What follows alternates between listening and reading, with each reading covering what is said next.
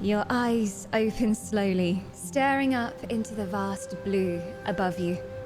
Most of you are feeling a little bit groggy this morning after probably drinking a bit too much island punch last night and passed out on the beach on top of your beach towels, just waking up with sand in places you didn't even know sand could get. But good morning, everyone. You make your way over to the main part of the beach, everyone fetching some breakfast, provided very kindly by Eternal Flame, who are already on the grills, cooking up eggs and sausages and all manner of breakfast foods. A nice, slow start to the morning. Welcome on in, everyone. Did you manage to get some sleep last night? I know some of you retreated back to the ship cabins. Probably the best idea. Some of you got your toes pinched by crabs overnight. Don't want to be sleeping on the beach. You never know how far the tide is going to come in. So those of you who were at your flagons yesterday, hope you're not feeling too drab today. But welcome on in, everyone. I saw some epic spam going on during the starting scene screen. I think it can only be said that our winners, once again, are Ethereal Bloom. The spam is legendary. Eternal Flame making a good effort there as well. And I did see Winter's Embrace coming in towards the very end. I saw a couple of blue wisps coming into chat. But that will be our first points we add today to Ethereal Bloom. 10 points going on. Every point counts. As we head into the final day of War of the Wisps, Eternal Flame is in the lead, roaring ahead, the inferno that cannot be stopped. In second place at the moment, at least, we have Ethereal Bloom, making sure to make the beach a welcoming place. We've got Shadow Grove in last at the moment, but not too far behind Winter's Embrace. I believe you can catch up. You can do this. And there are so many points going in today. Today is the day where we do all of our contest judging. Also, some big point competitions going on today. We do have the Always 2 fashion contest being judged today. And we also have a few contests that will give like a few hundred points each going out today. So it's worth keeping an eye on those contest channels, making sure you've submitted something. Anything that involves creativity and takes a little while extra to make, we normally award some pretty big booster points to. So those will all be going out today. If you are keeping a very beady eye on the numbers, you may have noticed they've gone up a little bit overnight. We did add the official For Honor game points in there. So if you came to play during For Honor, your points for championing your cause are now in there. All the participation points are now in there too for golf with your friends as well. Those have gone in. So if you came to put balls in holes with us last night, they're all in there too. And yeah, it made a difference. Eternal Flame are now nearly up to 1,000 points. And we didn't see any summonings on Friday or Saturday. So if you're going to summon your elementals, today is the day to do it. Otherwise, forever hold your peace, because your elementals will not come out after War of the Wisps. They will not give you any points after War of the Wisps. If anyone's new here and doesn't know what the heck is going on, the summonings, essentially you can summon your team elementals that are kind of the mascots of your team. You can think of them as your gods as well, and they come and support you in times of need. You can empower them by chanting in Twitch chat. The chant is very much like a Twitch raid, so there's a message that you have to copy and paste in chat and spam as much as you can and get as many people as you can to say that message. And the more people chanting, the more points it's worth. So it's worth organizing those summonings. Keep in mind, you can only do it once today, so you need to coordinate what the best time for the rest of your team is as well. If you do want to scheme and plot with your other team members, make sure you've joined Gilded and you're also tagged as a Color Alliance. And there'll be a little bit of chat going on about possible elemental summonings in the team chats. There is a channel that we have, which is called the Map Table, in every single Alliance chat. And in there, you can put your availability, you can drag out the times when you're going to be around. And from that, we're kind of getting an idea of crossovers, and people are starting to plan when they want to do their summonings. But the summonings give you a huge bunch of points. To give you some kind of idea, they are successfully summoned by 5 points. 5 points by 5 people chanting. And they're worth 5 points each, if you manage to do that. If you do manage to get to 10 people chanting, each person chanting instead becomes worth 10 points. So, as you can imagine, there's going to be some big chunks of points going on. We've had elemental summonings for like 300 points before, which have really shaken things up. So, if you can summon them, do it. If you think you can gather more than 5 people, think of when the best time is. You definitely don't want to summon them too early when there's not enough team members in chat. And good luck is all I can say. You need their powers to help you as we go across the world to new lands. But everyone's just chilling on the beach at the moment. It's a very, very relaxed morning over here. We've decided not to, so no one else needs to bother summoning. You've decided not to summon at all. Oh, yeah. I definitely believe that. This definitely isn't a ploy to confuse the other alliances and make them think that you're just enjoying the barbecue on the beach and you're not planning to summon anyone. No. You have not 2 elementals, but 3 elementals in Eternal Flame. You're the only alliance with 3, because technically you have 3 colors on your team: orange, yellow, and red. So you have Raladan the Rage, great big hulking berserker, Eustelia, Lady of Starlight, she's bae. And then you've also got Aurelian, Lord of the Burning Flame, who was literally a flame in a human form. So yes, we'll see if you summon them. We shall see. It's okay, we don't need any godly help to party on the beach. Jazz has already got the drinks out. Ethereal Bloom already dancing away on the shore. You can't stop them. It may be early morning, but they're already going. The party is already started. We have a lot of different games coming up today as well. If anyone is coming along to the tournaments, make sure you signed up. But let's see if any of these tickle your fancy. Today we have the Minecraft build contest. That's our first tournament coming up at 1 o'clock. Anyone can come along. You just need to be whitelisted on our server, and we'll be getting everyone in for that in about half an hour's time. It is simply, you have all the materials available in Minecraft, every single one available in Creative. A prompt will come up on screen, and you have to build that thing in about 10 minutes. So we'll see what all of you managed to create. We did have a skirmish night for the Minecraft build contest, and we had some very good builders amongst us. Some people that really knew how to use the materials. Some more interpretive builds that I saw. I particularly enjoyed when the prompt was toilet. That was wonderful. Looking forward to that one coming up again. But everyone is welcome for Minecraft builds. Any of the games we're playing, come along. Like, everyone is welcome. You don't have to be a sub. I know most people are like, War of the Wisps, do I have to be a wisp to play? No. We allow all humans to come and participate and earn points for their teams. War of the Wisps is for everyone. So Minecraft build contest is lots of little builds, yes. So it will come up, you have like 10 minutes to build something, and then it goes on to the next round. And everyone gets to vote on their favorites. I will have overall veto rights though, especially if you all vote for a giant penis, which usually is what ends up happening. Someone builds a giant penis, everyone's like, that one's clearly the best.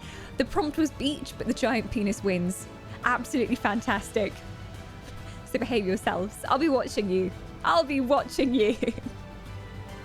And next up after that, we have Guild Wars 2. Good old Guild Wars 2. Guild Wars 2 is always part of War of the Wisps. We have a fashion contest going on in image form over on Gilded. If you want to submit a summer-themed outfit and win a whole boatload of gems, there's some really big prizes sponsored by ArenaNet. We'll be judging those when we do our contest judging later. So you have up until 7 p.m. BST to make those costumes if you haven't already. And I've seen a few really good ones in there already.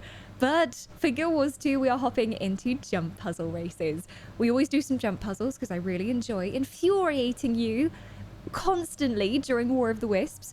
I have chosen some really tricky ones this time.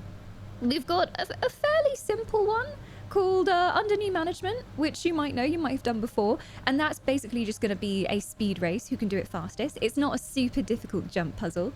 We have Stepping Stones, which is very notorious to anyone in the Guild Wars 2 community. If you've ever tried to get the Stepping Stones achievement, it takes you a long time the first try. But that we're doing as a jump puzzle race. I'm looking forward to seeing you all failing and dying.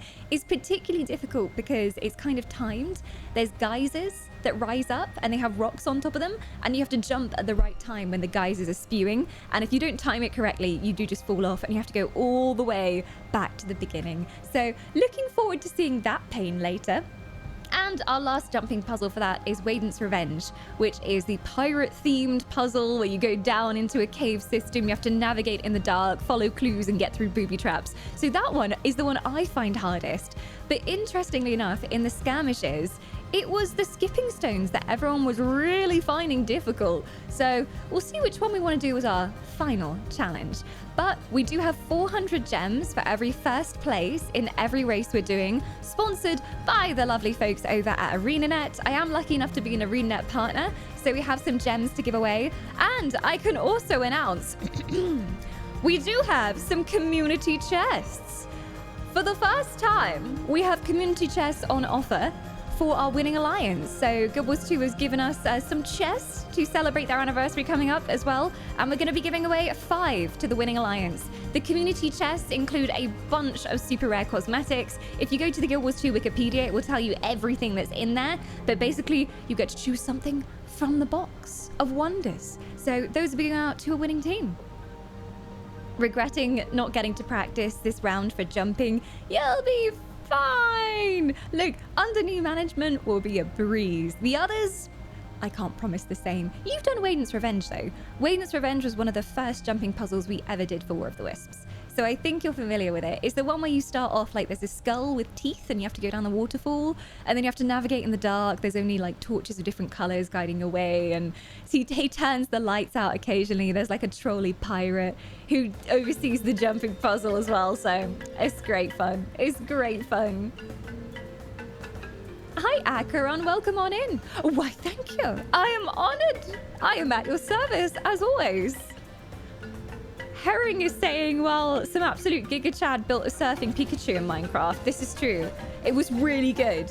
It was top quality. That got all of my votes. So you know how to win me over. Just surfing Pikachus. Instant votes. Although I can't play the Guild Wars 2, really looking forward to watching people fall. If you are someone who enjoys watching pain and suffering, the Guild Wars 2 jump puzzle is for you. It's great fun. I normally try and do the puzzle. I normally fail myself, but I normally try and get to the end so I can see who comes through first, but usually just end up falling down constantly. So we're all in the same boat. I'm with you on the pain and suffering.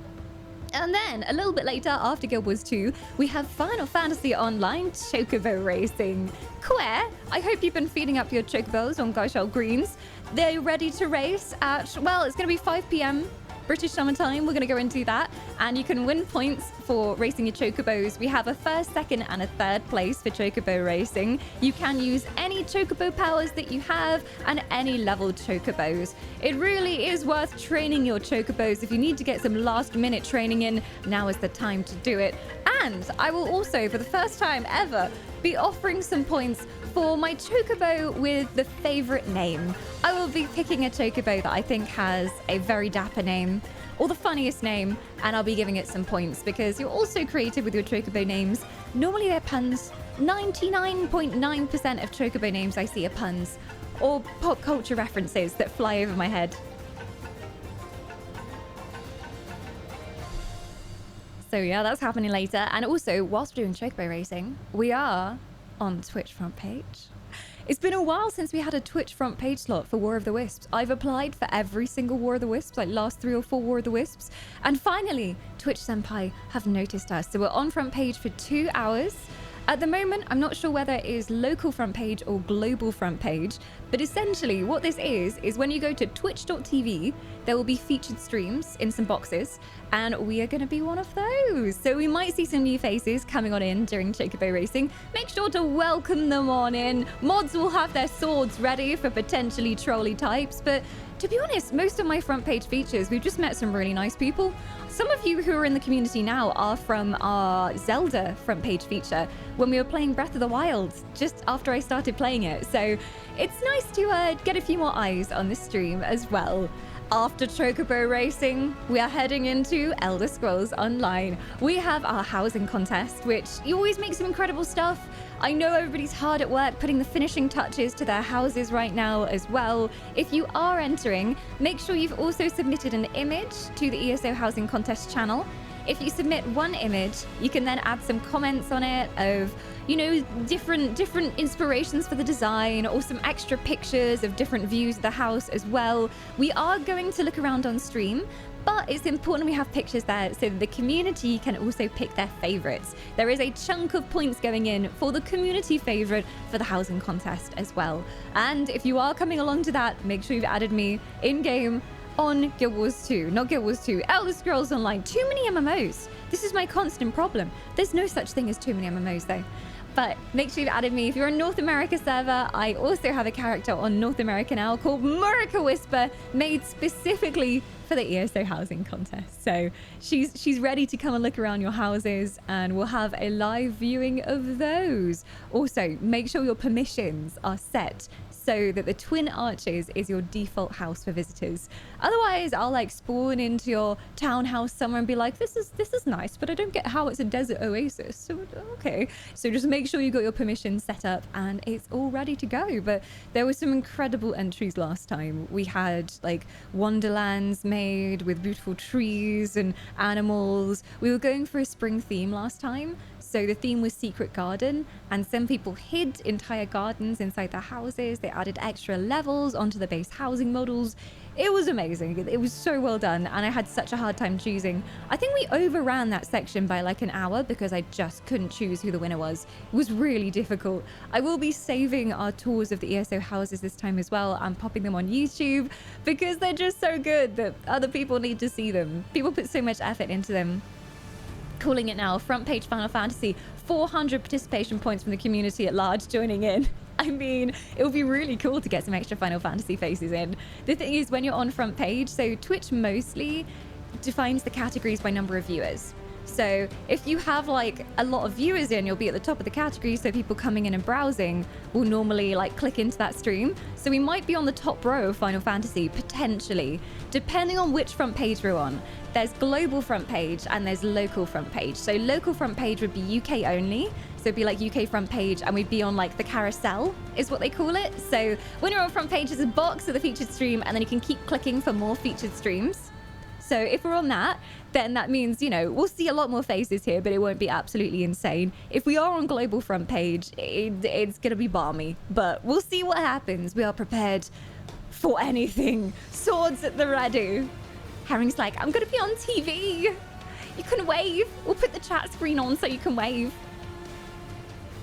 But that's all the tournaments we have coming up today. And then after that, we have the all-important contest judging.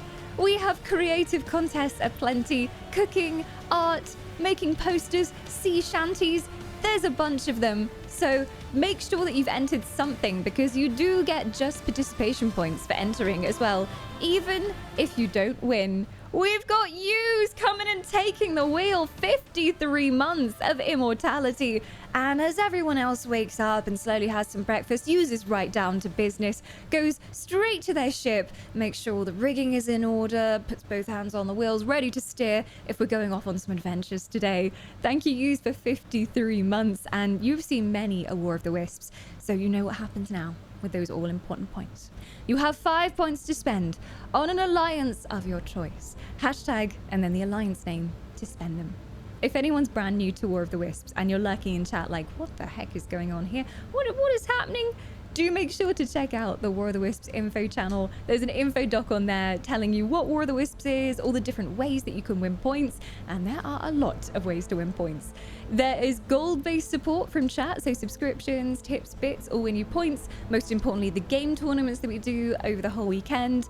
We've got fan house, patron, and gilded subs winning points this time as well. And you can also win a buttload of points in the different contests that we have going. I'm just going to show you the contest channels as well, in case anyone hasn't seen them. We have a lot of contests going, and there's so many points going out for it. It's crazy.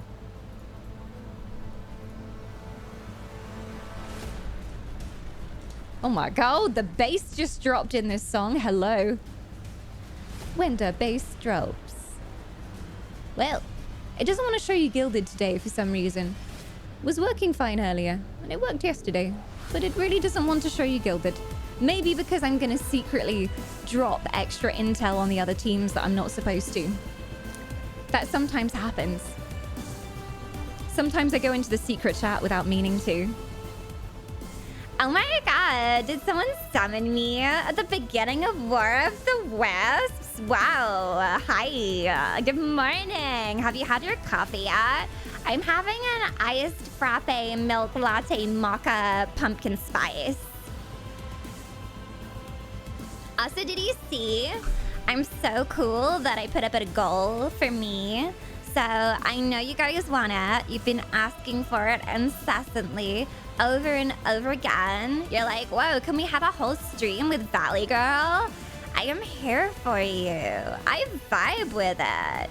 So I asked Dawn and she said she'd put up a sub goal for it. So if we do get to 666 in terms of sub points, then I will be here for an entire stream. And I get to pick the game we play, okay? And I have such great taste in games. We could play Barbie Adventure. That's my favorite.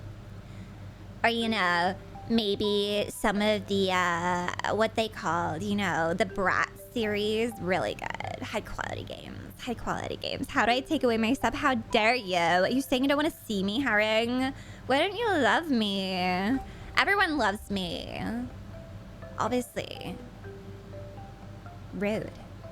That would be the most epic stream ever. Thank you, Flair. At least someone appreciates me. At least someone has taste in this bloody live stream. I don't know what game I play. Suggestions in chat. Let me know what you think will be fun.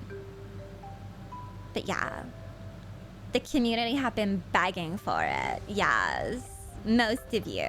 Some of you always tell me to go away, which I think is rude. Rude, rude, rude. Oh my god, Wisps redeeming the cat treat. You want to see my adorable Floof? So Floof is currently barricaded from the room because we have AC on, you know, gotta have the AC, keep it cool. So she's currently barricaded out, but I will remember your cat treat reward. And whenever she comes on in, we'll give her a cat treat. Yeah, she'll love you. I'll be like, this is from Wispy. She'll be very appreciative. She only had one treat yesterday, so she needs her treats. Kitty has been sleeping really well at night now. I actually got almost a whole night's sleep. She chirruped at about 4 a.m. because she wanted me to watch her eat her food. But apart from that, she was really good. And she just kind of slept on near our bed. So she was a happy floof. If anyone's new here, I have a kitten now. Her name is Moogle. She just came home on Monday, so we're kind of helping her settle in. She's a little rescue cat. She's a void kitty. She's black with little yellow eyes. She's adorable. And yeah, I'm glad that all of you are fussing over her too. She's such a spoiled brat. She really is. She got a cat tree bought for her from stream. She got some toys bought for her from stream. Bought is really hard to say in American accent. Oh my god. Oh my god, Hello Kitty Island Adventure. I have never played that. Is it good? Azura, I'll put it on my list. Yes.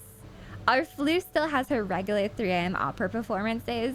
I guess like some cats are just very vocal. Hi Muha, welcome on in. Good to see you.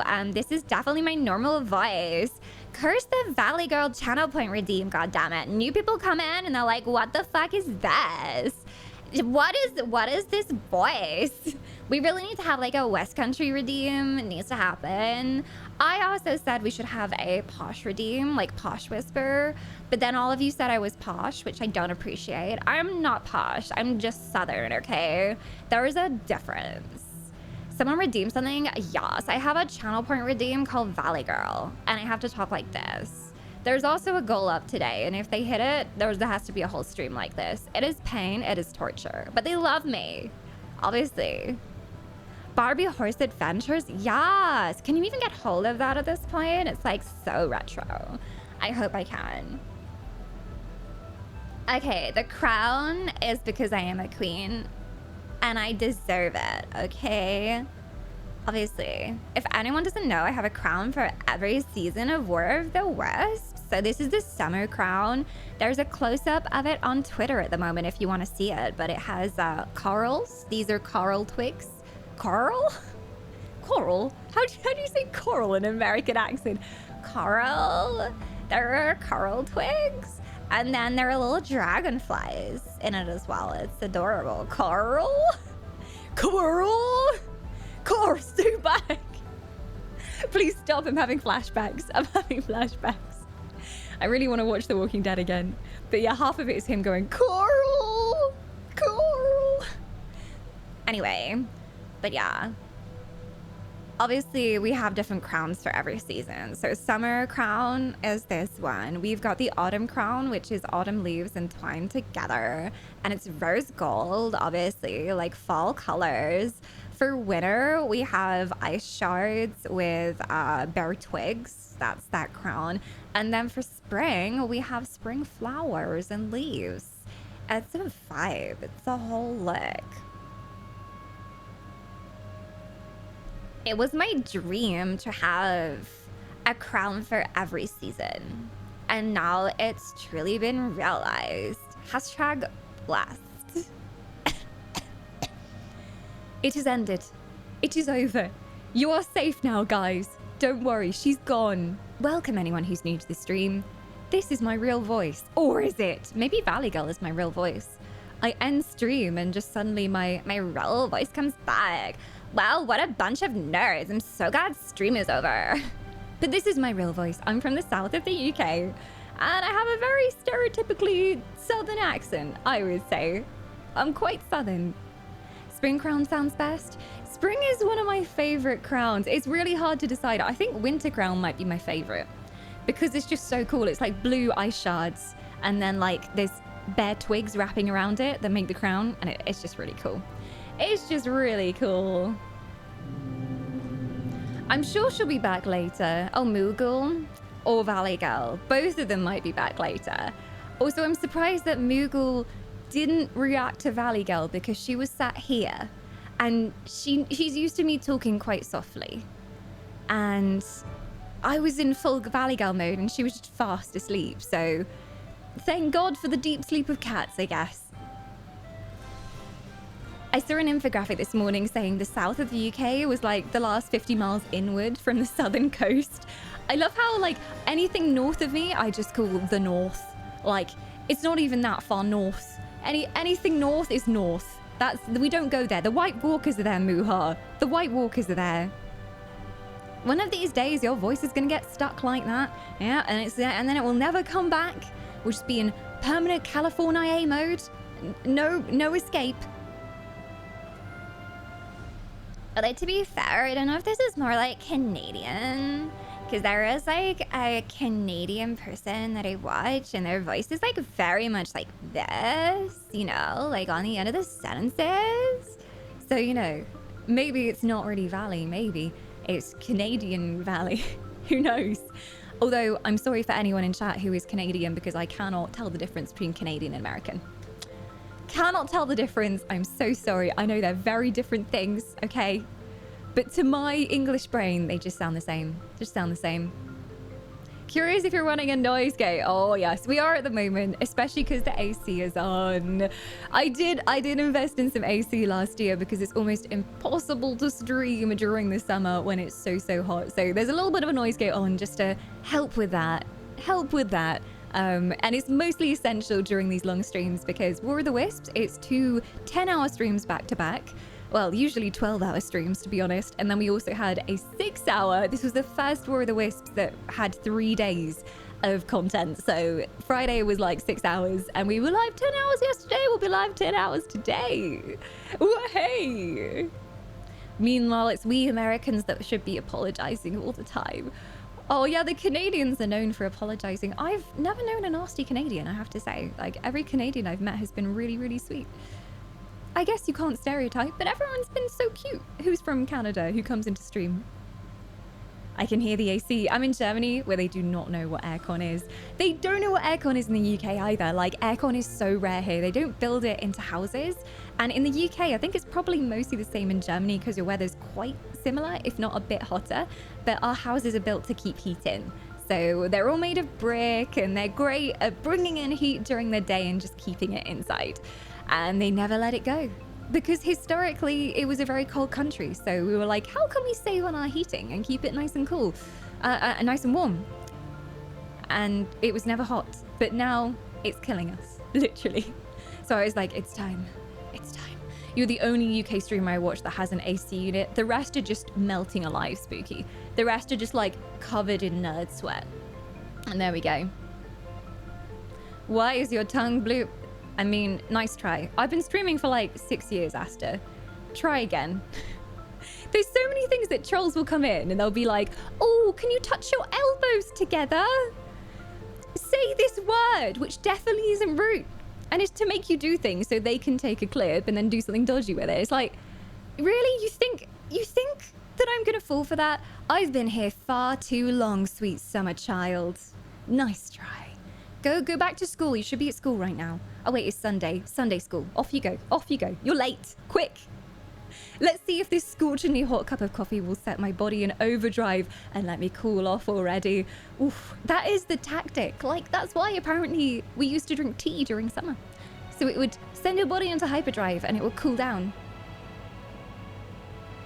But yeah. Bet you can't stand on your head and sing the national anthem. You know, that would be a good challenge. That would actually be a good one. Then again, UK is Scotland too. I'm not sure if it gets above mildly warm up there. Yeah, they're all in their cabins, just chilling. I don't know if I know the national anthem well enough to sing it. I could sing the song from Portal, that'd be easy.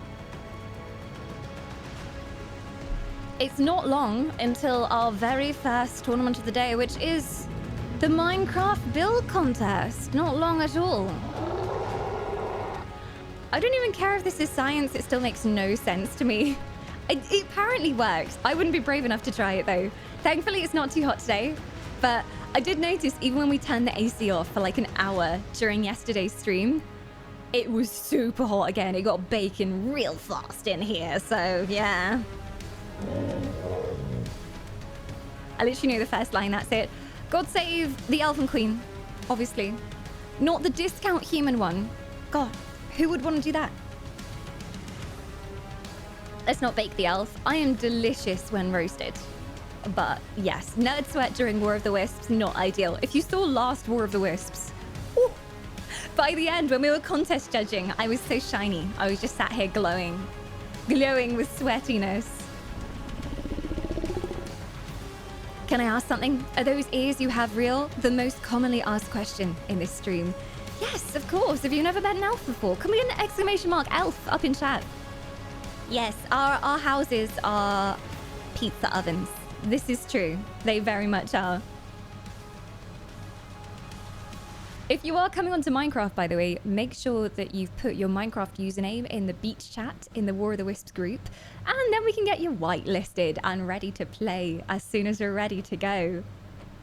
But, as everyone's just relaxing on the beach, enjoying the summery vibes, grabbing a drink from a nearby island bar, Eternal Flame cooking up breakfast for everyone, seating everyone at long wooden tables that they've shacked together with whatever materials they had lying around. Those of you who are swimming in the water, going snorkeling underneath the water, finding great coral reefs, a variety of colourful fishes, but weirdly you start to hear some strange noises down there. You're not entirely sure what they are. But the water around you starts to ripple. And the waves are coming in larger than ever. And just from underwater, you're just hearing all these noises coming through. It's like a groaning. You're not entirely sure. And the waves build up more and more, splashing around you. Until suddenly the sky just breaks open and a storm starts to blow in. The waves high up above you. All of you run from the beach as the tide starts to come in and envelop your nice little camp that you had there. And the noises coming from the sea get louder and louder. If you haven't retreated to your ships already, I think it might be time to do that. Perhaps the sea is not as safe as you thought. Perhaps the weather is not quite as predictable as you once were assured it would be. And as you glance out over the waves, most of you taking to the decks of your ships, you see a single tentacle rising from the waves. And soon another joins it, wrapping around a palm tree on the shore and pulling it down from the roots. Next to you in your boats, huge tentacles are rising up, slapping at the water as they come. All around you, seemingly for miles around, is covered in ginormous tentacles. And up through the waves rises the head of an enormous kraken. There is a kraken on the beach! Everyone, make the cannons ready! The kraken is coming! And I would like to introduce our first War of the Wisps event of the day. You can do damage to the kraken by adding points to the teams. If you have been hoarding points, now is the time to use them. You can take the kraken down. I believe in you. That is his health bar. It will deplete every time someone adds points to their team. And good luck. We'll see who comes out victorious and does the most damage to the kraken. He's a great big hulking beastie. You don't want him to get his tentacles around your ships, that's for sure. And we'll see. Hopefully, the kraken is not resistant to cannibals. We've got Hayes coming back for 48 months of immortality as well. Welcome back, Hayes. They're gonna need you. All hands on deck. But which ship will you be joining? Hayes is scurrying forth from the beach, about to board a ship. They need all the help they can get, trust me. And we've also got Dead Man coming on in as well. 5 months of immortality. A good person to have on deck. Oh, Mage is doing some hasty recruitment over here. Just trying to see any stragglers left on the beach who haven't yet joined a ship. Maybe trying to pinch some of the other teams as well. Doesn't matter who, you just need all hands on deck. People are climbing up the rigging into the crow's nest, trying to get a good view of where the head of the kraken has gone. It's disappeared under the waves once again. And we'll see whether you can do any damage. I don't think we've had our first damage being dealt yet. Oh, we've had 25 points being put in. Hopefully that's done some damage to the kraken, but he has a heck of a health bar, I'll tell you that. And from the cannons goes blasting a cannonball directly into the tentacle nearest to Mage Fea's ship. Oh, and it goes straight through the top of the tentacle. Oh, hopefully kraken bar, there we go. Oh, kraken bar has been refreshed.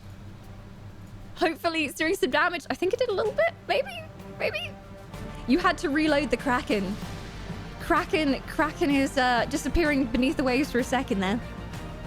Oh, kraken is OP. Kraken is indestructible, guys. You're never gonna get him. Kraken got a little paper cut. There's a little moan from the waves.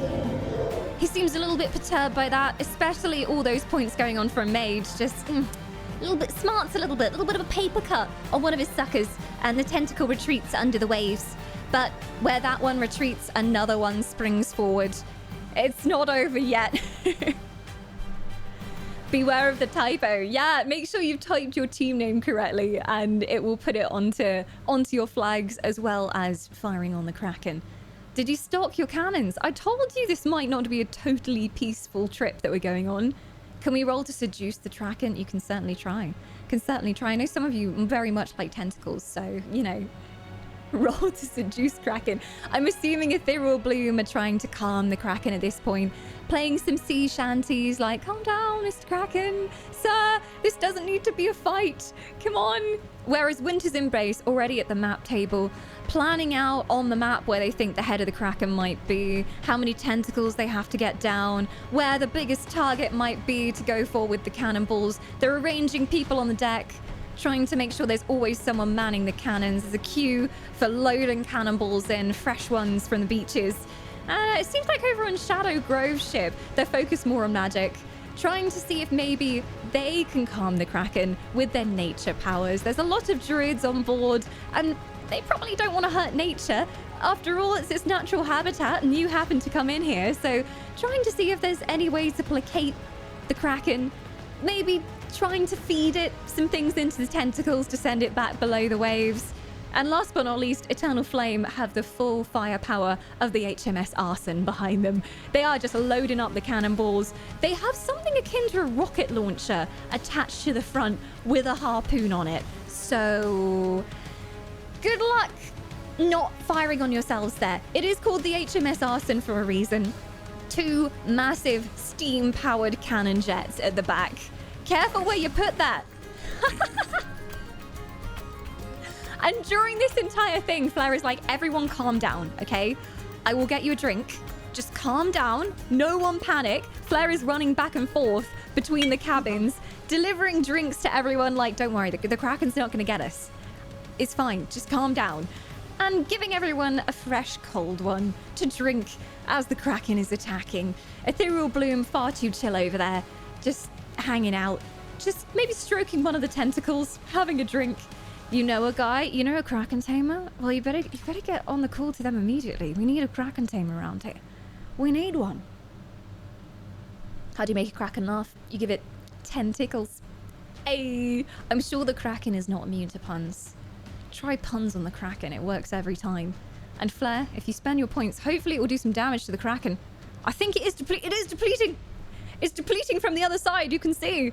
I always expect it to go from the other side because playing MMOs and stuff, it's always the right-hand side it depletes from, but it's coming from the left. And he managed to do a little nick on the health bar there. He's a big boy. He's not going away anytime soon. Maybe the Kraken just wants hugs? Maybe. Well, why don't you try? You go wrap yourself in one of the tentacles. See how that works out for you. See how that works out for you. It was just balked. Is it working now? Should be working now. We tested the Kraken and the Kraken was fully at full health. He was very happy. But I don't know whether the Kraken is a little bit shy because you've all come out. You're barely scratching it. It does have a big health bar. It is big boss energy. Indeed. Indeed. Yeah, maybe it just needs a scratch. It's just got an itch. It's like, oh yeah, just on my right tentacle here. Just below my socket. Yep, right there, right there. But the Kraken will be out all of today. If you do manage to defeat the Kraken, there are possibly some rewards going out for our highest Kraken conquerors as well. And perhaps some secret ones that I'm not revealing until later. But you can get some shinies from defeating the Kraken. He's going to remain out all day. You'll be able to see his health bar as we go through doing other stuff. We'll check on how the Kraken is doing. But for now, you are under siege by the Kraken. He might not stick around for long, depending on how many points people are hoarding. He's going to be cracking some heads. Yeah, please put on your protective gear. I know this isn't officially a War of the Wisps. This is the beach episode, but I did say maybe bring some armor and weapons just in case of pirate incursions. So I hope you're well armored. You at least restocked the cannonballs, right? I hope you did. Is it me or does the Kraken look sad in the picture? He looks mildly concerned. He's mildly concerned by this whole situation. You've come to his island and he does not like it. Ash knows what broke on the Kraken. Okay. It is our first time using a points-based system for a boss. So any Kraken difficulties going on, you can just assume he's hanging out. He's bubbling away down there. And hopefully Kraken will be back to full spirits very soon. But there he is. He's the goodest of boys. Oh, careful, Mr. Kraken. Don't do any damage to Ethereal Bloom's ship. They've spent so much time working on it. The aesthetic was on point for Powyn's Grace, and now he's going to ruin all of your flower crowns that you made and all of the painted things on the deck. You really don't want this guy around.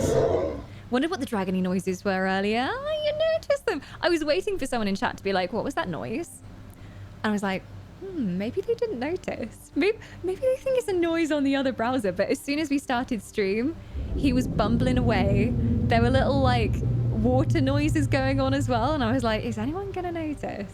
But yes, he will. What? Sir, please calm down. Please. I think you all should sail away for a little bit. Just get some distance on it. See if you can line up the shots. I thought I'd missed a dragon summon. Yeah, the dragon makes a few more kind of noises. He's a lot louder, the dragon. We did have a dragon summoned yesterday. An orange flame dragon. By a certain Adadawi. who came down onto the beach. So, Eternal Flame, you have a dragon on your side. What's better to take down tentacles than Dragonfire? So I'd like to think that Addy's dragon is swooping around, trying to do some damage to the tentacles, trying to char them alive. And Eternal Flame, good time to have a dragon on board.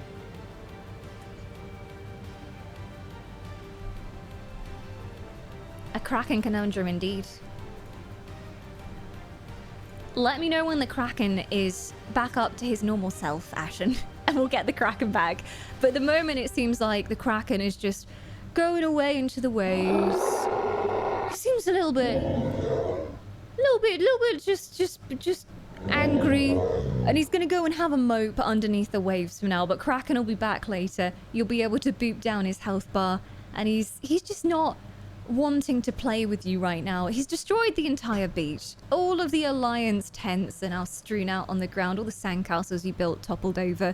There's been a little bit of damage to the hulls of some of your ships, so you might want to repair that whilst the Kraken goes and takes a break. Just patch it up with whatever wood planks you have, Sea of Thieves style. Just a nice shabby job for now until you can get some real materials going. I'm sorry, Alex. I know you spent ages making that. I know. It had multiple turrets going on. It had a drawbridge and everything.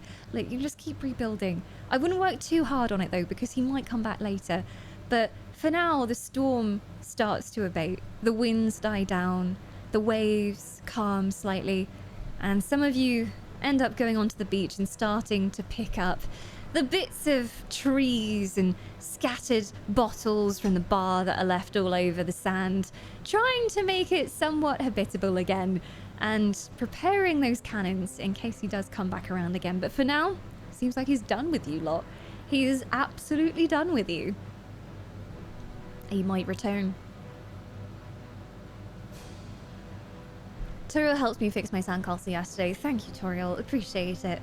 Ethereal Bloom, very creative. The ones you want on their side if you're doing any kind of building. And speaking of building, we need to head into the Minecraft build contest because that is just starting up. We're getting everybody whitelisted over here as well. I believe most people who came to the skirmish the other day should be whitelisted. And that's the only thing required to join. We are using a dedicated Minecraft build contest mode that we've created, but you don't need to download any extra add-ons or mods from your side. It's all server side. Oh, Ashen is trying to damage the Kraken over here. By himself, single-handedly, a lone Eternal Flame warrior going up, torch in hand, and trying to take on the Kraken. He's too far away. You'll never hit him. Good luck, though. I am hopping into Minecraft as well. And you just need basic Minecraft, so just like the basic Java version of Minecraft. Nothing fancy. I just saw the sub goal. Oh god, please no. Valley Girl was very insistent that she wanted that up on stream today. I couldn't stop her, Herring. I couldn't stop her. We're gonna confuse everyone if that stream happens. Everyone's gonna be like, I thought you're British. What? What's going on?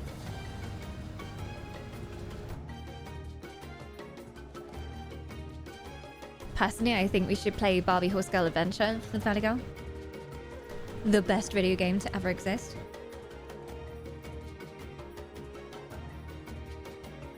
You might need to reinforce the sandcastles. Eternal Flame probably has something strong.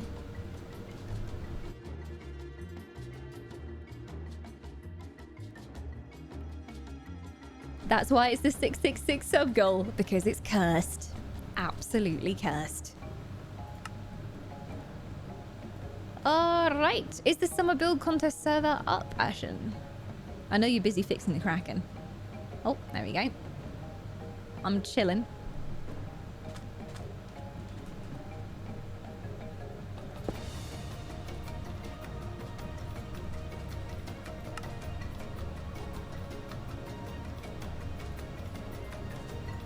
Going up to the deck.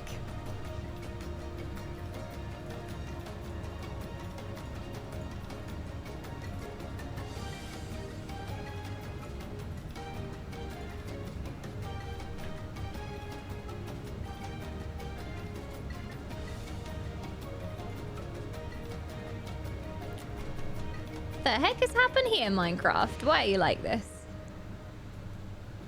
I do not even know why it's showing like that. Just Minecraft things. I'm trying to show you Minecraft, but it's being a butt. There we go. There we go. Oh, hello, Herring. Herring's joining me at the top of the ladder. Hello.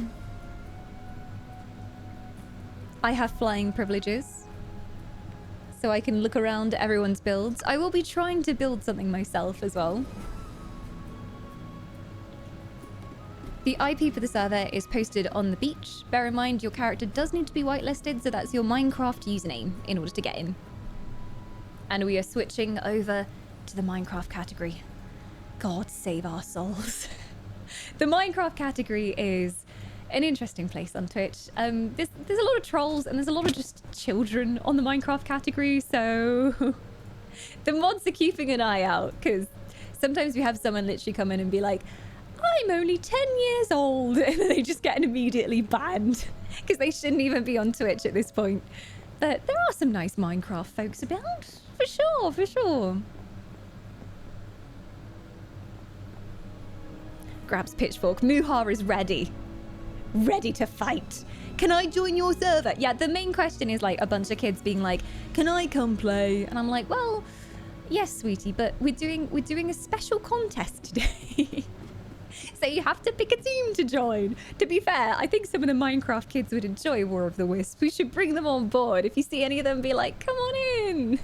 Not any literal children, though, because you do have to be over, I think it's 13 or 14 to use Twitch legally.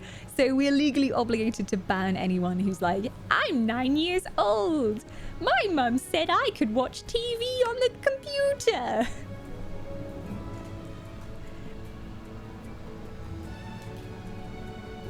Who have we got joining us here? Sir Ashen Gaming. I see a Scotty Flow already here. Herring. Nice skin, by the way. Very stylish skin. So if you want to join your team, you have to click on your appropriate team mascot.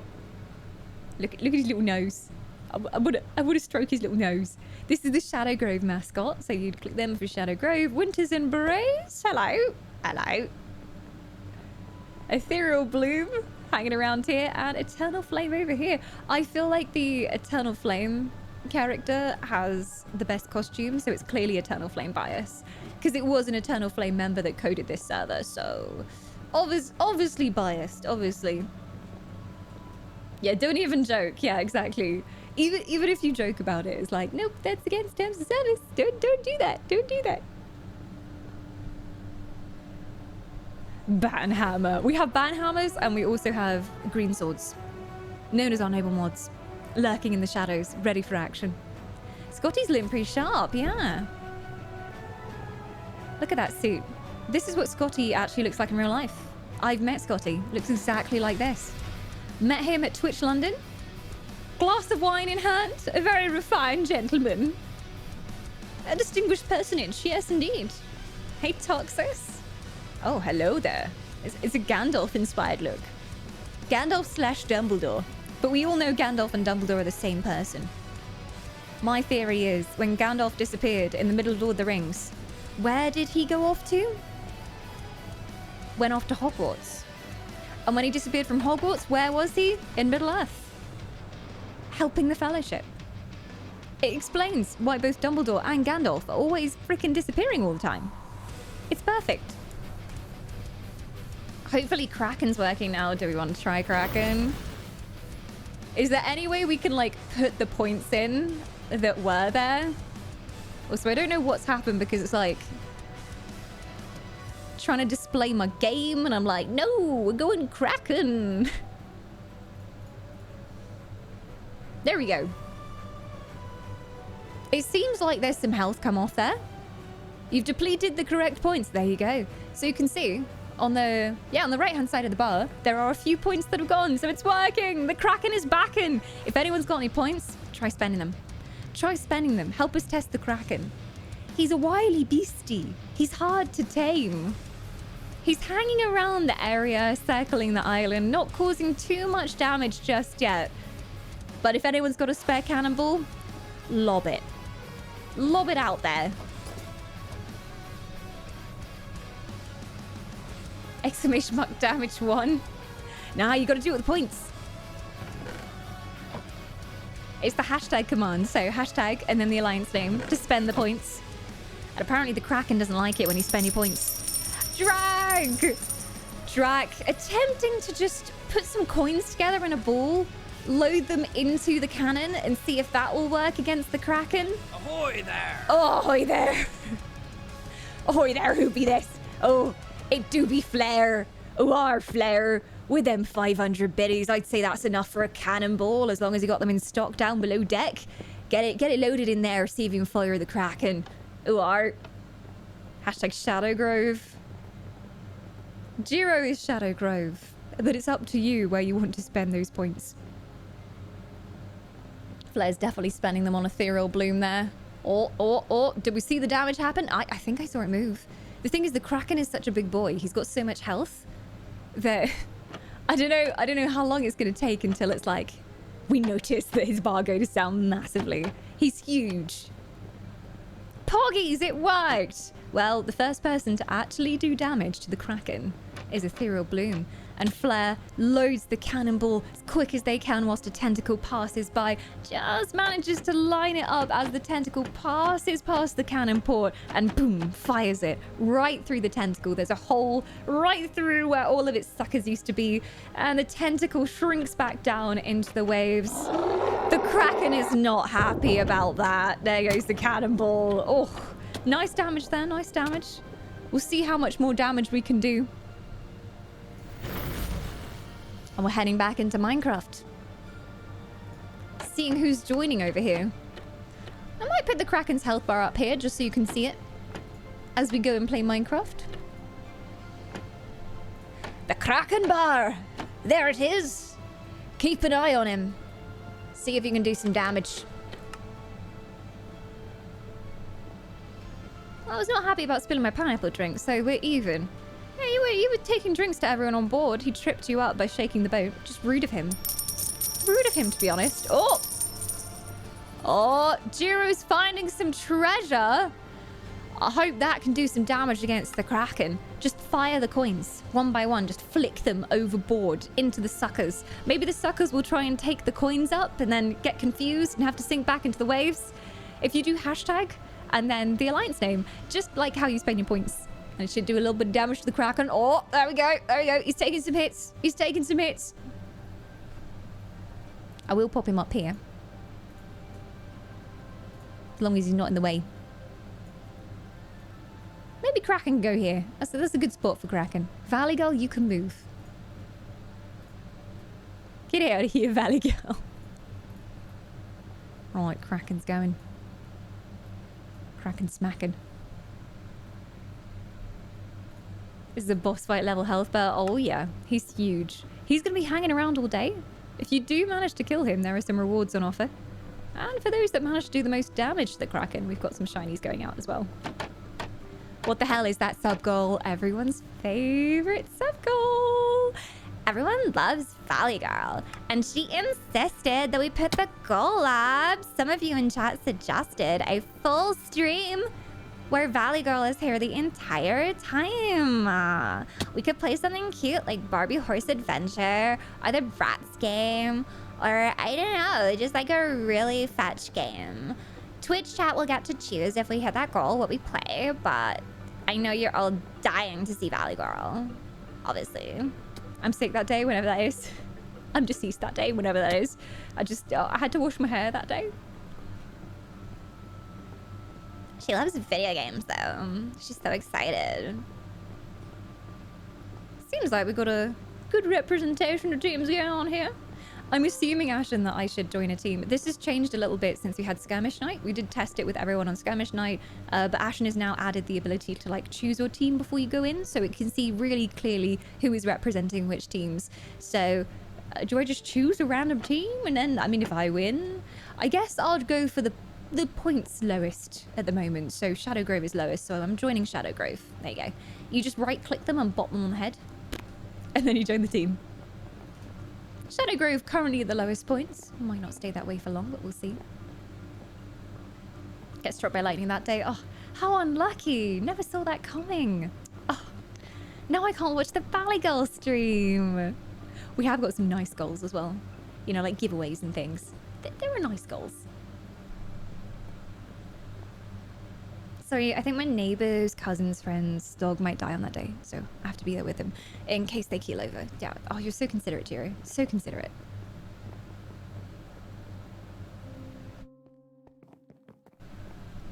How many participants do we currently have for Minecraft?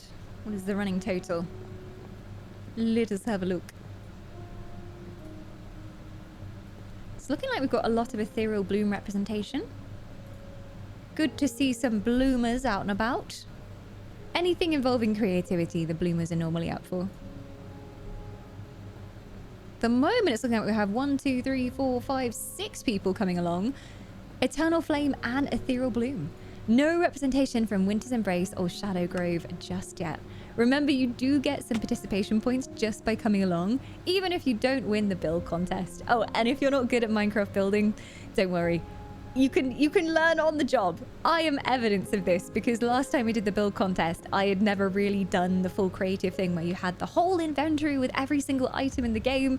And my top tip is to search for the color of block you're looking for. So if you go to the compass in the top right of the build menu, we don't have it quite yet because the game hasn't started, but you can click the compass and then you can search for like blue, pink, orange, and then that will help you find the kind of blocks you're looking for.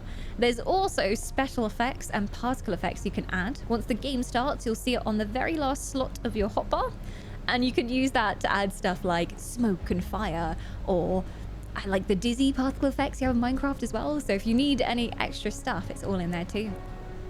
Are we ready to start our first build contest? There's 6 of us on deck. There's points up for grabs. It's very simple. A prompt will come up on screen. You have to build that thing, and then we judge who we think has the best build. Or the funniest build. Usually ends up being the craziest, funniest build. That has nothing to do with the prompt, but makes us laugh.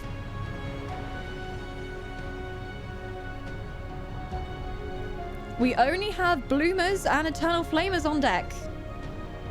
Judge harshly. We did judge some of them quite harshly last time. I was like, what is this supposed to be? Oh. I'm coming back. I've been kicked out. I'm not worthy. There we go. I'm back. Quantum says, wait for me. Who are you playing for, Quantum? Who are you playing for? Did everyone drop? May have been all of us. Probably the Kraken. Bloody Kraken at it again with his slimy tentacles. Slimy indeed. Whenever there's even a mention of an octopus in chat, everyone brings out like that standard Twitch emote of the tentacle. It gets spammed everywhere. The Kraken is here. He's keeping his distance for now. Wise Kraken. As you set to building and rebuilding the island. Unfortunately, some of the structures you built earlier are now in ruins. So it's your task to build up these beach items once again. And we'll see how you do. Everyone needs to talk to the pirate? Oh, all right. Everyone, right click the salty sea pirate. There you go. This lady. Click her. Click her. Click her face. Do it. Do it. You out. I like a good Kraken. We always knew we wanted to do like a boss event during War of the Wisps, and it's something we've worked on for a while. Technical stuff is always tricky, but he's there, he's working. Alex, you're trying to recruit the Kraken himself. Oh my, Alex, well, if you manage to get the Kraken on your side, wouldn't that be amazing? A Kraken to pull you through the sea faster than any other ship? I wonder. Good luck trying to recruit the Kraken. Don't know how you're going to bribe him. Alex leans over the side of the ship and just starts gently stroking the tentacles. The Kraken doesn't know what to think about this. It doesn't like its tentacles being tickled, and it kind of starts shivering. But it just slowly just slides on over closer to Alex, and it just seems to like it. Seems to like it very much, Alex. But Alex, being the horrible person that they are, strokes the Kraken, and then immediately, as soon as the Kraken is close, stabs a knife into the Kraken, doing 5 damage to the Kraken. Trust no one, Kraken. It's a horrible world. Everyone's here to destroy you, Kraken. The betrayal. The betrayal, Alex. All right. Has everyone clicked the pirates? We've got 6 players in, so I think we've got everyone clicked.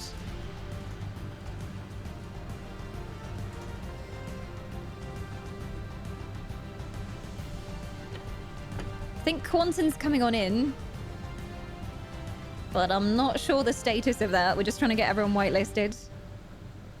Okay, Quantum, you are now whitelisted on the server. If you put in that IP, you should be able to join. It was a friendly stab. Just a warning shot. Just a little friendly gut stab. I do that all the time to my friends. I'm like, hey, oh, nice to see you. Stab them in the gut. They don't need internal organs anyway. They'll be much happier without them. I did it to Ghost the other day. She was like, oh, thank you. It's a really nice thing to do. I highly recommend it. Highly recommend. Nothing personnel, Mr. Kraken. He is taking some damage from that, though. His health bar's going down. Oh, yeah, the countdown is fake, Mac. We start it whenever we're ready. So the countdown will be like, game starting in 5,622 years. Yep, you're going to have to wait that long, Mac. Specifically just you. On your own. All right. I see Quantum. There we go. If you click the pirate when you're ready, Quantum, then that'll mean we got everyone in. She is a rather dapper pirate. She reminds me of Ashlyn's Final Fantasy fashion outfit yesterday. Oh, all right. We have 6 players in. Is that everyone accounted for?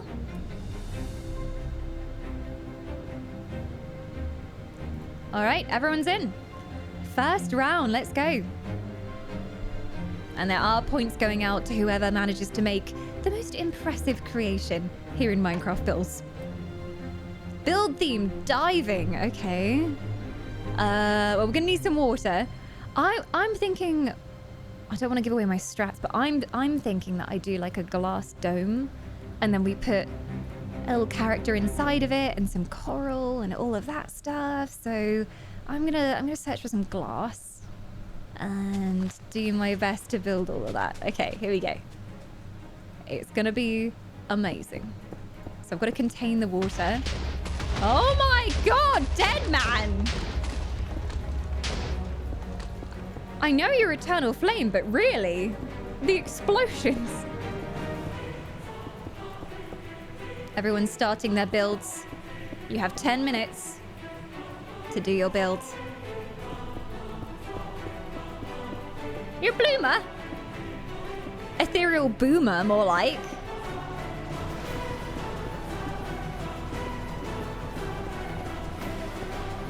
Okay. Just gonna keep on going up. I'm so bad at building. Oh, butts. There we go. Now the real challenge here will be whether they can think of something that's not obvious for the theme, but creative enough to make everyone go, ooh, that's clever. I like that. Those are the ones that normally win points.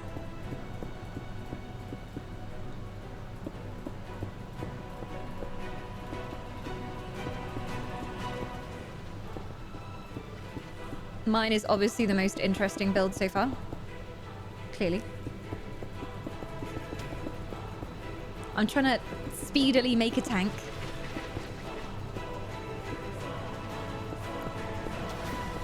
Needs to be 1 brick deeper, I think. What's everyone else doing? Ah, everyone's doing the same thing as me. Cheats, hacks, disqualify them all. Not allowed. It was my idea first. Obviously. So far I've made a box. It's progress.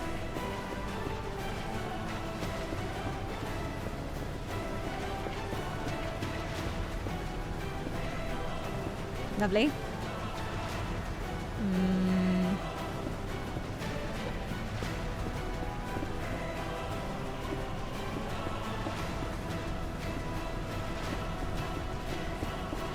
I'm gonna have the biggest aquarium. Like, if all of you are doing the same thing as me, mine's gonna be the biggest. The most impressive of them all. Of course. No diver without a little bit of sea dynamite. Hey, how deep can we dig here? Because, like, I could dig it deeper. I could have, like, a cavernous abyss underneath. Like, can we go all the way down? Okay, I think we can only go, like, 2 blocks down. This is fine. This is fine. I'm adding texture to the seabed. All right. Okay. Okay. Okay. Right. Okay. Water. And then if you do water, you get a water bucket. And then you can just fill. Unlimited water. There you go. There you go. Beautiful. Beautiful. Need more water. Someone get some more buckets from the beach. Can we ask the Kraken to splash, please? Nope. Wait, why wouldn't it fill up? What was your secret? Fuck! Oh, okay, there we go. Okay, oh, okay. I know Minecraft things. I definitely have played Minecraft for a very long time. There you go. You'll ask your buddy the Kraken. I don't know if he trusts you anymore, Alex, considering what you just did to him. God. Oh, okay. Don't know how all of you are filling yours so high. I'm trying. Come on. I've got some water though. From the outside, it will look good at least. I'll take it. Nearly halfway through on the time limit there. You can see the bar ticking away at the top. Okay. Coral. I'll take max stacks of everything and pray for the best. Okay.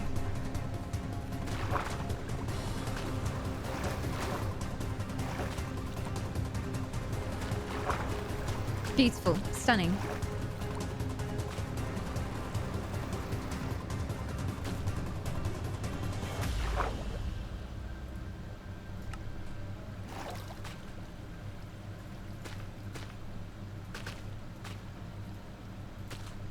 All right. Okay, that's some good coral. We need to make it a veritable rainbow down here. I need some fish. I mean, there's tropical fish. I don't know. I think they're probably... I mean, I can eat them. I think to get them in here, I have to go into the effects menu and find them in there. There's particle effects as well. Nautilus particle effects. Sure. It's great. Beautiful. Today we learned that Dawn does not know Minecraft physics. I'm so bad. I'm worst at survival, but general Minecraft building, bleh. This isn't how water works. God damn it, Minecraft. Give me some more water. Come on. Yeah. People had fish in their tanks before, and I think it's under the effects menu. I think you can get them there. We can change the biome. Snowy plains, frozen plains, dark forest, deep dark badlands, swamp. No. Floor blocks? No. Biomes. Toggle rain. Plot time. Not just fish. You need a bucket of fish. Wait, what? You can get a bucket? Ha ha! I have fish. Puffer fish. 64 buckets of puffer fish. Let's go. Salmon. Cod. Tropical fish. Yeah, that's what we need. And loads of axolotls. I'm pretty sure everyone did the same thing here. Okay. It's okay because it's supposed to be viewed from outside. So they'll never know that it's hollow on the inside. It's beautiful. Okay, now we need to make a diver in the middle. I'm gonna see how it looks from the outside. Okay. Beautiful, flawless, stunning. Artwork, yes. You just helped a Grover. Look what you've done.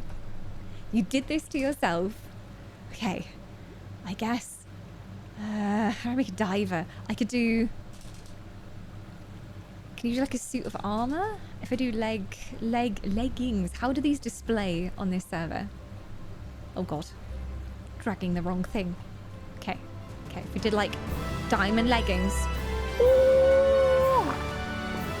Enna is back. Enna, thank you for 50 months. and welcome aboard one of these fine ships here. Who will we be setting sail with today? We've got a bit of a Kraken problem today. Maybe you can help out.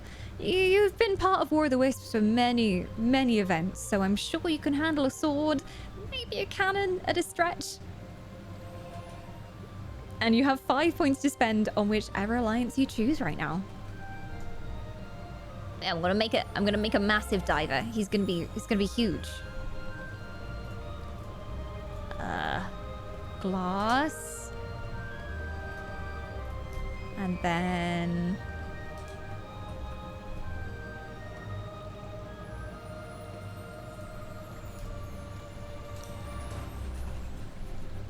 this better work. This is gonna look so bad. Right, here we go. I'm a professional.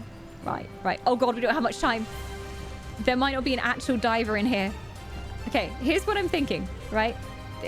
This is the flippers on his suit. We need some blue blocks. This is going poorly. Okay, that's his flippers. Okay, and then this is legs.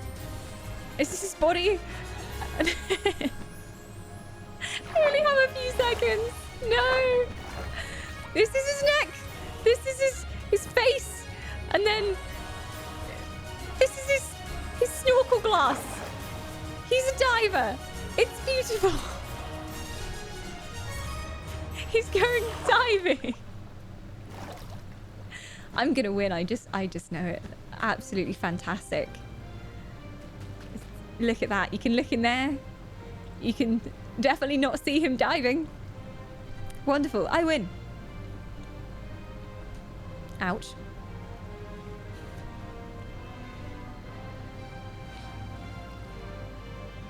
Five seconds left.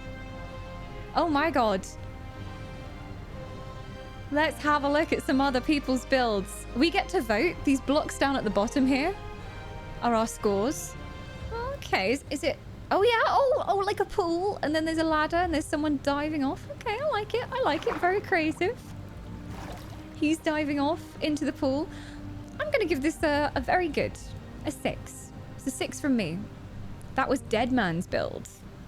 I like how you took it as like pool diving as well. I think most of us went full on like summer coral reef diving. So it's a creative interpretation. Here we have a little aquarium, kind of like mine.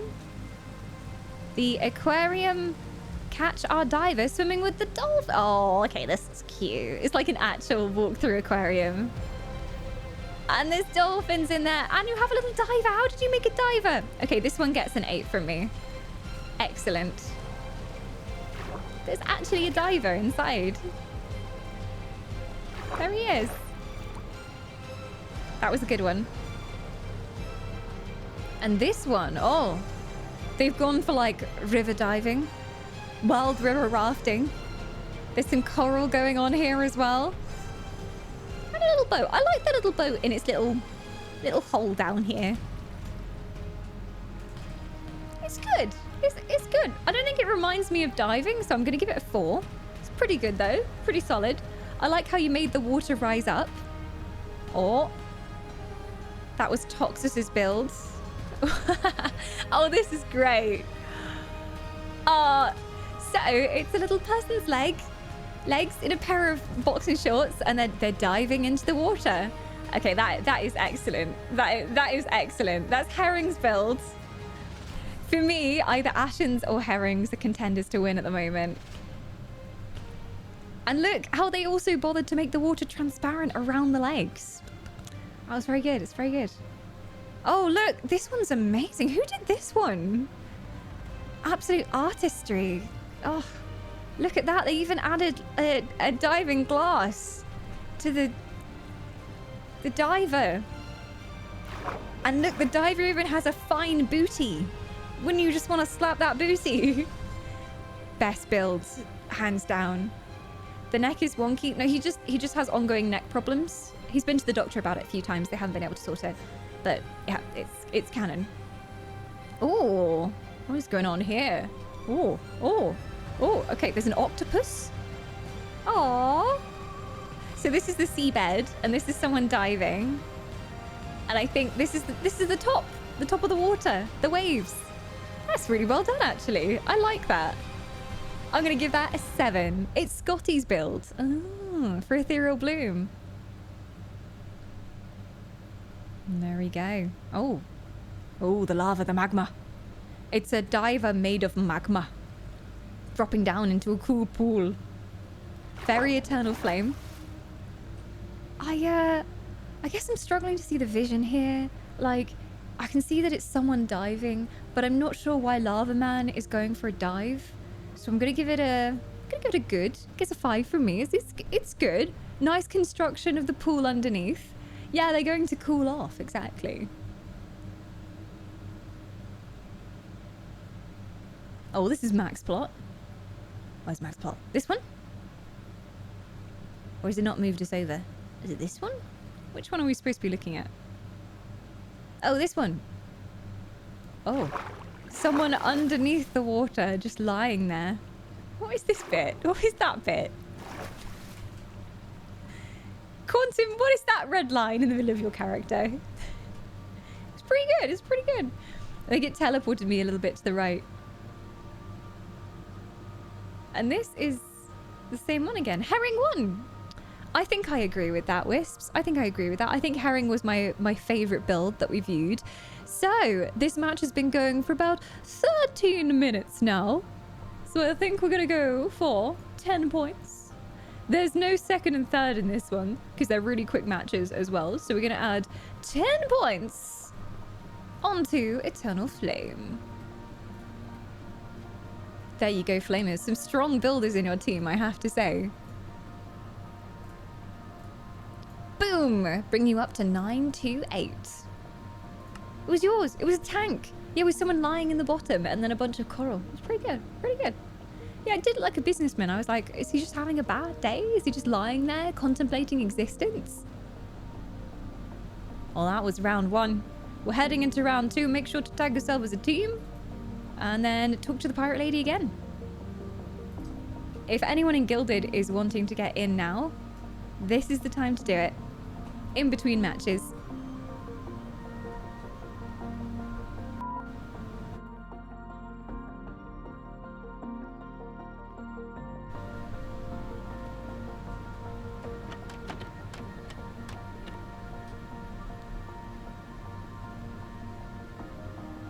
Don't go down there. That's the brig. If you get stuck in the brig, you can't get out again. I kind of want to push someone in there, though. Go in the brig. Go in.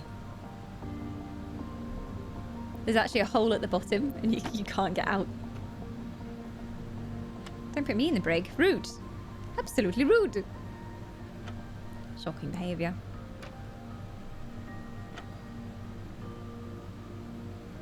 You can exit the ship from down there as well. Can you? Last time I explored down here, I just got stuck in here. This is lies, I tell you. Is there an exit? Is there a hidden... Ah! Up here, you can sneak out. I see. Didn't even see that before. We've got 7 players in. Let us know in chat if you're trying to come in as well, and we'll wait for you. But I think that is our players for now. I'm sinking. Oh, there's turtles down here. Ashen and Johnny built this massive pirate ship and the land where we're holding the build contest. So thanks to Ashen and Johnny. Can't show you the land because I'm stuck under the water. There we go. But they made it kind of tropically beachy themed just for War of the Wisps. I'm sinking. I'm swimming with the fishes, Muha. Swimming with the fishes, I tell you. I think we're ready to go when you are, Ash. For round 2. See if the flame of supremacy continues. They seem to be on top for the build contest so far. Oh yeah, talk to pirate.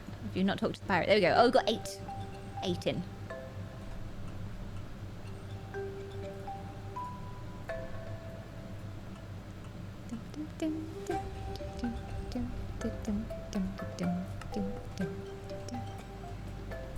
Never seen the German Coast Guard video? I do not believe I have. Ich vergessen. I don't think I have. Is it a meme? I had to be instructed on memes by chat because I'm so bad at memes. Don't know if... Am I building? Do I have a plot? This is going so well for me already. I can't build here. I can build here. This is my plot. Okay. So the theme is ship. Oh no. Oh no. Okay, we need some wood for sure. Oh, or maybe we should start with water. We should probably start with water, shouldn't we? Wait, if we do water on the base here, does it stop it running out because it gets to the edge of the circle? Yeah, we need a C. We need a C. You should. It's a good meme. Quality memes. I honestly, before I started streaming on Twitch, I didn't know any memes. Everyone's been slowly teaching me memes over the past 5-6 years. Okay. Beautiful. Can I make it go up even higher? Oh, maybe I can. I think that's the limit. There we go. Good to have like a bit of a wave going on. Right, now we need some wood. Ooh, dark wood, light wood. Acacia wood's quite nice for a ship, I think.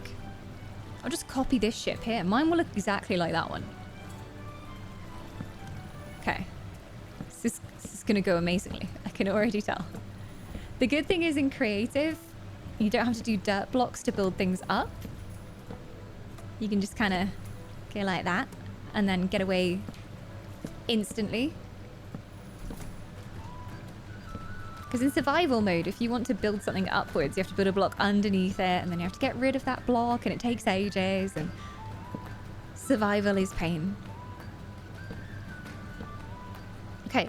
We have a bow of a ship.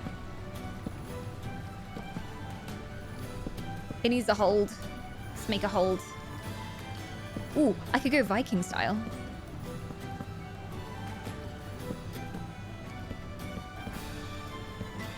There we go. Like a Viking cruiser.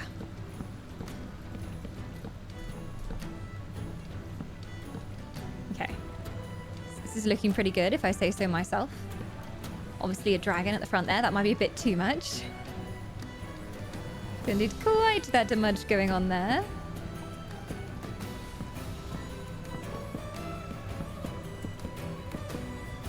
Oh, need to bring it in. Need the curve. Okay. It's bigger on one side than the other. No one panic.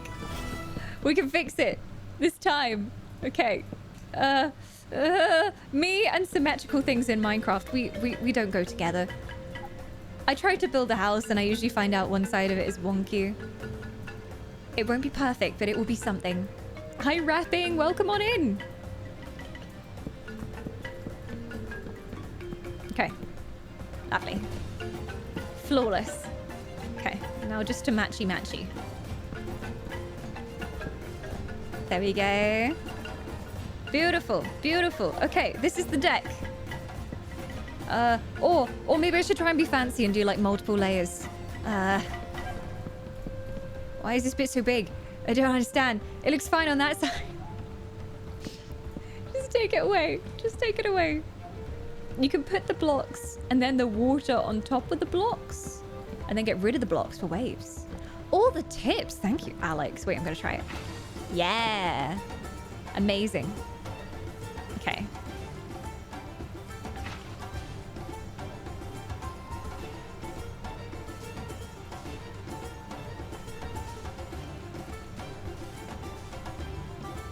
Great ship. Why, thank you. I'm trying not to look at the other contestants because I know they'll be much better than mine.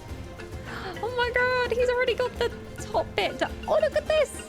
Okay, mine's gonna have 2 masts because all of you plebs only have 1, so mine's automatically better. More sails, better ship. That's how it works. Okay. Oh. I'm not giving anyone ideas, but need one of these. See? Professional. Black wool, come on. And white wool. White wool. Okay. maybe you can see what I'm going for here. Obviously, the vision is clear. Clearly.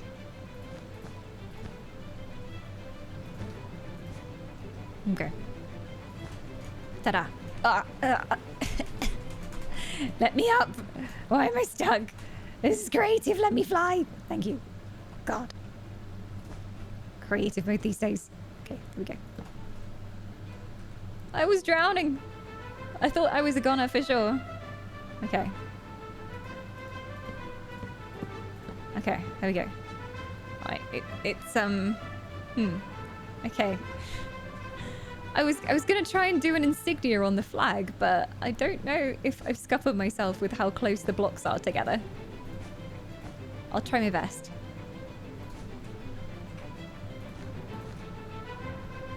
Definitely needs to have a bigger flag up here. Like the grand sail on this side. Yes. Needs more wood. Okay, this is actually not looking too bad. I was intimidated when I first started. But this is okay. Can I make a skull? Skull and crossbones? This might be quite hard to pull off with the build space I have. What about an actual skull? Can I just put a skeleton skull in the flag? Will that work?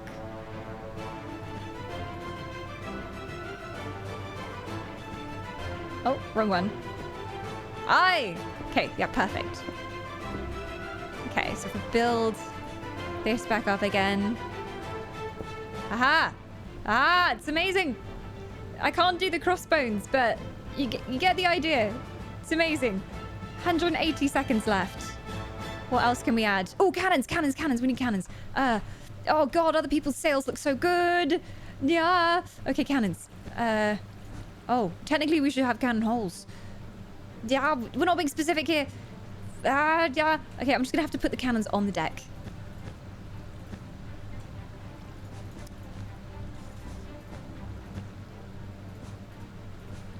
There you go. It's cannons. Clearly cannons. Obviously cannons. What else? Do we need more waves? My wave over here is kind of messed up. Let's fix that. Well, we can. There we go. Okay. Perfect. Flawless. It's amazing. No one sees your unique perspective. Thank you. Also, it has no wheel. This could be a problem. I might build the front of the ship larger, just so we can have a wheel going on up here. Like, you know, like a little kind of, what do you call it? Cabin-y, not a cabin, but the balcony bit. And then if I do a fence, I definitely can spell right now, acacia fence, and then we do it here. See? And then we clearly need ladders going up to the main spot up here. There you go. Amazing. Flawless victory. And then I would do stairs here. Do I have time for stairs? Acacia stairs. There we go. And then wrap them around here. Right. Okay. This is not working. I'm Shadow Grove. I'm fighting for you, Ghosty.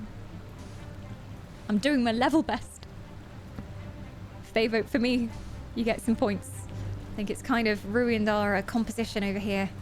60 seconds left on the build. No pressure, everyone. No pressure whatsoever.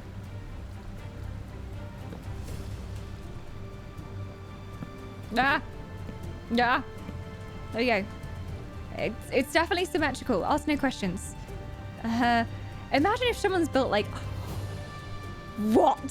Someone probably built like a captain's cabin and all these fancy details that I can't muster. Suckers. What else can I build? What about... Can I put parrots down? Parrots are a thing in Minecraft now, right? There's a parrot spawn egg. I don't know if this will work.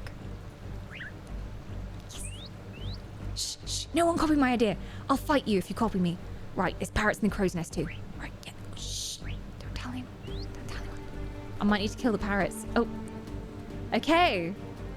We're looking at this first build. Ooh, oh, okay. You've gone for like an alternatively kind of shaped ship. It's quite pointy with a very deep underside so we can really see the full effect of everything. There is a door here. I don't think it opens. Oh, it does. It does open. I can't go in though. But I think there's a cabin in there. I'm not allowed to go in because it's someone else's build, but there's obviously some detail in there. That was pretty good. I didn't go around to voting for that one. I was too busy looking at it. It's a ship. It's a smaller ship. It's what we might use as an evacuation raft. I like that someone interpreted it that way. And we got 2 people here. I think they're building the ship still. They're still working on it. They're friends. Going on an adventure together. I like the story you're trying to tell here. It's like a Disney film. I'd give it a solid 2. What have we got here? Oh, this is amazing. Who built this? Absolutely incredible. Get some points in there. Look, the parrots as well. Woo!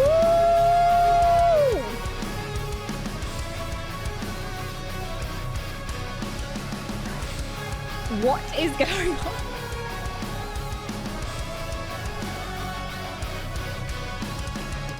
Oh, NSL, you have summoned the almighty dragon. Now, NSL, you didn't yet have a dragon on Ethereal Bloom, and you thought, this won't do. Everyone must know the might of the bloom. And down from the skies sweeps a great purple dragon, wings flapping as it lands deftly onto the Ethereal Bloom deck. And you have yourself a fairy dragon on deck. Its spiraling pink horns, embellished in flowers. And it is beside you, Enna, as you head off on new adventures. Everyone's a little bit scared of the dragon, considering there is also a kraken out at the moment. They're like, what? Krakens are now dragons? Are you kidding me? But it seems like this is a friendly dragon, and it's willing to help you out as you fight against the kraken. And as it approaches you on deck, you gently wait for it to lean down. And as you do so, you see that it leans down enough for you to get onto its back. And you can ride on its back and go and face the kraken together, firing magic and flame onto the tentacles at sea, doing a massive amount of damage to the kraken. Look at that. He's taken a heavy hit from there. The kraken, it seems, is not best pleased. Taking hits. Tentacles coming up in an attempt to defend itself. But the kraken, not looking too healthy right about now.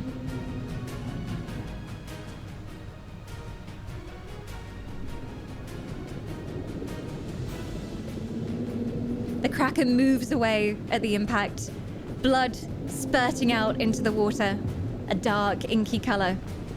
And at the moment, it's retreating from the island slightly after that attack.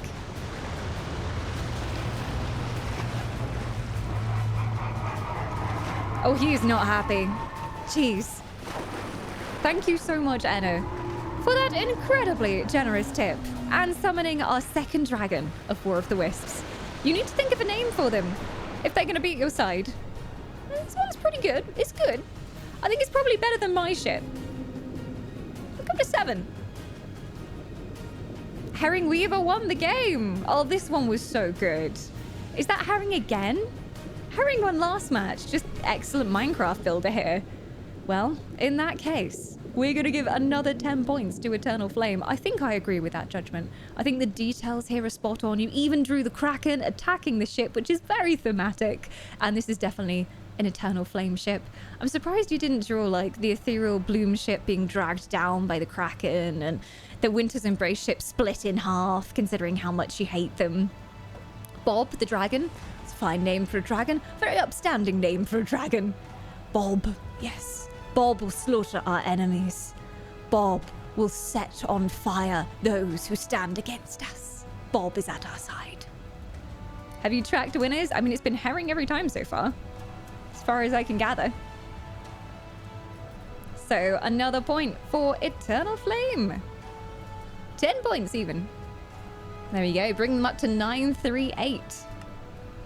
If anybody wants to join in between matches, now is the time to do it. Just make sure you're whitelisted by using the beach chat. And then just join the IP. For the spreadsheet, I have not as of yet. Minecraft is a butt and it does not like me tabbing out.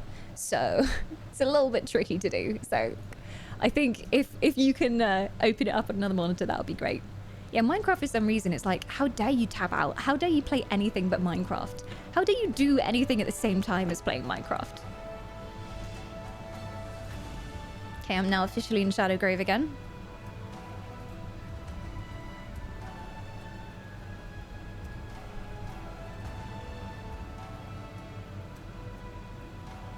And it looks like we've got 8 players again for the next match. Flamey McFlamey Dragon. Oh my gosh, don't even move heart. We had a ship naming contest. So there's 4 ships, 1 for each alliance. And I said, we'll have a contest. Everyone put forth your favorite names. And the day that war starts, we'll pick our favorite. And that will become the canon name in the storyline for your ship. So we had a lot of interesting submissions, including HMS Shippy McShipface, Fiery McSplurtface. What was the other one? Like the meme one? There was some terrible meme names. There was some pretty terrible meme names. I think the worst ones were on Eternal Flame, I have to say. HMS Booty Snatcher. Shippy McShipface. Another great suggestion. I think the Bloomers were the only ones that were actually serious. Oh no, Wispy Song suggesting relationship. But in the end, we ended up with HMS Our Son for Eternal Flame. I allowed that pun. Glynnerin's Graveyard for Shadow Grove. The Iceberg for Winter's Embrace. And Perwin's Grace for Ethereal Bloom. Kind of themed after the elementals. Oh. Oh, it gave us the same theme again. /BG leave. We're going to restart because it gave us exactly the same word. Rude. Arson like arson. Aye. Arson. It's terrible fun. But they do have a great big warship equipped with 2 massive furnaces at the back that they're rocket powering their ship with, so it's kind of appropriate. Forgot to submit your names. I bet they were high quality puns, Jazz. But Eternal Flame were very angry at me because officially Shippy McFireface had the most votes. But I was like, can I, canon, call this ship Shippy McFireface? Probably not. But there might be a surprise later to do with Shippy McFireface if you stick around. You'll see.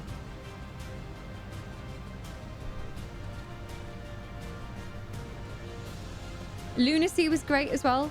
It was a close second place. Ocean. Okay.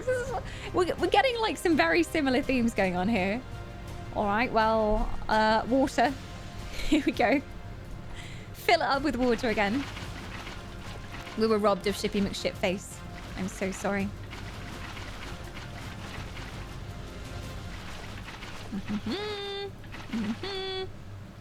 Ocean.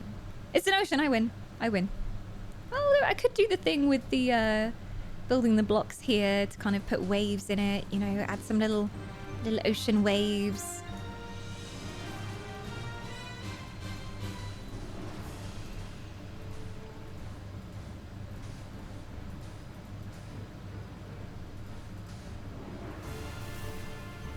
Okay. Pyromaniac over here again. It's always Deadman blowing everything up. It is a beautiful ocean. Oh. They just look like weird speed bumps. I'm not sure how I feel. I'm contemplating trying to draw aerial. Why am I typing aerial? There's not going to be a fully made aerial model in Minecraft. I need red. And then, is there anything shell-like? I don't know whether you can actually place the shell, but I'll try it. No, I think it has to be placed in a specific environment for it to work. I'm gonna need green This is either gonna work or it's gonna go horribly. Orange. Like a coral orange. And pink.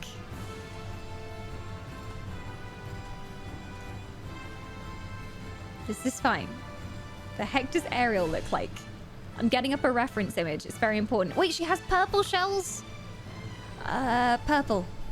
That'll work. And then she has a green tail. I need 2 shades of green. There's not 2 shades of green. Okay, that'll do. That'll do. I'll allow it. I'll allow it. I need to build her big enough so that we can give her a facial expression.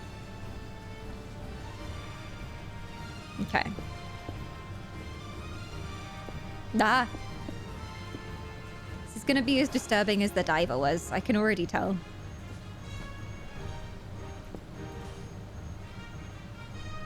Okay, there you go. This is her body, obviously. Clearly. Oh. The concrete does not want to work with me here. Okay, okay, okay. You ready?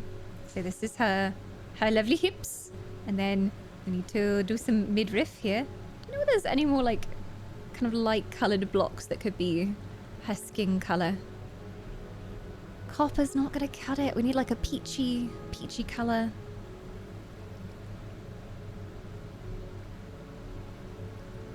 There'll be something here. This is Minecraft. There's literally everything. Nope. Okay, we're sticking to the bright pink then. And then we're gonna build some tartars. These gonna look interesting. The only way to really do this is to space the tartars to make them actually look like tartars. So I might need 3 blocks for the bottom instead so I can balance this out. She's gonna be a chunky mermaid. Oh no. Tartars, see? Can I get a fence in purple wood? This is gonna work. This is... See? It's her bikini. She's got a cross bikini. Yay! Do I make this bit wider? No, that's just gonna look disturbing. Okay, back to the neck color. There you go. And this is her face, obviously. She's gonna have a head that is as big as the width of her hip. Question nothing. I kind of need her eyes here. And then blue eyes, I think. This is gonna be a disaster. Okay, there we go, there we go. She's beautiful. Her tits are the same size as her eyes. Question nothing.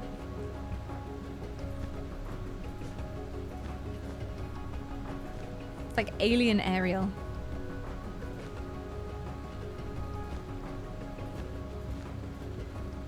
Beautiful. I'm an expert after all. We're halfway through the time. Speed up, everyone. Okay, we're gonna do some like crazy hair. Ariel 51. I like it. I don't know about this.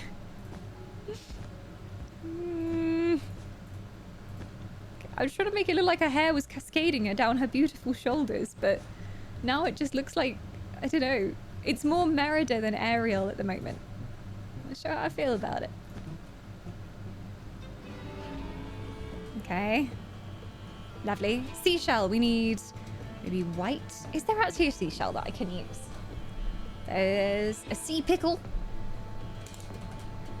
There's a nautilus shell, but I can't place it for some reason. So I think it has to be underwater. She has no arms. Oh, shit. True. Good point. Good point. It's going to be difficult because, like, her arm will have to come out that much in order to look like an arm. She can wave.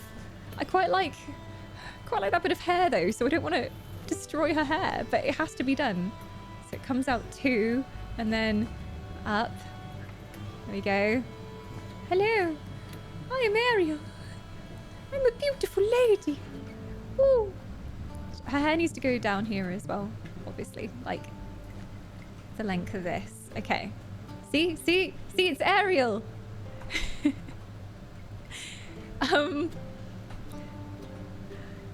Yeah, I don't know what else to do. She needs a shell in her hair.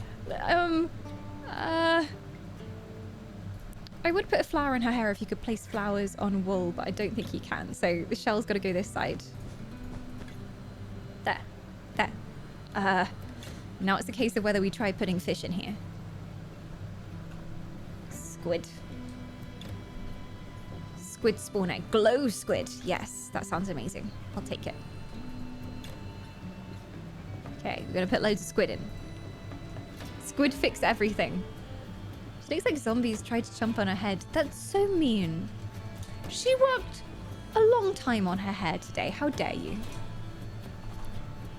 Bucket of fish. Tropical fish. Learning about the bucket of fish was the most useful thing ever.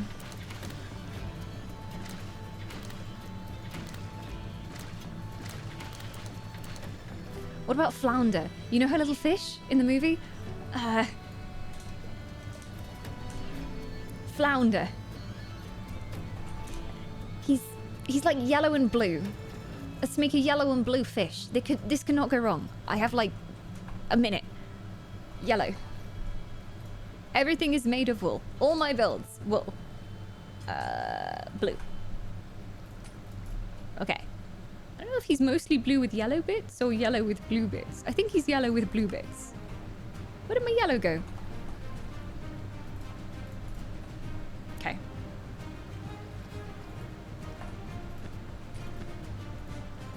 Nah. Nah. The fish are in the way. Die, fish, die. Destroying the environment just for my build.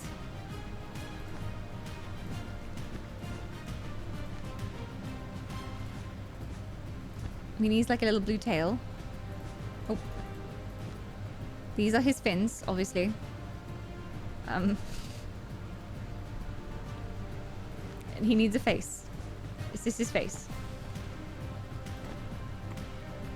Yes. It's perfect.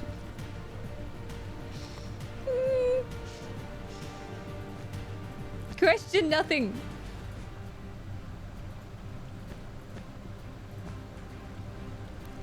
It's Flounder, everyone. Sebastian! Oh my god, I forgot about Sebastian! Where are my orange cubes? Or is he red? He's red, he's a lobster. We need Sebastian.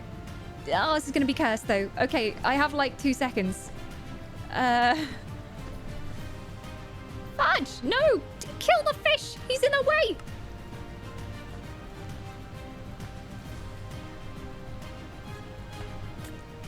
Sebastian has 1 claw. This is fine. Okay. Shizzle. Okay. Yeah, time is up. Okay, it's a lobster. It's a lobster. Everyone will just have to accept it's a lobster. Everything's better down where it's wetter. Under the sea. Is it mine first? Oh. Yes, look. Isn't it amazing? 5 points? How dare you?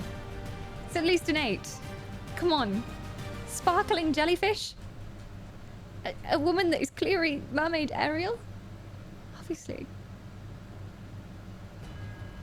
Exposed ribcage? Yeah. She, that's actually the line of her bikini. She's got a crisscross bikini. It's very extra. Oh sure, the lobster and only the lobster is going to be cursed. How dare you, Fry? Look, someone stole my flounder idea. This is pretty cool. I like this. Don't know what the purple bit is. Is that just like coral and stuff? Oh, it's an octopus. This is good. I'm going to give it a 5. Solid 5. This is good. I like the suspended glass blocks as well. Gives the illusion of water. Now checking out, which build are we checking out? This one. There is a man, a lone gentleman sailing across the ocean. What a lonely way to be on the 7 seas. This kind of, it makes me feel things, you know, it's evoking emotions of pity for this poor, lonely sailor. I'm gonna give it a 4. It's pretty okay. I like the glass waves. They're nicely done.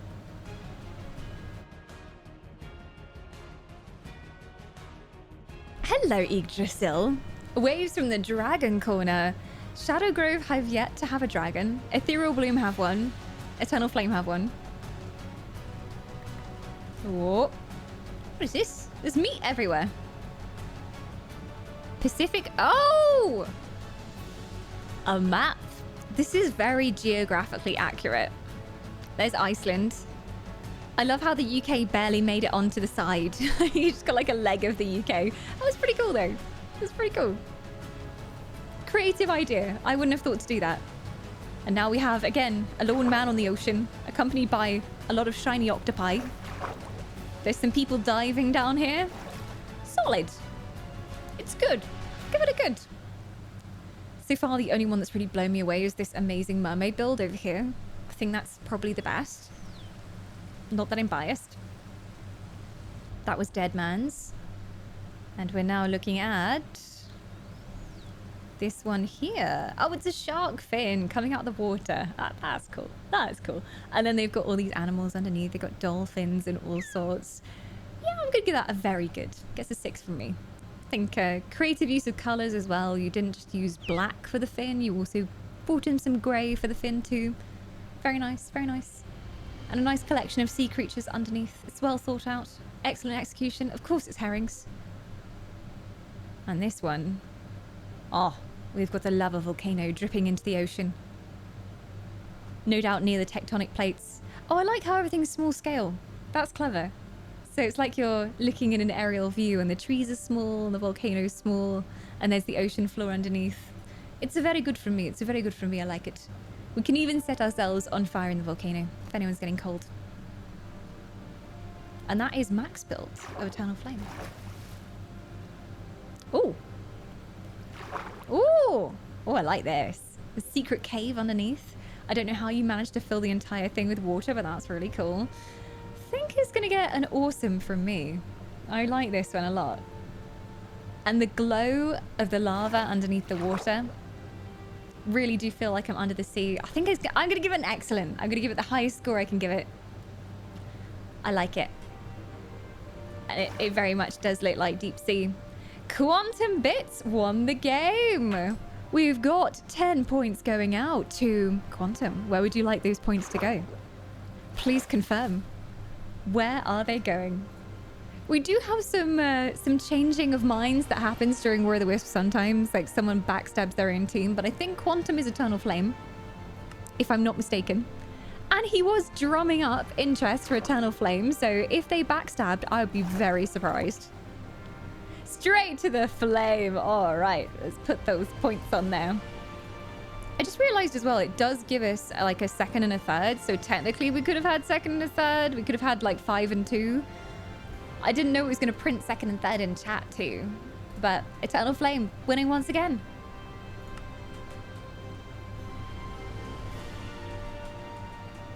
The water cube. You build a trench around the exhibit so it's a perpetual waterfall. So it can't like escape anywhere.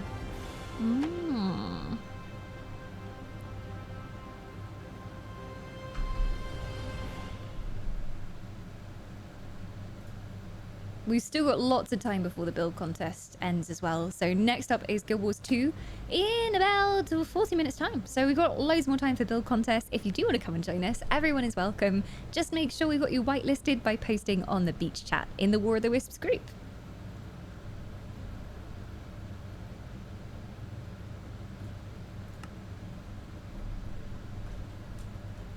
I'm going to have to master the water cube. Okay, let me click. Oh, I can't clicky. I can't clicky. Maybe I'm already in that team. There we go. I've officially joined the game now. Still playing for Shadow Grove because they are still behind. I don't like to say losing, but they're behind. I'm sure they'll catch up at some point today. Lots of Shadow Grove games coming up today.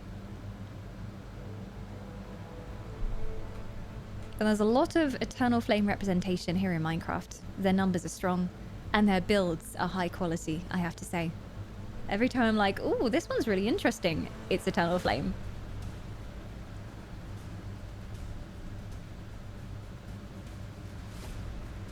Hey Russell, welcome on in. You don't understand Minecraft. This is not normal Minecraft. This is a build contest Minecraft server. So people come in, they have 10 minutes to build the prompt that comes up on the screen, and then we judge who we think is best. So normal Minecraft is all about building. Survival mode is about surviving. The clue is in the name, but creative mode, just being creative, building anything that you want to. You have unlimited blocks. And then, yeah, survival mode, just eating enough food to stay alive, finding diamonds, getting progressively better and better gear and weapons. So I guess like progression in any game, just building up materials and resources. Oh, I think... What just happened there? What just happened? Did we have the dragon owner just chucking down some points? I did not even see that happening. But by exactly 1 point, Ethereal Bloom has just come into the lead. And everything is changing to a bright hue of pink. Congratulations, Ethereal Bloom. You've gone and done it. Serious amount of damage done to the Kraken by Ethereal Bloom this morning. And they might be the ones that end up doing the most damage to him today. We'll see. But well done. Very good. Very good. First place for Ethereal Bloom. If Eternal Flame win the next build contest, though, it's not going to stay for long. I was waiting how long it took her to notice. I almost never noticed because during War of the Wisps, I have so many windows up. There's just like windows everywhere with point scores and chat servers. So there we go. How the heck did that happen? Please explain. Please explain.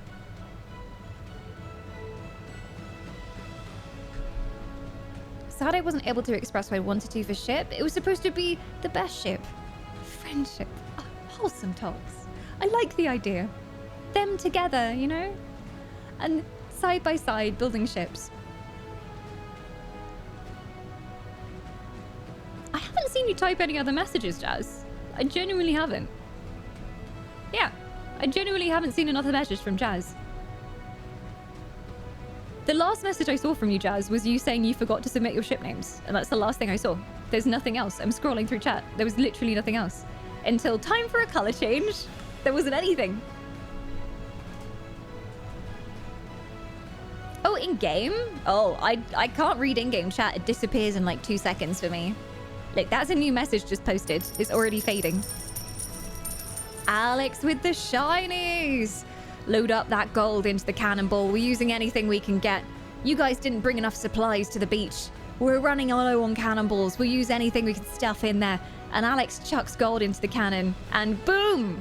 Fires it off in the direction of the Kraken. The Kraken not best pleased by this.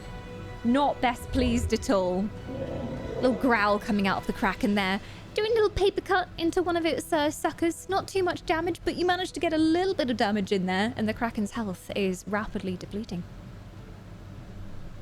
T to see chat history. Yeah, but when it pings in Minecraft, it never stays for long. And also, I have all this console log stuff because I'm a moderator, so I'm not going to see in-game chat. Just use Twitch chat if you need to tell me something.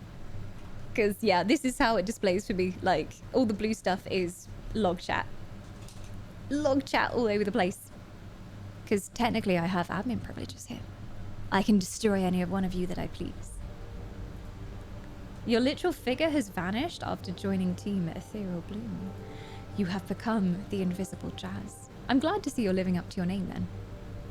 Need another color change. Wait, what? Back and forth they go. Back and forth. And Eternal Flame managing to take the lead once again. Everything is going back to a bright, sunshiny orange. Oh! But wait. Enna is tight-roping along the rigging to the bird's nest, barely managing to balance as they make it to the end and fire off a harpoon towards the Kraken. A lone warrior standing on top of the deck of the Ethereal Bloom ship Perwin's Grace, managing to hit straight into the tentacle of the Kraken. And there's now a line between the Ethereal Bloom ship and the Kraken. Enna starts tugging, not quite strong enough, not quite strong enough. You're going to need some team members to pull on the rope with you, but you've dealt quite a blow to the Kraken. He hates it. He hates it. He's splashing and thrashing around in the water, trying to desperately escape the grip of the harpoon. But damn, that was quite a blow. And that does send Ethereal Bloom back into the lead once again. Everything's changing. Lights are going back pink, and they might stay there for a while unless Eternal Flame ends up winning some more build contests. Woo!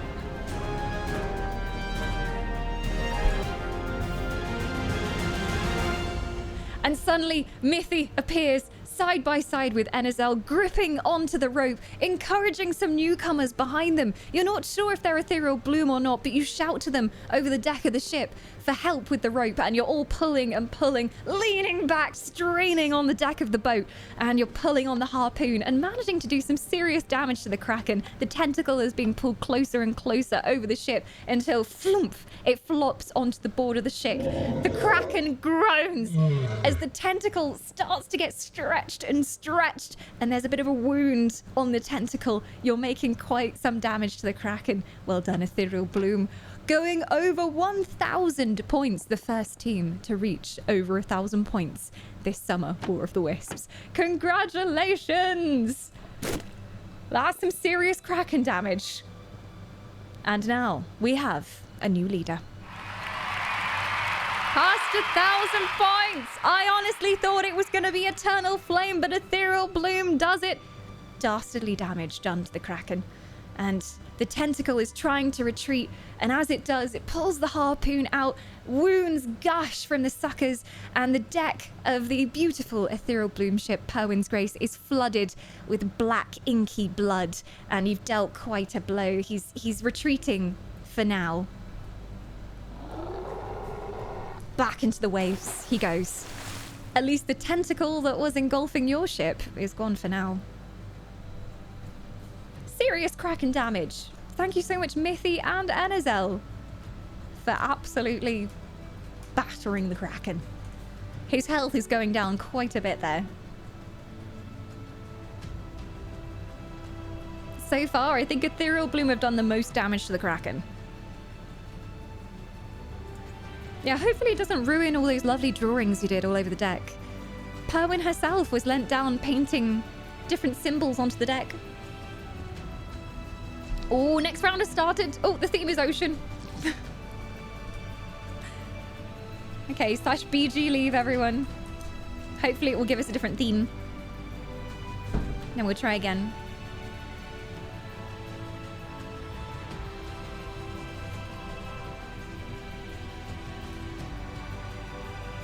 We needed some more blood and ink for making those drawings.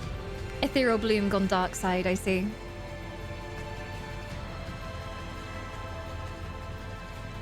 Hi Metro, welcome on in. We're fighting Krakens. We're building things in Minecraft. It's hotting up in here.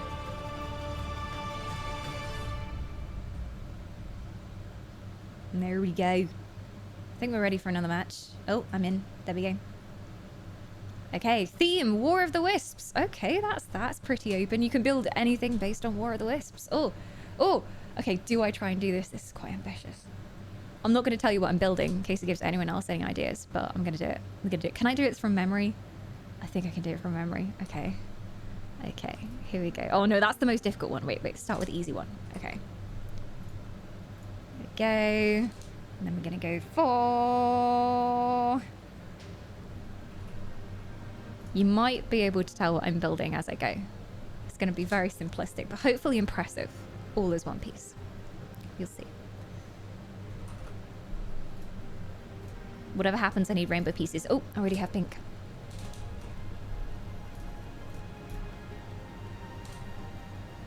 Purple. Green. Yeah. Gotta focus on these first. Okay, here we go. Right. I'll need space for all of these. Wait. Start with the red. Yeah.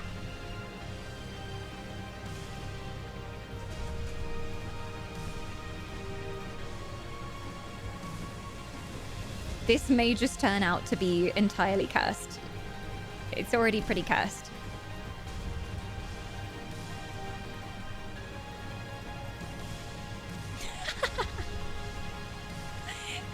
I can save it.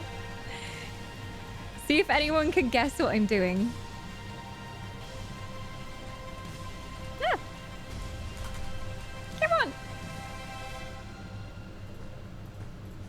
When I try and build faces in Minecraft, it never goes well. Okay, there we go.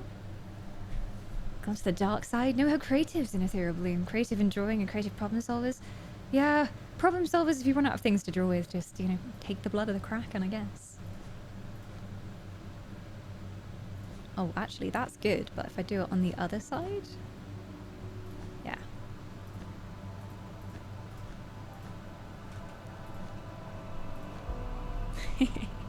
Oh no, this is going to take way too long. Do you see what I'm going for here? Oh no, I've got a problem. I've got a problem. He's not going to be able to have an arm. Oops. I built him too wide, guys. Maybe I've got to not give him such a wide stance and it'll work. There we go. Okay. Oh my god. Someone is knocking things over down there. Okay. And decide, is this going to work? I need, like, black.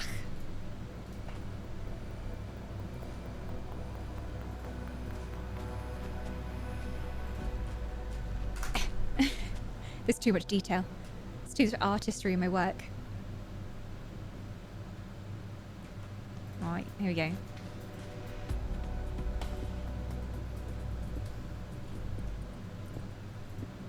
I've reached the height limit on the thing. Oh no. Can anyone tell what I'm building?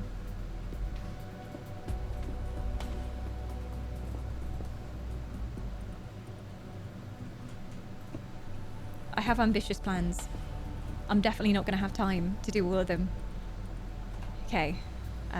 Orange.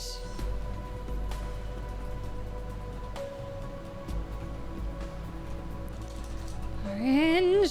Need more orange pieces than that. There we go. Okay.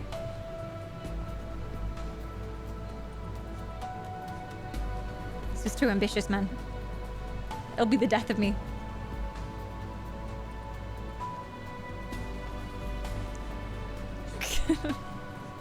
No. No.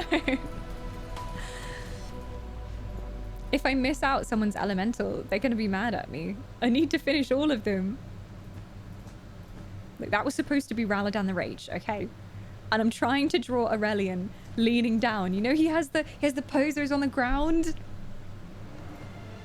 This is not going well. This is not going well.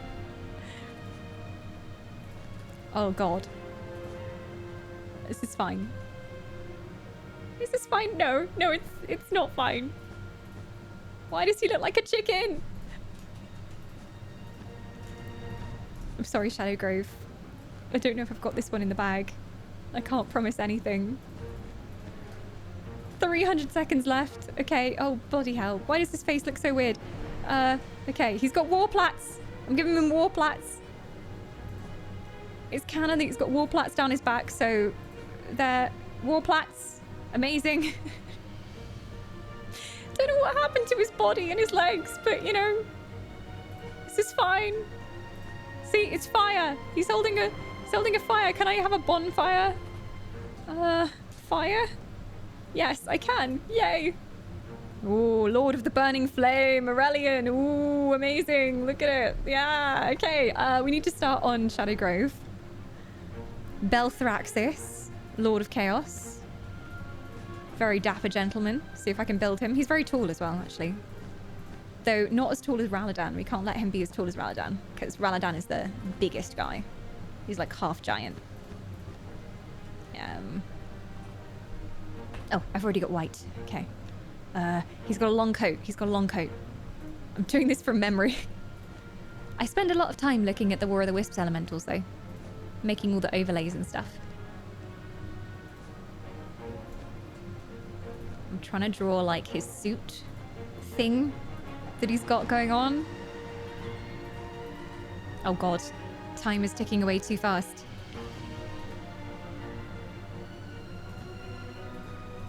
Do you see the vision? See my vision here? Tell me you see it. Just need like a brown block? I don't know if brown mushroom blocks will do the same thing. Oh gosh, I messed up his face. I'm so sorry, Belthraxis. You're like one of my favorite elementals. Please forgive me. Okay, he needs a third face line here. And then he's got black hair, I think. Ooh. Yeah. Actually looking pretty stylish. I'm liking my Belthraxis so far. I'm not going to have time for everyone. This is dangerous.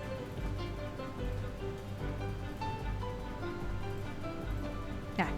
Belthraxis. Glittering! Not going to draw every single elemental in this time. This is such pressure. Okay, he's got hooves. He's a centaur. Shit. We're not going to have enough room for him. Okay, one hoof has to go here. Sure. And then I need another brown color. Like a deeper brown. Like a... Yes.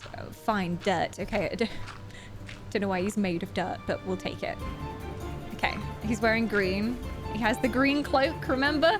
But he's kind of topless as well, so we need pink.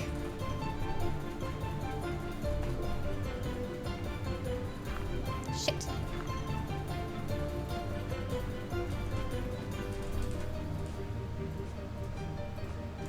Are there any circular items I can use for his nip-nops? Don't know if there are. And we need like a creature. We need like a creature to put on his hand. He normally has a butterfly, but I don't think there's a Minecraft butterfly for us to use. Uh-oh. He's not allowed another arm. It's not allowed. This is fine. This is absolutely fine. Doesn't need arms. What are we talking about? No one has arms. There. Lovely. He's got a beard. A brown beard. This is his beard. Why is he pink? I was trying to do his skin color, and there's no like kind of salmony colored blocks anywhere. There you go. Okay. It's amazing. It's amazing. Winter's Embrace. Wellia. Blah blah. I've got like a few seconds. It's Wellia. She's in her dress. It's amazing. She's really short, obviously. She says hi. And she says, peace, peace, peace for everyone. Here is my hand. Yay. It's Wellia. we need Brissa. Where's Brissa? Brissa's made of ice. Easy. Brissa's very tall. Okay, Brissa. I've only got a few seconds. Okay, yeah, she's literally made of ice, so this is fine. Respect the build, guys. It's high build quality here. She has a spear. So we're gonna make this spear out of white, because I'm low on time. I only have a few seconds. Here's the spear. Yes. We're missing Ethereal Bloom's elementals, but look, it was a pretty good job. In the time I had, it was a pretty good job. Oh, wow. Ooh, what's going on here? Ooh. A piston going back and forth. And then various colored blocks. I like how they change color. It's cycling red and purple at the moment. It's pretty cool. Pretty cool build. Hi, Kitty. Welcome on in. Day 3 hype indeed. The final day of War of the Wisps. Ah, this is cute. So I think you've got furnaces for Eternal Flame. You have like a lovely little foresty grove for Ethereal Bloom. Shadow Grove trees. I like it. I'm going to give this one an awesome. I think that's really good. And then you got polar bears for Winter's Embrace. See, that was the way to go. I don't know why I took on such an ambitious build.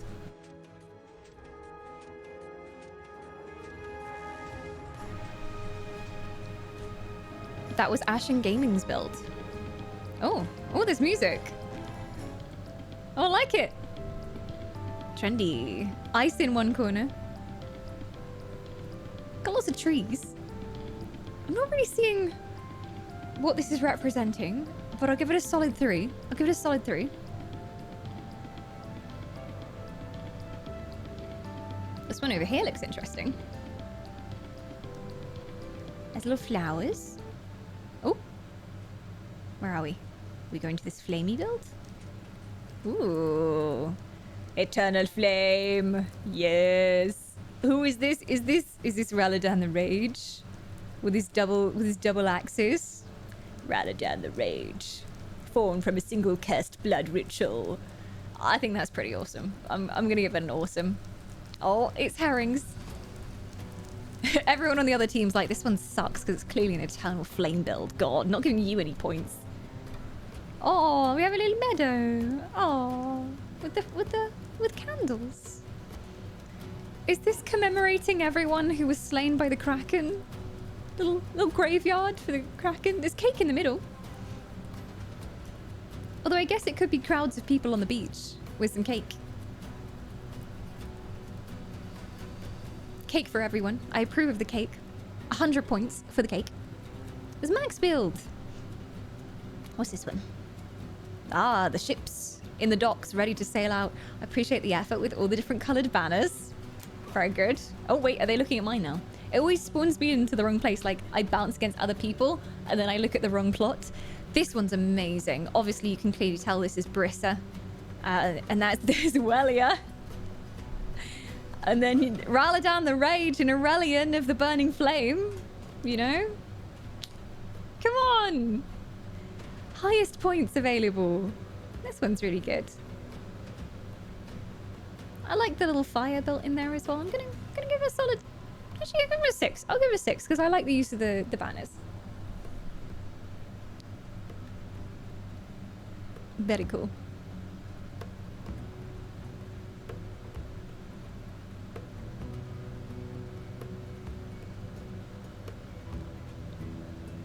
That was Quantum's build. Scott Florence won the game with 42 points. This very interesting mechanical build. He built the piston though, right? That takes some work. And it flashes between the colors. Pretty cool, Scotty. Scotty is, of course, Ethereal Bloom. So, Bloomers, enjoy your extra points. I'm going to pop those on there. Well done, Scotty. We like some engineering works. There we go. Whoop. I think Deadman should get some points. Did Deadman get booted out? Are these pity points? Their build was really cool, but it didn't count because they got kicked out. What did you build, Deadman? Tell us about your build. It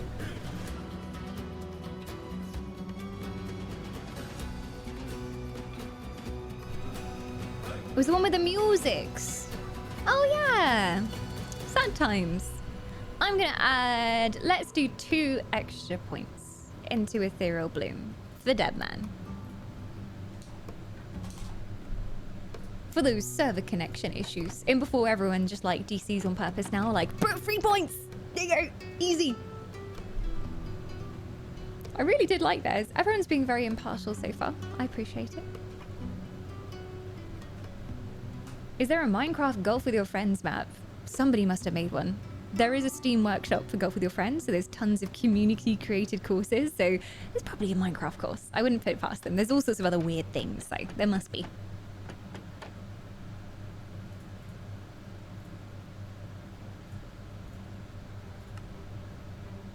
It's only because it was really good that I feel bad. I know, right? Such rudeness. I think we've got time for one more before we head into Guild Wars 2. Just one last round. So clicky that pirate and get ready for another build contest.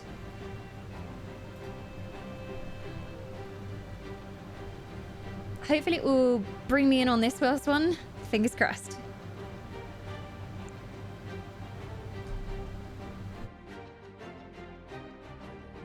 Next up is Guild Wars 2 jumping puzzle contest though, so if you are coming along for that, keep an eye out in the beach chat. We'll be gathering a group shortly. And taking on some of the most difficult puzzles in Guild Wars 2. I know Stepping Stones is absolutely infuriating. There's even pro players in our community who haven't completed it because it annoyed them so much. I look forward to seeing you suffer. That's all I can say. It's always such fun. Oh my god, look at the Kraken. You dealt a heavy blow to him.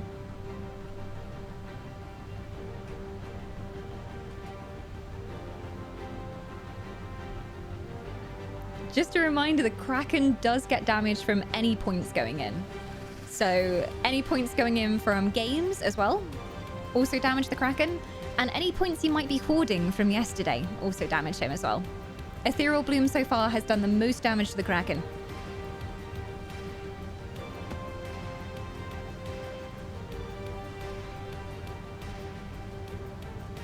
Never thought you bloomers were so aggressive.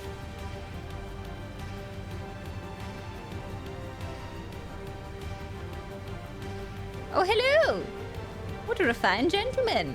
What a refined and explosively handsome gentleman. I like the little monocle. A creeper, but make it high class. I've got the basic Steve skin on because I had to remake my account. So my old elf skin I had is gone. I need to find it again. I did have a lovely elf skin though, I have to say. Is everyone in? We have 9 players now, so I think that means Jazz managed to get in. Any last minute Minecraft players, make your way on in. Couple people over in the beach coming on in, I think, as well. Oh, it started. Krakens? Is the theme Krakens? Krakens? All right.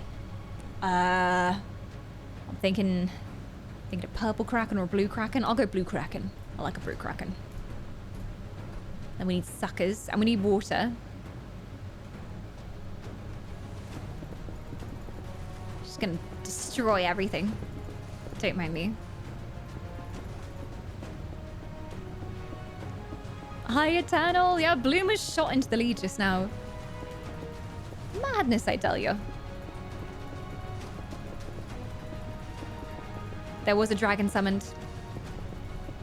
Enizel summoned a dragon. Also, you might notice, I don't know whether anyone's spotted it yet, but there is a way to get some points for your channel points. It's a hecking 50,000 channel points, but if anyone has them, you can redeem them for the Wisps points now.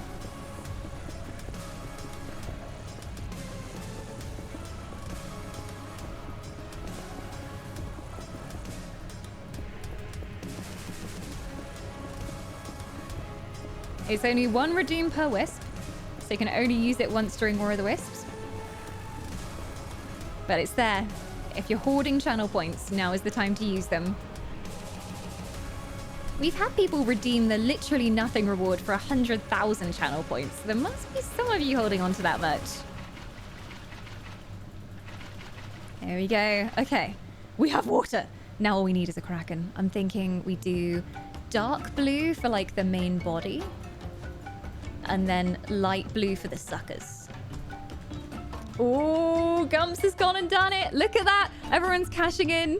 All right, so Cetos, where do you want those points to go? Oh my God, they're going in. How does everyone have so many channel points? Some of you watch the channel for so long and never use them, but you're right in using them. 50,000 channel points is a heck of a lot of watch time. So glory to your alliance. Glory to you. There we go. It's happening. This is going to hot things up. All right. All right. Hold your horses. I need to count where these are going. Cetos, which team? Winter's Embrace. Okay. I'm putting them in manually.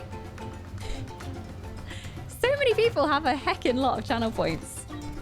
So Winter's Embrace getting 50 points from Cetos. This is doing some damage. This is doing some damage. Doing some damage to the Kraken. The Iceberg Cannon fires off from the Winter's Embrace decks.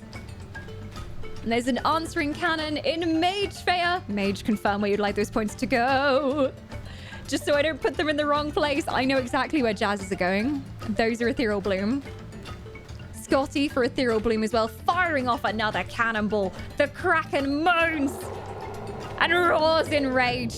Oh, that's doing some sweet damage. Speaking of sweet Oleander. Those points going to Ethereal Bloom as well. Oh my God, people really have some points going. Can't believe how many of you have 50,000 or over channel points. That's insane. That's insane. I had 300k channel points once, but then I did nothing but a 100k channel reward and it all went to Valley Girl. Wow. You can only do it once for each member of a team. So there you go. Sweets points are going to Winter's Embrace. There we go. Mage is going to Winter's Embrace. Checking, I got everyone. Chris, where would you like those points to go? Scotty, Sweet Oleander, Jazz. I've got Jazz. Ophelia for Winter's Embrace. 50 points going on there. This is going to shake things up a bit. Flare for Ethereal Bloom. Boof. Cannonballs flying everywhere, splashing out over the water. Night Breeze, where would you like your points to go? I know those points from Charm are going into Winter's Embrace. There you go. Avoid the cannonballs, guys. It's getting crazy out here.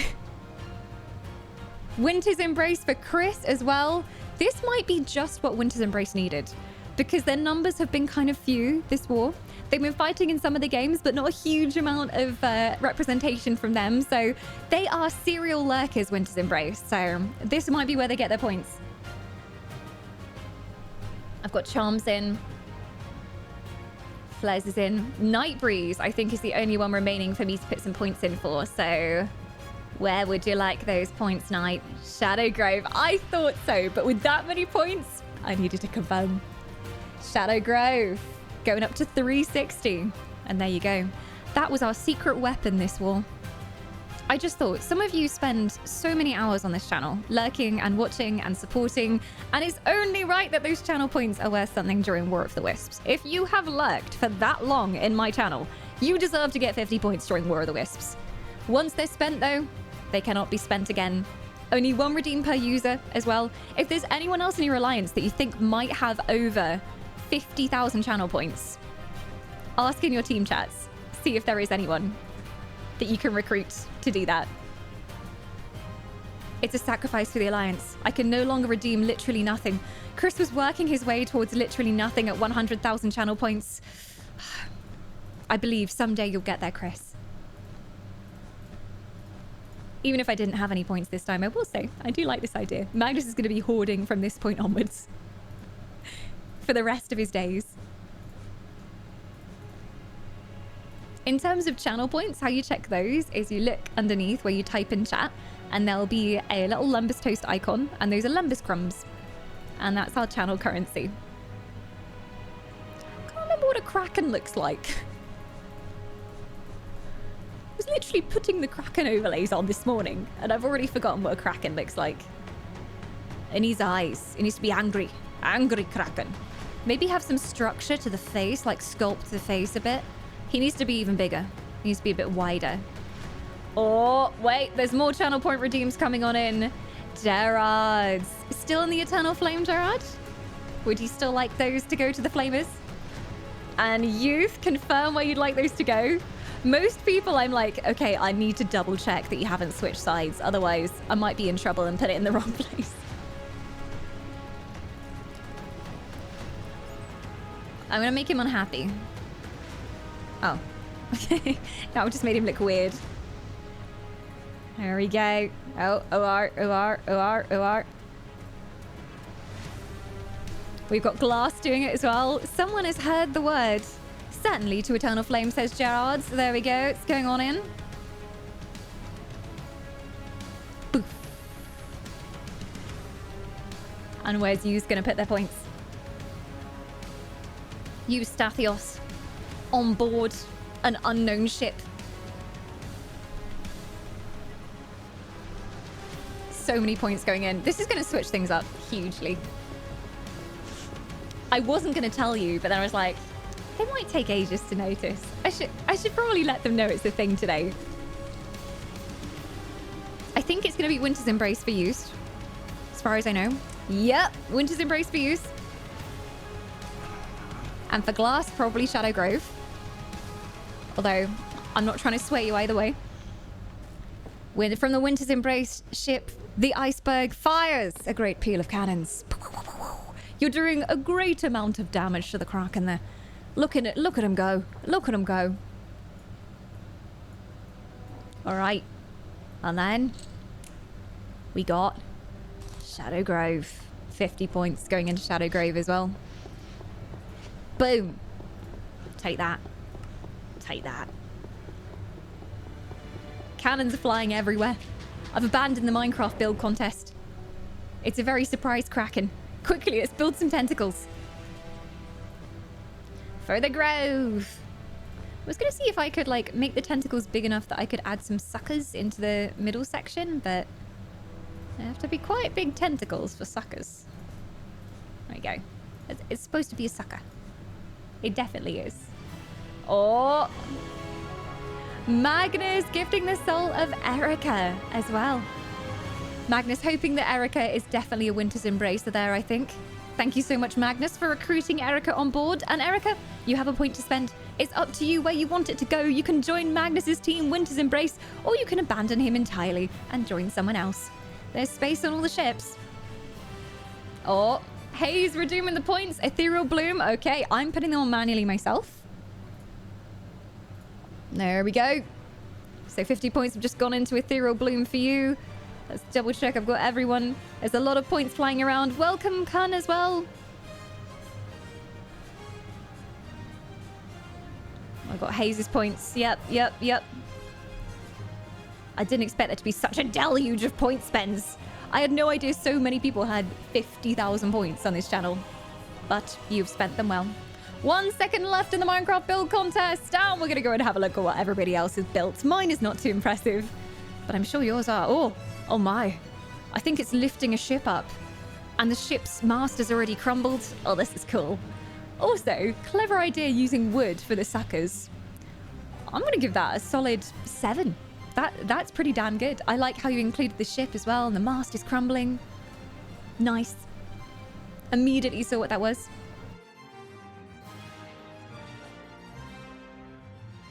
Oh. Ooh. I'm guessing this is an Ethereal Bloom inspired one. Oh, the Kraken. He's a purple Kraken. He seems like quite a friendly Kraken. He's only destroyed one ship.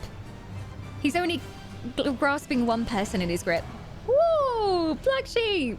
Welcome back to the Wisps and welcome on board. We're fighting a Kraken at the moment. You better choose a ship to row on up to and put those points into. You have 5 points to spend. As soon as you do hashtag and then the alliance name in chat, I will spend those points. Oh my god! And Black Sheep does not come alone. They come with a brave party of adventurers. And we have not 1, not 2, not 3, not 4, but 5 Wisps joining you aboard your ship. But will they come aboard your alliance ship, I wonder, or betray you and go somewhere else? It remains to be seen. We've got Pitch Pit, Slime Shark, Smash Cord, Doom Spinner, and Zig Mover, all being gifted the gift that keeps on giving. Immortality. Thank you so much, Black Sheep. You have 5 points to spend for every sub you just gifted. And all of you who are gifted a sub, you have a point to spend on any team of your choice. Make good decisions, my friends. Make good decisions. Black Sheep, which team are you supporting? And then your sub giftees will know which one to side with. What is this? Clash of... Oh. Is this a movie reference? It's a movie reference, isn't it? Oh my gosh, it's Kaz! Kaz, welcome back.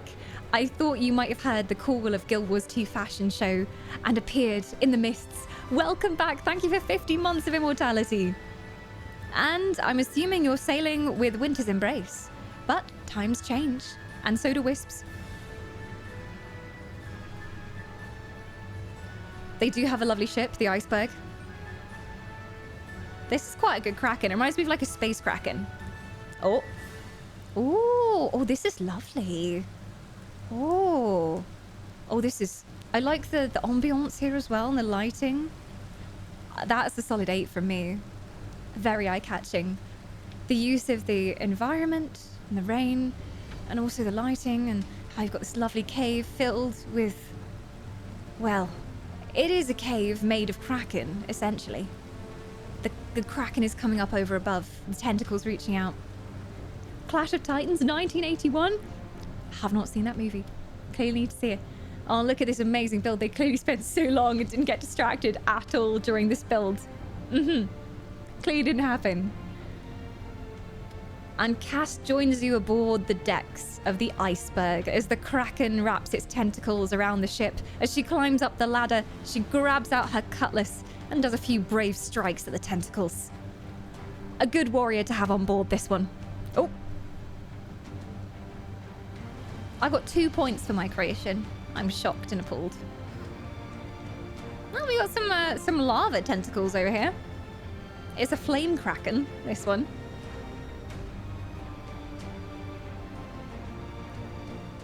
Lovely, lovely flame Kraken. We love to see it.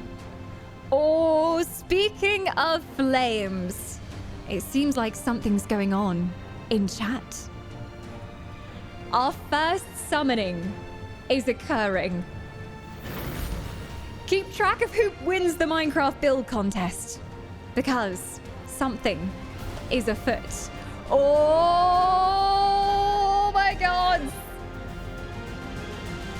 An anonymous gifter gifting 10 souls as well. There's 10 more people boarding the ships. Will they come aboard with you, strange anonymous shadowed figure? Or will they choose their own path? Thank you so much. Oh my god. Ash is saying do the summoning after, but that looks like a very strong summoning there. And that is Winter's Embrace's summoning. We'll see if they managed it successfully in a second. Lots of good chanting going on. Though summer's heat is burning strong, the cold won't stay at bay for long. Wellia charts a course that never fails, and Brissa blows gales into our sails. Winter's Embrace with the first summoning. You weren't to be left behind for long. Jazz won, as expected. It was a beautiful build. As soon as I saw it, I was like, this is the winner. This is the winner. Lovely lighting there as well. And 10 points going into Ethereal Bloom. Ooh, not that you need them right now. Holy butts. You're standing on a lot of points. But some more points might be about to go in for Winter's Embrace. There's chanting still going on in chat. I don't know whether we have a count on the chant right now, but there's a lot of people going. Wait, well, for me it showed you as winner, I think. As far as I know. Oh wait, hang on. That wasn't your build? I think because it shows the names afterwards, I was like, that was Deadman's. Oh, well done, Deadman. It showed me the names in the wrong order, so I was like, But there you go. Deadman's getting some glorious points for Ethereal Bloom. It was Deadman's build. You missed mine entirely. I'm so sorry. I'm sure it was beautiful. I'm sure it was beautiful. We've got a lot going on. There's Krakens attacking. There's Winter's Embrace chanting away in the corner. But Minecraft people, those were some beautiful builds. Thank you everyone for participating. We'll see if we can get some clips of this made into the War of the Wisps compilation as well, because there were some really beautiful things created. And it looks like the chant for Winter's Embrace, the count is looking like 15 right now. 15 is a very strong chant indeed. Alerts are being muted for a second because you hear the wafting of voices from the deck of the iceberg. And something is afoot. Or so it seems.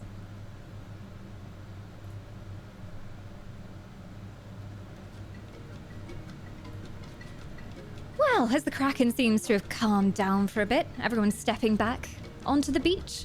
Everything's looking mostly calm for now. Everyone getting back to their activities on the beach. Maybe grabbing a drink from the island bar. Surfing. Building sandcastles. Too many of your sandcastles were knocked down earlier, so you need to rebuild with the help of Ethereal Bloom. But as you're there, enjoying the festivities, just taking in the sunshine, seems like a chanting has started. You hear it echoing over the waves. Brissa and Wellia were with you at the very beginning of your journey, but you can empower them through a chant.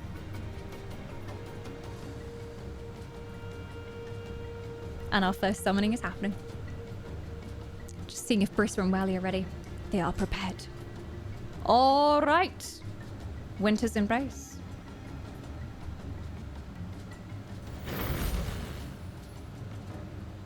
As you sit on the shore, enjoying the lovely weather, you see a figure clad all in white, in a long trailing beach robe, hurrying around the beach, fetching buckets of water and sand and piling them high into the most impressive sandcastle you have ever seen. It has multiple moats, towers, individually embellished windows festooned with ice, and this sandcastle is made by Wellia. Running, bucket in hand around, trying to perfect the finishing details, she keeps everyone away from her sandcastle as this great hulking monstrosity is made. But as you chant, over across the waves you see a figure appearing. At first, barely visible in the sea's spray, you recognize Brissa, gliding across the water. She deftly balances on a wooden board painted with snowflakes and swirling waves. A pair of sun goggles is perched on the very end of her nose. Ice blue sundress fluttering in the wind behind her, she makes her way over the waves. Lifting her hands, the waves roar up on either side of her, propelling her far into the sky. She flips gracefully, catching the board mid-air and landing with a toss of her frosty crystallized hair. She sweeps into the shore with such speed that she knocks over the rather impressive-looking sandcastle of Wellia. Or rather, the Sand Palace would have been more apt, with its multiple stories and moats and intricate details. But alas, the board strikes into the bottom of a carefully decorated ballroom full of dancing sand people, and Wellia comes running, crying out, "Well, I suppose it was an accident," she says, looking at Brissa. "Winter's Embrace, your elementals are with you, and they are empowered as you take on the next leg of your journey. You have earned yourself some points. Your elementals are coursing with the power of ice and water. And should you face any dangers on the high seas today, they will stand at your side, more powerful than ever."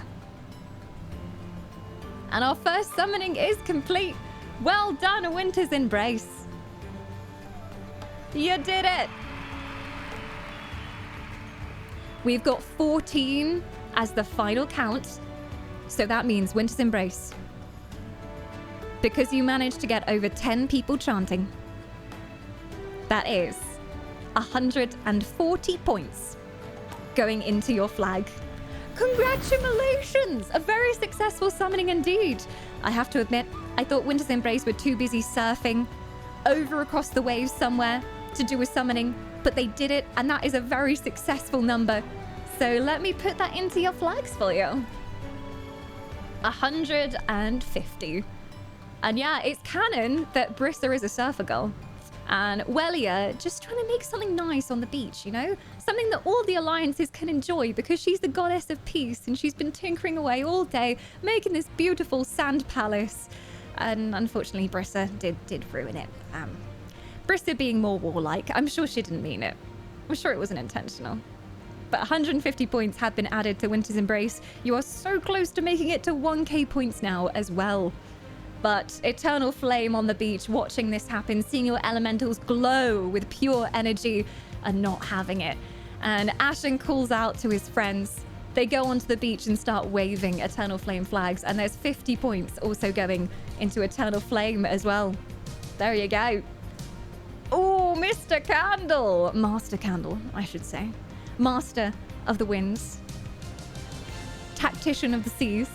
Managing to snag another 50 points for Winter's Embrace. With the channel point redeem, bringing them up over 1,000 points. They are the third team to reach up over 1,000. And well done. Drummer is not having it though. Drummer will not be bested. Making sure that Winter's Embrace gets well over 1,000. Another 50 points going in there, bringing them to 1,056. Looking icy cool there. You're not hot and bothered by the beach at all, are you, Winter's Embrace? Thank you everyone who came along for this summoning. It's good to see that many people getting together to summon. And I was seeing some organization going on in Winter's Embrace chat, so good job wrangling all the Embraces and getting them to come along at the very same time. Successful summoning. Achieved. But it's not long until we head into Guild Wars 2. Guild Wars 2 is also a very Winter's Embrace heavy game, so I suspect we're going to see a lot of Embraces there. They're very good at the jump puzzles, so this could quickly get them quite a lot of points. And I will see you over there. We're going to take a really quick break. Go and grab yourself a drink. Watch out for the Kraken. He's still around somewhere. He was mightily hurt by that last attack, but I'm sure he's lurking in the seas. Watch yourselves, and I'll see you in just a moment. Interior.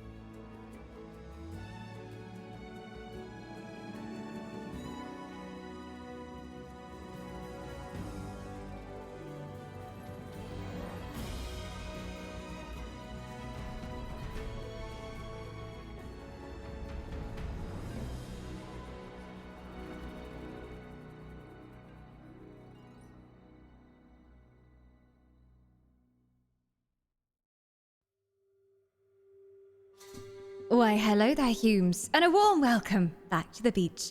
A fiery welcome, you might say. We're headed into our very next tournament, Guild Wars 2 Jumping Puzzles. If you're a master of leaping and hopping to victory, come and join us over in Tyria. We'll be doing a few different jumping puzzles, some of which you might be familiar with, and some of which you might have rage quit as soon as you first tried them.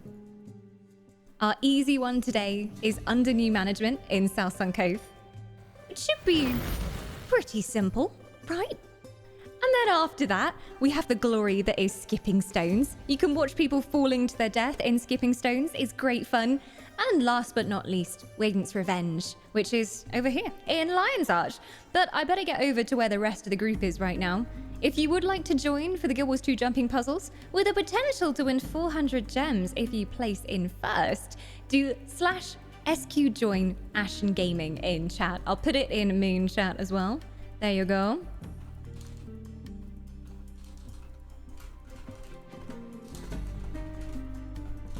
There we go. /SQ join Ashen Gaming. I'm gonna do it myself right now. And we're gathering up the races. We'll be starting off in South Sun Cove, which is super simple to get to. If you've never been there before, I will show you where it is. So if you go to the Gate Hub Plaza in Lion's Arch, it's not too far from here. It has its very own portal. And you head through the gate with these two better-looking gentlemen either side. There you go. And head straight to the portal. You should see South Sun Cove Azura Gate, and if you go through there, it will take you right next to our first jumping puzzle. Now, the first one is not super tricky. It's quite an easy one. You'll probably make it to the end, but what really matters here is speed. We do put down a flag so that everybody goes the same boosted speed, and there can be no cheating allowed. Or party gathering here already.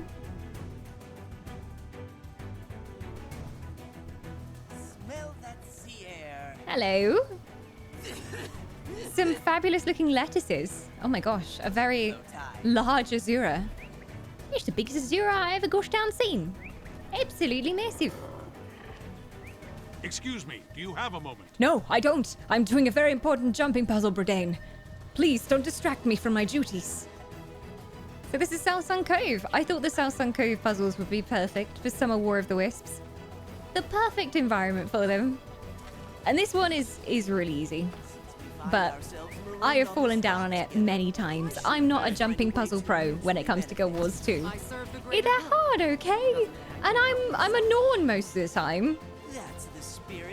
Being big, I have a disadvantage. But we are on Nazureth right now.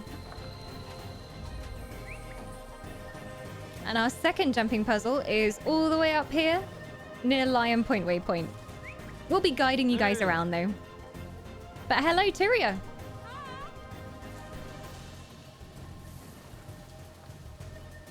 We're going to see if we have any late stragglers coming along as well.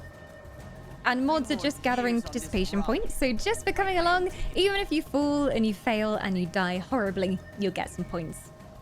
But if you do manage to make it to the end of the jumping puzzle, and if you do manage to make it there first, we have 400 gems up for grabs, sponsored by ArenaNet themselves for every single race. We're doing multiple runs of every jump puzzle, so you could go home with a hoard of gems for cosmetics and shiny quality of life items as well.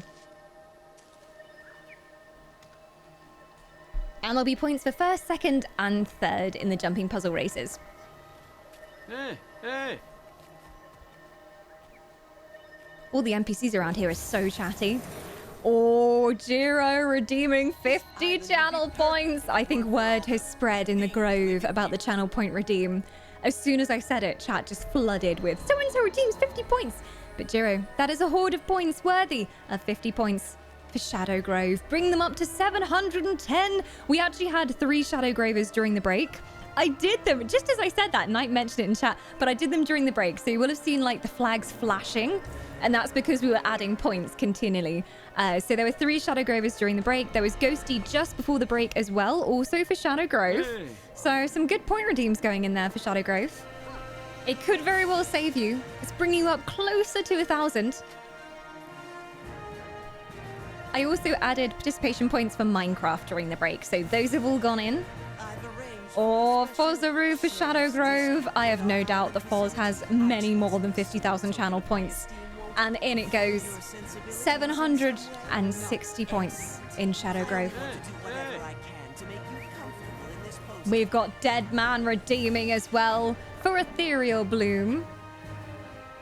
I'm so honored how many of you have above 50,000 channel points. How many of you have been watching the channel for that long?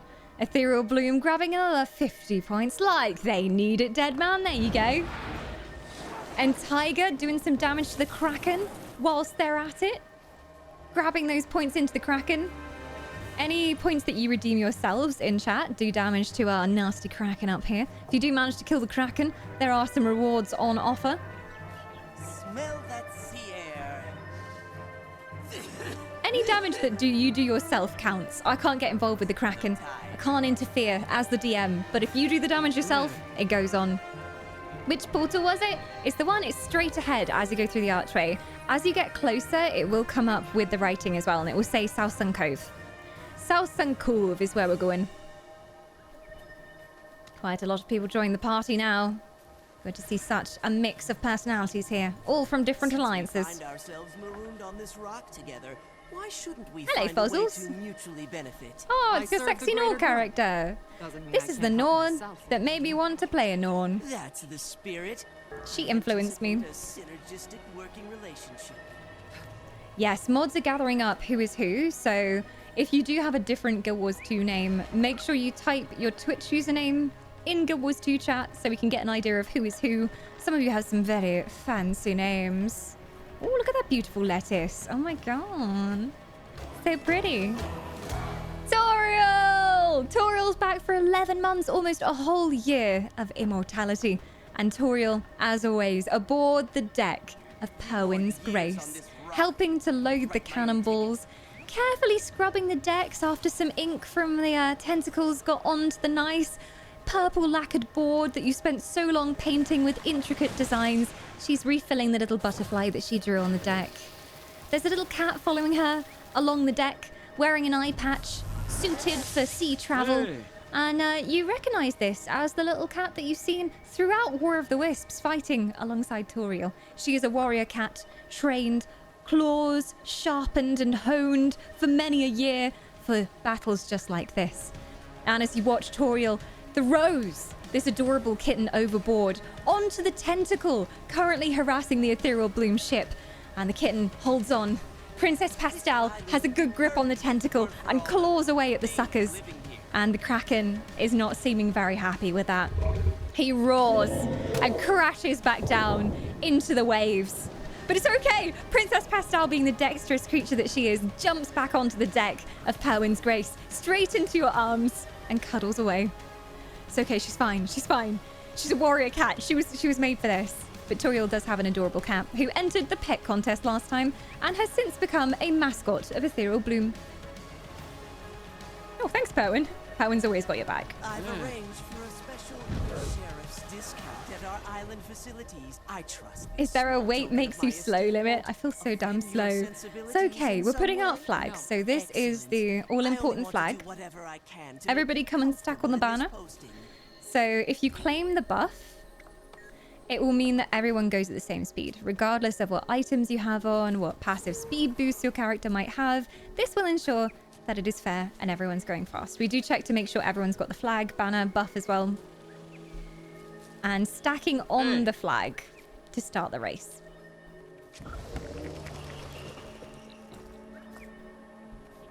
You will see there's an announcement that comes up for the race countdown.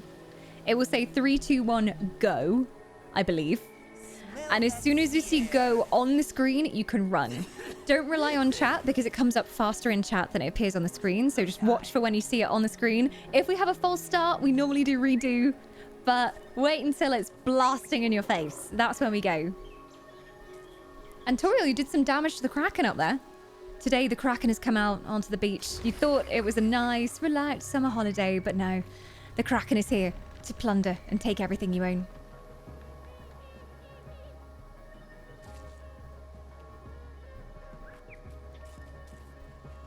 Princess Pastel in an eye patch. She would look very fitting in an eye patch. Long live Princess Pastel. Princess Pastel's going to take over from Perwin as Elemental of Team Pink if we're not careful. Why shouldn't we find a way to mutually benefit? I serve the greater good. Chars are banned for obvious reasons, Kappa. You're too big. Spirit, Shrink. anticipate a Come down to my synergistic size. I'm a work tiny lettuce. I feel intimidated. Just getting everything into position. Nice, nice, nice. So, can we have a round of applause, please, for our channel moderators? Hey! I'll give them a golf clap. Little golf clap. Tiny one. Tiny one.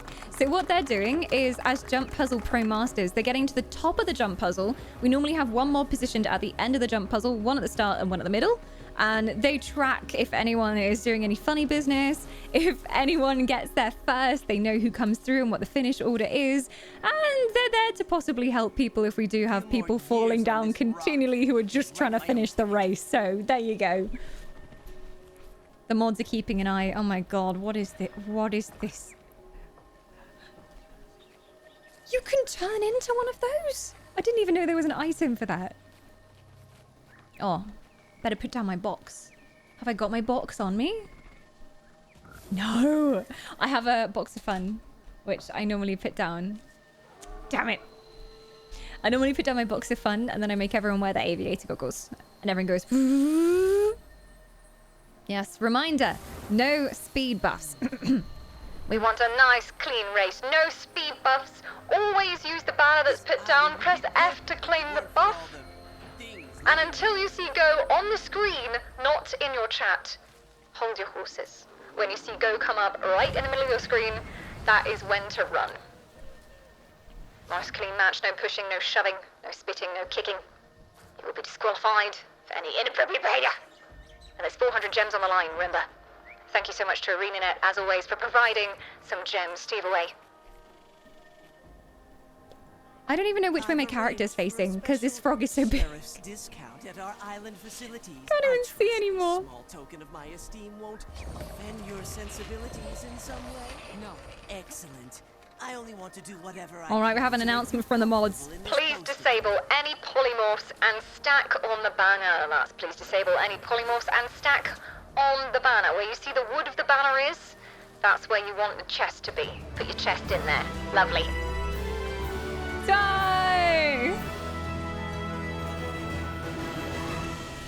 A veritable veteran of War of the Wisps. 2 years of immortality. And we're so glad to have you aboard for Summer War of the Wisps. And all the time on the channel. Welcome.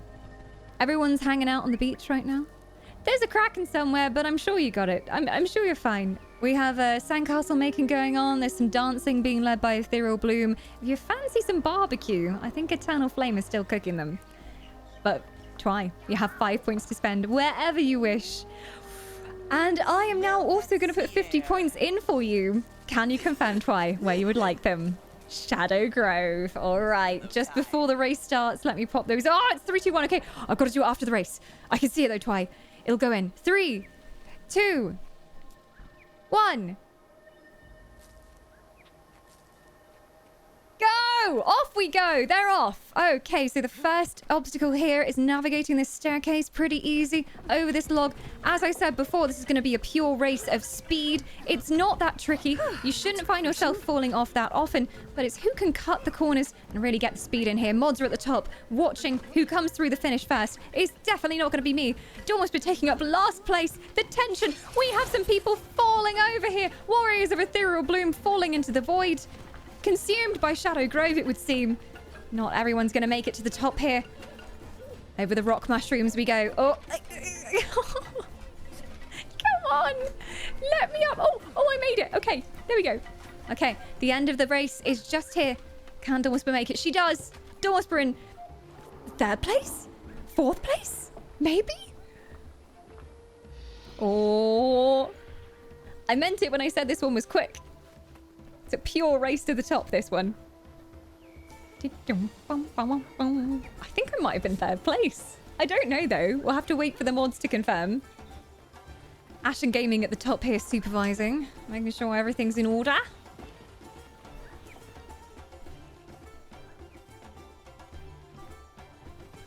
we have our usual suspects for Guild Wars 2 racing jump puzzles.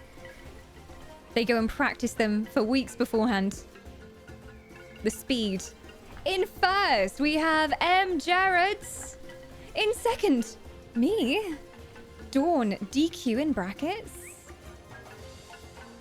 Oh, I have speed. How do I have speed buff? I click the banner. I clicked the banner. I swear. If I have a speed buff, I don't know where it's from. Alright, practice run. Why do I have a speed buff? What the heck do I have a speed buff from? Signet of Shadows? Oh shit, is that it? Ha, it's because I'm on my thief. I'm never on my thief. I'm a terrible person. Wait. I never play my thief anymore. How do I turn it off? I have no idea. I don't even know how to play thief. It's been like 3 years since I played thief. It's got 9 skill. Can I turn it off? I didn't turn it on. I didn't purposefully turn it on. Swap your utility. Okay, just switch it to something else. Okay, easy. There we go. All right. Do we want to take that as a practice run then? Everyone was getting the feel for it. It's passive. I'm normally on my Mesmer or my Hunter. Your game's a fatal screen. Oh, it was Minecraft. Minecraft ruins everything. I don't know why it's doing this. I'm really confused, to be honest. Like, it shouldn't be... There we go. Is that? Kind of? Kind of? I don't know why it's doing this. Like, it's been fine the last 2 days, and now it's just scuppered for no reason. That should work. There we go.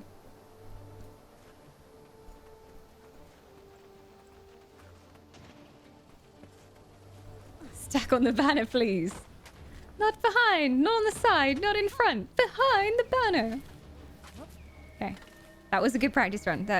Solid practice run. Make sure you got your banner buff. And make sure that you don't have any speed buffs applied to your character. I was testing you, mods. I was testing you. Just making sure you were keeping an eye out. That's the spirit. I anticipate a synergistic working Speed buffs relationship. banned. Dawn banned. Eternally from Guild Wars 2. I really don't know why everything is balked on this screen. It makes no sense.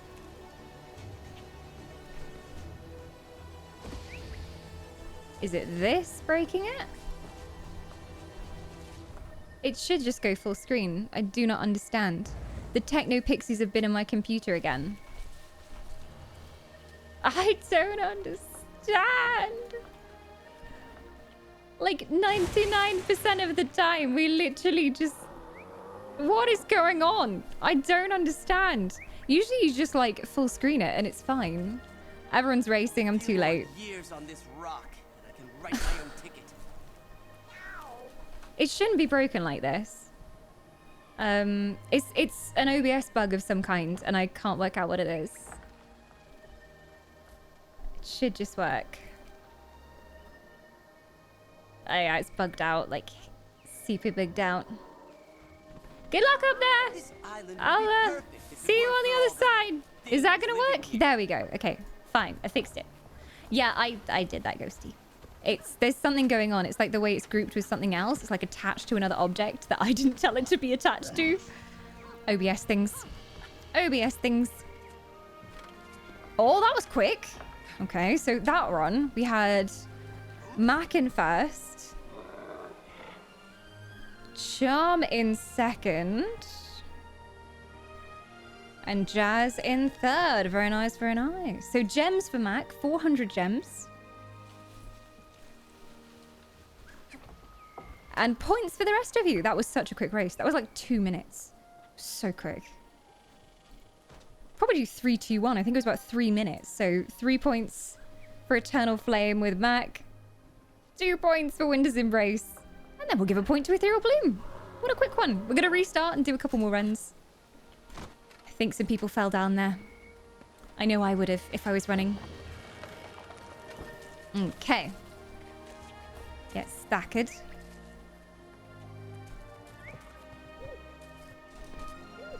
3 points for the Eternal Flame. 2 points for the Winter's Embrace.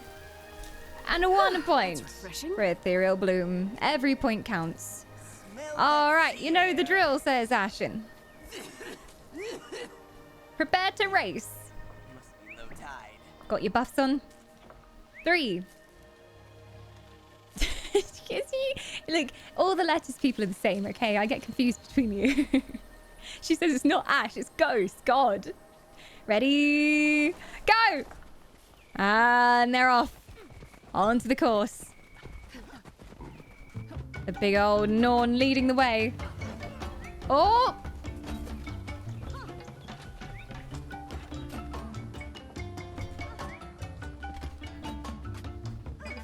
Oh, not the glider, not the glider!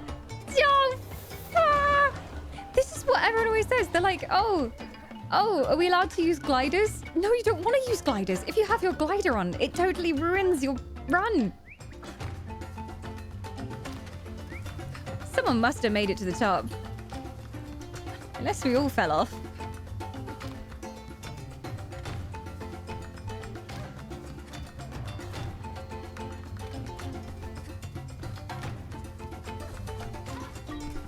There we go. Oh, in first place, we had Charm for Winter's Embrace. In second place, we have Gerard's for the Eternal Flame. And in third place, we have Sails, I believe, for the Shadow Grove. Refreshing. There were a couple of 50-point redeems, so I'm going to put those in. We had 1 for Shadow Grove.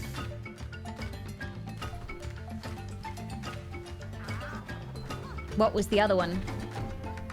There was 1 more 50-point channel redeem. Why? Going to Shadow Grove as well? Twy was the first redeem. Who was my second redeem? I swear there was 1 more, and I was like, I don't want to miss them. But I put Twy's in for Shadow Grove. Didn't happen to glide halfway across, did you? No! Nothing of that description happened by accident. Whee! Don't cheating again. I wish you could disable your glider. Alas, you can't. It comes in really annoying in jump puzzles, I have to say. Okay, let me put these points in. I only want to do whatever I can to make you comfortable. 3 for Winter's Embrace. 2 for Eternal Flame.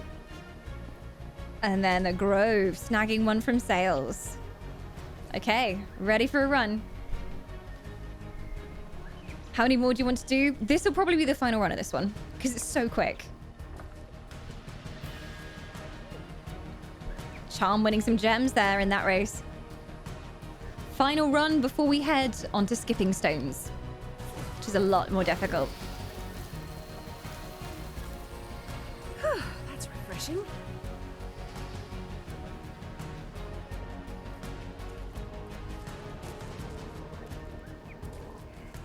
Final run.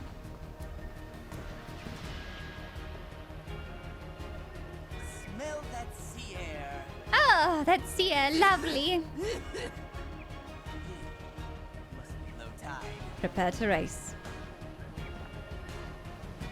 3, 2, 1. Go, go, go, go, go! I'm gonna win this time. For Shadow Grove. I'm running so fast. I've got to cut some corners. Ah!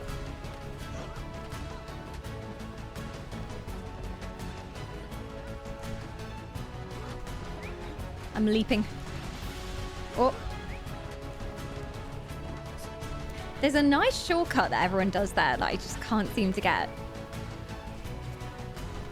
Oh. Oh no. The gliding got me again. I give up. I give up. I can't get up there.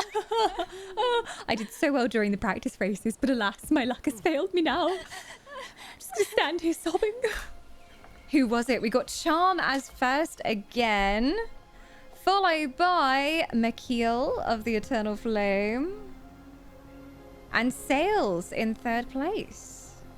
Okay, I will add those points on there.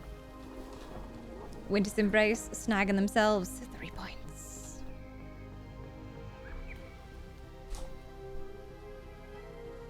Mac of the Eternal Flame with the 2 points.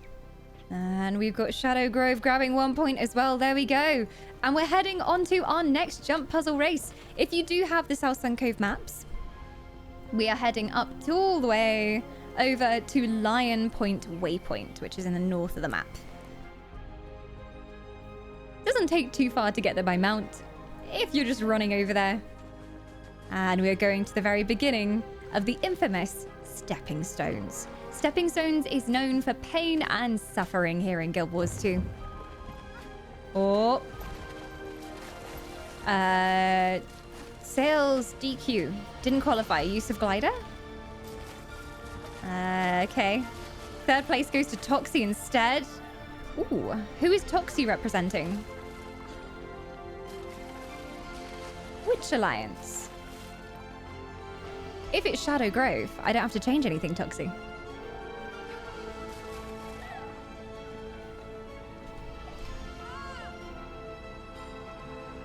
Couple of people just doing stepping stones and trying to get over it at the moment. Just normal people on the server who are going to be like, who are all these plebs turning up? What are they all doing here? Like 20 people here. What? Ethereal Bloom. All right, I shall amend those scores then. A point going to Ethereal Bloom instead. There we are. And let's see where the mods want to gather us for this one. Technically, you jump up here and this is the start of the race, so it'll be somewhere down here. This one is really difficult because you have to time the geysers. The geysers shoot up, they spit stones into the air, and you have to jump on the stones. If you're not jumping on the stones, you won't be high enough to get onto the next part. So as soon as the stepping stones activate, you need to jump across. It's kind of a timed jumping puzzle. And if you fall down, you fall all the way down. That includes the second part of the jumping puzzle up on the cliff. If you fall down there, it's right back to the beginning with you. So this one is one that's going to take a bit longer to complete. I wonder if anyone's been practicing. You can show us how it's done. We did have a skirmish night for stepping stones, where everybody could come along and practice. I made it to the end on skirmish night. I've done it quite a few times. My general measure for the jumping puzzle contest is if I can make it to the end and I can get there, then anyone can. It might be difficult, but you can do it. Oh. We'll finish on Waden's Revenge, I think. Which some of you find easier, some of you find more difficult. Personally, I find Waden's Revenge more difficult. Because you can't tell where you're going, it's dark in that one. Getting over it, it literally is the Guild Wars version of getting over it. I have never played that game. Neither do I feel an overwhelming urge to, I've got to say.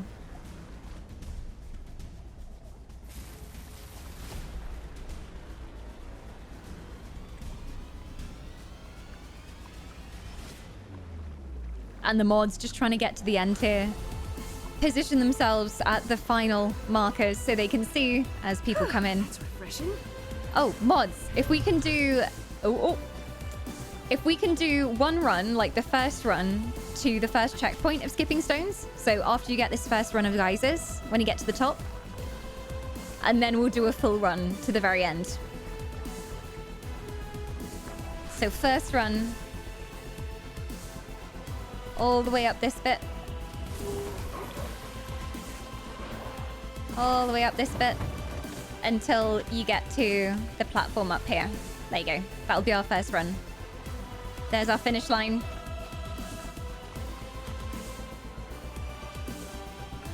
Can't mount here. I gotta go slow. Okay.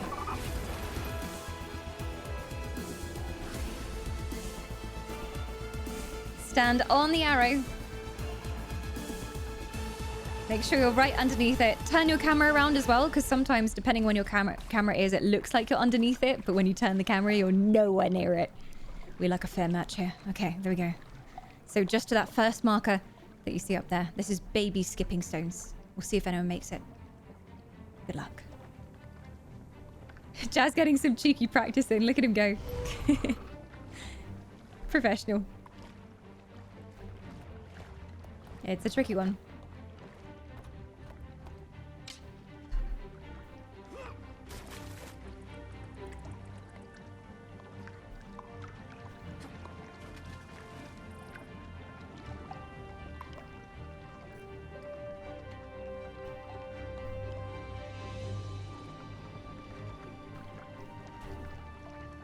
Making sure I got our score sheets ready.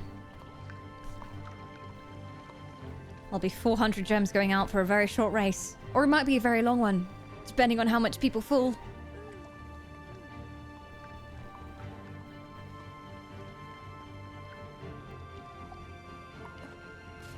Bouncing bloomers. There are quite a few bouncing bloomers in this match. You can't do it without the floating slabs. Nope. That's refreshing. So you have to wait. Here we go. Perfect example. It's going right now. You have to wait until the geysers go up. Stand on this one until the geysers go. And then jump across all of these clouds that almost look like, yeah, little floating clouds of rocks.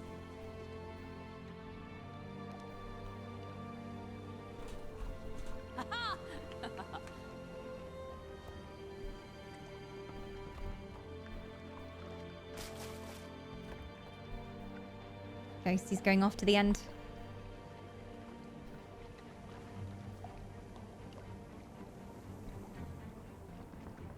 I will also be awarding some points to our moderators who are helping out during these games. We do have 2 Shadow Grove moderators helping and an Eternal Flame moderator who would have otherwise participated, but they're busy keeping an eye on all of you and guarding the checkpoints, so I'll be giving them some points as well. And technically, they completed the jump puzzles faster than anyone else because they need to get to the end. So keep an eye on who finishes. Big cow lad. He's a big lad, isn't he? Is he the only Char in this group? You've been outnumbered, mate. Char are notoriously more difficult to do jumping puzzles with, so a disadvantage there, disadvantage. Soon isn't necessarily faster. The speed of light. That's them. The moderators. Are they up there? Oh, I think someone just fell down. You can do it, I believe.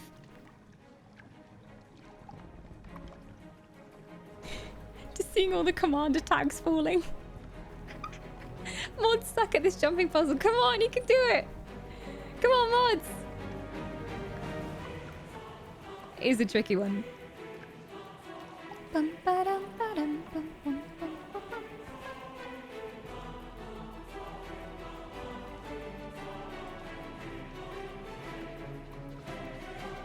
It's your main and your first Char in Guild Wars 2.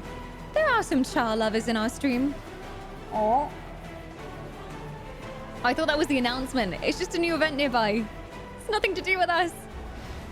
I've never had a Char character. I have a Norn, I have a Lettuce, I have a Human, but not a Char. Poor Chars. They don't get any love from me just yet.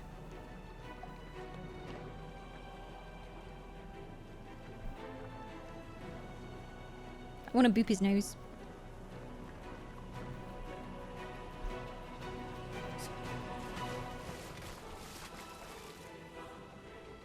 Seeing Nematoa back at the start here. I think some of the mods are trying to get onwards to the very end so that when we do the final race, they'll already be at the end because it takes a while to get there.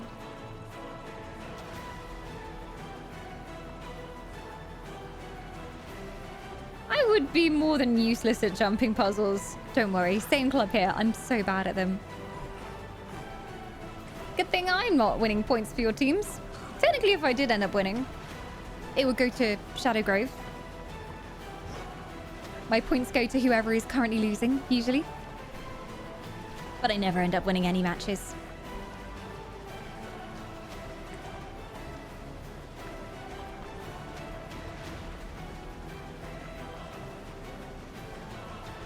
Charles doing a little boogie for us.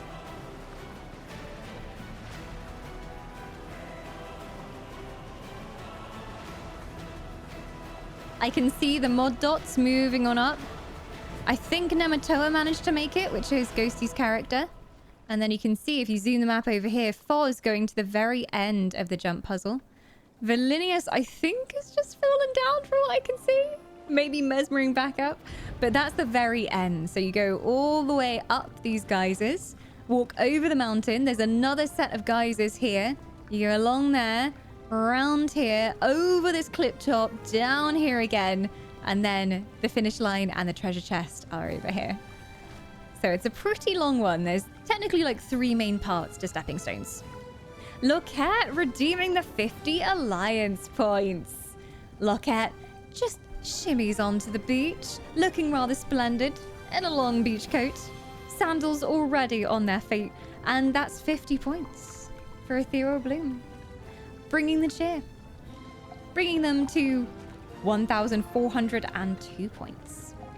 A good use of 50,000 channel points.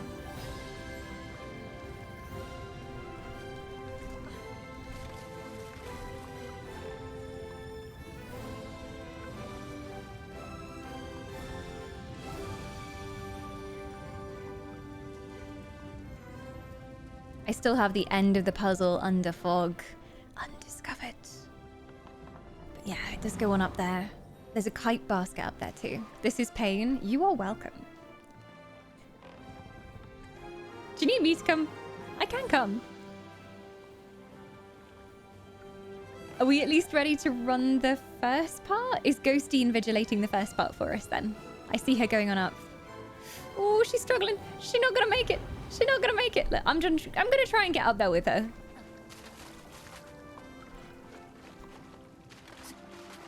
So wait for the geyser to spawn.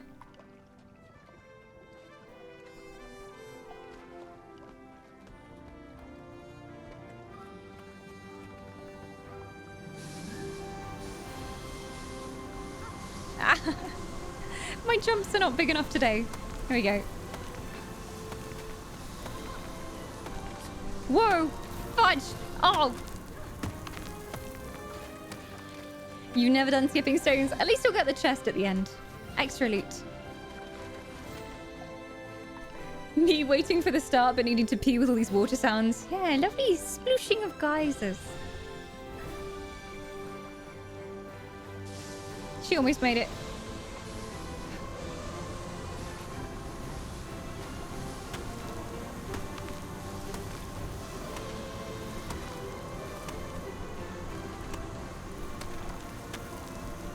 Here we go.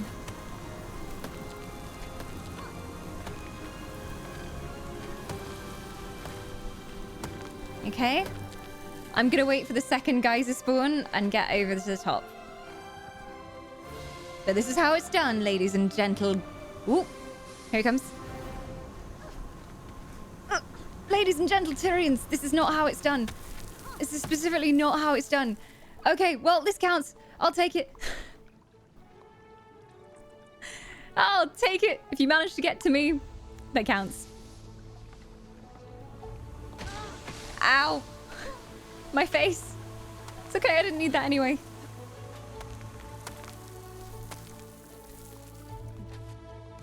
This one is brutal though, because if you fall down, it's all over. We go into the purple marker just before here.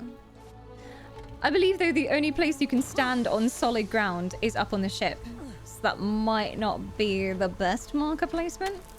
Because you get to the ship just beyond and that's solid ground and you can stand there. We'll probably be going back to the beginning anyway. But yeah, there's 2 markers there. To the ship? Yeah, just to the ship. And then everyone can stand there and not get knocked off.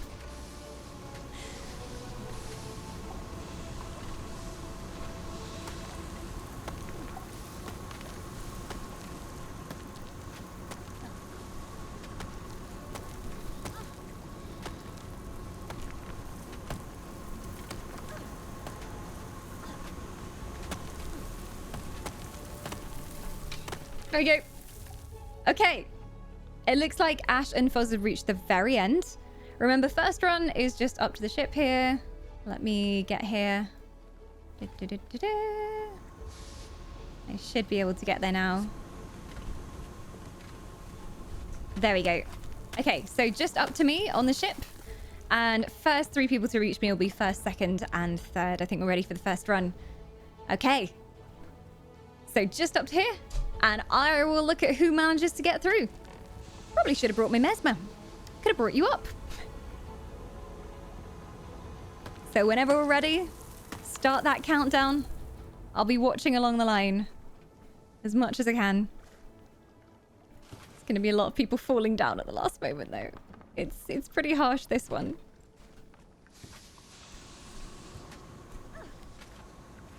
See if I can get a better view up here. There we go.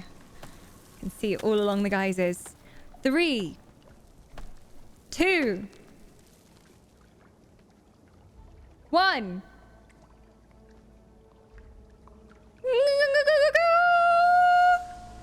You should still have the banner buffer played. It doesn't run off. Mine's still on. All right. Off they go. Char's already fallen down with his big old clumsy kitten feet. Oh, what a way to go.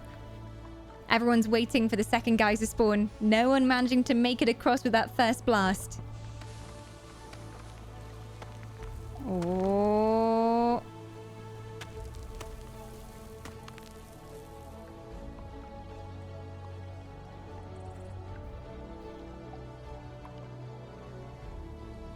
And here they come. Some good stepping. Have they got the speed, though, to make it across in this blast?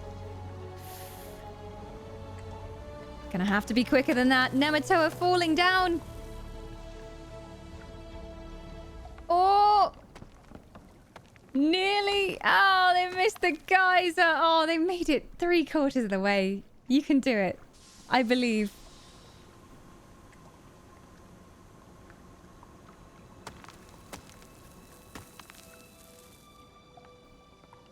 Second run, here they go. Come on.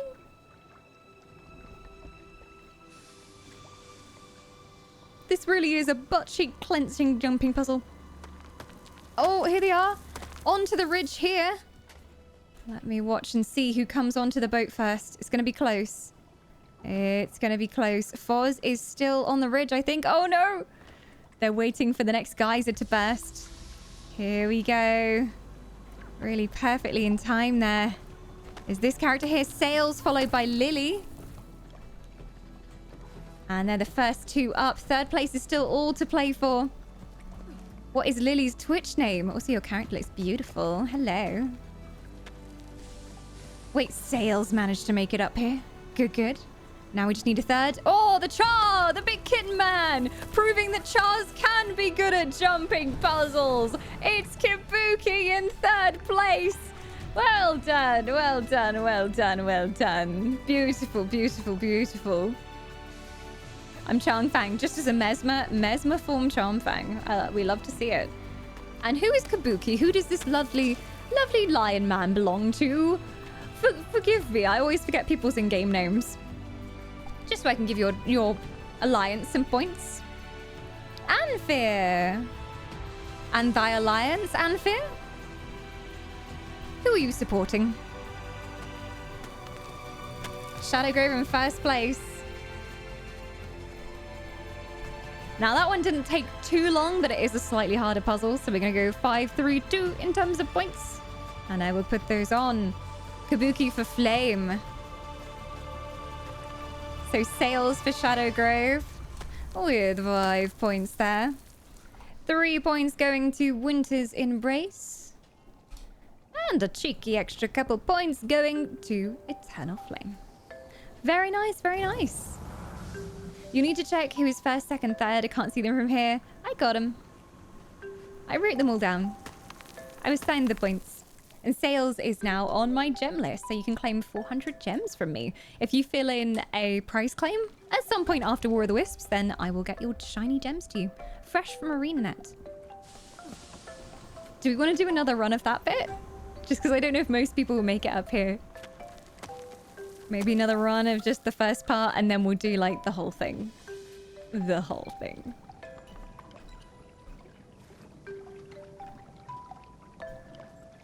Back to the start. Go on. Go on, you louts. Get back to the starting line. No messing around here. Off you go, off you go, off you go. Good luck. Second run incoming. So in first we had Sails, second was Charm, and third was Angfir. Afnia? Afnia? I can't do words today.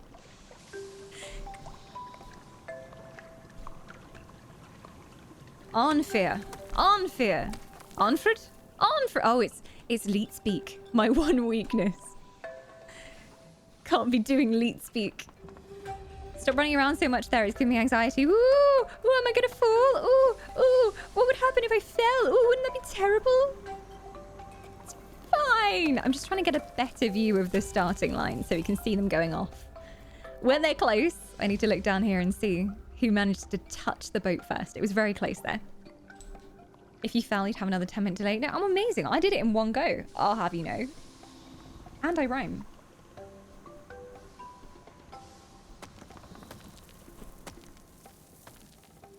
There is a second stage where if you fall, you go back to the very first stage as well. It's horrible. It's absolutely horrible. Okay, prepare to race. We have our second one starting in just a moment. 3, 2, 1. Get jumping, you little gilbles, 2 jelly beans. Off they go.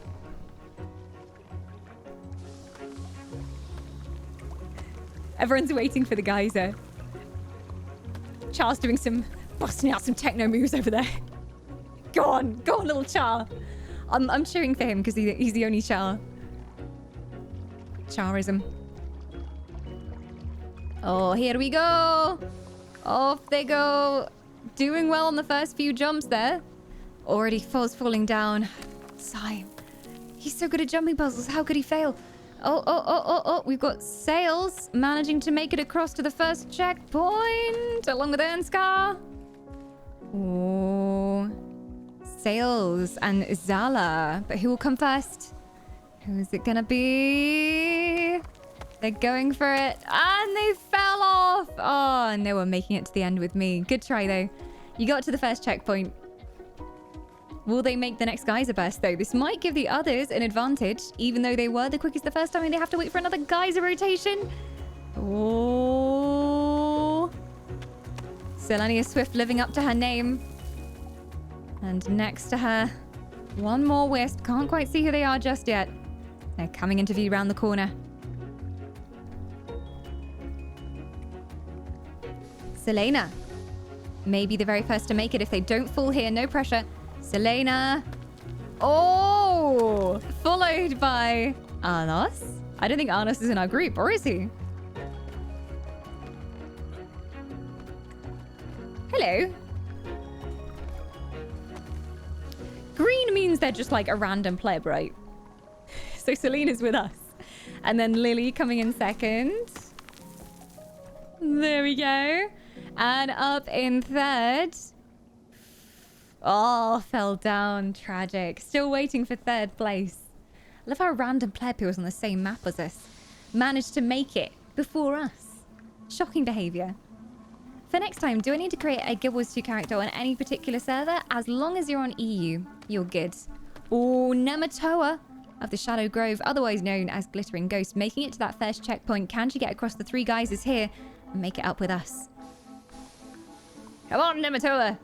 Come on. No! Fell at the final hurdle. That was looking good for Shadow Grove there. Sad times. Sad times. This might turn into a 10-minute match. In which case, more points are going out for our winners. Oh. They're at the checkpoint. Sails jumping across. I think it's going to be a third place for Sails. Third place for Sails of Shadow Grove. And there we go. So who owns Selena? Who owns the lovely Selena?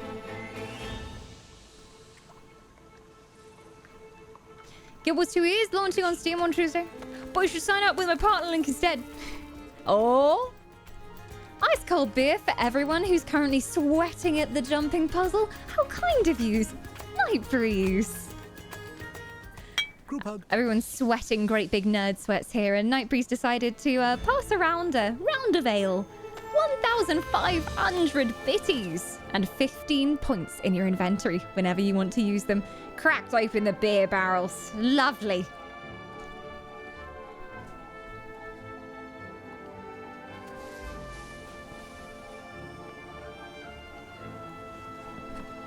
Hashtag Shadow Grove. Shadow Grove doing well here. Gerard's own Selena. For Eternal Flame. Okay, I'm gonna do 10-5-2 for that one, I think. 10-5-3. Just took a little bit longer. So Eternal Flame in first place.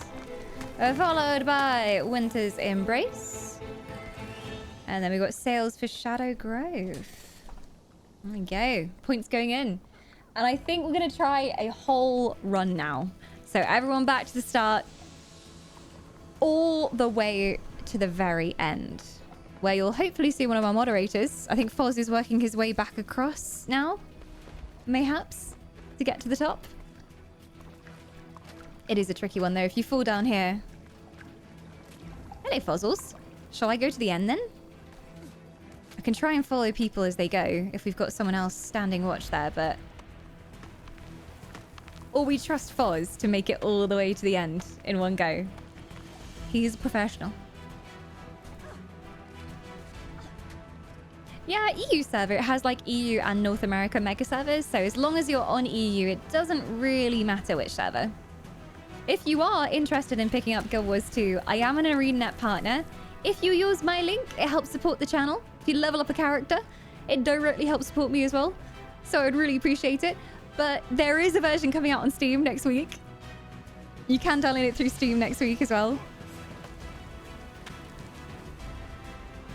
All right, we're going. A whole run is happening right now. 3, 2, 1. See who makes it here first, and then I'll try and follow them.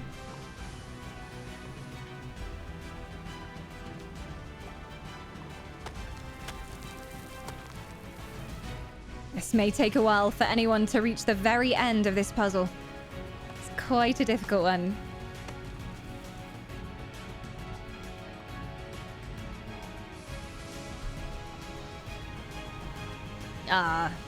Falling at the very last second there. Tragic. I thought you were going to make it. I really did. Ashes at the end? I didn't see his mark. Oh. He's the commander mark. I was looking for blue and he's green. Wisp colorblind strikes again. And here they come into the first stretch. Gonna catch up with them on this hill here. If anybody makes it up. Ooh, they're on the safe point just before the ship. Sneaky, sneaky.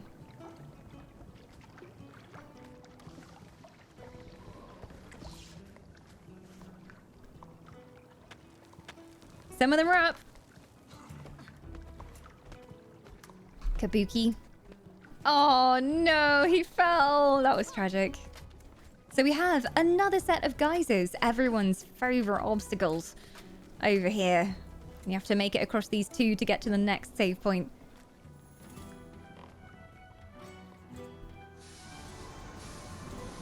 Here we go. No! Oh, I should not have survived that. But here we go.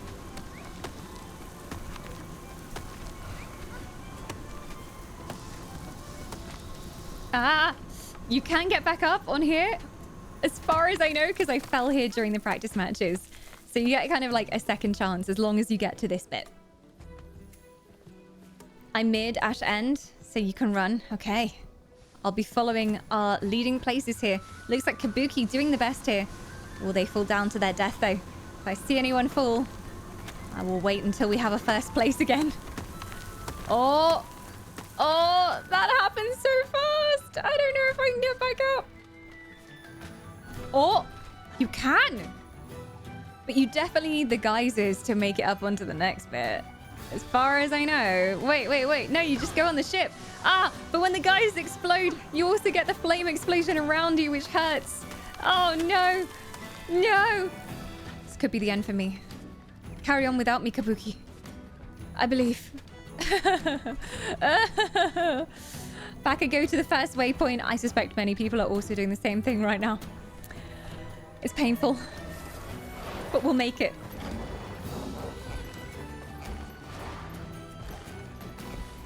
And back to the first checkpoint for me. A few people still here at the first checkpoint. Don't give up hope. They might fall off, and then you'll have the advantage. That's refreshing. Refreshing. Steaming geysers. Oh, fudge. Oh, no. Could you not? Could you kindly just not? Thank you very much. They're going to make it to the end, though. I believe.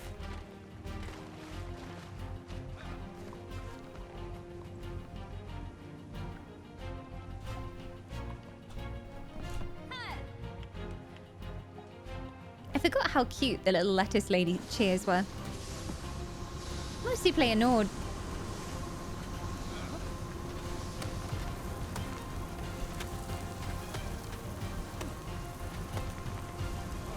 Okay. Here you go.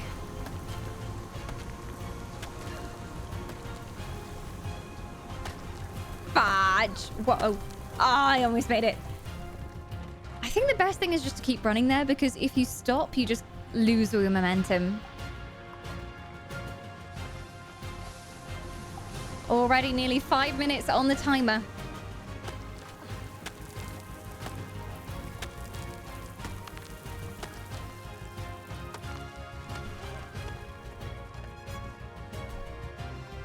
The really bad thing is if you fall off midway, and then you have to wait for the guys to respawn.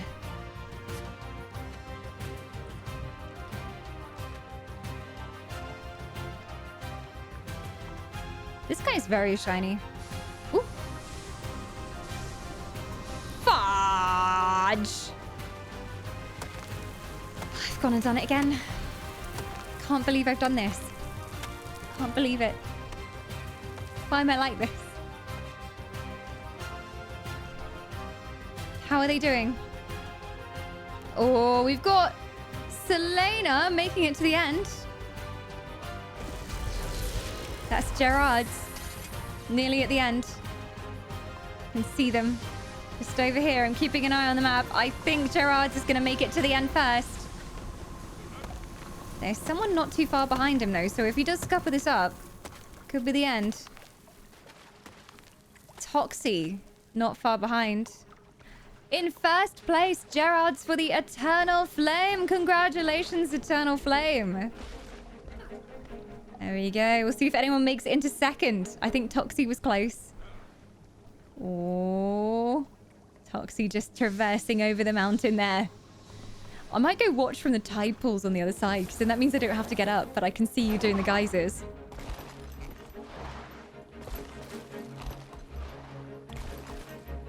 Those flamers firing fast, I tell you. So I can go over here and I can see anyone falling down. Hello. Welcome to the Losers Pit. Nice to meet you. Welcome, welcome. We've got a few contenders making their way up here. I'm gonna swim through. Ah, falling down again, Charm. It's a tricky one. On the map, it looks like Toxie might make it second. In second place, Toxie. There we go. And who is our third gonna be, I wonder?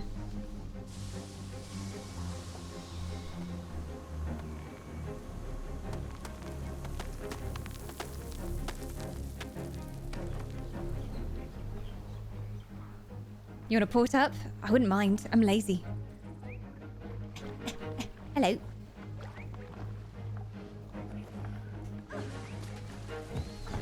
God bless Mesmers, am I right? There we go. Always have a Mesmer friend when you're doing jump puzzles. Obviously, Mesmer porting not allowed during War of the Wisps, but great to have friends, you know?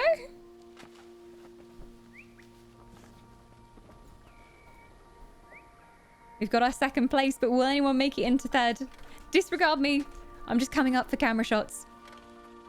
So when you get past all those nasty geysers, to be honest, this is the easy bit. You just have to find the right ledges and then jump across an entire mountain. No biggie.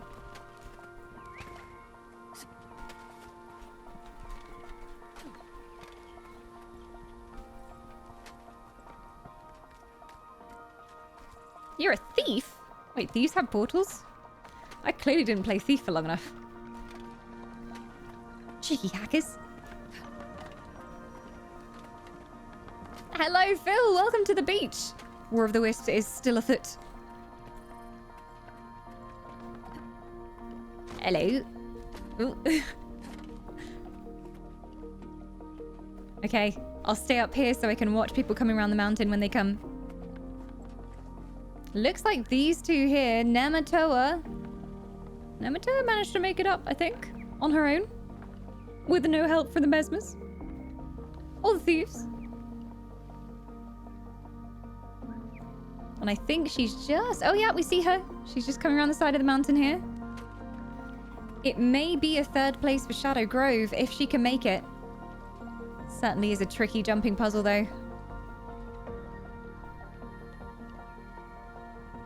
Surely mounts aren't allowed to get back to the start. I think everyone has to wait for the geysers anyway. Like, you can use the waypoint to get back. You can just click it when you fall down, so I think we'll allow mounts. Oh! Nematoa! Wait, did she just fall? She didn't just fall, did she? Oh no, she's okay. She just fell down one level. Also, don't look at me. I'm showing you the wrong way up. You can't get up this way. Don't come this way. It's a lie.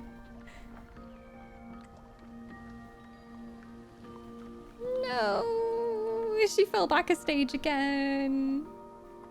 Oh, but there's someone else approaching. Lily, otherwise known as Charm, coming in hot behind Shadow Grove. It's going to be neck and neck for these two for third place. Oh. And we've got Lily overtaking. Making it up the mountainside. Nematoa is still struggling here. Lily could still fall, technically. I'm going to move on to the next stage of the race to track them. Coming over the mountain.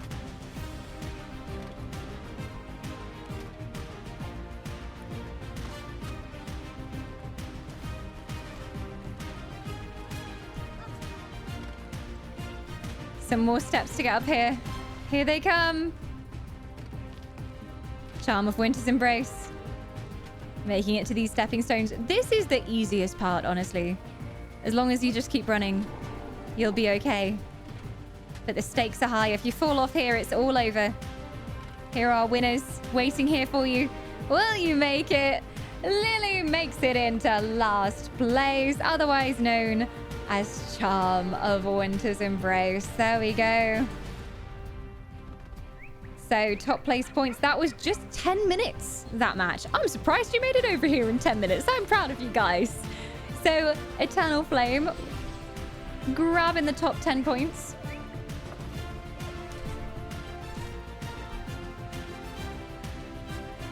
There you go. And we've got 5 points for the Bloom as well. Is that the Bloom? Yes, Toxie in second place. Well done. Gerards, you've won yourself some gems, so do make sure to fill in a prize claim, let me know, and those will be sent over to you. And we've got a couple of points going on to Winter's Embrace there as well. Well done, well done, well done. Have we got time for one more run of that one? We did have Waden's Revenge on the schedule as well, which is another fairly long one. And we're heading into Chocobo Racing in not too long, so we might have to skip over to Waden's Revenge. We did do 3 runs on Stepping Stones. I feel like that's fairly good going. Waden's Revenge is just outside of Lion's Arch. We'll get everybody gathered there as well in a second. I believe it's the farm waypoint. Farshore waypoint, I think. Some good racing. Well done. Just making it near the end of Skipping Stones is a great achievement, in my opinion. And once again, the waypoint you want to go to is Farshore Waypoint, just next to Lion's Arch here. And we're going for our next jumping puzzle, a piratey themed, sort of, I guess, dangerous endeavor. There are ways you can die in this one, so watch out. Once again, if you fall down and you're unable to get up at all, you are allowed to go back to the teleporting start point. And we've got our mods just working their way through Waden's Revenge right now, getting to the end to judge the winners. This one is the one I find the hardest. Like, I'm fine with skipping stones. I could do skipping stones all day long. But this one, you have to navigate through the dark. There's a lot of bullshitty things going on with traps in this one as well. So we'll see who manages to make it to the end. We are also on Twitch front page in about 20 minutes time. So you might see some new faces coming on in here.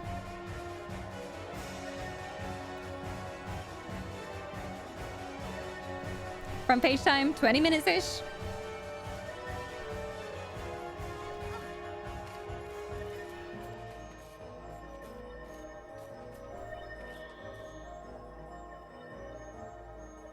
Where's the starting line? Starting line will probably how we run it before if we've done it up on this rampart up here. Like this.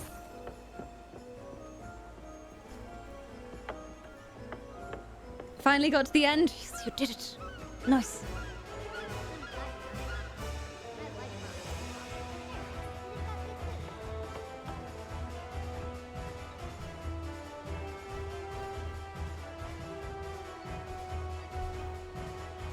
This one, I didn't make it to the end of the skirmish. I was done.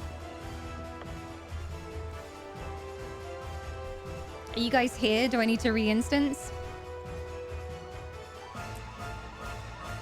Ba-ba-ba-ba. Not sure how I re-instance anymore. I don't know how you do it these days.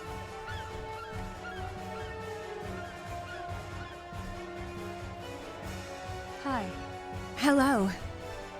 Plant woman. Looks like everyone's here. There's a couple. Right click, join in map. Oh, okay. Join in Lion's Arch. There you go. So find Ashen's name. Right click, join in Lion's Arch. There you go. I completely forgot how to do that. I haven't had to do it since I did the big world events. Hello, friends. I'm glad we got it off. They're nice, and they've got this. Hello.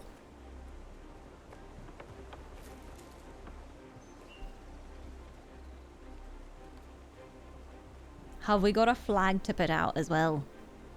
That's the real question. What mark is the starting line? I don't know why we've got two. I think this one.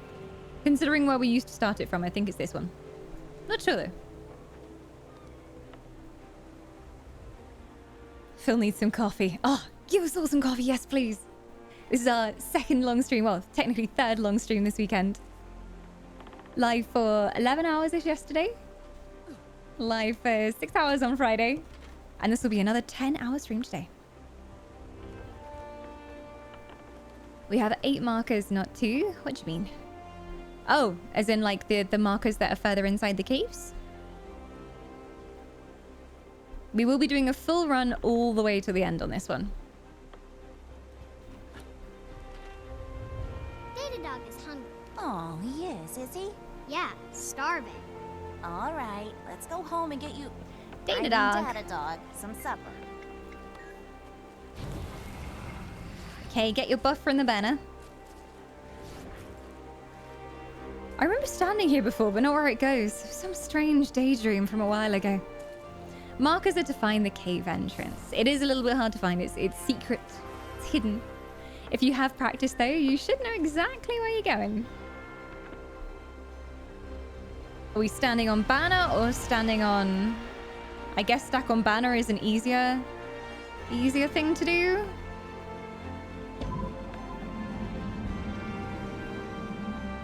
Okay, stack on banner. Mods have confirmed. Stack on banner. Follow the markers to the mouth of the cave if you aren't sure where to go. Stack and bannerin'. And get ready for a race.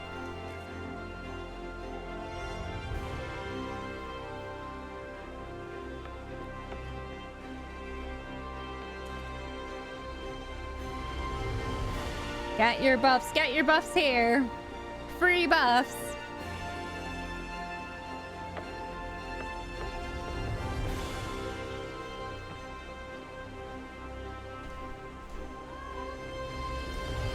I'm so small compared to this Char. So tiny.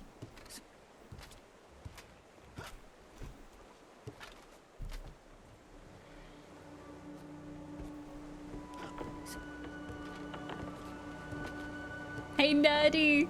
I'm good. Last day of War of the Wisps, so we're battling on. The tiredness is setting in, but it's so worth it to see the warfare here. But yeah, last day of War of the Wisps. It's okay, we've got good beverages. We're alive. Somewhat. Okay. I think the mods are making their way through the mountain from what I can see. Nematoa and Vilinius deep within Sharkmoor Caverns. It's a long one, this one.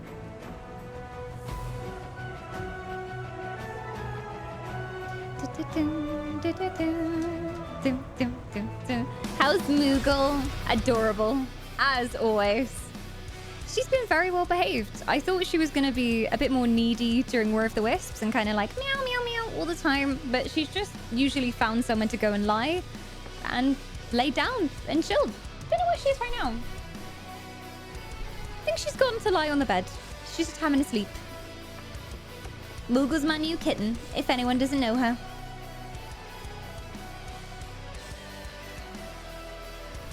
Filling in my scoreboard here. Making sure we're ready. I see Foz over here. He's watching us from the waterfall. Creepy. Did you remember my treat? We did treats to the end of stream. She had like one before she went to bed. Probably a questionable idea, but she still slept. She still slept very soundly.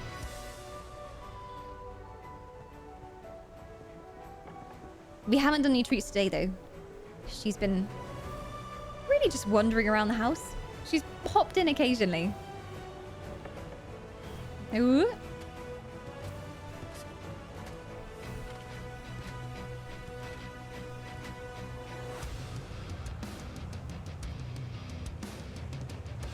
The mods are falling and dying. I think they've nearly made it to the end. Looking at the map, they're close. I believe, mods. I believe. You can do it.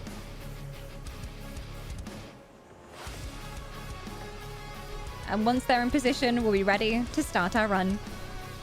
I think we're going to go onto front page playing Guild Wars 2, so there we go.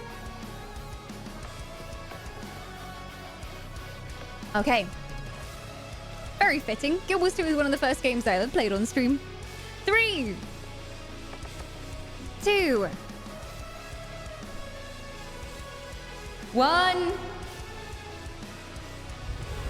Go! Salty! Distraction tactics, I tell you, distraction tactics. This was a planned ruse to distract me from the jumping puzzle. Oh my god. Scales, thank you so much for gifting 10 souls. And aboard Salty's salty ship. They ride with you. Not 1, not 2, but 10 warriors ready to take on the Kraken and fight at your side. Well, potentially. We'll see if they want to join you. Or they want to turn against you, Salty, and use those points somewhere else.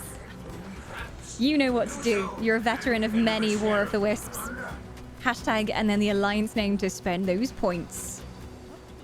And those of you who've just been gifted a sub, oh yeah, then die. You just die. Don't do what I did. Don't do what I did. I'm just showing you all not to do that.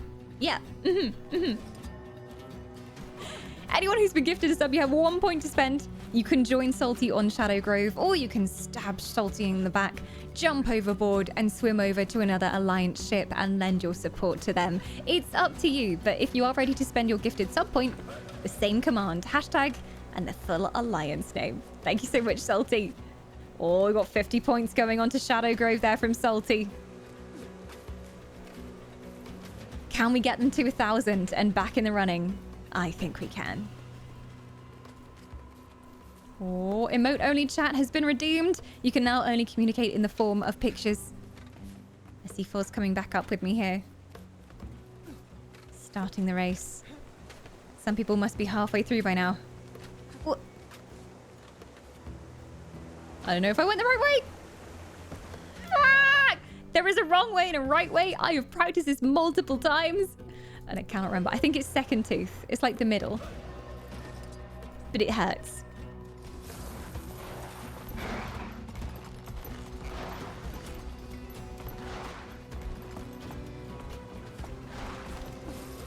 It hurts so much. It's okay, I didn't need a spine anyway. So it's not useful for anything. I will get to the end. Oh, if you are a follower, you can use our follower emotes as well. We have the Wisps for each team as follower emotes. Hello, Fuzzles. Did Fuzzles fall as well? Pause for doing an exercise health jumping puzzle whilst also cycling. Let's go. I can pretend I'm actually running in real life.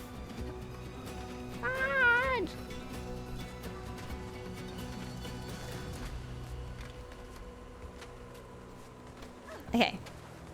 It was this one, right? Like standing on the second tooth? Surely. I think this is the way. Surely, surely, surely, surely, surely. Yes! Okay. Whew, that was close. Okay. Can see Valinius, one of our mods, standing watch over here. This is the tricky part, in my opinion, because you go in the dark and there are torches, but it's pitch black and you have to find secret walls. The ghost pirate is basically trolling you the entire way through. Oh. I can just about see Jazz in here as well. Following Foz into the darkness, the only light is the glimmer of the torches.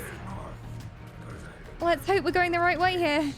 We already have our first, second, and third. In first place for Winter's Embrace, we have Charm. In second place, we have Sails. But third place is still all to play for. We'll see if anyone can make it through. I don't know if I can. It's so dark in here. Are you laughing? Are you laughing? Nobody's laughing, Pirate Man. We're all screaming. This bloody jump puzzle, I tell you. I tell you. I can't tell where I'm going. Have I just gone back on myself? I'm lost in the dark. Third, Kabuki. So Kabuki was... Who was Kabuki? Kabuki is... I had this written down somewhere. Angfear. Anfear. Whose name I can definitely say. Definitely. And there we go. So that puzzle didn't actually take us too long. That was a good 10 minutes puzzle. So, gonna put those points in. We've got Winter's Embrace in first place. Followed by Shadow Growth. And last, but not least, we've got Anne for the Flame. Some good points there. And Charm snagging even more gems. You can go back to the waypoint and just quickly get yourself back to the start for a second run. And we'll see how people do this time. I'll try and keep up with you this time. It's hard. I'm just going to copy all of you when it comes to the jump puzzles. Too tricky, I tell you.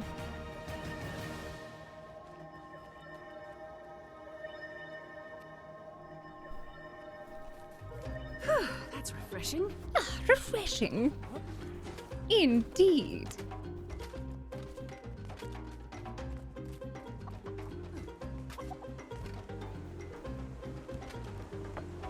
All right, stack on that banner. I'm trying to tame the elven hair. Look at this. Look at this. This is the effects of cosplay. Don't do cosplay, kids. Don't do cosplay. This is what happens. I actually, the first time I cosplayed Kara, who's my D&D character, I was so determined that my wig had to be perfect that I put like 3-4 wig caps on. My hair was completely flattened down. It looked amazing. But after 5 hours of D&D, I took the wig off and a tiny bit of my hair at the front came off. So this is cosplay injury. The rest of my hair is like thigh length now, apart from that one tiny bit of hair. So I'm constantly battling with it, like, stay away from my face. Get away, damn you. Okay, stack on that banner. Make sure you got your buff as well if you haven't already. I'm being hydrated. Cheers. And go! Dude, coming back for 7 months of immortality and aboard the great ship HMS Arson, no doubt. A strong flame warrior. There's a crack in a boot. Hopefully we can do some damage with the Eternal Flame Clackens. Oof. Get on deck. Start loading those cannonballs, dude. You have 5 points to spend wherever you choose. And I know it's going to be Eternal Flame. All right. Okay, I'm going to watch you guys. What's the best way? In here? Do I trust you? Is this good? Okay. No, you guys lied! Lies! Okay. Oh, I made it. Can I resurrect you guys? Look, I'm gonna help. Oh! Whoa, whoa, whoa, whoa, whoa, whoa, whoa, whoa, whoa, whoa, whoa! Wispy!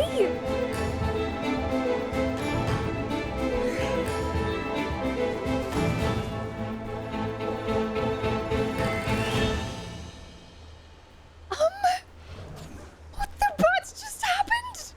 Wispy with the 200 golden coin, summoning not just one dragon, but 2 dragons flying above over the deck of Perwin's Gress, the beautiful ethereal bloom ship. And the dragon comes down. Everyone's screaming at first because they think it's a kraken tentacle, but don't worry, it's just a couple of friendly dragons summoned forth. And I believe ethereal bloom, that means you have 3 dragons now on deck, helping you fend away those tentacles from the kraken. Holy butts, can we get some love up in chat for Wispy for that incredibly kind dropping of golds? How am I supposed to concentrate with this kindness going on? Thank you so much. I really appreciate it. Thank you for supporting the channel and always supporting War of the Wisps as well. It means the world to me. I hope you enjoy your dragons. I don't know if you have any names for them yet. They're 2 pink dragons. We had a purple one summoned earlier. But these 2 seem a little bit smaller. Pink dragons with swirling patterns on their coats. Spitting out pink flame balls as they fly.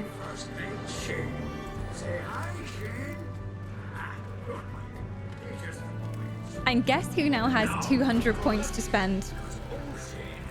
Like they even needed it at this point. Ethereal Bloom.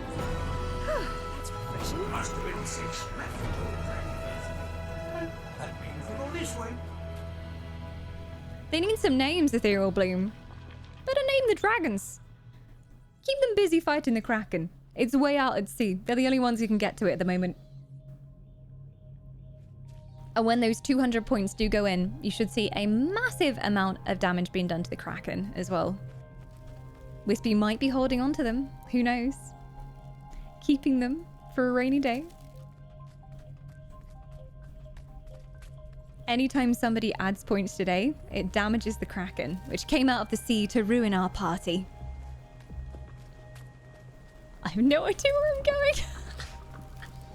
Oh, wait, did I just get through? No. There is a right way to go through. I managed to do it during every skirmish, and now I'm just desperately confused. Oh. Might not be wrong. Do we have our winners? First charm, second sales. Was that last match that I'm reading, or is this the current match? Or do we just have the same winners again?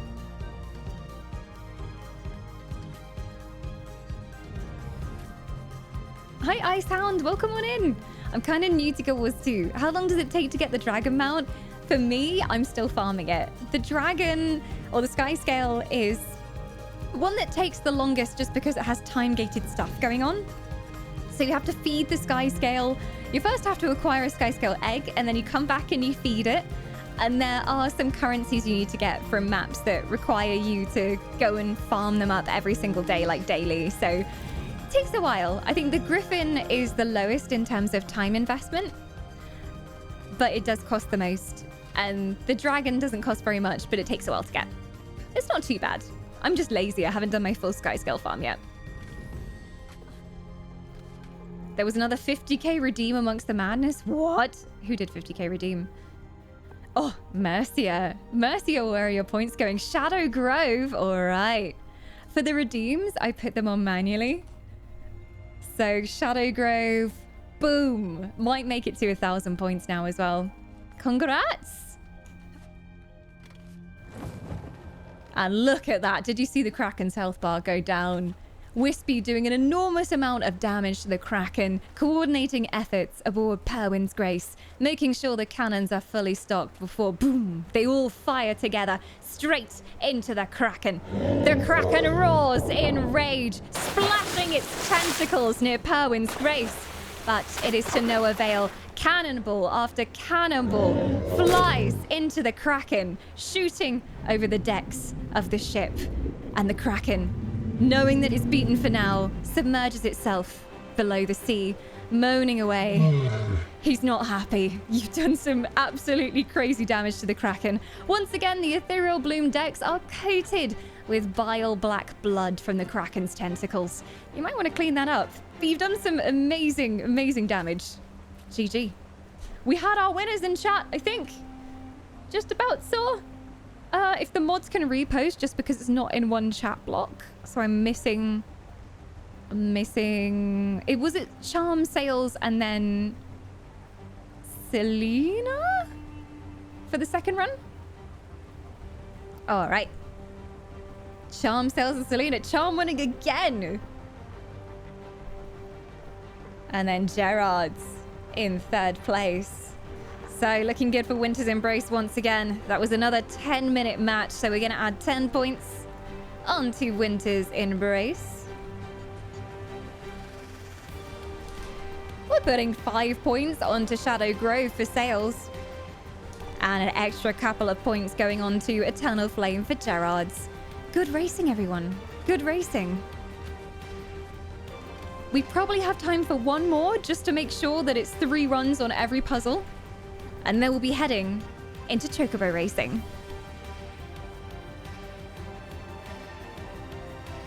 Also, hello front page! If we have any newcomers coming on in, welcome to War of the Wisps. This is our seasonal channel event.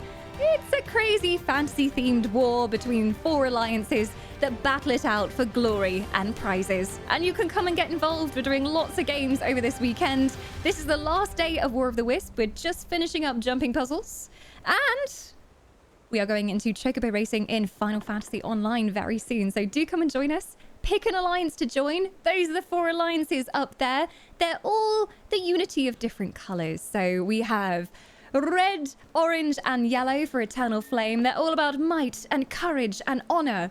We have green and black for Shadow Grove. Very much druids of the forest, keen on nature, but also chaos. Belthraxis, Lord of Chaos and the Void, is also in Shadow Grove. So if you like a bit of chaos, if you're a bit of an edgelord, Shadow Grove might be the best place. Or if you appreciate nature and plants and beautiful natural things, Shadow Grove is for you. Winter's Embrace is the unison of white and blue. I'm forgetting colors. We've been live for so long this weekend. I'm just like, what are colors anymore? But white and blue are Winter's Embrace. They pride themselves on being tactical, clever, and also quite peaceful. The elemental of peace is also on Winter's Embrace. Ethereal Bloom are all about creativity, but also a dash of madness. They are pink and purple banded together. They all have elementals, which are like their team mascots, sort of their gods that oversee their teams. And they can come and help them in their times of need. We had our first summoning today as well in chat. If you want to read a bit more about the alliances and their themes to help you decide which one to join, go and have a look at the info doc over on Gilded as well. Lots of stuff on there. So War of the Wisps is probably best described as D&D joint with a house tournament, joint with a game tournament. And I've sort of been your DM all weekend. Anytime something happens in chat, we work it into the story. And it's a summer-themed event this time. We do them every season. I'm dying in game again. We do them every season, but this is the Summer Splash event. This is the beach episode of War of the Wisps. Normally, it's very serious fantasy, like high fantasy themed event, but we're being a bit silly. Being a bit silly this summer, and everyone's at the beach enjoying a good time. Well, they were until the Kraken showed up. We do have the Kraken. Anytime you enter points for your alliance, you will do some damage to the Kraken as well. Fire a few cannons at him. He showed up on the beach to ruin our beach party. But at the moment, we're currently doing our Guild Wars 2 jump puzzle races. I'm so bad at jumping puzzles, so I can never get to the end. But the community are battling it out to reach the end of this jumping puzzle. We've got some mods positioned to keep an eagle eye on who comes through as first, second, and third first. There are gems up for grabs sponsored by ArenaNet, if you do manage to make it into first place. But welcome to the beach, everyone. Hello, new front page people. It's good to have you. You are welcome here. If you're new to the channel, yes, I am an elf. Yes, these are my real ears. Elves exist. Happy to inform you, we've been around for a very long time. Most humans don't believe us, though. Oh. Unfortunately, Super, this is our very last race of the day. We've been playing Guild Wars for a couple of hours, and we're switching tournaments soon. But we did a couple of them. We did Under New Management in South Sun Cove, and did a few races of that. And then we did Skipping Stones, which is notoriously difficult. It's so hard. And this is our last jumping puzzle race we're running, but you're very welcome to come along another time. We run them every single War of the Wisps, so there will be jumping puzzles in Autumn War of the Wisps when we do it. And Guild Wars 2 is a game that we often play with the community, so come join Gilded, tag yourself as a team. Heavy is like this? I thought it was the only one. Are you sure you're not half elven, Darren? It happens. Sometimes in human bloodlines, a very long time back, there was an elven dalliance. You might find out there's some elven blood in your family if you have long ears. That's why some humans have magic and some don't. Very diluted magical elven blood. Welcome on in. But we love all things fantasy here on the channel. I play lots of RPGs normally. And MMOs. I play all the MMOs. I play too many MMOs. Is there such thing as too many MMOs though? Probably not. We play Guild Wars 2. Final Fantasy and ESO are our main games that we play at the moment as well. I'm quite new to Final Fantasy, but loving it so far. This story is so good. And ESO I've played for like 5-6 years now. And I love it very much. Oh, we have our first place. Me like showing the best of graphics here on front page. Look at this, these amazing Guild Wars 2 graphics. Look. This is the jumping puzzle where there is the spirit of a pirate haunting the caverns. And he tricks you in various ways. He's got some treasure at the end of the cave, but you have to prove you're worthy first. And this is so difficult because you essentially have to make it in the dark through a series of invisible walls. And I can never do it. I've run this puzzle so much. But there you go. We've got Charm in first place, grabbing some gems, followed by Sails. This way, follow Foz. I cannot even see him anymore. And in third, we've got Kabuki, also known as Zanthea. I'm going to keep pronouncing your name wrong. It's my only talent. But there we go.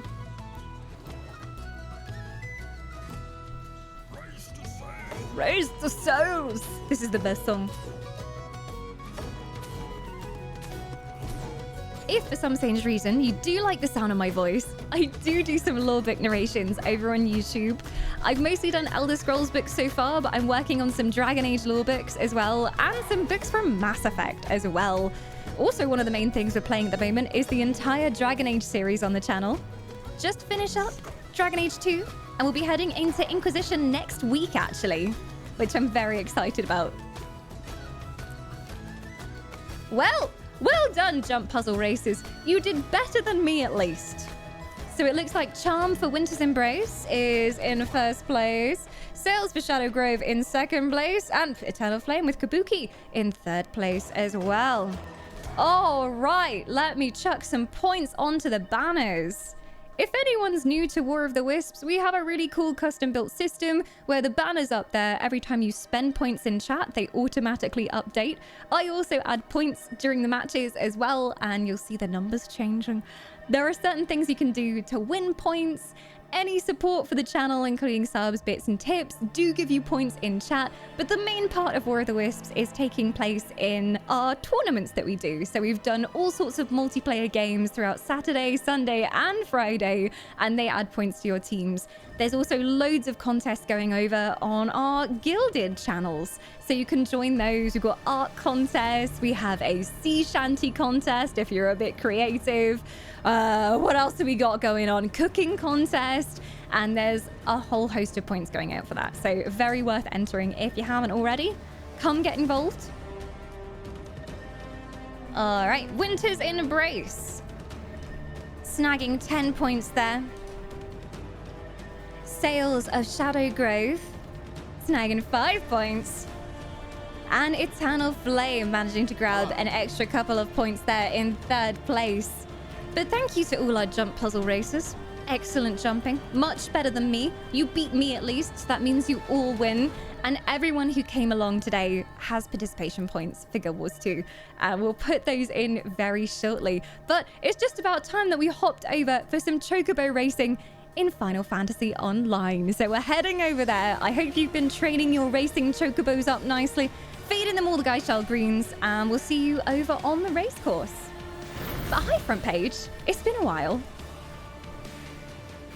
Anyone new here, as long as you like D&D themed fantasy madness, you'll be right at home on this channel and in War of the Wisps.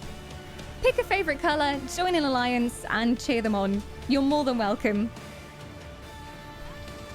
And I'm hopping into game in Final Fantasy. The Gold Saucer, I could stay there forever. I never leave.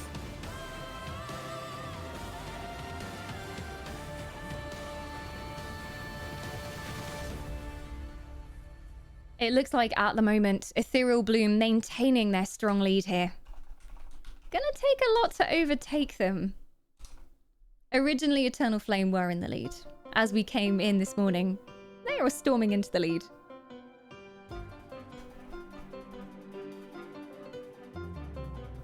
We did do our Final Fantasy fashion show yesterday as well. We were on the beach in Costa del Sol, judging everyone's fashion looks. It was so hard to decide who was best. Final Fantasy players are just too good at fashion. They need to stop. How am I supposed to compete with this? I only just discovered glamours. I'm a sprout. I'm fairly new to the Final Fantasy world. If anyone's brand new, I did just start Heavensward. Whoa!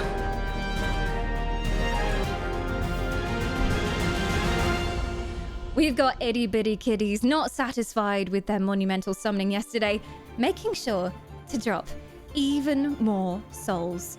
And up to the Ethereal Bloom boat rows a small rowboat. There's 5 people on board, and Itty Bitty drops down the ladder on the ship and tries to encourage them aboard, telling them about the Bloom. Bloom are the best. Look at our ship. Isn't it the prettiest? And we'll see if they want to join. We have 5 people being gifted: Nelp, Durea, Anatomy, Starbucks, and Otarig. You have 1 point to spend on a team of your choice. You can support Kitty in Ethereal Blue. Too many 10-hour streams. Ethereal Bloom. If you want to support them on Ethereal Bloom, it's hashtag Ethereal Bloom in chat. And then the points will go on the flag. You will have 1 to spend. Itty Bitty can spend 5 for each person they just gifted. And we'll see if they stay in the lead much longer. Final Fantasy is usually Eternal Flame's realm, so they might win some good points here in the Chocobo races. Your name is Pinkbeer in Winter's Embrace. What? You are tricking You're a double agent, Bitty. You're a double agent. I see how it is. Well, well, well. Winter's Embrace ship the iceberg. They go towards the Ethereal Bloom ship to start with, and they see you gesturing wildly from the deck of the iceberg, and they're like, oh, we thought we were supposed to join the Bloom ship to help you. Sorry. And they start paddling back really slowly. Clearly a double agent. Clearly. Can't trust anyone these days. We do also have some amazing prizes on offer for War of the Wisps. As long as you are tagged as part of the winning alliance by the end of the war in our Gilded server, you could be up for winning some of these glorious shinies. Our prize sponsors include Overclockers UK, Ducky Keyboards, Endgame Gear, Noble Shares, Insert Coin, and Chulo Drinks, as well as Elder Scrolls Online and Guild Wars 2. We're also giving away some Mog Station prizes, free mounts and pets, emotes, so well worth checking out the prize list there. Also, last but not least, my own goodies that I send out directly from the Elven Forest. I handwrite some notes on parchment, wax seal them, and send them out with magnets and stickers and a whole bunch of goodies too. Also Steam games. We have Steam games up for grabs this time. Steam games of your choice. We have a community vault with a bunch of games in as well that you can choose from. So it's all to play for this time. This is the most prize sponsors we've ever had, I think. So many agents of chaos, I know, right? I feel like most of the people coming in from front page will be Shadow Grove. They like chaos. They exult in the madness. Points being prizes, it is true. It's all to play for this time. Welcome to Final Fantasy, though. This is my newest character. I'm still dressed in my bikini from our summer fashion contest. This is a Final Fantasy nerd announcement. Wake your way to the gold saucer if you're participating in the Chocobo Racing. As Chocobo Racing contestants, make your way to the Mandeville Gold Saucer. I hope your Chocobos are ready. Hopefully you didn't feed them too many Geishel greens. They can get terrible indigestion if you feed them too many of those. And we're here at the Gold Saucer, which has the best music. It's so silly, but I love it. When I started playing Final Fantasy, I tried to go to sleep at night, and all I would hear would be this, going round and round my head. It never ends. So with Chocobo Racing, the rules are simple. Be the first Chocobo to cross the finishing line. You can use any level Chocobo. You can use any Chocobo abilities.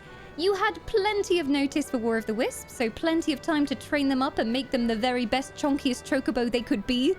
And I look forward to seeing your Chocobos. I will also be awarding additional points for my favorite Chocobo name. I know some of you love to work hard on your Chocobo names, make some very, very complicated puns. I'll be looking out for them, and I'll award some points, depending on how good the name is. If I'm really blown away by it, it could be as much as 50 points. I know. Heavy bias towards punned Chocobo names. I would have trained my Chocobo if I could be bothered. Your poor Chocobo. Your poor Chocobo. Is it just lying in the stable right now? Not being loved. Ugh, shame.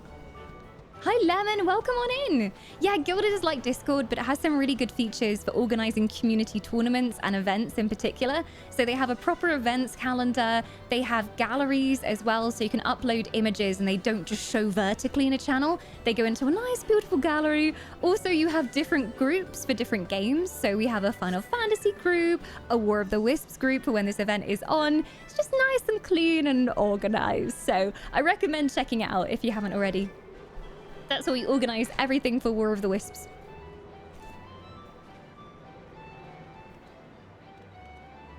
Two days until 6.2. It's coming up fast, I sound. I need to go back and watch some of the Farmyard streams. I missed them. I was too busy with my new kitten. I do have a new kitten. Her name is Moogle. Very appropriately for us playing Final Fantasy right now. But her name is Moogle. She's a rescue kitten. She came home on Monday. I wasn't expecting to get her so soon, but she was just perfect when I met her, so we took her home the very same day. She might appear at some point, actually. If you hear like a meow, that's Moogle. She's a little void cat. She's completely black all over, the darkest of blackest fur. She melds into anything she sits on top of, so she's usually quite hard to see, but she does have these really big yellow eyes, so you'll probably spot her at some point. At some point. She had the best car ride for the best chauffeur. This is true. One of our own moderators, Ghosty, helped us pick her up. And it's looking like we've got very strong ethereal bloom representation, which is Team Pink and Team Purple, coming on in for Chocobo Racing. Couple of Eternal Flamers as well, but the more the merrier. If you do play Final Fantasy and you're on any EU server, thanks to the wonders of data center travel, you can come along.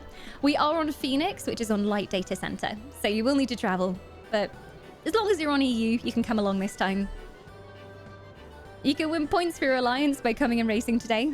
And there are some Final Fantasy goodies from the Mog Station up for grabs as well. Foz wasn't there, obviously. Foz was there for moral support and to stop you if you were driving too fast. This is true.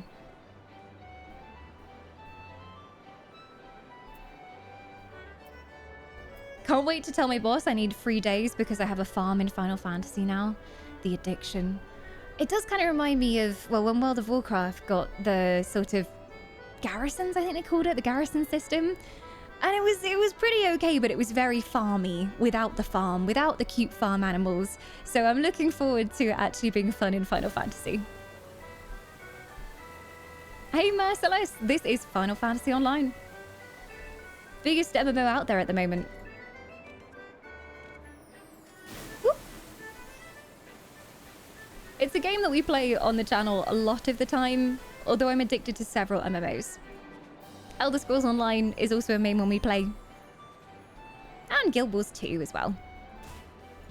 We're in the Gold Saucer. It's madness. If you've never seen the Gold Saucer before, it's absolutely insane. This is the Vegas of Eorzea. So you can come here and do gambling, you can do chocobo racing, you can play on these little slot machines and grab machines they have and win golden saucer points, which you can spend on skins. It's just a really fun place to come whenever you need a break from adventuring. They have timed events that happen every 20 minutes, jumping puzzles, shooting contests. It's just, yeah, it's insane. I could not believe my eyes the first time I came in here. You love ESO! Good! Because we love ESO too. ESO is one of the main games we play here. I'm also a stream team partner, so you'll often see us in Tamriel. Are we ready to go perhaps for a first match? Ready when you are. We're just gathering people up for the chocobo racing. My chocobo is as rubbish and inbred as it's always been. So Final Fantasy has a whole very complicated system for breeding chocobo. If you don't know what a chocobo is, you're about to find out, but they're like rideable bird creatures and they're adorable and they say quay. And you can ride them and then you can also breed them as well. So chocobos have different star ratings. If you breed like a 5-star chocobo with another 5-star chocobo, then you're going to get some really good chocobo offspring, but it's always a chance that you get a good star rating for the chocobo. And here I was breeding my chocobos. The sister of my original chocobo was mating with its brother and I was trying to get like a good chocobo cross combination. I was inbreeding them until I got the colored chocobo I wanted, but then the stats were terrible. So yeah, they have a really cool system for it. I'll be honest, I don't yet understand it. I'm quite new to Final Fantasy, but essentially that's the rough idea of it. You breed chocobos together. They will have a certain percentage chance of being a certain color based on the parents, and also percentage chance of having certain stats. And we could look at my chocobo over here. Ba-ba-da-ba-da. Over in the gold saucer section. Here he is. Well, this is my pleb chocobo. I hate to admit it live on stream, but I sold my first chocobo to Kentucky Fried Chocobo.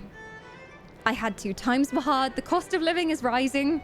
I flogged it away quickly at auction. Made me a few gil. Kept a roof over my head. She's gone now. But now I have this pleb chocobo who's quite bad. And it's just like a standard chocobo. Even the name, I was like, oh, Spring Flare sounds kind of cute. We'll call her that. So I definitely need to work on building my dream racing chocobo. But you have all their stats and everything. You can see how many stars they have. This is their pedigree. Their pedigree over here as well. Do chilies taste good? I don't know. I didn't even get any. I just sold her. And I'm sure they cooked her up and coated her with breadcrumbs and she made someone happy here at the Gold Saucer. It's the dark side of the Gold Saucer, Murder Maid. The dark underbelly. Underneath the chocobo racing track is a huge KFC where all of the undesirable chocobos go. You thought you were retiring your chocobos? No, you were just sending them to their deaths. When a chocobo is one that you no longer want to use, you retire the chocobo. There's a cutscene of the chocobo going out into the meadows, and you think they're living a lovely life. No.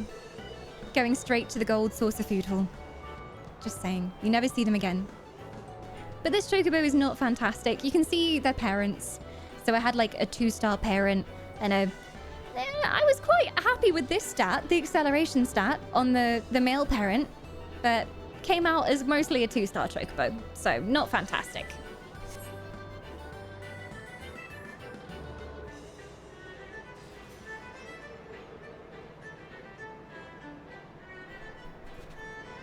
Someone doesn't meet the chocobo racing requirements. The moderators are just sorting out that it looks like someone's not done the initial chocobo quest. Anyone on EU servers can come along, by the way. Come and join the group. Win some points for your alliance and potentially win some nice goodies from the prize list.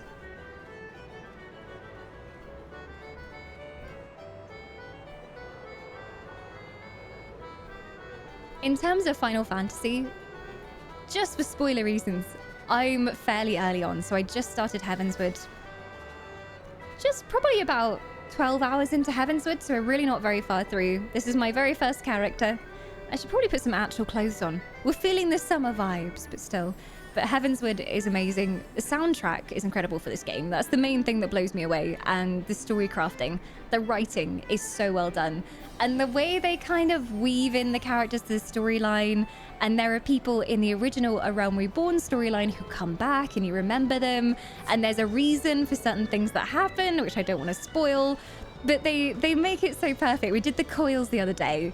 And the coils, it's canon that what happens at the end of the coils no one knows about.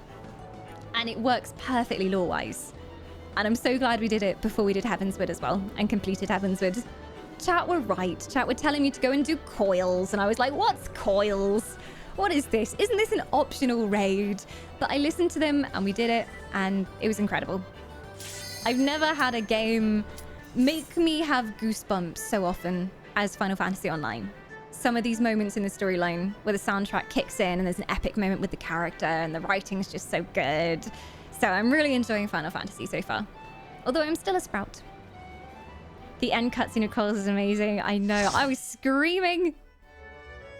The end of A Realm Reborn as well. A Realm Reborn gets a bad rep, but it was really well done at the end. And apparently it just gets better in Heavensward. All right, roll up, Chocobo races. We're headed to Costa del Sol. This is a fairly standard track, but our Chocobos will have to contend with some light puddles and the scorching sun overhead. No! I wasn't ready! Welcome to Chocobo racing. We're riding on giant chickens that go fast. You have abilities for your Chocobo. A little bit like Mario Kart, you can run into these boxes and they give you a superpower. So I just got a grab a ball. Afflicts the forwarding Chocobo with heavy. Yes, that'll make them go slower. Choco Aether. Ooh. I have got an ability for this Chocobo that's their passive bred ability that allows me to remove enfeeblements.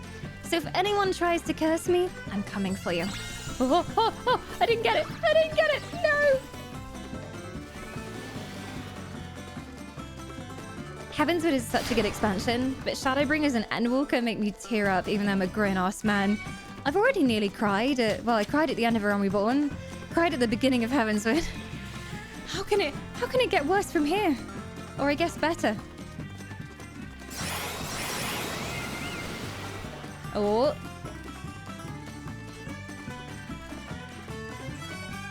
Yeah, in general, the Final Fantasy community is really nice. As soon as I started this game, everyone was really friendly, trying to help me out. It's a very different vibe from a lot of MMOs that I play. Even in-game, people are very helpful to each other. Oh my god, I'm doing it. I'm in first place. I've lost all my stamina, but I'm in first place. I might not make it to the end. Shadow Grove in the lead. Followed by Spirit Fire of Eternal Flame.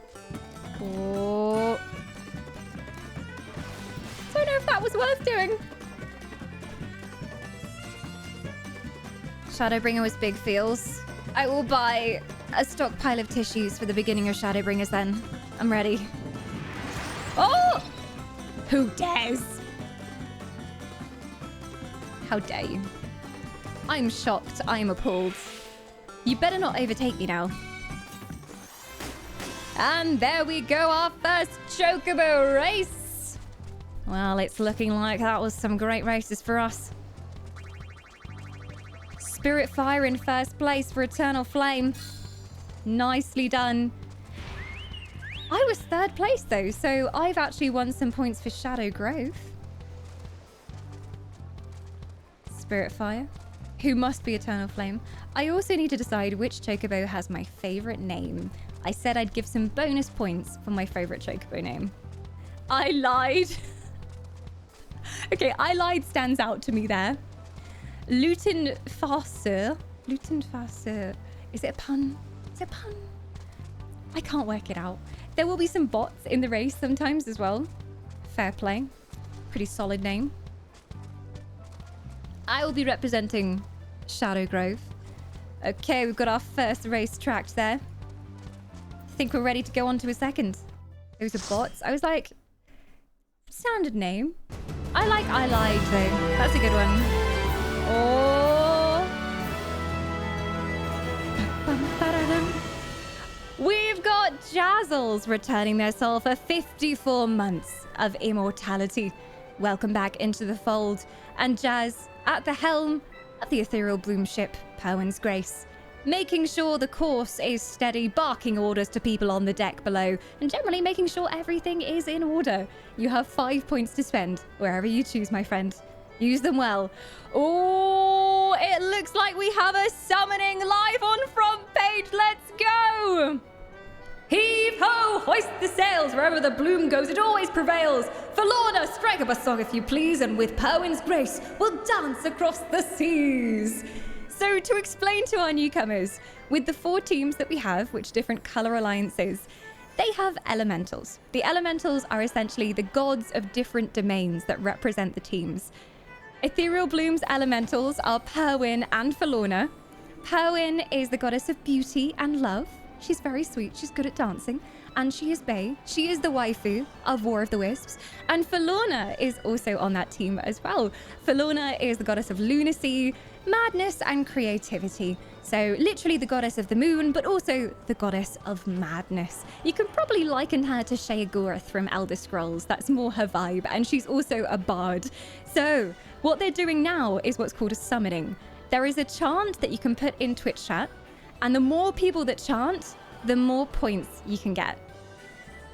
For every person chanting, it's worth 5 points, unless you get over 10 people chanting, in which case you get 10 points per person.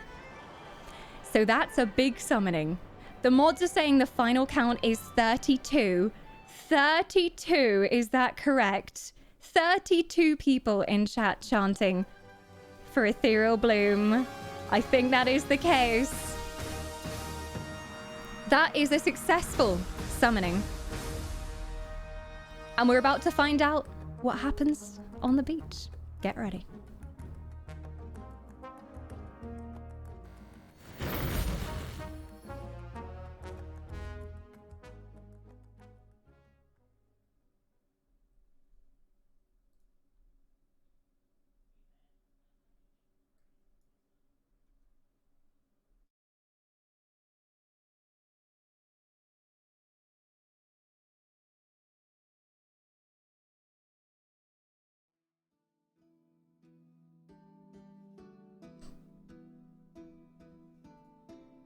Voices ring out across the sea as the bloomers begin to chant.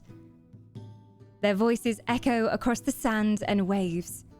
With your colourful garlands strung overhead on your boat, Perwin's Grace, it seems the sky itself is filled with blossoming flowers. As she hears your voices rise from the beaches below, Forlorna smiles, taking up her lute. She begins to strum the notes of a jolly, if somewhat bawdy, sea shanty, and her fingers deftly fly over the strings. As she does so, the clouds seem to part, and the moon shines bright and full above. The beach is cast in glistening moonlight. Perwin twirls gracefully down from the deck of Perwin's Grace, her delicate form stepping in time to the song. Her footprints leave a trail on the beach as she swings in circles, and as she dances towards you, you can just make out the symbol of a butterfly left indented on the beach sands. Ethereal Bloom, your elementals are empowered by your chanting and are at your side as you explore these new lands. Should you need them, they are fully powered and ready to aid you. Congratulations, Ethereal Bloom! That is a very strong summoning indeed. The strongest that we've seen so far this War of the Wisps, and you'll be cashing in 320 points for the Bloom. They're on the beach! I feel like Perwin was always equipped for a beach party. Like, this is her standard multi-season costume. She's always ready for a party. She could do a bit of hula dancing. But congratulations, you've done it! Can we get some claps up in chat for Ethereal Bloom? Well done! You did it! And it's now time to put all those points into your flag. Does that mean, could it be? Are they going to be the first team up over 2,000? We shall see. It was 32, right? As the final count. So that's 320 points. It's one of the biggest ways you can win points for your team. You're going to be so close to 2,000 points, but Ethereal Bloom still in the lead as we head into our last few tournaments. Well done, guys! You did it! I can't believe you've done this. I believe we also had some Shadow Grovers helping the Bloomers there. I saw a couple of Grovers. Did I see one Winter's Embracer helping too? What is this, teamwork? Working together? Elementals summoned so far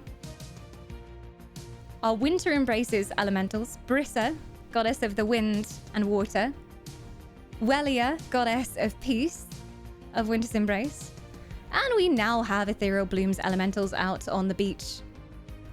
Perwin and Forlorna are ready by your side.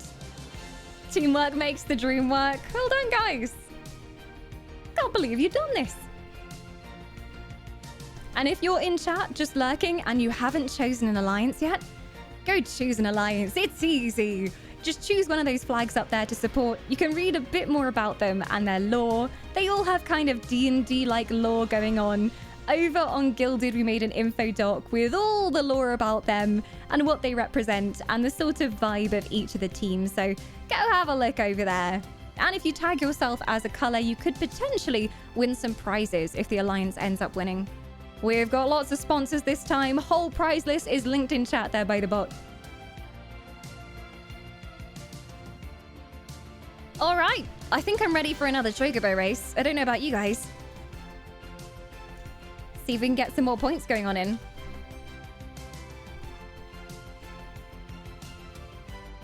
The Chocobo races are really short, so generally we get quite a few in before the end of the Chocobo section. The slice is right, it's on in the gold saucer. I love all the timed events in the gold saucer. I spend most of my time here. All right, we're queued up for the next one. Get your chocobos ready. Feed them some greens in preparation for the race. I want a nice clean chocobo match. No beak biting. No use of carrots on sticks. I don't want to see it.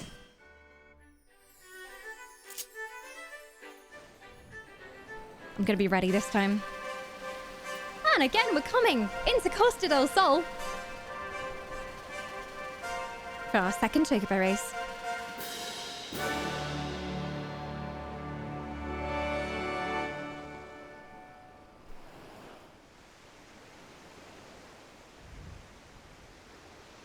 Our competitors lining up. Radiant Orchid, I recognize you from the fashion show yesterday. Looking good as always. Oh! Go! And they're off. Birds at the ready.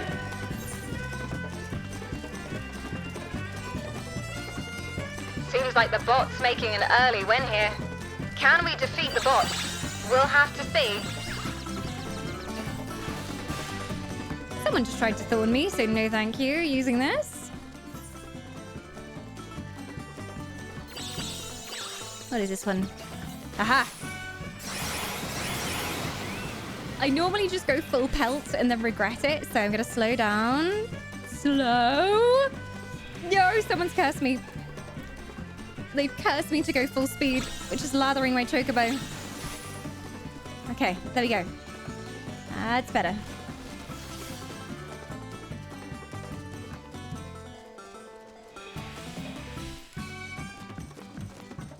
How dare you, Shadow Grove. I'll get you. Some of the courses are longer than others. So this one, we're already halfway through. So I think I can afford to put a speed boost on. Lather up my chocobo. Watch out, here I come. Shadow Grove and Eternal Flame vying for first place.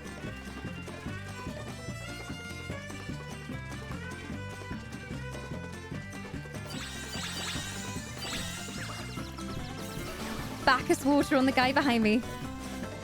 Get Bacchus, fish. I'm gonna run out of stamina at this rate, though. This is not good. Hopefully there's a chest coming up. So this bar you see down here is your stamina. If it completely runs out, your chocobo will just run like this. And go really slowly, ready to be overtaken. There you go. Everyone's coming past me. There goes Shadow Groove. There goes Radiant Orchid. And I'm probably going to be in last place with the bots. Sad times.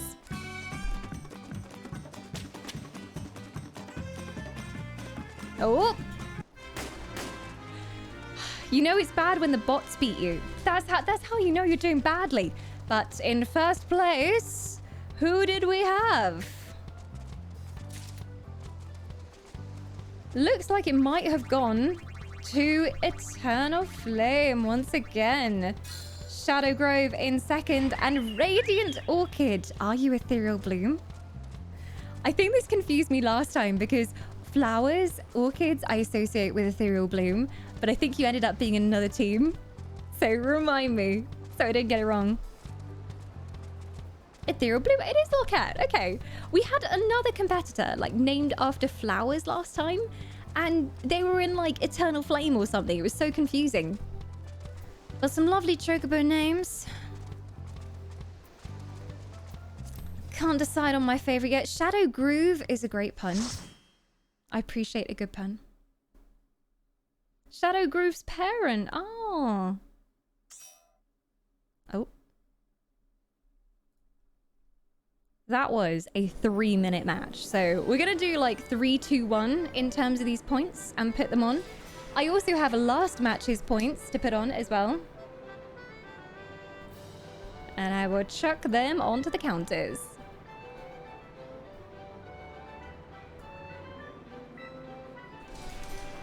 All right.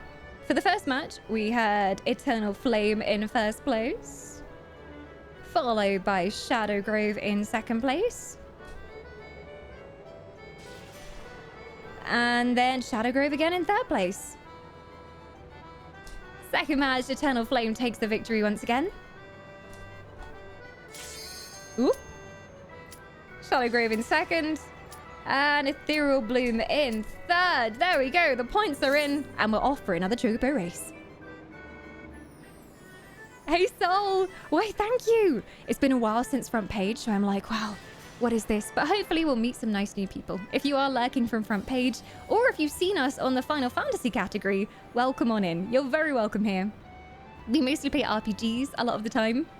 This is War of the Wisps, our great big seasonal channel tournament that we do. All these teams are competing for glory and prizes. You can go ahead and join one if you want to.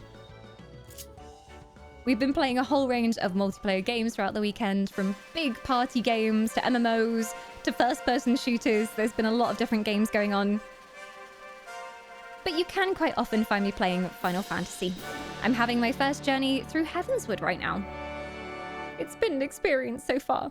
I don't know why there's so many hot elf men in this expansion. It's a real problem.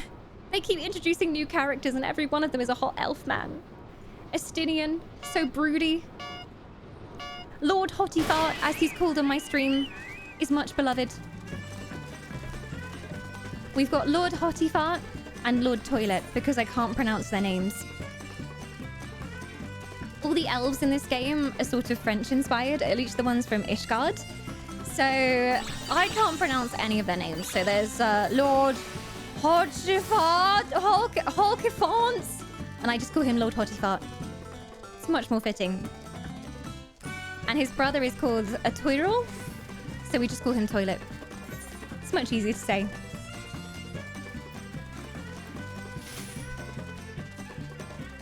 Keep that chocobo behind me.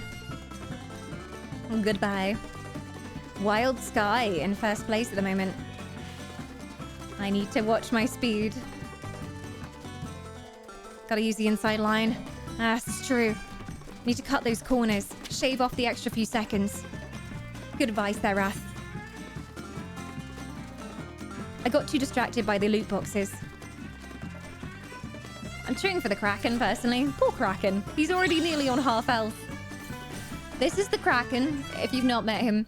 Summer War of the Wisps is themed as a beach party / pirate theme. Everyone's off on their own ship, exploring unknown lands.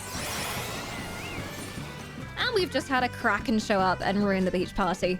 So anytime someone submits points to a team in chat, it does damage to the Kraken. So subs, bits, tips, gifted subs, all of that, all do damage to the Kraken. Oh. Gotta use the inside line. Engage rocket boosters. Oh. I haven't got enough stamina on this chocobo. The finish line is just over here, though. Come on. Come on.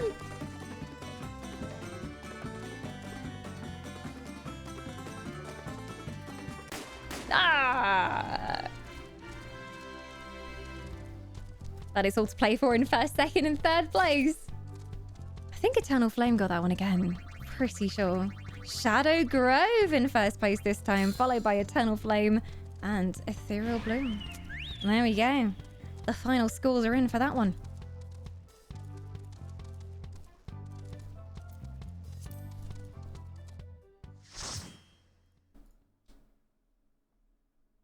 Nicely raced.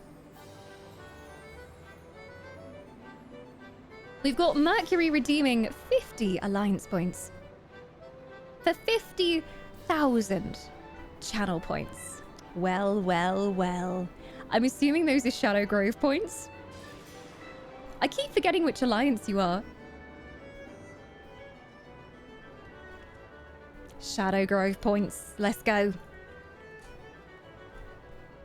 A worthy spend of 50,000 channel points. Thank you for watching my channel enough to have 50,000 channel points in the first place.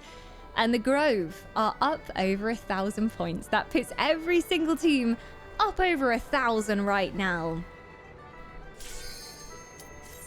We might have Ethereal Blue making it to 2,000 very soon. But the Grove, I believe, you can catch up. I believe in you.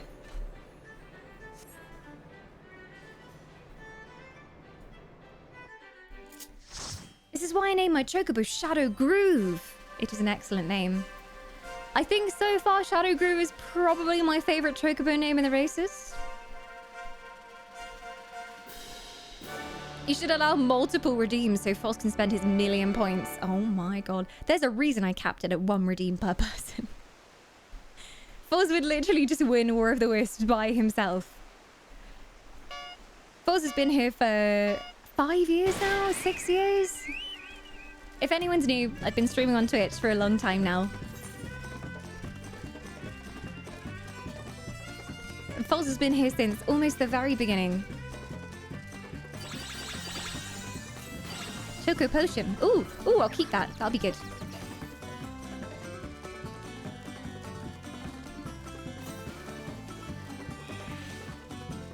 Still need to finish Final Fantasy IX, but too much grinding. If you like the Final Fantasy lore, and you like the characters and the whole vibe of the world, then try out Final Fantasy Online. It has a free trial. And if you're not a fan of the grinding in the standalone games, you might like the MMO version. Okay, go do some stamina back. There we go. Ah, get away. We've only had channel points for a couple of years, this is true. Foz has more toast than he has channel points.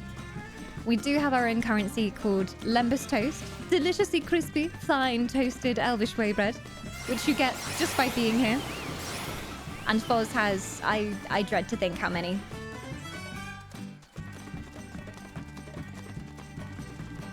Foz spent all of them on the high L code, did he? Oh yeah, he put in all of his points. And he won, which was fair.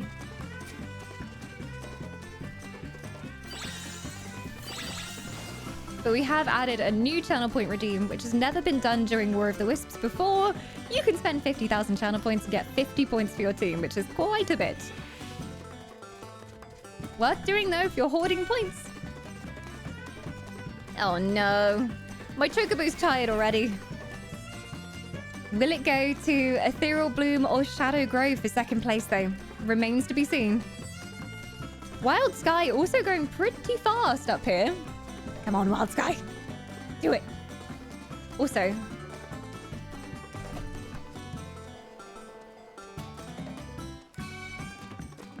not because I've won any games, but because I forgot to put it on when I came back to the Guild Wars 2 jumping puzzles. And we're on front page now, so I must wear my crown. Everyone must know that I am queen, obviously. This is summer crown. We have a crown for every season of War of the Wisps that happens. So this is a summer themed one. It's got little sea corals, and then it's also got dragonflies embedded into it. It's one of my favorites, although I think winter crown is still my favorite. I completely forgot about my crown. Radiant Orchid in second. Spirit Fire for Eternal Flame in first place. And Wild Sky. Who is Wild Sky? Who is the owner of the lovely Chocobo Wild Sky? Hopefully not a bot. The points go to the bot. Well done, bot. You're so much better than we are. We found the queen. I've been here the whole time.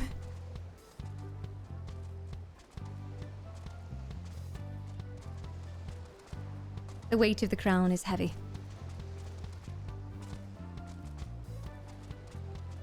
But they say only those who find the crown heavy are worthy of wielding it. It's true. Wild Sky's me. Oh, it's Herring. So for Eternal Flame there as well. All right. Let me put these points on before we head into the next match. I've got last match's points to do as well. So Shadowgrave actually won last match. And then we had Eternal Flame. And then we had Ethereal Bloom. And for this match, Eternal Flame in first place. Ethereal Bloom in second place. And Eternal Flame again in third. So some good points going on there. Also, Chocobo races are so quick that we get like a bajillion matches. We can just keep stacking them until Chocobo racing is over. Our very last tournament coming up at the end of today is actually an Elder Scrolls Online housing contest. ESO has an amazing housing system. You can individually move items around. There's so many items you can craft for your houses. So I've given everyone a really plain base house. And then their challenge was to decorate it and make it into a desert oasis. So I look forward to judging those ones. The entries are coming on in already. I can see them all in the ESO channel. And we will be wandering around and actually touring those in game as well. Dawn isn't even hanging out with us at Chocobo Square. Wait, are you guys all over there? Oh, I must come and meet you. It must be done. Did you try the card games in the Gold Saucer? I'm so bad at the card game. I'm so bad at it. I've done like the very basic ones for my dailies, but definitely not an expert. I'm better at the Elder Scrolls Online card game called Tales of Tribute. Because that's a little bit more like games I'm used to. It kind of reminds me of Dominion. Not really Magic the Gathering, but I guess in terms of like stacking up resources and playing the long game, it's kind of like Magic the Gathering. But Final Fantasy, their game is completely minion based. And then it's just like, I don't get how to get all the cards. I need to get more cards.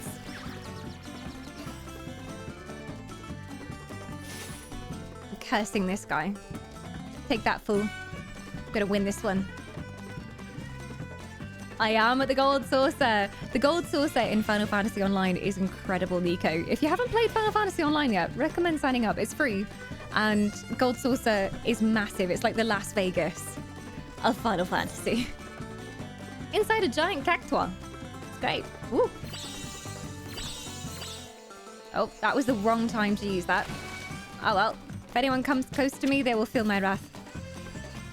Oh, need to get away from that. Get away, get away, get away, get away.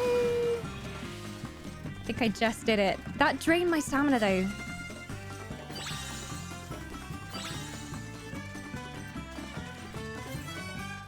I got a really strong card, and every time I use this card, I feel like I keep playing Yu-Gi-Oh! You summoned the Egyptian god card. Activated your trap card as well. Yeah, I've not done much of the card games here in Final Fantasy. I need to farm some cards because I keep getting wrecked. I do go in every day and I do my daily cat pop. or as we like to call it on this channel, daily khaki pot, which means something different entirely.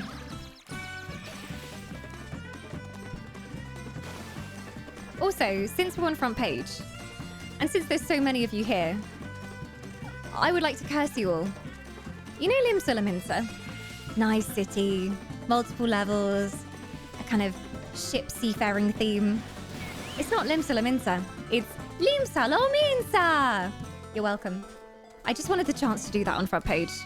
And now every time we go to Limsa, you'll think of Jar Jar Binks in your head saying, Limsa. You're so welcome. I had to! When there's a couple thousand people here, the opportunity to curse an entire Final Fantasy community with that, if I have to suffer, you all have to suffer too. Okay? Whoa! We've got Vest going ham on the soul gifting. Vest, thank you for making sure that these strays kind of rowing around in rowboats in between the ships are forced to choose an alliance side. And as Vest comes on board, you see a group of people behind them. They don't really seem sure of which alliance to join, but with the Kraken about, they thought they should come on board somewhere. And it's up to you whether you want to put that point into the same team as Vest or whether you want to backstab them. There you go. We've got in first place right now Eternal Flame, Ethereal Bloom, and then Loon Lancer. Who is Loon Lancer? Who owns Loon Lancer? That must be a bloomer. They're wearing pink. Oh, almost there. Slightly wrong spelling of ethereal. No I in ethereal, so ethereal. And it should put the points in for you. Thank you so much, Vez. And I wonder if those 5 people will join you. I wonder. The Queen rules an Iron Fist by cursing us. You're so welcome. Swear she's not always like this. Definitely not. Too tired to spell correctly today. Look, don't worry. You've had a very difficult voyage over to the ship. Ethereal Bloom getting those points, though. And you are coming aboard Perwin's Grace. Great big purple ship. Making anchor right now, but might head into the sea soon.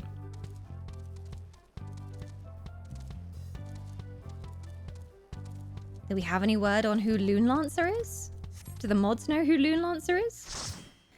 Guessing it's Ethereal Bloom, because it's Loon. Lunacy. Forlorna, goddess of lunacy. It must be. It must be. I could be wrong, though.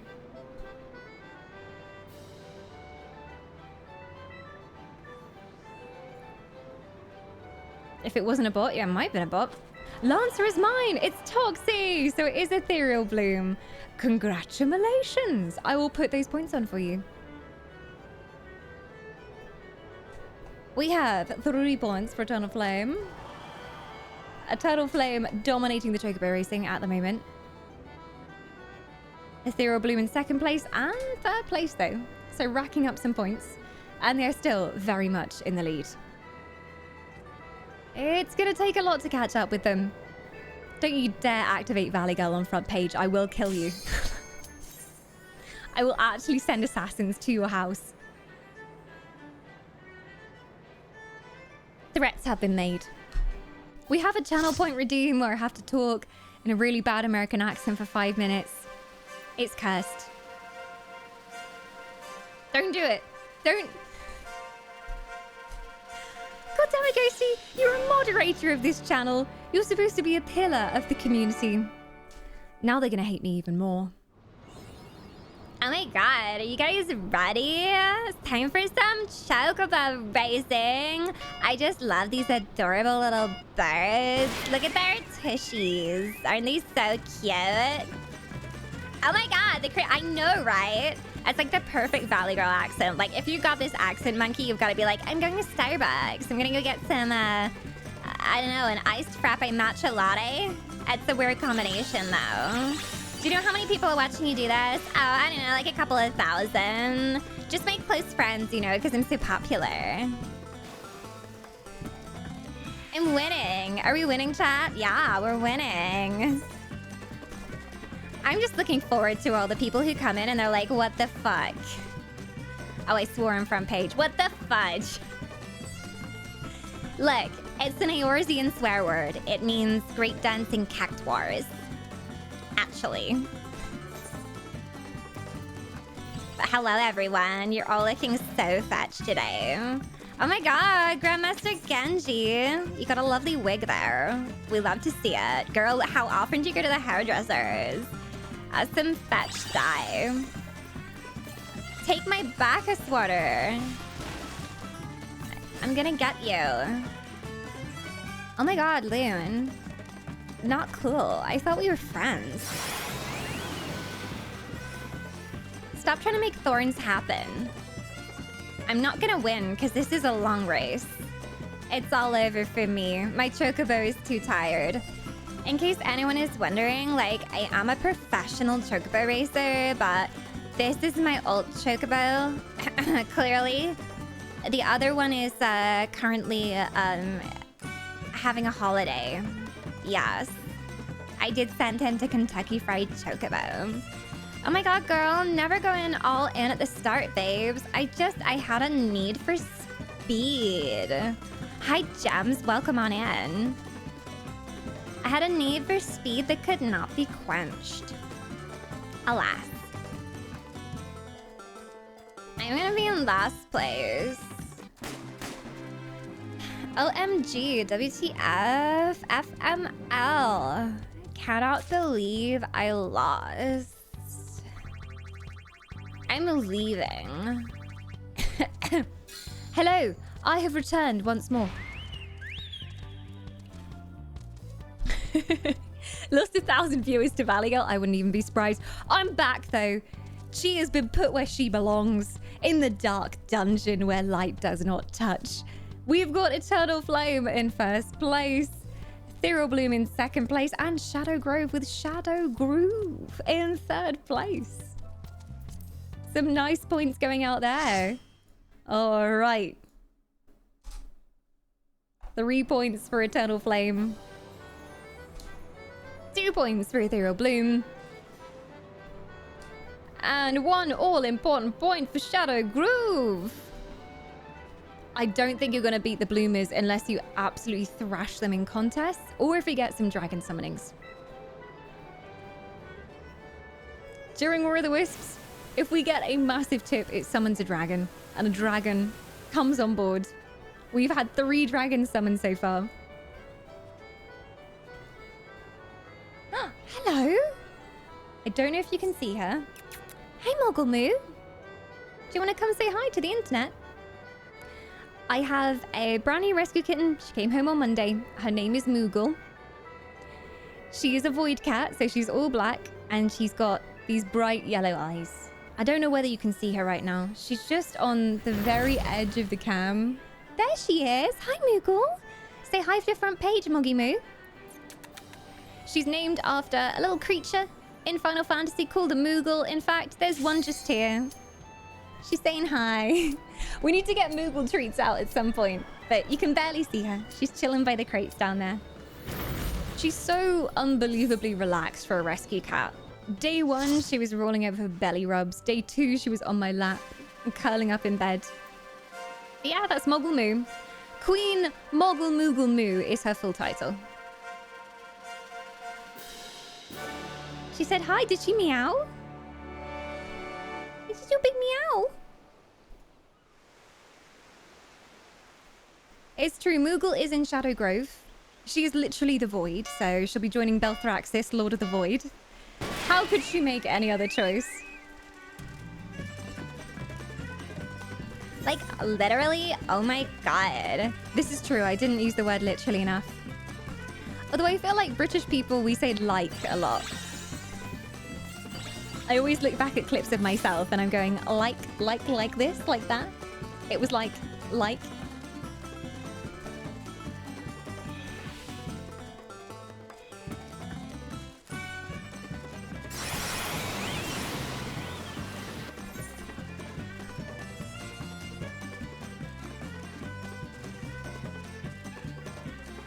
Oh. No. I just missed it. 'Twas fate. The ability I have from my breeding isn't actually that useful. Removes all current enfeeblements with a 75% success rate. But if I'm not being enfeebled, it's not useful. I'd rather have a stamina gain ability. Okay, here we go. Hi, SD. Welcome on in. I'm winning. Not for long, though. We're only halfway through the race. Decline the speed. Save some stamina for later. And it started raining. Excuse me. I'll be taking that. If you're going to caltrop me, I'm going to caltrop you. Oh, no. Everyone's losing stamina. New sub-goal idea. We play Stardew Valley together, and we both only talk as Valley Girls. Does the internet really need to see this? I haven't heard your Valley Girl voice. Is it good?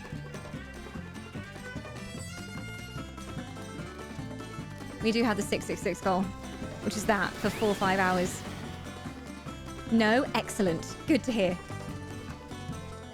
Oh no, my chocobo's too tired.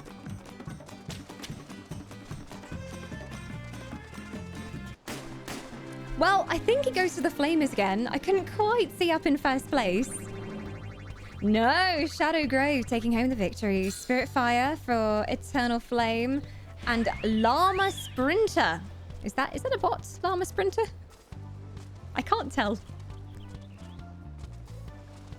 Is it half llama? It's an inbred llama chocobo cross.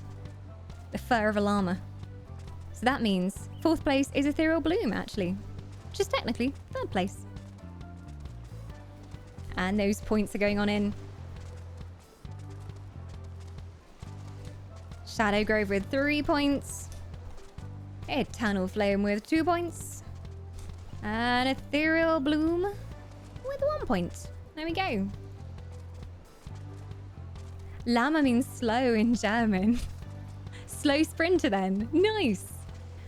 Mein Deutsch ist nicht so good. Entschuldigung. But welcome on in. For some reason, they have some German words for the chocobo names. I never knew that. So will we see like French chocobo names coming up? Japanese chocobo names. My chocobo is a fat ass. I'm sorry. You should rename it to fat ass. I don't think that's allowed within the Final Fantasy naming scheme, but I'm sure you can find a way to say it. Something behind, like large behind. Oh, ist gut though. Willkommen. Ich heiße Dawn Whisper. Hello. My German's terrible. It's the only other language that I speak a tiny bit of. A tiny, tiny bit of. But I can understand some of it, but speak it very poorly. I terrorized an Uber driver at Gamescom once, trying to talk to him in German. He was very patient. He was talking back to me in German and trying to like practice with me. You're basically conversational German, maybe. I can say some things. I can also talk about global warming, because that's all they taught us about in school. I can talk about global warming in German, but I can't ask someone where the nearest train station is. Such useful phrases. Smoking Geishal is my best chocobo. Smoking Geishal, that's a good name. That is a good name. If you were in this race, you would win my favorite name award. Who do you think has the best name so far? I think Shadow Groove is pretty good. It's a pun on Shadow Grove, which is the green and black team. Pretty good. Okay, I'm gonna slow down. It's the long race. I'm in it for the long game. I'm not on EU. Oh, poor North American friends. But it's a good name. I'm sure he races fast. Oh. Should call it Grand Derriere. I wonder if Derriere is in the name adjectives list. I'll have to see after this. I need to go fast. Get backest.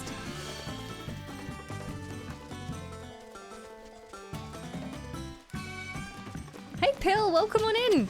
Aye, this is Summer Crown. It's embedded with dragonflies and coral reefs.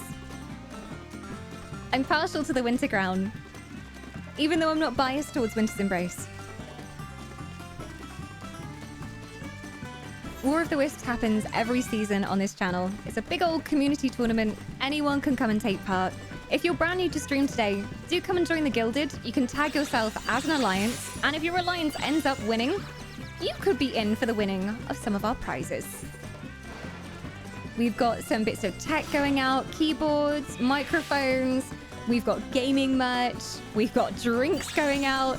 We've got noble chairs going out to prize winners as well. There's a lot to win. I will definitely not be winning though. Okay, I'm gonna caltrops them. I'm gonna get them. Oh, they're too fast for me.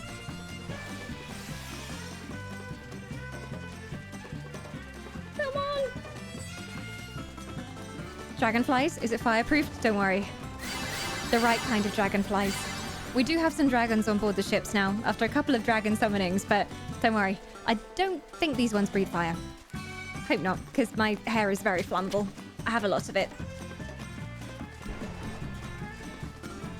It's super easy to tag yourself as an alliance. Once you join the Gilded, click on your own username, and then press the plus button and choose a color tag, and it will sort you into your alliance for you. Oh, there we go. And I would say, if you want to come along to any of our tournaments, you're very welcome. But this is our last tournament before ESO Housing Contest, which is our very last competition. We've done a bunch of things over this weekend, though. We had some stuff going on for Final Fantasy, Elder Scrolls Online, Guild Wars 2. We had Fall Guys, we had For Honor. What the heck else happened yesterday? There was a lot of games, and we always include a wide variety of games. We have a very mixed community in terms of games, mostly because my journey streaming, I've streamed all sorts. I truly believe that you should play whatever you feel like on stream or whatever you're really into. So we've hopped from everywhere from RPGs to FPS games on stream before over the last few years. So we have a very diverse community of different people that enjoy different games. For the most of the time, MMOs and RPGs is what we're up to though. We will be starting Inquisition next week, I can confirm. Our Dragon Age journey continues.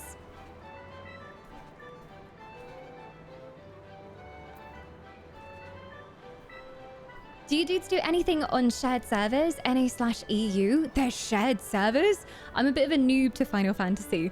I only just got to Heavensward and I'm working my way through, so I don't even know there were shared servers. Is that a thing? We do have a link shell, which I think goes cross-server, or is it EU only? Oh, in other games, mostly, so for Elder Scrolls Online, I do have a character on North America, but she's mostly made for judging fashion contests. For Guild Wars 2, I can easily world hop. I'm an ArenaNet partner, so I can hop between EU servers and North American servers quite easily, but I've not done too much on North America. So I always feel bad for our American friends because I'm usually on EU. But if there's a special event on, it's usually open to North American servers too in terms of decorating and fashion contests. If it's a screenshot-based contest, it makes things easy because you just upload the screenshot and we judge them that way. We did also open up the Elder Scrolls Online housing contest for North America this time as well. But yeah, for most of the time, I'm over on EU servers. I'm sorry, American friends. They're adding more Hildebrand soon. I've only done, I think, the first 2 of Hildebrand. I'm looking forward to the journey. Heavensward is great so far. And all of you keep saying it gets better and better. Like, apparently Stormblood is amazing, and then Endwalker is even better. All right, on to the paths. Ready, set, do not go. Go now! And they're off. Off go the racing chickens. The bot taking the lead. Disgraceful. Everyone catch up. You can't let the bot win. Gotta grab the ball. Oh. I'm gonna take the bot down. I'll do it for the team. It's nice to meet so many faces from front page as well. I think the majority of people as well will be coming from Final Fantasy because we're a bit higher up in the category than we normally would be. So we might meet some more Final Fantasy friends. I would love to have you along on our journey through all of the content. Heavenswood we're only about 12 hours into, and I'll be playing every single Final Fantasy expansion. So if you wish you could erase your memory and go back and play them again, live it through me. I'll be experiencing them for the first time. My favorite thing is when I ask something and chat goes, "Can't tell you because spoilers," and they just all start doing smiley faces. That's the universal "can't tell you because spoilers" Dawn that you do. And you've all been really good at not spoiling it for me, so thank you for being so considerate. Yeah, that face. They literally, anytime I'm like, God, it would be horrible if this character died in the next story section, chat is just filled with smiley face. Not telling you anything. Shut up, Dawn. Stop asking stupid questions. You're gonna ruin it for yourself. Although I think this is the only MMO that I've played where the main story actually keeps me guessing.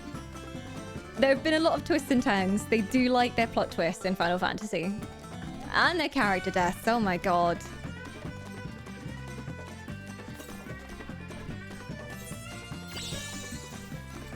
Sprint shoes. Here we go. Oh my gosh. Am I doing this? I'm doing this.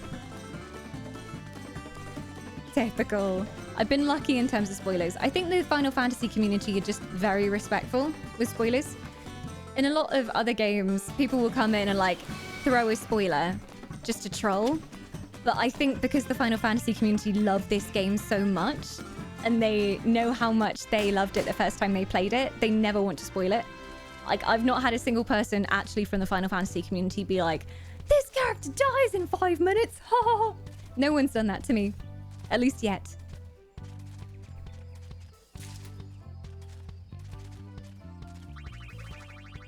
Shadow Groove getting first place again. I think this is match number... Ooh. Oh, racking up my chocobo. This is really good for my chocobo leveling. Oh, it's me in third place, so that's points for Shadow Grove. There you go. Points are going into flags. Remember, if you are hoarding points from anything that you've done this War of the Wisps, they must be spent before contests close. Contest entries close at 7 p.m. Wait. Yes, 7 p.m. I need to get this into my brain. Basically, we took all the contest entries back so that we could end stream a little bit earlier because some of you have work tomorrow. So you don't want to be getting up at like 6 o'clock after staying up until beyond midnight, being part of our silly fantasy war. So there you go. We've got 7 p.m. where all the contest entries close, and the mods will be going through all the entries. So make sure you spend your points before contest judging happens. Contest judging is from 9 p.m. That is when the bot stops counting points from chat and all the final points only come from contests themselves. So if you've got them in your inventory, make sure you use them. Okay, points going on.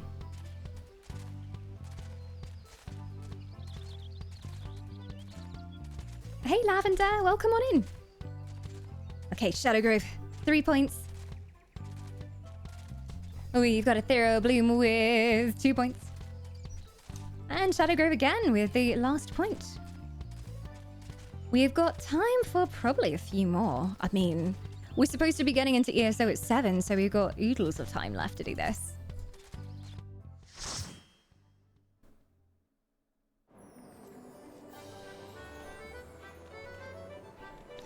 Guild Wars 2 main storyline. It is good. I think the main problem with Guild Wars 2 is I forget so much of what happened in the beginning of the story. So a lot of the original content that happened in Living World was so long ago for me that they bring up references to previous parts of Living World, and I honestly cannot remember those things happening. So they'll bring up like a cool reference from like the second part of Living World like 5 years ago, and I'll be like, I have no idea what this is. Am I supposed to remember this character? The other thing that Guild Wars 2 suffers from is they do some really cool callbacks to Guild Wars 1, which I think is awesome if you play Guild Wars 1. But if you've not played Guild Wars 1, sometimes like there's a character they introduce or there's a certain type of magic that comes up or something and it just isn't explained and it's a reference to Guild Wars 1. So sometimes I'm just there like, cool for the people who play Guild Wars 1, but I don't know who this guy is and it's not cool for me. That's the only thing it suffers from, but the story is really good. And they do have something called Living World. So every time they do a patch, they introduce a little bit more story. And so it's called Living World because the world is alive, because the characters are constantly going on adventures and doing things. The kind of like political structure of the world and the main storyline are constantly changing as well. But yeah.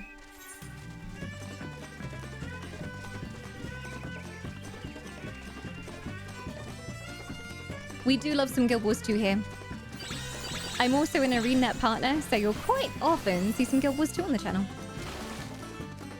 A lot of the stuff in End of Dragons had callbacks to Guild Wars 1. Because obviously, we were going to Cantha, which was a location in Guild Wars 1. So they were bringing back some of that lore. They did do a good job of explaining it, though, in Cantha. Woo! Ark! Ark, welcome to War of the Wisps. The beach is open for you for whatever activities you want to do.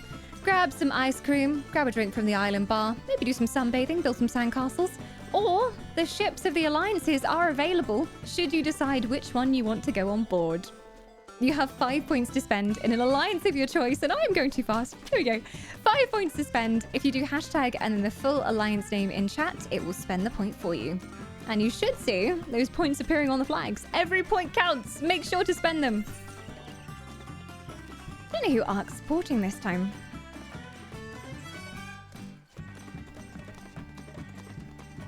With MMOs, a question I always get asked is, yeah, but which is your favorite MMO, Dawn? Because I play so many, and I've always played MMOs. My first MMO was World of Warcraft.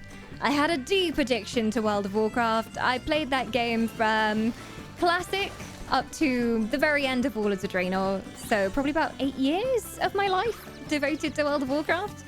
And then around the time that I started to burn out on WoW, I found Guild Wars 2 and Elder Scrolls Online and started playing them around the same time. So I don't play WoW anymore, but ESO, Guild Wars 2, and now Final Fantasy are my MMOs. But honestly, I love all my children equally. I think there's no one perfect MMO. Different MMOs do different aspects of gameplay really well. Some of them have amazing group gameplay, some of them have incredible story. Some of them are more focused on PvP versus PvE. And there's little details I like about each of them that I wish I could smush into just one mega MMO. But generally, MMOs that come out, I have a go and we play them and we see what we think. Alliance or Horde? For the Alliance! I'm boring in vanilla, what can I say? I had a human, actually, as my first character. The only reason I played a human is because I wanted a horse. And I played in vanilla when you could only have your racial mount as your mount. You could only ride a horse if you're a human. You could only ride a saber if you're a night elf. So I was like, I want to play a night elf, but I can't ride a horse if I play a night elf. But my main character was a priest at the time. I played a holy priest. Woo! Woo! Woo! Woo! Woo! Sir? Chat just keeps on filling. Chat just keeps on filling.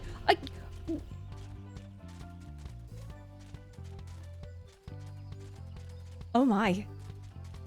You do notice that our heart's been missing for quite some time now, as everyone's relaxing on the beach, getting a bit worried about the threat of the Kraken, which seems to have baited a tiny bit, at least for now. You see a galleon approaching in the distance, red flags waving in the wind. And on the prow, you recognize a very formidable figure of the flame. It's none other than Erhardt. And Erhardt has brought with him 25 people on his ship. He didn't tell them that they were heading towards a beach where they might have to pick a side, but he's done their best to make everyone feel welcome on the ship and is hoping maybe they'll join Eternal Flame. Thank you so freaking much, Erhardt. Can we get some love up in chat? What the heck is going on here? Sweet mother of Lembus. Me just trying to track points whilst doubting the nature of my reality. Jokel! And just behind them comes a smaller skiff. Erhardt is followed by Jokel in their own ship, on which is boarded 5 mysterious figures. You see them as they approach. We have Skidot, Kix, Mystariel, Heli, and Garden Cat. Whether they're joining Jokel's team or not, you have no idea, but they've done their best to convince them. And welcome to the beach, everyone. For every sub you just gifted, you have 5 points, you two. And for the people that you gifted to, you have 1 point to spend. You can choose to support the person who gifted you that sub and join their team, or you can backstab them. Backstabbing is allowed and encouraged during War of the Wisps, and you can give your points to another team if you so wish. There is some strong support up in chat today, particularly for Shadow Grove, Eternal Flame, and Ethereal Bloom. Winter's Embrace, where are you? Let us hear you roar! They've been a little bit less on the battlefield this time, Winter's Embrace, but maybe they're waiting for the final few hours, and then they're going to bring out the big guns. You never know. Their ship is stocked with cannons. You never know what might happen. Oh. Hashtag Eternal Flame I see in chat. A heart going for Eternal Flame. 1,264 points in Eternal Flame. I believe they could catch up with Ethereal Bloom. Don't sit on your laurels for too long, Ethereal Bloom. Keep steaming away, otherwise they're going to catch up with you. And it looks like the Kraken has taken some hearty damage. Look at that. Look at that. At the moment, I can say Ethereal Bloom has done the most damage to the Kraken. But Eternal Flame are not far behind. Kraken is on half health. This nasty sea beastie who's come out to ruin our summer party. And if you can kill the Kraken, there are some rewards on offer as well. We'll be doing some giveaways if you kill the Kraken. And also the team that does the most damage to the Kraken might be up for winning some extra shinies.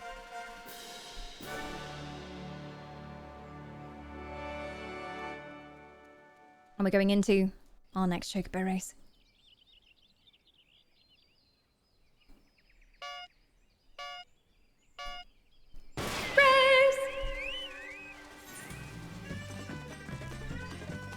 Chocobos who lose this race will be donated to Kentucky Fried Chocobo.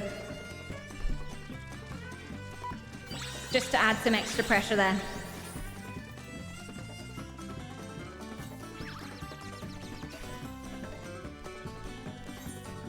I already donated one of my Chocobos.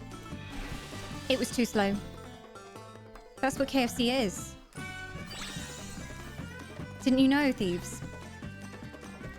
There's a great big dungeon underneath the gold saucer where they keep Chocobos who are too slow, too unworthy, too old to race, and they become the treats at the gold saucer. When you go and buy from the food stands, that's what you're buying! Poor Chocobos.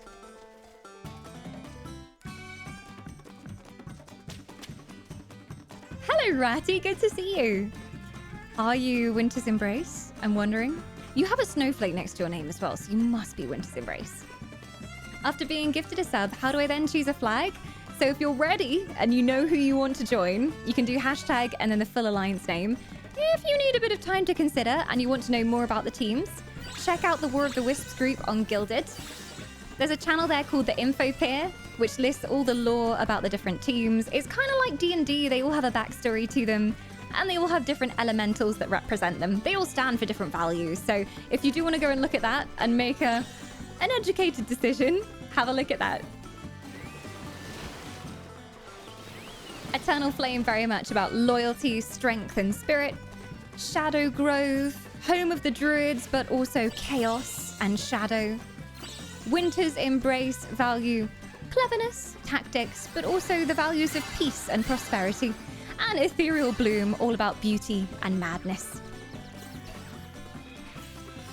Your current Wisp is blue. This is true. And your name in chat is blue. And you have a snowflake next to your name, which is basically the Winter's Embrace sigil. So I feel like it might be Winter's Embrace for you, Rat. Which team wins? Just so I know which one to join. I like the stretch there, Pill. Oh. We're through the finish line. Historically, Winter's Embrace have won the most War of the Wisps. But we haven't seen many Embraces today. They are few in number. Who knows what's going to happen? Ethereal Bloom won the last one. Eternal Flame has won one War of the Wisp, but they are determined to win this one today. We'll see what happens. And we've got Tally joining us, a very familiar face indeed. 43 months being part of the community and has seen many a War of the Wisps. Welcome back. Choose yourself a ship and row on towards it. You've got 5 points to spend for whoever you want to support, Tally, but I think I know where those points are going, unless you are a traitor. Watching you. Traitors are encouraged. You know, it's quite fun to see the mix-up of people switching teams every War of the Wisps. Radiant Orchid of Ethereal Bloom. We have Shadow Grove in second place and Eternal Flame in third place. I've got to put all these points in. I didn't do the points for last match either, so let me put those in. Ethereal Bloom, Shadow Grove. All the edgelords are in Shadow Grove, although they dislike my marketing of calling them edgelords. Edgelords and nature lovers and druids. Vinny! The great big banana has arrived. As you're chilling on the beach, soaking in the sunshine, you look out over the shore and you just see a huge banana boat coming. A great big yellow inflatable. At its helm, leading the way, is Sir Banana Hammock. Enjoying his time in the hammock yesterday, but decided to take to the waves and has found some new friends out there, rowed to a neighbouring island on the banana boat and tried to recruit 5 new people to Eternal Flame. Whether he's successful or not, we shall see. But there you go.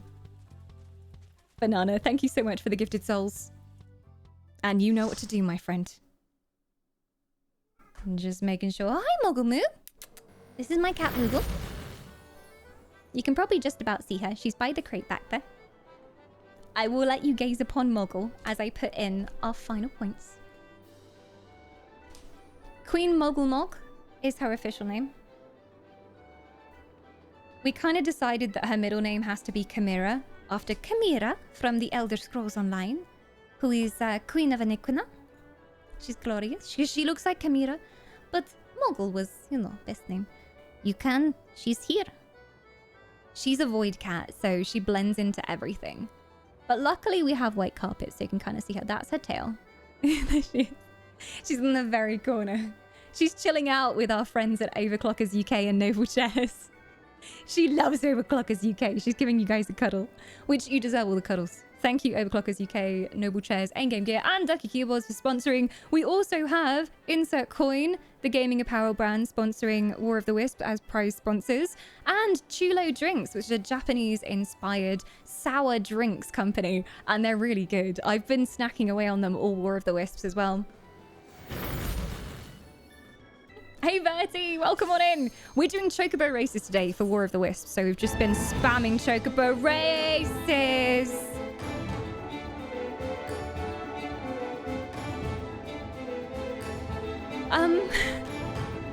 Wispy, what the heck?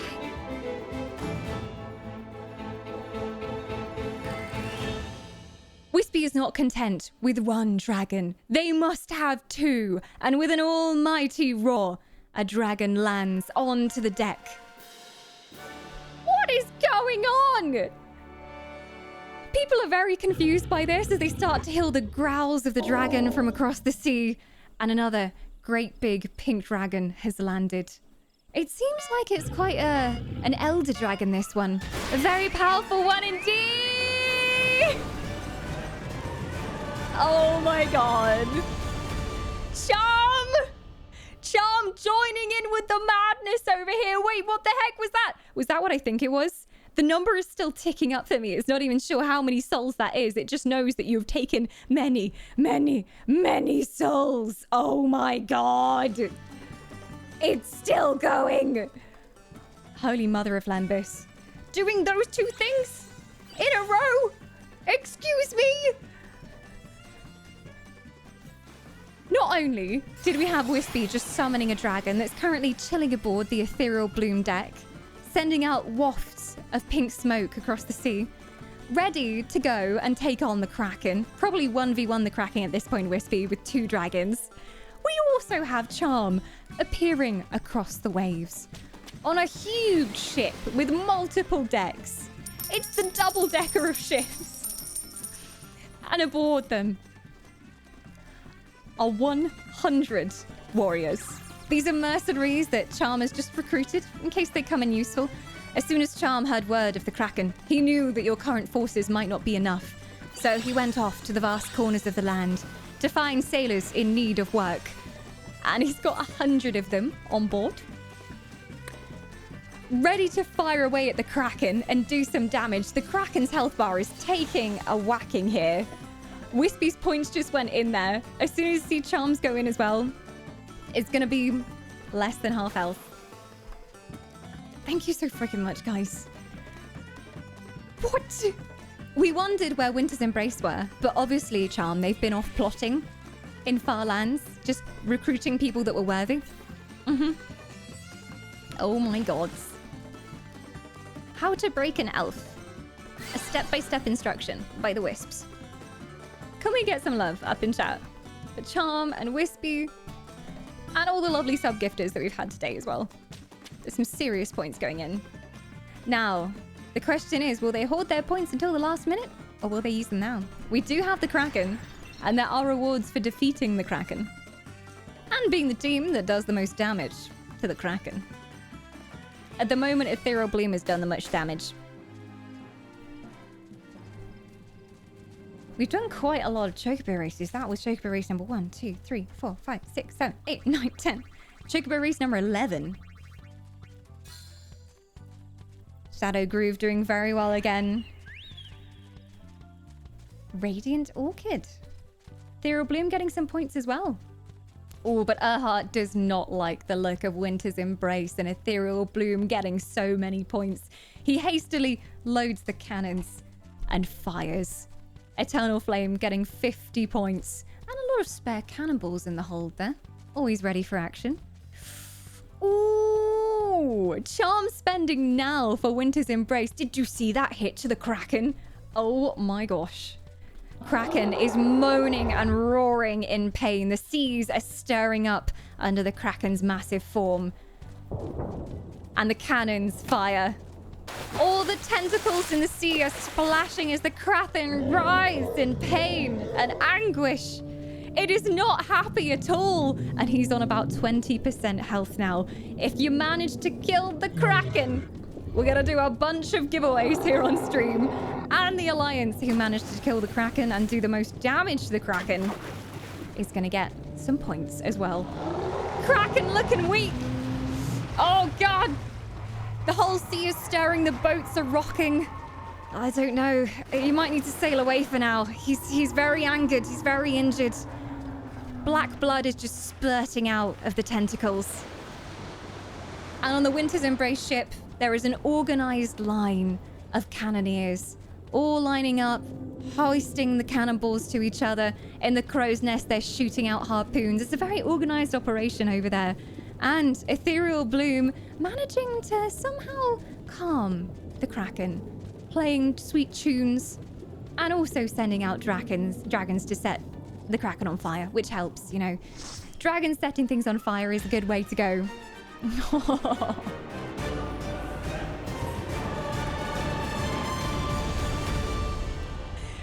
And Charm said, hang on a second.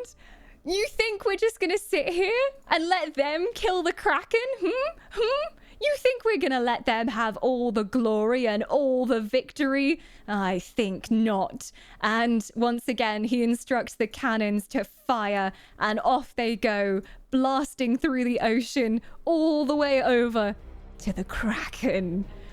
And it seems like someone has done a monumental amount of damage to the Kraken. Holy Mother of Lembus.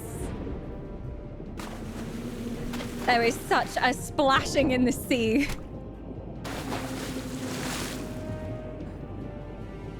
Charm is always a top recruiter, right? But I never saw this level of recruitment coming. Thank you so much, Charm, for helping take down the Kraken. And Charm, I can reveal now, I wasn't going to tell you earlier because you would have all been competing, but whoever dealt the final blow on the Kraken is going to receive a prize pack from me with one of our rarest goodies that we have to give away. I'm going to be sending out some more pins. I think Charm already has one, but if you would like another one, let me know. Otherwise, I'll replace it with something else shiny. We do have some brand new channel magnets, some Wisp Wave magnets, which have only just been made, so I will send them out to you too. But let me know what it is you desire, and it shall be done. The Kraken is destroyed and lies at the bottom of the ocean, bubbling away, crying out. And it gives you one last sad wave as its tentacles drop beneath the seas. And you hear, as its dying cry, I only wanted to come to the party. as it sinks beneath the waves. This entire time, he's just been trying to tell you he wanted to come to the beach party. He just happens to be as big as an entire country and very clumsy and have lots of tentacles. But he was just trying to join you on the beach. And you killed him, Charm. You did the final blow. It's all on you. The police of the high sea are coming for you. The pater of the high sea are setting sail at dawn. There is no escape. But thank you so much, anyone who did any damage on the Kraken. Thank you for supporting Stream, and thank you for being such brave warriors for your team. I really appreciate you. That was a mighty force you put up against the Kraken. No, the Kraken, we had no idea how much health to give the Kraken. But we gave him a buttload of health and just went, they'll never kill him, will they? You killed the Kraken. If the Kraken survived to the end, there was an alternative ending, but he's dead now. If you want to go and like use his blubber for, I don't know, cooking or something, chop up some tentacles, stick them on a spike, make a tentacle kebab. Might be delicious and nutritious. And you see several warriors are already wailing out into the sea, wading out to find different parts of the Kraken. It's a bit gory out there. In fact, the entirety of the sea surrounding the body of this enormous Kraken has gone a dark, inky black. And those of you swimming in the water, just trying to cover your noses as you head into that area. And there has been some damage done to your ships. So if you want to work on repairing those, that might be the time to do it. But you try to repair your leaking hulls and your broken sails. Everyone heads back to the beach for a very well-deserved drink. And yeah, we're having sushi for dinner, guys. We're having sushi for dinner. Everyone grab a stick, pop a tentacle on it, and get roasting. Eternal Flame have already set up the fires for you. So you can have a nice, nutritious roasted tentacle. Delicious. Can we cast healing magic on him? Well, you might be able to ask Shadow Grove if there's any druids of darkness around. They are pretty good at resurrection. See if you can bring him back. But yeah, he just happened to be having a bad day and he wanted to come to the beach party. Poor Kraken. We have 2 teams over 2,000 points now. Winter's Embrace and Ethereal Bloom. Ethereal Bloom still in the lead, just. There's not much in it. If Winter's Embrace do take over, everything is changing color. Our lights will change color automatically, and we shall see. But it looks like Ethereal Bloom in the lead for now. Oh, but Magnus is here. With the Kraken defeated, the waves are finally calm enough for Magnus to make his way over in his little sailboat, on which are perched quite a few individuals who look ready to fight for Winter's Embrace. Or at least ready to have a good time on the beach now. And Magnus just pulls into shore and is like, wasn't there a Kraken? I'm trying to do my best Magnus impression. And you see as he steps out from the boat, he's got a huge backpack just piled full with all sorts of tomes and books. He's clearly an intellectual, this one. Has been reading on the journey over, but he was ready for a battle with a Kraken. He feels a bit shortchanged that it's already been killed. But you now have some extra friends for the party. They can come and join Winter's Embrace in their festivities. Wisp blind? Wait. Did we have a switcheroo? Oh, we have a switcheroo. It looks like we have a new leader.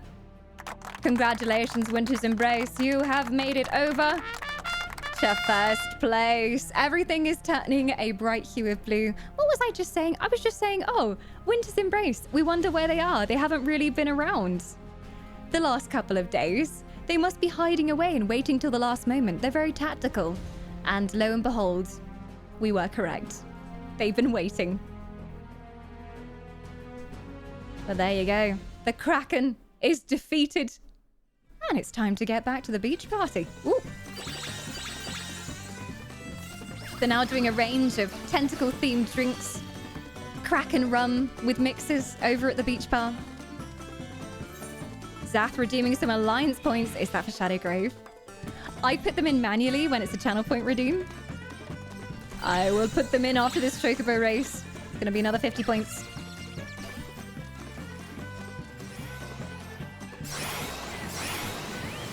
They're very tactical. They waited in the shadows until the last moment. But yes, I will be sending out some special goodies.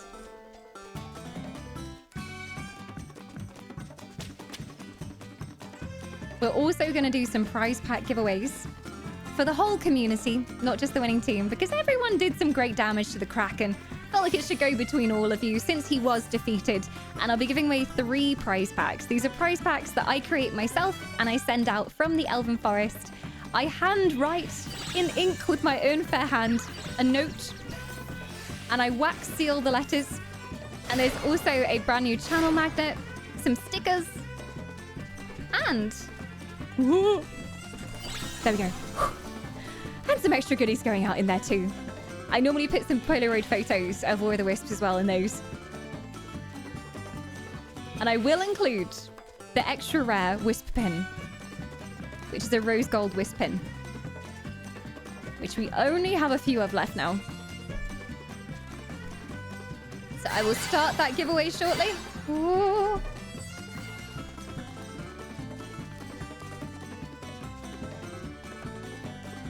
Getting the prize pack in the post was such a nice surprise. I'm so glad you liked it.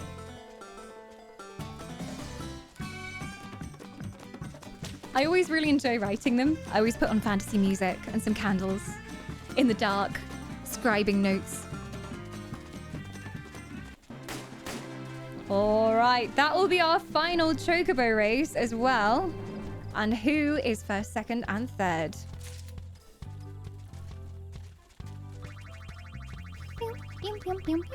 Common bird. Who owns the common bird? Who does he belong to? If that's a bot, you should all be ashamed of yourself. And who owns Fair Play? Some new contenders. Radiant Orchid in 3rd place, though, for Ethereal Bloom.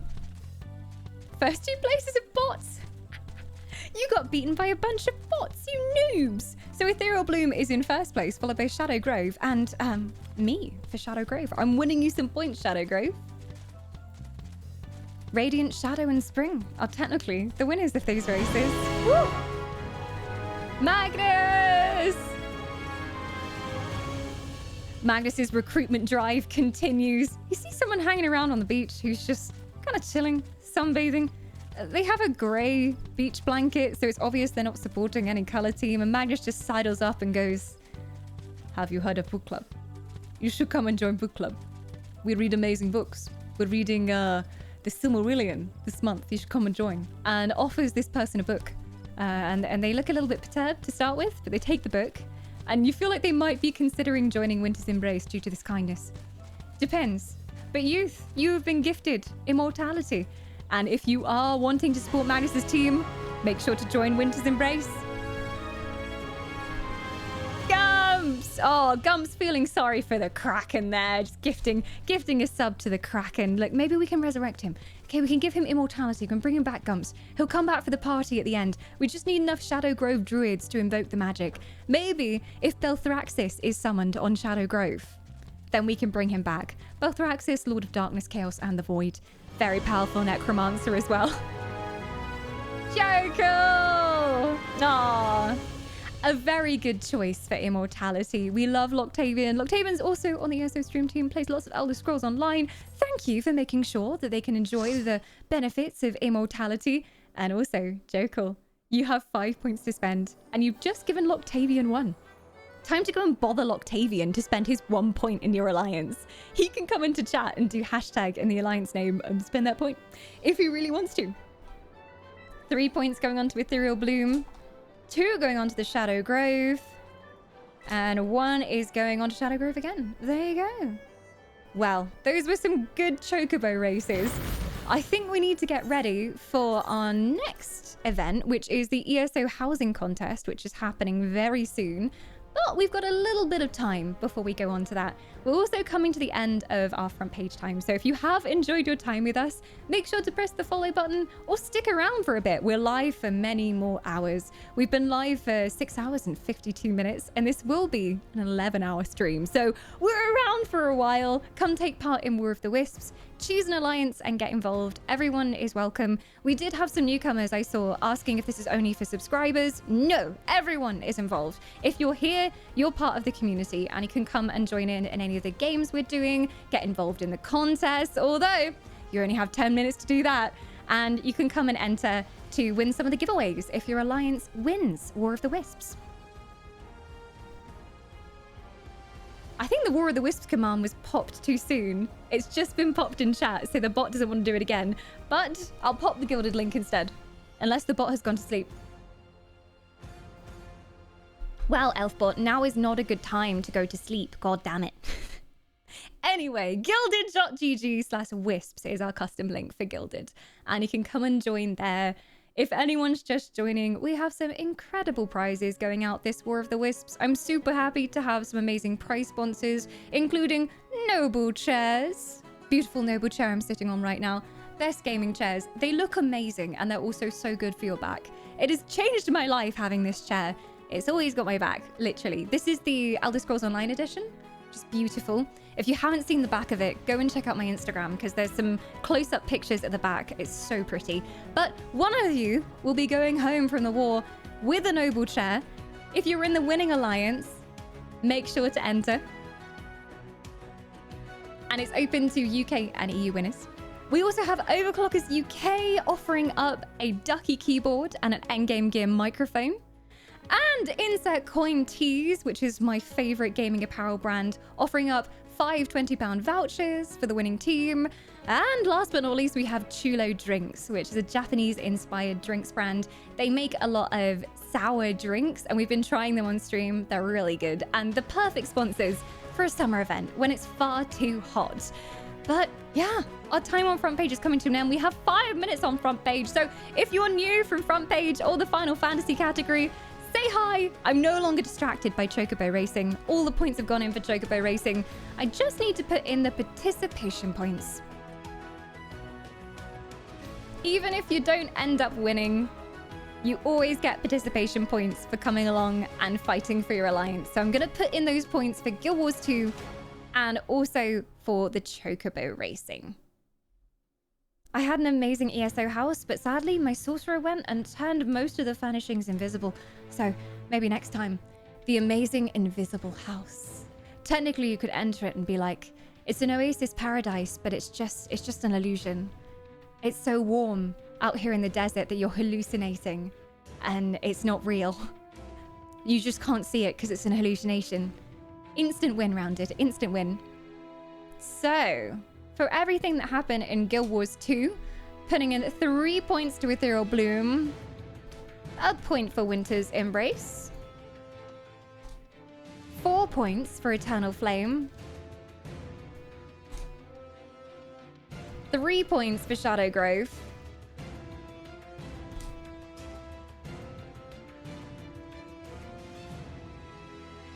oh, there we go.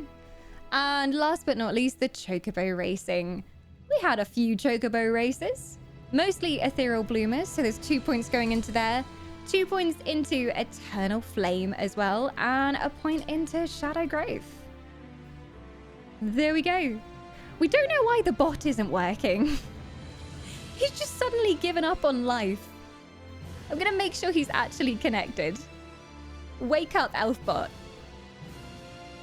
I think we killed him. Maybe Stream Elements is down. That would be weird timing. Looks like it might be because our bot is hosted on the cloud. It's on the Stream Elements website, so there's no way we can kill him unless Streamlabs is dead. Stream Elements even. NSL welcoming Pretty Kitty back. Pretty Kitty, who is undoubtedly an ethereal bloomer. You see a familiar face in the waters down below and decide to invite them onto your beach towel with you. You know each other. Come along, spend some time with me. And you've got 5 points to spend, and Pretty has 1 point to spend as well. Nope, he dead. Yeah, he dead. It's all the gifted subs. It broke him. He didn't know what to do. But yeah, he won't even send a test message in chat right now. He's like full broken. Back when Elfbot was a local bot, you could actually break him. You could actually break him. Like, it used to crash on my PC, but he's on the internet now, so he shouldn't break. Very strange. Flair, thank you for gifting to Seablob. Seablob is a particularly wholesome individual. Also, the skill with the drag looks, oh my gosh. I hope we see another drag look this War of the Wisps, because they've been so good so far. I don't know what summer theme you go for. I guess just add lots of flowers, just more flowers. Makes it summery. I failed to break the elf, so I'll settle for breaking the bot. I'm already so broken, Charm.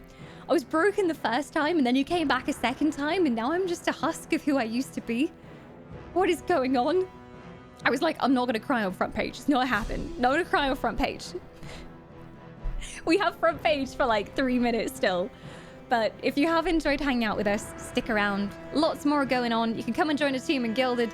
Don't know why the bot isn't working, but I'm just going to put the plain Gilded link in chat so you can come and join. There you go. That's our Gilded link. It's our chat server where we're organizing everything for War of the Wisps. It's where all the giveaways are happening as well, for all the tech we're giving away and all the precious loots. So make sure you join there and tag yourself as a team. What is this? Do I hear on the wind a chant? Could it be? I don't know. They're harsh, strong voices of warriors ringing out over the island. And as you celebrate your victory defeating the Kraken, we have our third summoning happening. And Eternal Flame are attempting to summon their elementals. Good luck. I'm seeing a lot of chanting going on right now. Aurelian, blast the engine fires. Raladan's cannons stand ready to fire. With the stars of Yustelia to guide our way, Eternal Flame soars through the ocean's spray. Let's see if we get a final count to see if you manage to summon them, but that is more than 5. It's definitely a successful summon. Still people coming on in. Is that Ethereal Bloom helping with Eternal Flame summon there? You're allying with Eternal Flame? And as you hear the Flame Warriors cry out, a chorus of voices joins on the beach. People clad in pink and purple raising their own voices in the chant, summoning their 3 elementals. It's happening. Oh my gosh, Banana chanting as well. Anyone can join the chants, but know if you join the chant, you are supporting that team. And you're potentially giving points to them. So know that you're helping them. If you don't want to help them, don't chant. But it's looking very good so far. Wispy joining on in, Shizzy as well. Look, all the ethereal bloomers coming to help. We love to see it. With the stars of Yustelia to guide our way. You have literal stars. 35 people. 35 people. That's a strong summoning. That is 350 points, potentially. And as you look out over the beach, you see everyone chanting in unison. Such a display of unity is rare during War of the Wisps, where you're normally fighting against each other. And Eternal Flame, you have successfully empowered your elementals. Are you ready?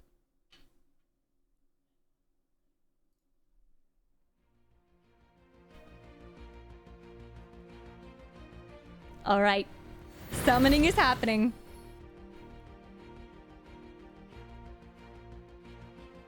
Your voices rise. Chanting together. Forgot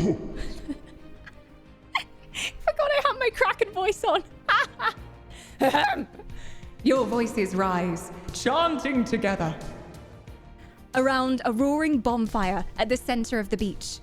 As you do so, the flames flicker hungrily, empowered by your spirit. As you chant, you hear a deep bellow that reverberates through your bones. To your surprise, you look over from the barbecue to see the hulking figure of Raladan the Rage leaping into the air. As you squint against the mid-morning sun, you see he's clad in little more than a makeshift loincloth, with a pair of sunglasses perched on his helmeted head. Raladan is playing volleyball? He jumps through the air with unexpected grace for his size, landing with a wallop on the sand below and creating a small crater in the beach. A delicious smell wots over you, the smell of perfectly cooked meats. Aurelian is stood next to the grill, wearing a bright orange apron, his war braids tied back into a neat bun. He takes a pile of burgers with his bare hands and flips them into the air, and they cascade down back onto the grill, perfectly roasted on one side. Ah, but lo!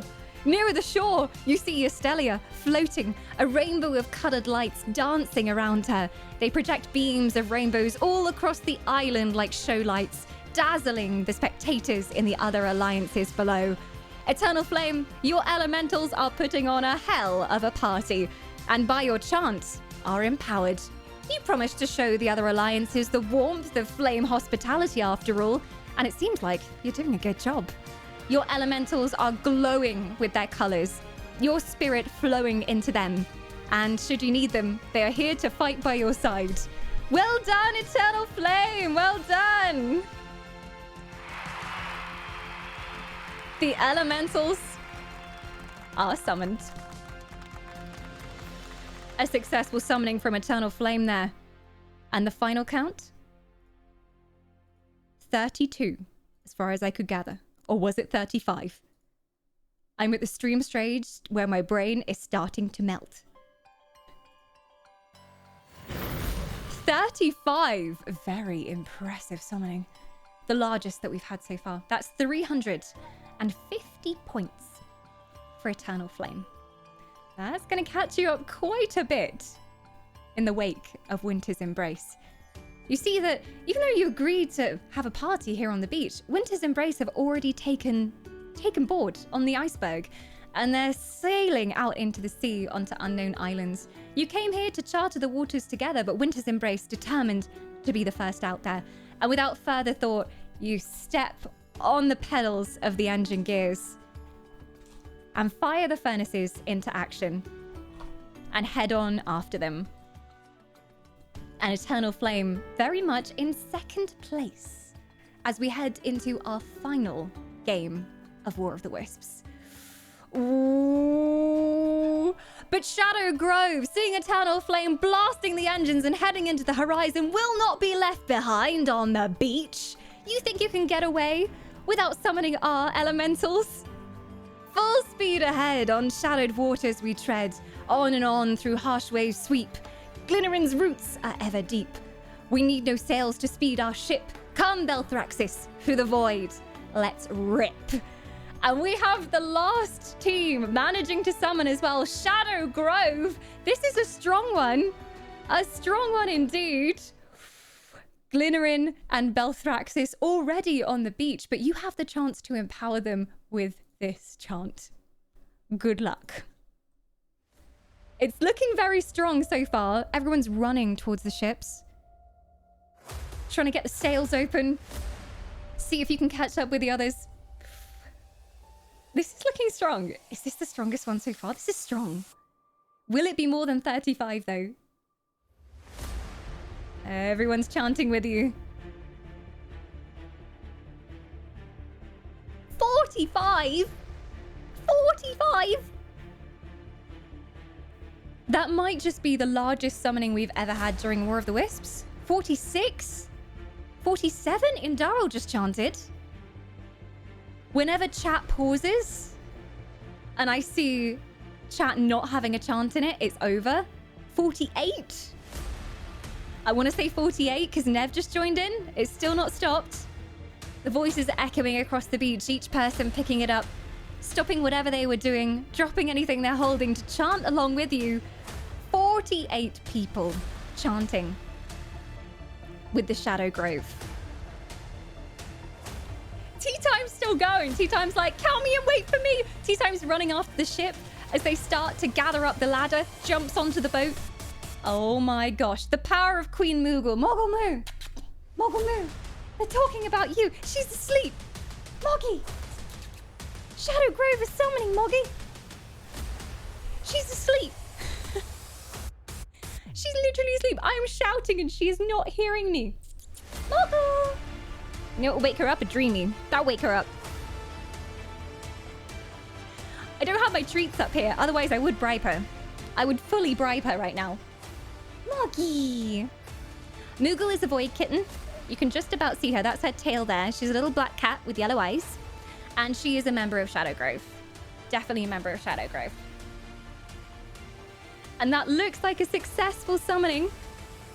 If Moogle meows, I'll give you one more person on the chant. But I don't think she's meowing. She's fully asleep. You gotta wake her up. You gotta wake her up. I don't think she's waking up, guys. But that was, without a doubt, a successful summoning. 35 people. I think we'll call that successful.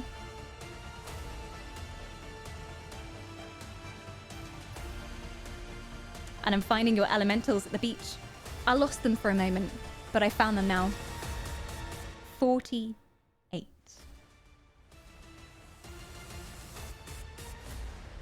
Well, Grovers.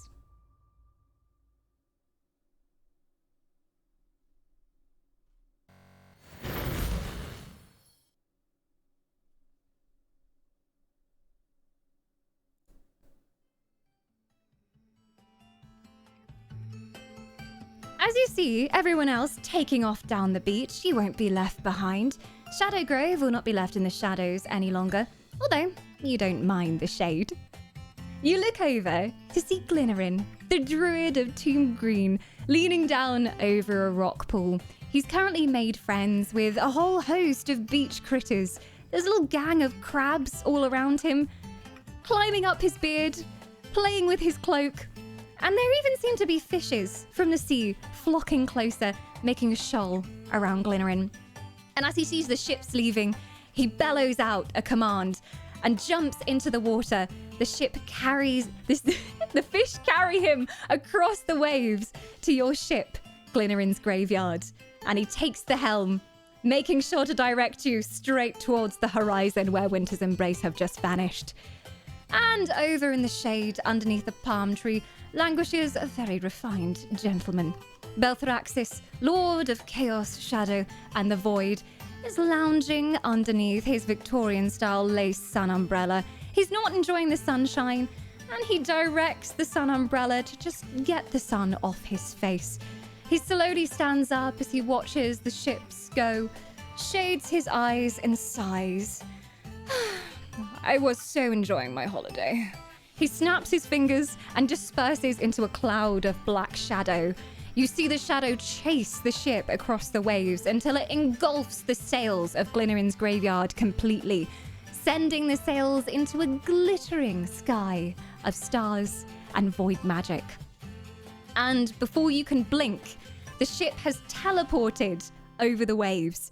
And using the power of Belthraxis' void magic, you're catching up with the others.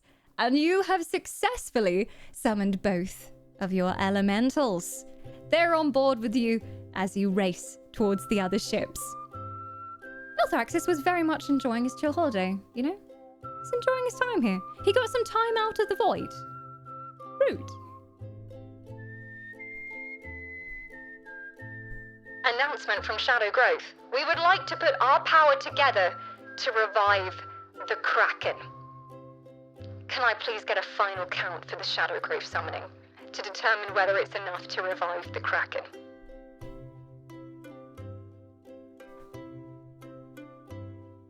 48. All right. You are going to attempt to revive the Kraken, but you're not going to do it alone. We like teamwork on this stream.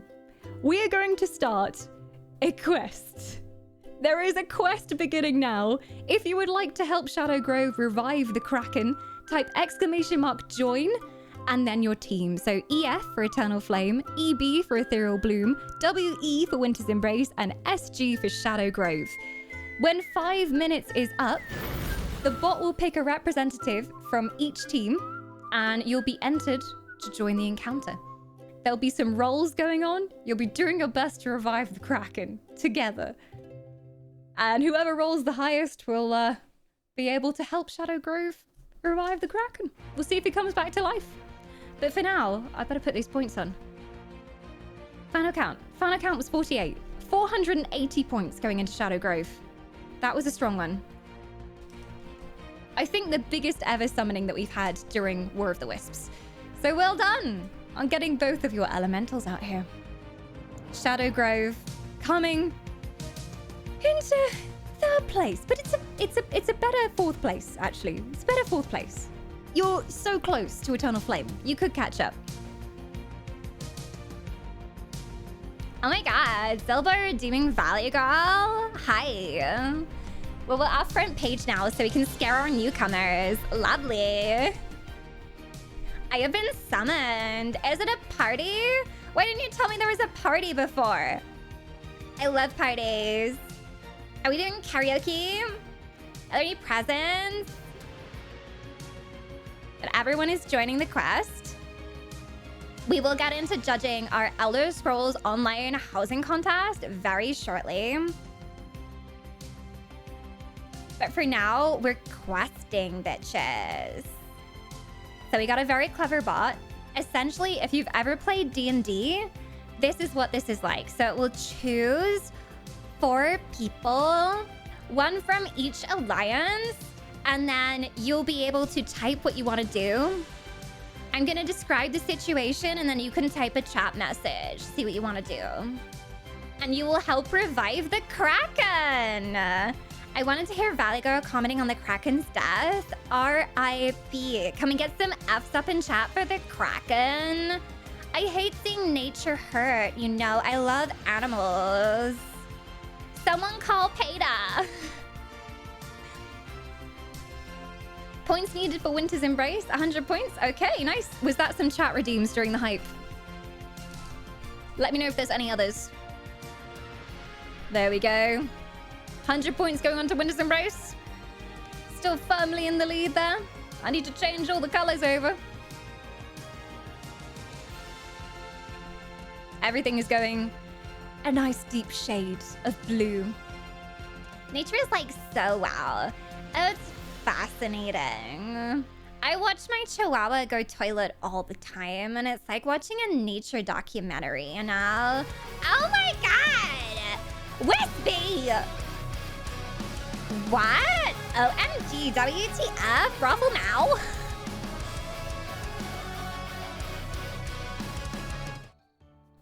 Can we just, like, literally, Wispy has been checking gold all day long, like gold for days. Welcome back, Wispy. I hope your dragons are well fed. I am stunned. I am shocked. I am amazed. I am overwhelmed. I love your face so much. Thank you for supporting everything I do. The MVP is here. Can we get some love and some hype up in chat? Because I don't know what to say right now. And I don't want to cry because we just came off front page and there's still a couple thousand of you here. I was trying so hard to not make the Elven Fountains go on front page. When Charm put through that recruitment and we had a Wispy summoning a dragon on front page, I was like, I'm not going to cry on front page.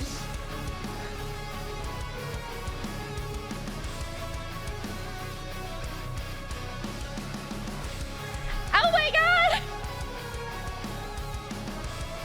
Anna! There is another dragon coming down. You know how much I love nature?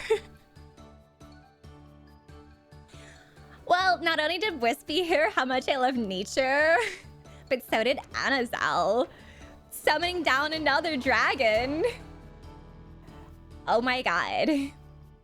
Oh my actual god. The ethereal bloom love is strong in this chat. We have not 1 but 2 dragons being summoned on down.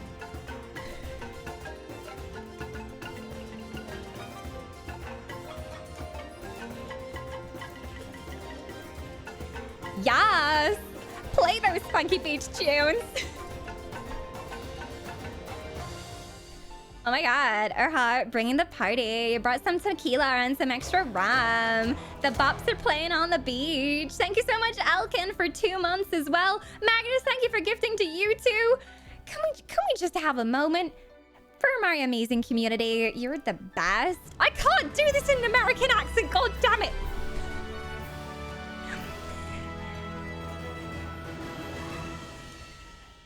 Thank you so much, guys. I can't. It just keeps on going. Why is it raining inside again? Someone needs to fix that hole in the roof. I keep meaning to get round to it. Thank you so much. Aboard Perwin's Grace, the great purple ship riding over the waves. 2 great dragons land down with enormous force, rocking the boat. And with 2 great roars, they find their owners on the ship deck. Oh my god. It just keeps going. Enna holds out their hand to welcome the dragon. The dragon nibbling on their fingers a little bit, in a friendly way though. And Wispy welcomes the dragon to their dragon horde, joining the other dragons that Wispy has managed to acquire so far. And you might need to make more room in the hold because that's a lot of dragons. How are you going to feed all the dragons? How are you going to accommodate the dragons on the ship?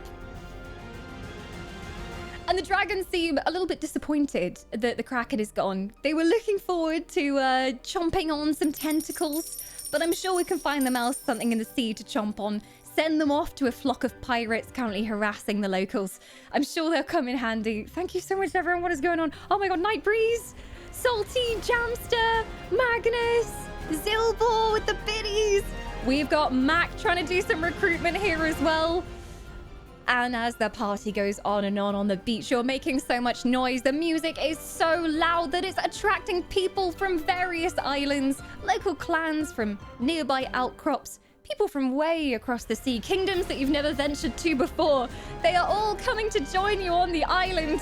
And Saucy is making sure they're taken care of, handing out rum to every single person who steps off their ships onto the gangplanks, and just making everyone feel welcome, handing everyone a pair of flip-flops complimentary on the house, as long as you come and join my team, says Sorcerer.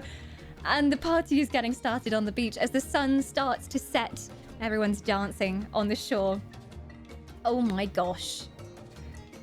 There's a lot of maths going on. I have no idea which way this is going to go, because there were a lot of points that just went in from those summonings which haven't been spent yet.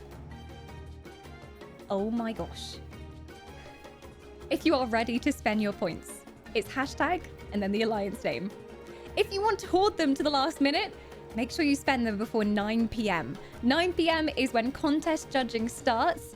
I will be shouting loud and clear when the contest entries are about to close. Well, they just closed. The points entries. You've broken me, goddammit! I can't do English anymore. I will be telling you all when the points entries are about to close so that they don't languish in your points inventory forever and you can spend them and earn those points for your alliance is... Ahoy there! Ahoy there! Ahoy there, Gumps! Ahoy!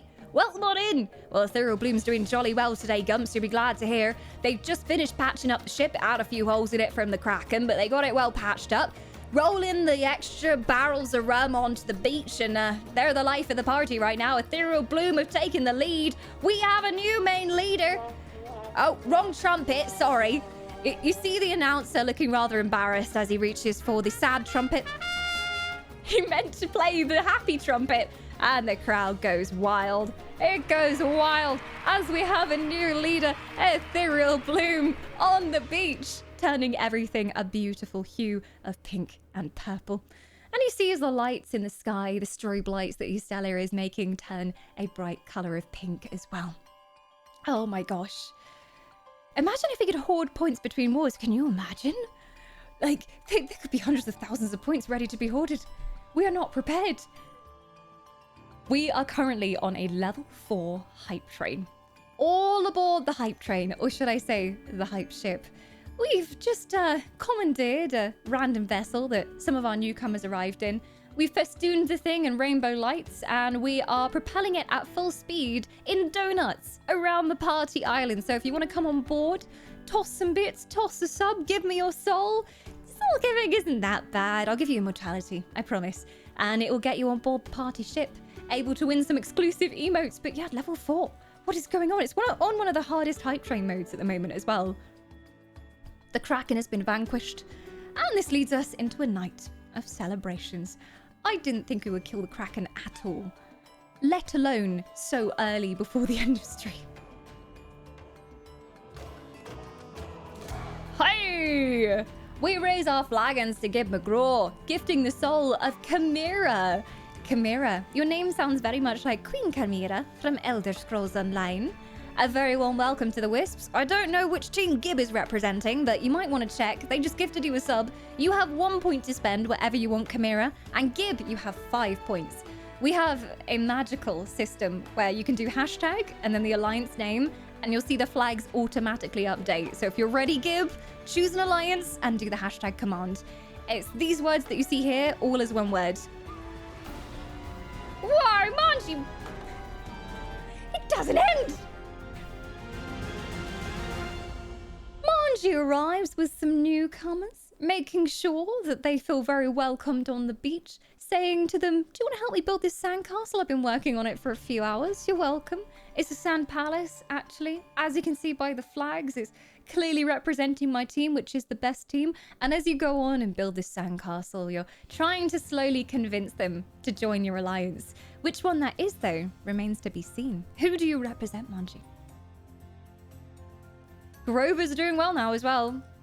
Overtaking Eternal Flame at the very last minute. Whew. I want the Kraken back so I can give it a hug. Give it a bouquet of cherry blossoms. We have got a quest to do, haven't we? Oh my gosh, I completely forgot about the quest. Who are the quest heroes? Did we keep record of the quest heroes? The bot would have pasted it in chat. Thank you. Selected champions are Itty Bitty,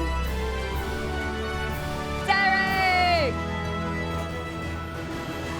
Welcome back, Derek. Grab yourself a surfboard. Get out on the waves. Don't know what colour surfboard you're going for, though. You have 5 points to spend wherever you so wish, and that is 2 years of immortality. Thank you for supporting the channel for that long, and just being a lovely member of the community. We are very happy to have you. Welcome back. Ah! My queen is a kind and benevolent one. I'm not too sure about that. I did set a Kraken on you, and then blame you when you killed the Kraken for being a terrible person, because the Kraken just wanted to love you. So, maybe I'm the villain here, not the Kraken. We've got Pretty Kitty, Itty Bitty Kitties, Shizzy, and Sega. Sega, what team are you in? I'm not sure of Sega's team.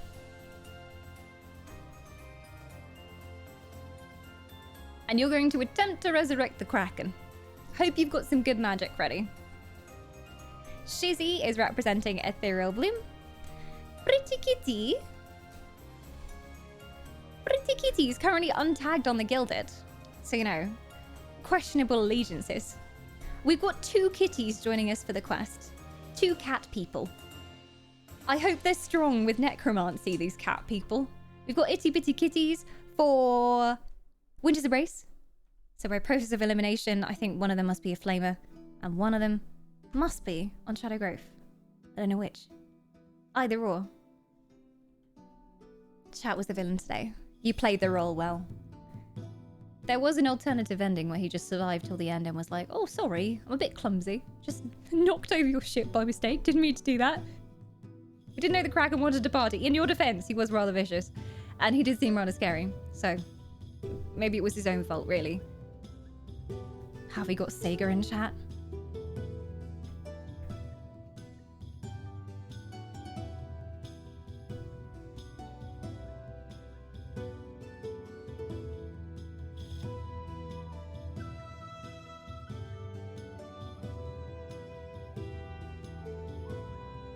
Shadow Grove getting some points from Gigob there. Every point counts at this point. Do we know? Ashton Gaming, do you know where Sega is, team-wise? Because, like, Sega and Pretty Kitties, I'm not sure. Because Shizzy is definitely Ethereal Bloom. So then, That must mean Shadow Grove for Sega, although I'm not sure. Do we have Sega in chat? There will be some things you need to type a bit later on in the quest. Is Sega around? Otherwise, we'll redraw a champion, but... Sega is Shadow Grove for sure. Okay. Basically, only people selected as the quest champion can do roles in chat. So there will be a point where I'm like, can you do a /roll in chat for me? No pressure. We can't redraw champions, we have to end the quest. No! I'm gonna end it, and then as soon as I end it, he'll be like, I'm here! Don't worry, I'm here! Hashtag Shadow Grove, lemon on Shadow Grove. You like the void, the darkness, and also nature. Good choice. Oh, I was thinking, like, Pretty isn't Eternal Flame. Like, Pretty is very strongly Ethereal Bloom.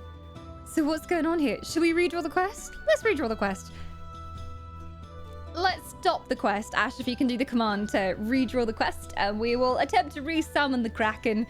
A group of warriors goes over to where the Kraken lies on the seafloor, but just kind of flops around with the tentacles, doesn't do much, and retreats before they can really do anything with the Kraken. But yeah, we're going to have to redo the quest, I think. I am hopping into Elder Scrolls Online now as well, because we are going to do our housing contest. So if you are around for the housing contest, feel free to go to your house, stand there, and as we tour around, tell us in Twitch chat what your inspirations for your house were and what you're going for to do with the theme. You can be there and show us around as well in whichever order you want. But I think I'll hop first onto EU servers and do all our EU server ones. All right, we're starting the quest again. Are you ready? Quest is a go. There we go.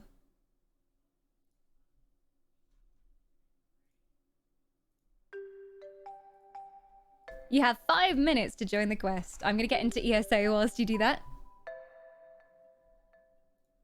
Oh my gosh, I have so many pings on Gilded. It's amazing. Contest entries have now closed for the Sea Shanty contest, the Food Shack contest, the ESO housing contest, the Guild Wars 2 fashion contest, the propaganda contest, the creative contest, and the art contest. You can no longer submit. Those are the final entries. Ooh! Oh, there's some really tasty things in the food channel. I want all of it right now.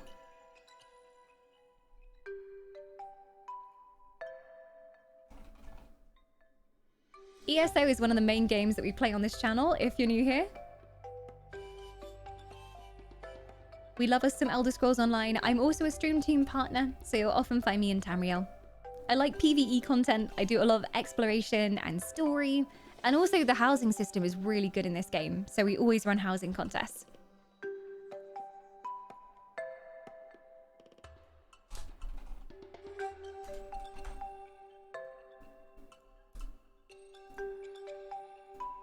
I'm vibing with the beach music. This kind of reminds me of Stardew Valley. And now I want to play Stardew Valley. Stardew Valley for next War of the Wisps. Speedrun Stardew Valley.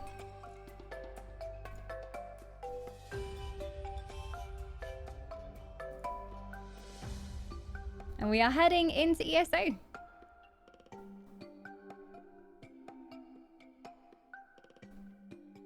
"10-hour stream brain is kicking in. Technically like 20-hour stream brain. So if you see me faffing around, I'm just like, what's going on? What are all these windows for? Who am I? Where am I? Am I asleep right now? I don't even know. But I'm heading into ESO. Let's see what entries we had for the ESO housing contest. Oh, some lovely screenshots going up there.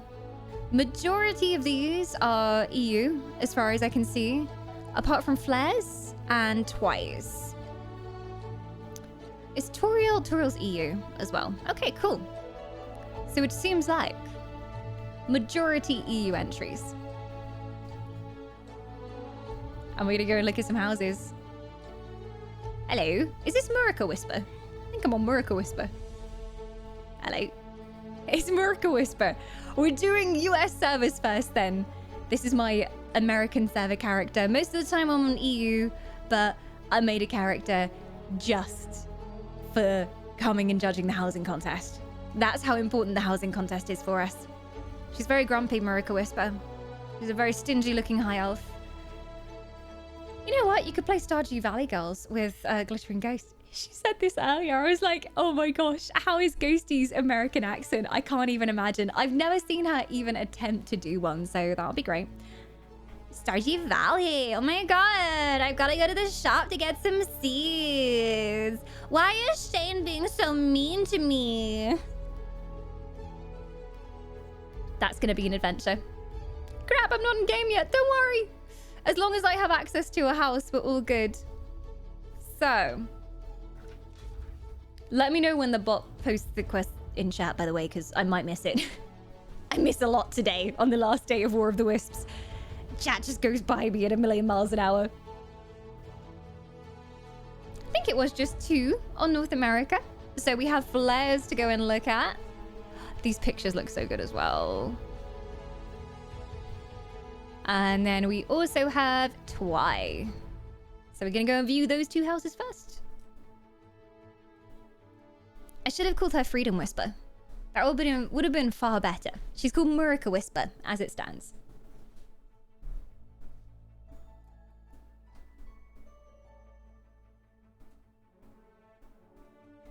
And I think we're going to start taking a look around our first house. I am going to come to Flair's first. No pressure, Flair.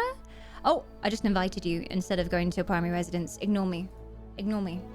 I just can't click buttons right now. Hello, sweet. Welcome back. We had somewhat of an apocalypse brought about by Winter's Embrace. We had Lord Charm coming on in, dropping some recruitment. Oh, we also have our side quest champions, Itty Bitty, Ashen, Tox, and Predwin.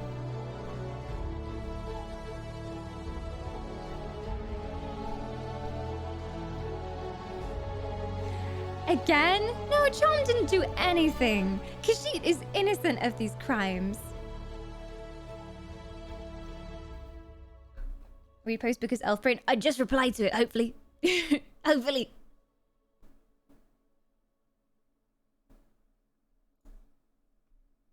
I'm just checking. There we go. It is Itty Bitty Kitties. Okay, I get confused between the 2 kitties. There's one Ethereal Bloom Kitties, and then there's one Winter's Embrace Kitties. But Itty Bitty Kitties is Winter's Embrace. And then Tox will be representing Ethereal Bloom. All right. We're going to have a look around our first house, and then we'll go back to our quest. So let's have a wander around in this oasis paradise. The theme for the housing contest was just Oasis Paradise. They all have the same house base to use, which is twin arches in-game. It's quite a basic house. It's one of the standard houses, one of the cheapest houses in the game. And yeah, they've got to make a paradise here. Oh, hello. There's a sneaking wood elf. So let's have a look around. Oh, I'm loving the palm trees already. Palm trees are an excellent touch. Really bring some more nature into this place, some foliage. The Moon's Blessed Pool is one of my favorite pools. It makes the perfect swim pool as well. When we had our summer fashion contest in ESA last year, we used this as the swimming pool. Very stylish. Also, I want to jump into that right now. I wish this pool was in real life so I could just jump right in there. Oh. Some crabs wandering around. Oh, the mud crab of Eternal Doom. How festive. And a little mud crab greeting me here as well. Also, these look like coconuts. I never realized, but they do look like coconuts. We're going to go and take a look at the other outside bit over here. Flair is currently enjoying a dip in the pool. Lovely. Oh, it's Erhard. He's the one sneaking around. Oh, a barbecue. What summer paradise would be complete without a barbecue? This is lovely. A well-positioned fish on top there as well. And under here, we have a huge coral mud crab wandering around. Spreading red light, you know. Wrong team. I guess it's kind of pink. This is a pink and purple pavilion, so it's definitely an ethereal bloom pavilion. There is also an entrance to the house here, which they very cleverly covered with all of this foliage. So we need to go in through the front door. This my little buddy. Does he have a name? He's very cute. Going in through the front door. Jumping over the foliage. Look at this.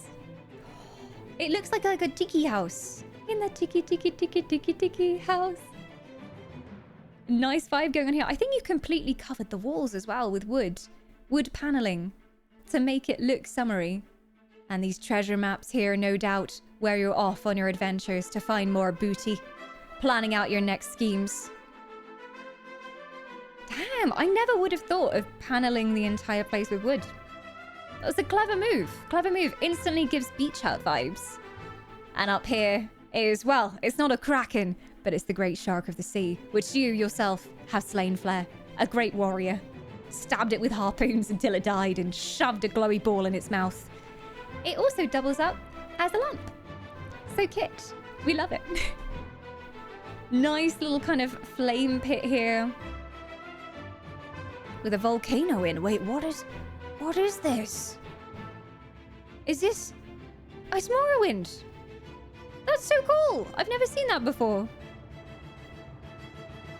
Funvel map. I've never seen that item before. It's really cool.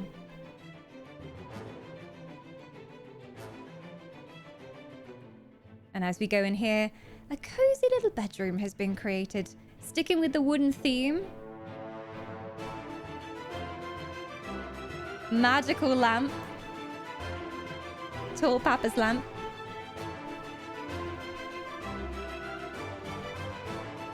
I like the lamppost with the kind of almost fishnets on it as well. That's a nice touch. Really, really good eye for decor here. A skull, of course. Cursed treasure. Cursed treasure, that's what this is. Very cursed. Don't want to rub that lamp. You might get cursed by genies. And that's definitely a cursed skull. There's like a dead pirate captain's soul in there. Perwyn statue. Oh, it's Lady Perwyn. It does look like her, actually. Does look like her. Holding a single cherry blossom. Reminding us who the true elementals are. This is just an ethereal bloom shrine over here. Oh, this is glorious. I'm going to take another slow zoom around. So you can take it all in. Take my UI off as well. These two just chilling here. Didn't see the snake statue before either. And then they've covered the top part here in some shady palms to keep us safe from the sun. There's even a spectral mud crab here. How are the raids in ESO, out of curiosity? We've done some trials. Trials actually on normal mode are easier than veteran dungeons. It depends which ones you do. But it's not like trials are this impossible thing that you can't do unless you're the most elite player, which I really appreciate. Like, as an average player, you can go and do the normal level trials. The real challenge is when you get up to veteran level trials. So I've mostly done normals.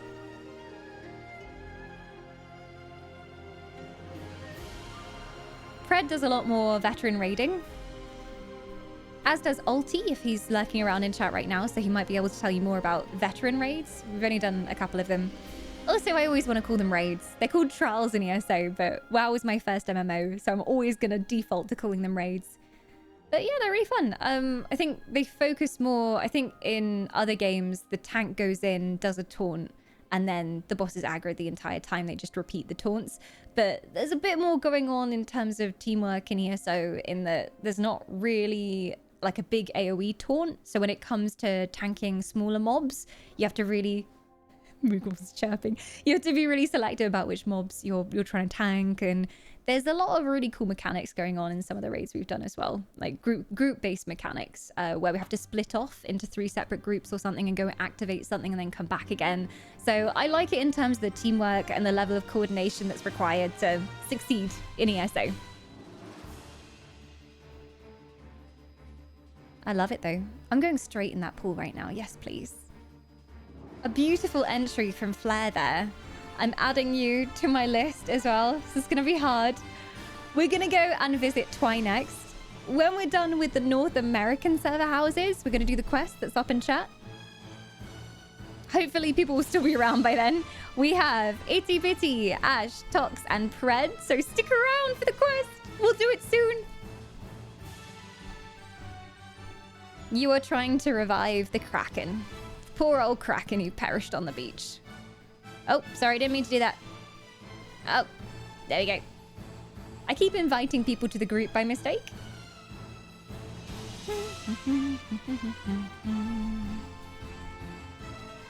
Let's have a look around here.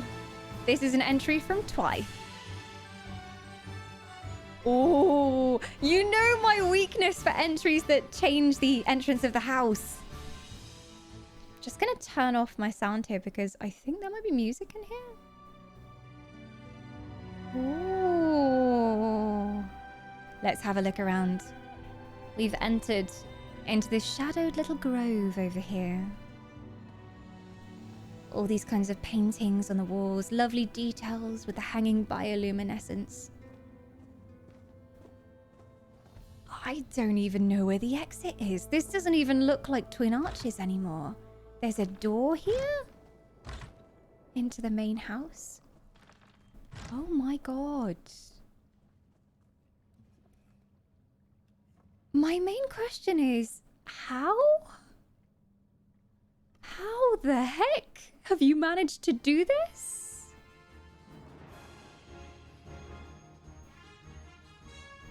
I need to take you all to see the base Twin Arches house so you can understand just how much has gone into this. And how many housing items are clustered on the walls to make this seem much bigger than it is. How? I swear there's not this much space inside the house. Oh my god. This is a desert oasis indeed. A shady oasis that I would be glad to stumble across in the desert.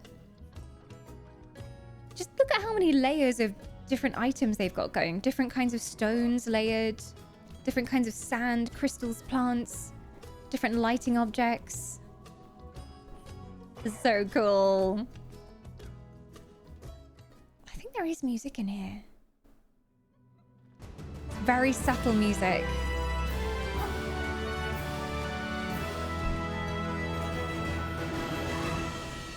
We've got Lich returning, a strong warrior of the Winter's Embrace, at the helm of the iceberg as you make your way across the seas. And maybe Lich will help you resummon the Kraken. We'll see. Welcome back, Lich! And Etherwheel as well. 17 months of immortality.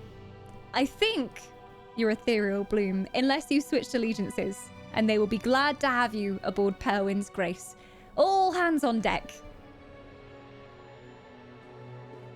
Thank you so much for the tier 3 as well, Lich. Enjoy your extra points. And you can both spend your points by doing hashtag and then the Alliance name. But you two know that already. You're veterans of many a War of the Wisps. Oh, and Lich has showed up in full force. He won't be sloppy seconds. He's like, hang on here. I've been gathering these channel points for many a year. Let me use them. And there's 50 points going into Winter's Embrace. There we go. Catching them up slowly. You're very, very close. We're just having a look around here. It's so peaceful in here. It's lovely. This little poof to sit on. I feel like this feels like an adventurer has come in and found this shady oasis in the middle of the desert, put down their things, helped themselves to a drink from the moon pool. There's even Indrix over here. What is this? Look! Look! Little fruit platter out by the swimming pool, and you can actually go in the swimming pool. I'm honestly flabbergasted. I don't even know what items you've used to make this look like this. Like, this is a combination of 3 or 4 different items, I'm pretty sure. And then there's another little shady nook over here to sit in. Couple mud crabs, of course. Mud crabs seem to be essential during the housing contest. This is so cool. Holy butts. Look at the waterfall up here too. I think I'm starting to recognize the base model of Twin Arches. So Yeah, we are inside like the entrance foyer bit. And this was where it had the roof at the top, but you somehow made this into a waterfall, as you do. Amazing. I'm looking to see if there's any secret things over here. Any secrets? No more secrets hidden from me. But that's a beautiful oasis. A beautiful oasis in the middle of this desert. Wow, that's impressive. Damn, some real time has gone into these entries. You can tell. I'm gonna have to keep that one in mind. Writing things on my list.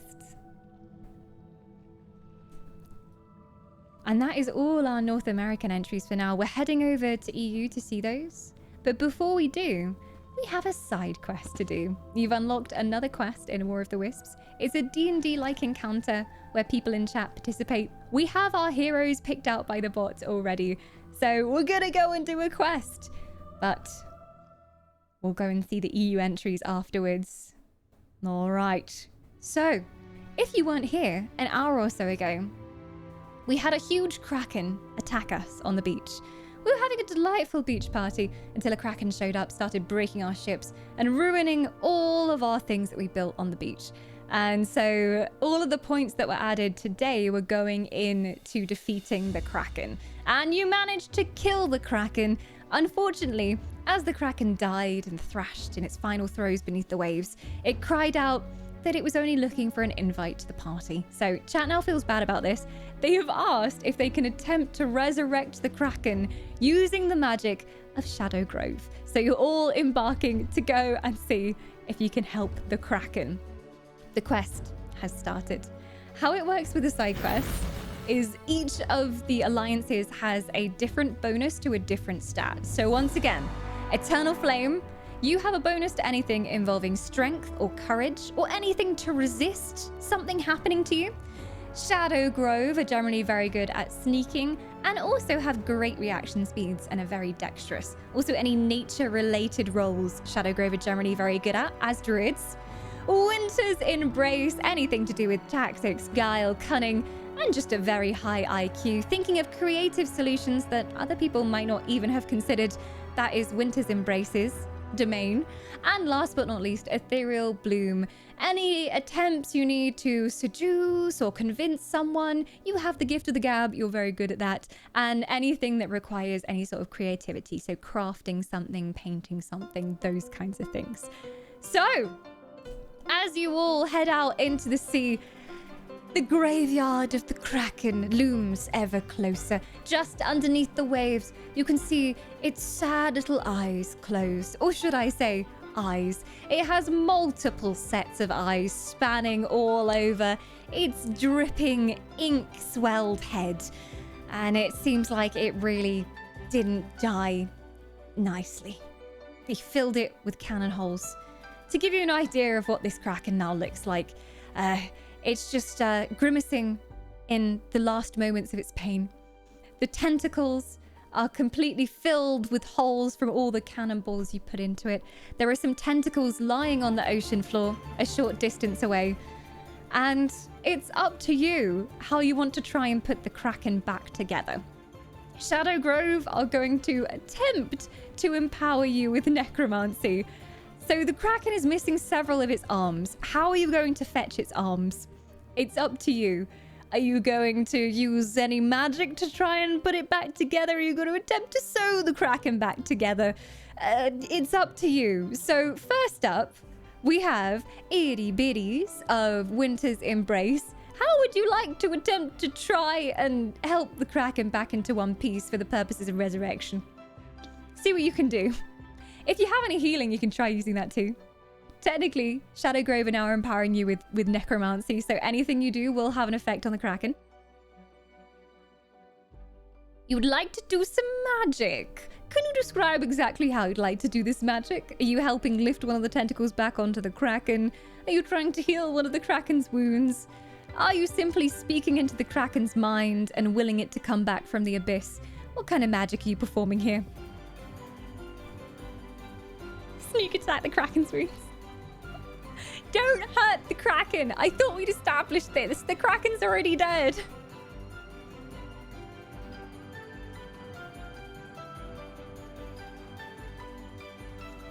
Ethereal Bloom are pretty good at magic, though. They have a pretty strong grasp of magic. Healing magic. Okay, so just going up to the Kraken's head, Itty Bitty rests their hands on his goop-covered form, finding one of their eyes and just gently opening it and channeling healing magic in to try and repair some of its wounds. Can you do exclamation mark roll in chat for me, Itty Bitty? And that will determine how successful you are. Magic is more Winter's Embrace's domain, so I probably won't add a bonus for this one. But I think you can do it. You are the designated healer of Ethereal Bloom, I see. Itty Bitty Kitties rolls the dice. And it's a 3. Oh, as you touch the Kraken's eye, you accidentally catch a bit of his eyelid with your nail. And it's not looking good. A bit of flesh tears off. In fact, as you try to channel the healing magic, you see its tentacles droop even more, and a bit of ichor comes out of one of the suckers. And it seems like you've just done some damage instead of healing magic.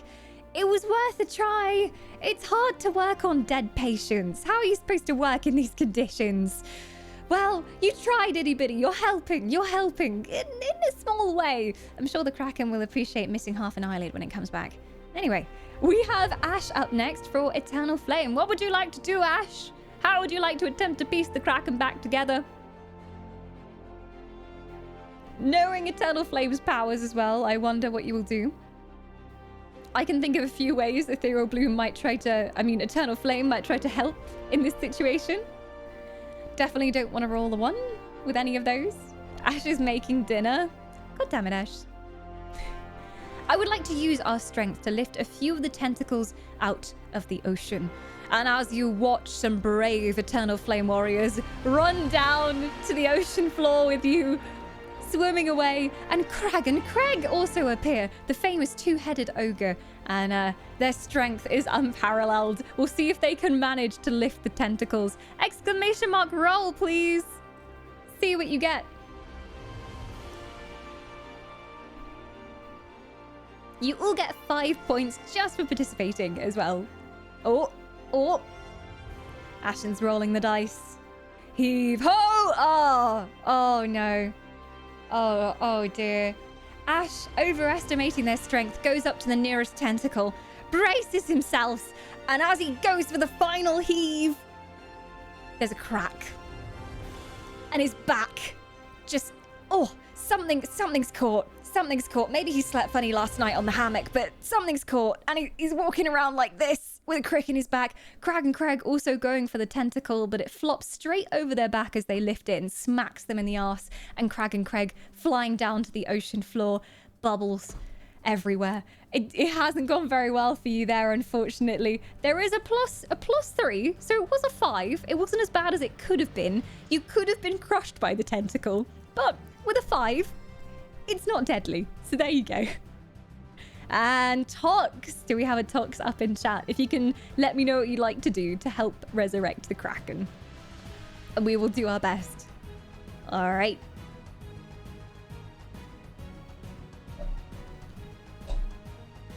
There's some back cracking. Indeed, cracking that back. Breaking them bones. We just want to help Kraken San. You're trying so hard. Someone will do it, I believe. Maybe it'll be Tox. Tox of Ethereal Bloom coming in strong. We'll see if they manage it. What do you want to do, Tox? No pressure. The others have failed. You're there on the ocean floor, snorkeling mask equipped over your face, trying to think what you can possibly do. There's so many parts of Kraken lying at the bottom of the sea. See if you can manage to get him back together somehow. Poor Mr. Kraken.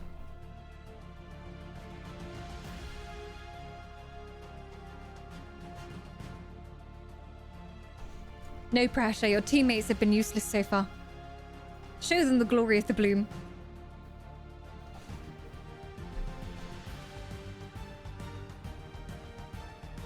We believe in you. You believe.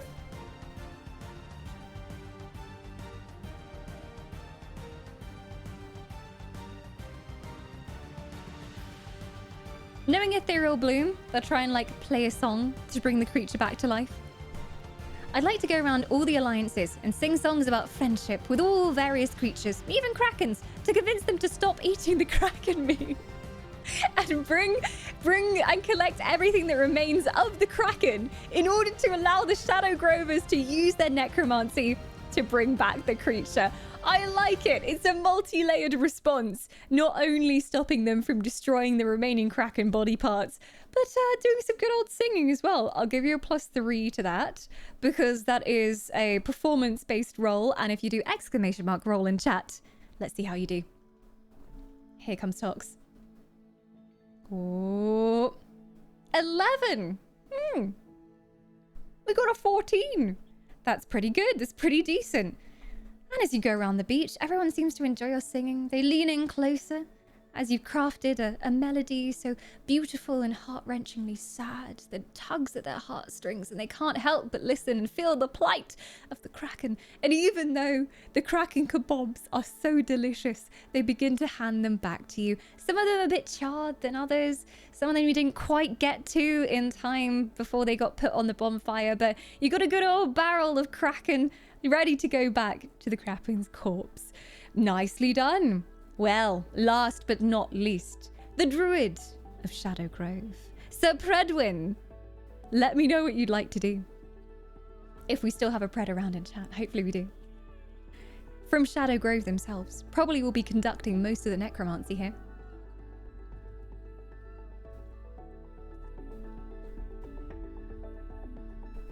Pred of Shadow Grove. Keeping all the high rolls for Pred, I see.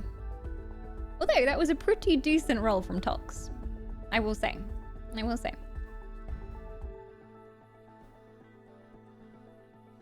I took my sweet time doing the quest, so Pred might have had to step away for a second. This is a Wisp announcement. This is a Wisp announcement. Do we have a Predwin up in chat? We do! They were just typing a very considered response. Here we go. Inspired by Tox's song of friendship and seeing Eternal Flame having trouble lifting the pieces of Kraken, I utter a druidic chant to call upon the reef and marine wildlife to assist in retrieving the missing parts. And as Pred speaks, the wildlife seems to come to life. The mud crabs skittering along the beach make their way into the ocean. The fish seem to bob around Predwin's hips in the water. And if you do an ! Roll, we'll see if you're successful. Fingers crossed. Yeah, it's pretty good. It was a nature-based roll, so you get a +3. 7, 8, 9, 10. It's a 10 roll. It's pretty good. You managed to summon quite a few smaller shoals of fish. Unfortunately, they're not as strong as you hoped they would be as they try and lift up the tentacles, but they managed to kind of half drag the tentacles a little bit closer back to the body of the poor Kraken. And the mud crabs on the beach, as they try to drag all of the tentacles back, their claws bite into the tentacles a little bit. They cause a little bit of damage, but they do manage to drag them back towards the Kraken. And as the chanting of the Shadow Grovers increases, you feel the air humming with void energy. And back from the void, the soul of the Kraken is pulled, kicking and screaming and wailing out in pain into its mortal body. And the Kraken's eyes flick open, one by one. Missing an eyelid on one of them, but they all flick open again. And the Kraken roars. This time, not an angry roar. You recognize it as a friendly roar. He was looking forward to the party, and he's so glad to be back to life. You patch up the last few of the Kraken's wounds to stop the bleeding, put some plasters on there, some bandages, and you invite him over to the beach. His tentacles help you put things into the barbecue. He holds far more things than a single person could have done alone. And before you know it, you're roasting 10 times the amount of meat on the fire. He lets people go for rides on his tentacles. And it seems like the Kraken has joined the party. You tell him to be a bit careful though, because he's splashing around. He's creating all sorts of chaos. And if he gets a bit excited, he might crush someone. So just watch it, Kraken, okay? And there we go. Kraken has been summoned. Well done. Everyone gets 5 points for participating. And I will say, The best roll there was clearly Tox from Ethereal Bloom. So we're going to add 40 points onto Ethereal Bloom. I loved the creativity, though. I never thought of any of those things. It's the classic thing with D&D-like stuff. Players always come up with things that you never imagined they would. There's 5 points that have gone onto all of those teams. And you have managed to claim an extra 40 for Ethereal Bloom as well. Staying in the lead for Ethereal Bloom. They needed those points. We're going to go and have a look at some of the last few houses as well. We're over on EU servers now. We're going to go and view... Who shall we do first? We've had quite a few EU entries. Let's do... Who's first on my list? Mizael. We're going to go and see Miz's house first.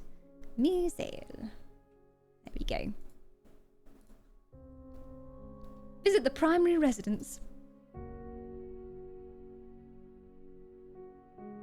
Yes, teach the Kraken some manners. He's rather destructive. And we're here in Twin Arches.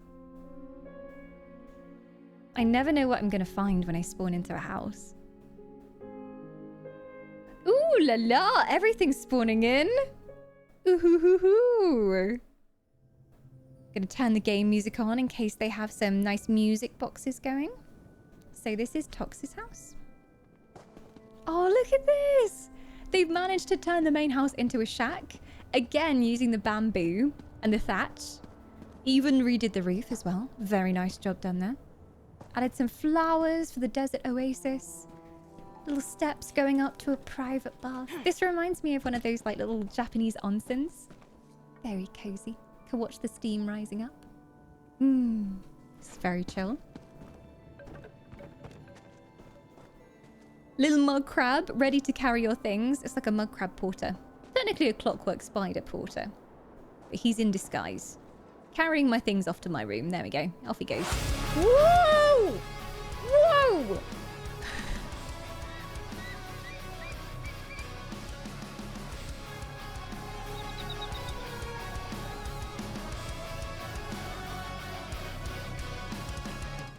Last Lich! Not content with a single dragon over on Winter's Embrace, they're like, hang on. We need at least 3. 3 is a magic number. We'll summon another one. And Lich comes in, riding a great ice dragon, touches down on the beach, its icy breath cooling the ice creams on the food stand. And a great warrior hops off the back, blue cloak billowing in the wind. And Lich has landed on the beach. There is another dragon on the beach. Hopefully they get along with the Kraken. Do introduce them. Holy butts. Thank you so much, Lich. And you've got 100 points to spend. I don't think anyone's going to question where those points are going. And if they were spent now, I think we might see some switch ups going on. Thank you so much, Lich. Make sure to name your dragon. Lich is very much the master of dragons. A dragon tamer from the lands of snow and ice. What's an elf supposed to do under these conditions? There's dragons everywhere. The Kraken's been slain. Can't get a moment of peace on this beach. This was supposed to be a beach episode. We were enjoying the holiday. Oh, thank you so much, Lich. I appreciate you. Thank you so much for supporting everything we do on this channel. It means the world to me. Oh, this is so cute. Did they add like a spire on top as well? I swear it never had that spire on the original model. It's just a very simple shack on the original model. So that's all been added. There's a sun recliner here. Beautiful tapestry, which adds to the kind of deserty vibes. I love this flower wall as well. So that's a nice touch. I think as much foliage as you can add really helps create the kind of feel of an oasis. And let's go have a look inside. We haven't even gone inside yet. There you go. You've made an inn? What? And the sound of babbling brooks greets you as you enter this cozy inn. Keldora on hand to offer you a drink straight away. Tales of tribute set up, so if you've just been wandering across the desert, You're thirsty, you're bored, looking for someone to spend your time, this is the perfect place. You know how to win me over by putting Jakan behind the bar. You win! Jakan's my favorite. He's such a shameless flirt. So not only can you come and enjoy the beverages here, play some good games, but you can also flirt with Jakan. Win-win situation. Romp in the desert with Jakan. This is amazing as well. You put all these bottles in here. I think each of these is placed as well. So cool. And this is what's making that delightful noise. There's a bar tap at the back. Flagons all ready for a drinking. Some statues up there as well. Okay, this is cool. Hello, Jakan. What are you doing here? Hey, good looking. Hey. Great to see you again. How about these accommodations, huh? Eh? Really beats some of the places we've been. Of course, there's something to be said for slimy caves and musty dungeons. It's true. They've got I like a musty character. dungeon as long as you're around, Jakan. Love you, baby. I love the big barrel back here as well. Like, clearly taking into account that we're in the middle of a desert, so water is probably going to be in short supply, so you need lots of drink. Don't know if that's just all ale. It'll be water or ale. That's really lovely. And then a curtain covering the entrance. You can have a sit in here if I so wish. And chosen the high isle art to show off the lovely Abyssinian seas. Just gonna check, like, because sometimes people hide things in their housing entries. I'm just gonna check that I did see everything. You can get in through this door, but I think they've blocked it off and made it into a terrace instead.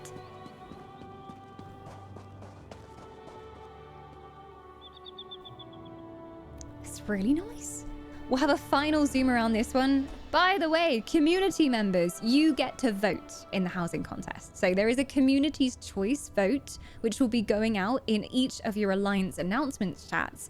And you get to vote for your favorite that has been submitted from another alliance. You can't vote for your own alliances, but you can vote for your favorite amongst the rest. And that is worth a heck of a lot of points as well.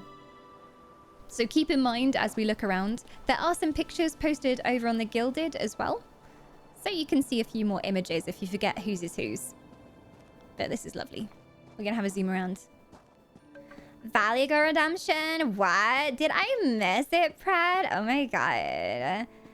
Housing is my thing. We like some shabby chic. Beach house, yes. I'm always at the beach. I don't know what happened to my accent there. I'm so sorry. But yes, I'm here to look at your beautiful creations. Are they fetch or are they fail? We'll see. This one is definitely fetch. Like, I am gonna strip myself naked and put myself in that oasis right now. It looks beautiful. We're gonna have another look around the middle. Don't miss my Valley Girl Redemption earlier today. The Kraken was probably attacking. It was like such a high stress situation. Hashtag stress. Hashtag Kraken. Hashtag fearing for my life, Faz. I'm so sorry. Well, in penance for my crimes, Faz, I'll be Valley Girl for 10 minutes. How does that sound? Oh my god, is that Kurt Melgrew? We know that one. Kurt, welcome back. And welcome to the beach. Grab yourself a cocktail. I don't know what your cocktail of preference is, but they're serving whatever your little heart desires over at the beach. And make sure you spend those 5 points in an alliance of your choice before the night is out. 5 points can go to any of these alliances. So if you're a flamer, your flag's there. If you're in Shadow Grove, it's there. If you're in Winter's Embrace, it's over there. And if you're in Ethereal Bloom, you've got to run quite away because it's over there. But you can put your points in it. And you'll see it update because, like, technology is cool. It's amazing. Oh my god.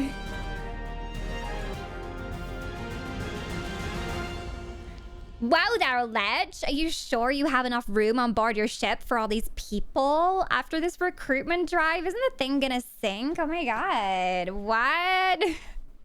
Lich, we were wondering earlier, where are Winter's Embrace? Where are they? They don't even go here. There were hardly any Winter's Embraces in chat, and we were like, what happened? They're so strong, they're so tactical, they're so clever. But now you have come out of the shadows and you're redeeming yourself. And some strangers have come on board your ship. Can you recruit them to Winter's Embrace? By the way, Winter's Embrace's ship is a literal iceberg. It's called Iceberg, but it's literally made of ice. And it maintains its coldness because of the elemental's powers. So it's super chilly up there, but pleasantly chilly if you're a member of Winter's Embrace. Oh, my little kitty is here.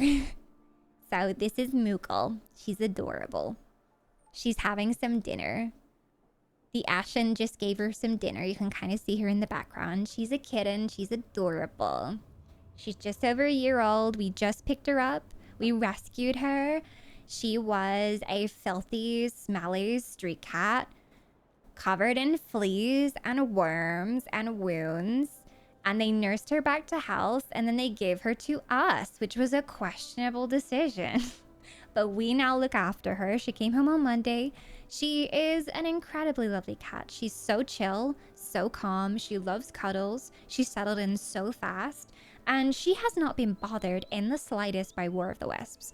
I was a little bit worried because obviously during this event, I'm shouting a lot. I'm talking like this, you know, this should confuse her, but she is not bothered. She slept through the Shadow Grove summoning. I was saying like, wake up, bitch, Shadow Grove is summoning. Look lively, you're in Shadow Grove, you're a void cat. And she didn't wake up. I even promised treats, she didn't wake up. She was just sleeping straight through it. There we go. But a lovely entry here. Absolutely beautiful. I'm loving all of the details. Sadly, Miz is not online to walk us through. But if they come in later, they might tell us some more details about their house and their inspiration behind the design. Minigame man, hello my lovely, how are you doing? Welcome on in. Summer splash. Splash, splash, splash on the beach. Welcome. I'm just gonna see who is next for our housing contest. I'm just gonna see who's next for the housing contest. Who haven't we gone and visited yet? We just saw Miz. That was our first one on EU. And now we're going on in to Herring's house. Herring for the Eternal Flame. We're gonna go visit. Herring, if you would like to show us around, feel free. I will follow you. I can see you're already at home. I don't mean to intrude. Show me around. If anyone's just coming on in, the theme is a Paradise Oasis. So we use the Twin Arches house. Oh, Miz, we just looked at your house. It looks so good. I loved all the little touches throughout. And just, I wanted to get in that onsen that you built in the front yard. I was like, get me in there in real life. I need a swim. It's very cozy indeed. I loved what you did with the inside as well. Also putting Jakarn in there. Strong move. Instant vote from me. We love some Jakarn booty. I feel much better now, don't worry. Tech hydrated me. Ah, yes, that's brought back my Britishness. Thank you. I love that you built an inn inside as well. Like, you know, in the middle of the dusty desert, travelers can stop off at the inn and get a nice drink, play some Tales of Tribute. Oh, hello. Oh, you covered it with ivy on the front as well. Making it look a little bit deserted, but nonetheless a shady, thankful stop-off point for an adventurer. There's a camel! There's a camel! I'm guessing this is the adventurer's camel they left behind when they stumbled inside out of the desert to find some shelter. Hello. Yeah, take us on a tour. It's a nice area out here. Can they repair their weapons here, I guess? You know, polish their boots, shine their armor. I like how you made it shady here as well. Like, there's no shade in this house, but you managed to make a shady overlook with that tree. And the hanging washing line as well. It's a nice touch.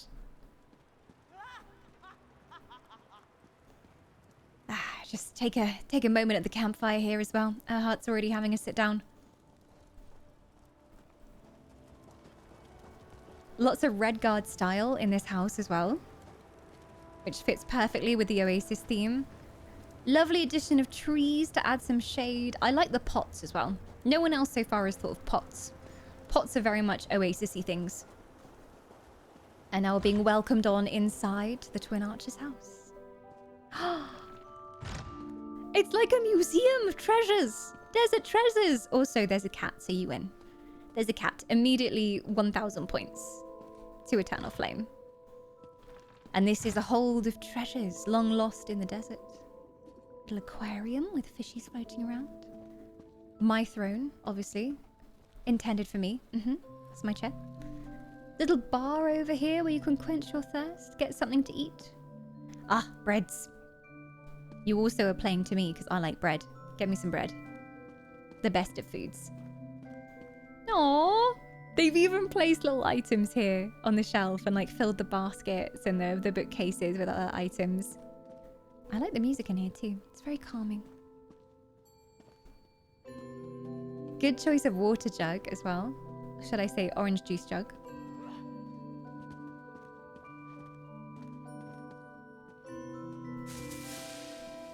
Scrumptious little bowls of fruit. I think fruit would be my choice if I was in a desert. Very refreshing. Music box is going over here. Oh, look at the canopy. I would never have thought to do that, but it makes it feel more of a desert style, having a canopy over the top, or like an extra kind of hammock bunk. And then a very cozy looking bed that fits the style. Obviously a book on the side table. Song of Polinial. Good book, good book. Probably the Silmarillion, because you're in book club. So you appreciate a good book. And the cat is purring, so you win. Just nice little details here as well. I like the thought that's gone into like filling each of the items and not making it look empty. Like there's something everywhere you look with little details. I'm writing things on my list.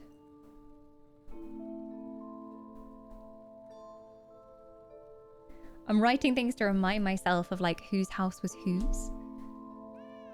Meow! Sounds like Moogle. Where's she gone? Oh, she hardly ate any food. And she's gone. Sad times.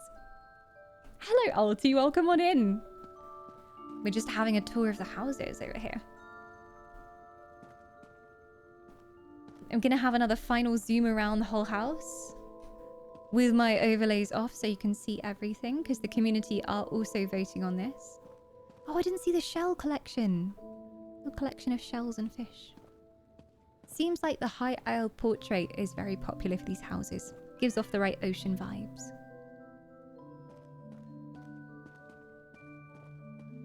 Got our little table here. Bed area. I want this tapestry in real life. Be perfect next to a bed. You're going over here. Hanging meats as well.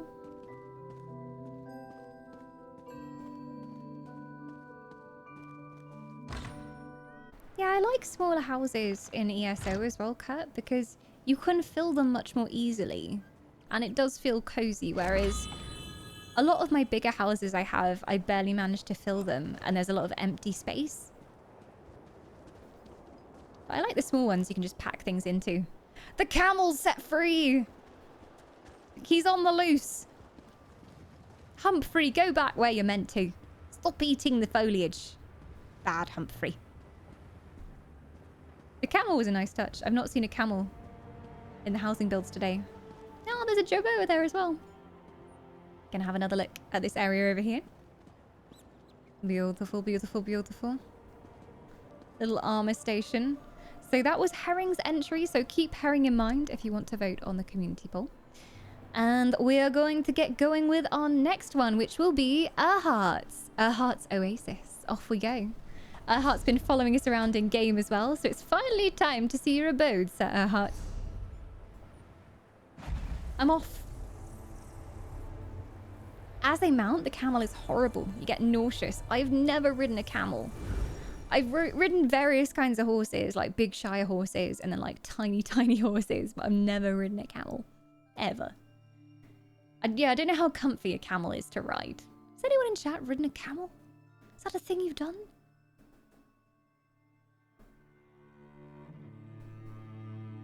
I tried to look at doing the villa in Somerset, and after a few minutes said nope.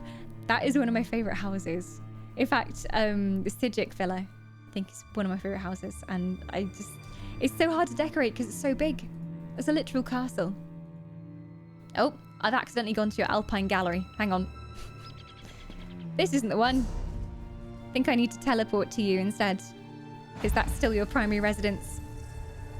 Good thing you're online. But Erhard never misses a housing contest, so I had no doubt you would be online.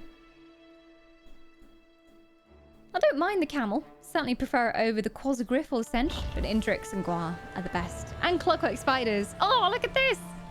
It is a desert oasis indeed. Our host Erhard welcomes us. It's almost like a restaurant. Like, I imagine you've got the menu here for a whole host of tropical foods and ice creams. Hello. Give us a show around. If you'd like to say anything in Twitch chat as you show us around, feel free. Tell us about your villa. But look at this. They've added palm trees everywhere. So much foliage. Banners everywhere as well. This is going to be so hard to decide. Love this moon pool.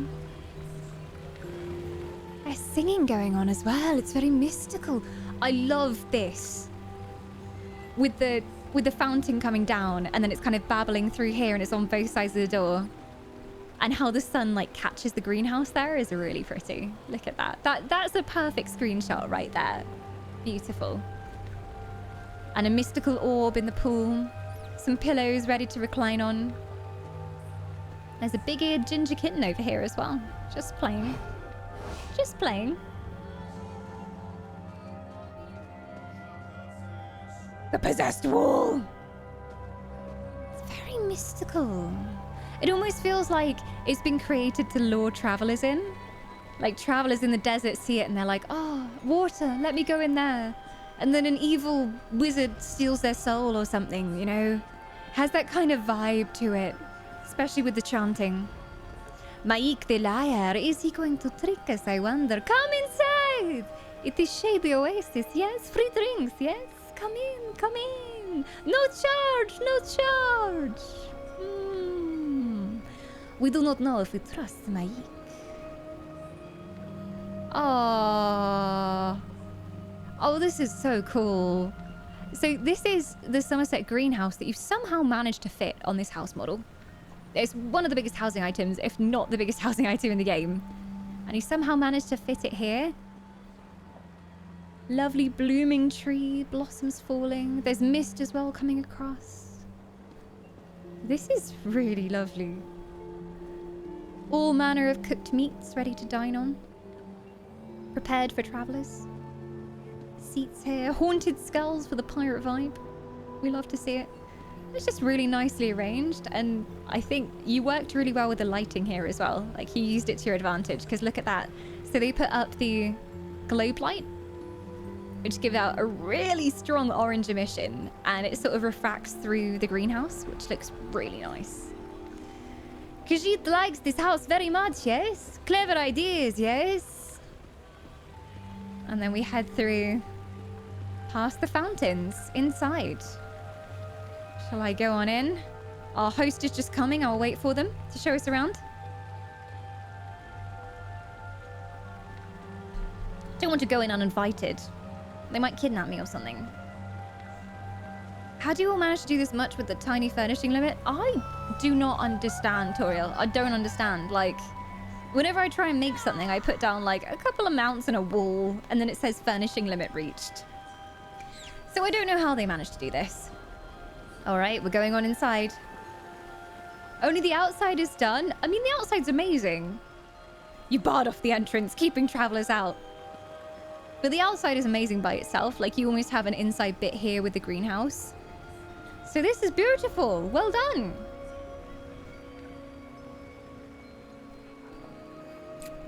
It's gonna be so hard to choose a winner. We have even more people's houses to go and see. So up next we have Indaril, who, penultimate EU person to go and see. If you are in game, come and join us on the tour. Can't see Indaril here. They may be... Let me just double check. They have a different name. It's Liv! I remember from last time. It's Liv. They have a different player name. Oh, and you're here. You can show us around. I believe you made the mushroom house last time. I remember the mushroom house. Mushroom and strange bioluminescent sea jellies. It was amazing. And into Twin Arches we go. Whoa! We are no longer in a desert. We're in a forest. A woodland grove.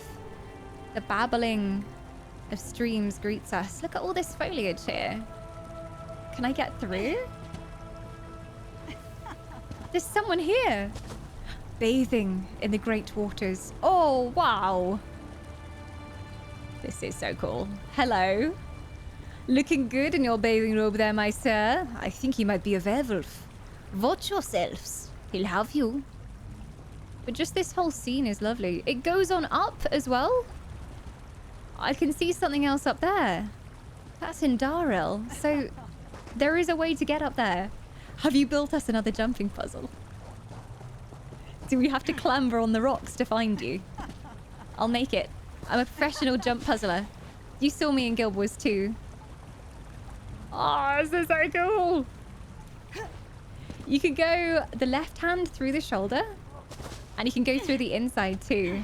I'm going for the shoulder route. I'm climbing up the biceps. It's happening. I don't know whether I can get on this hedge though. Indaro managed to make it up there somehow. Like, I saw them up there. But you can go to the very top, stand on this obelisk, look into his flaming eyes. These are also orbs that they've put into the eyes as well.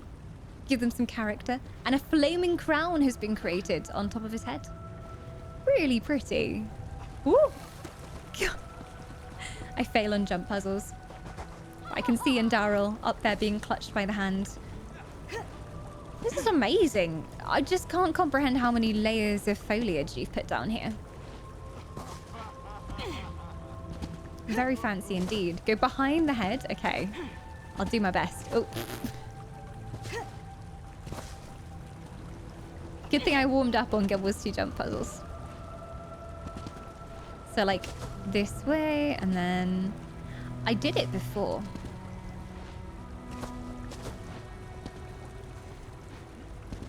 Pretty bloomer flowers, ethereal bloomer proof. I got up his bicep before. Where there's a will, there's a way, I tell you.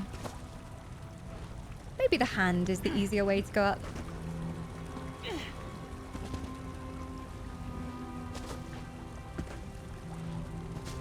Jump!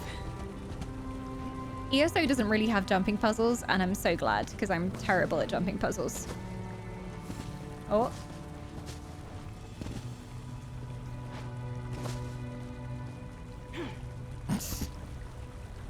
I can't.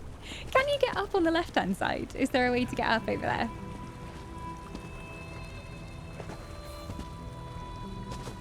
Does Heart know the way? So if you jump up here. Okay.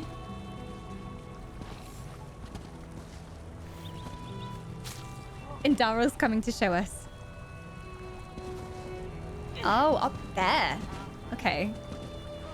So you catch onto the lip of this somehow?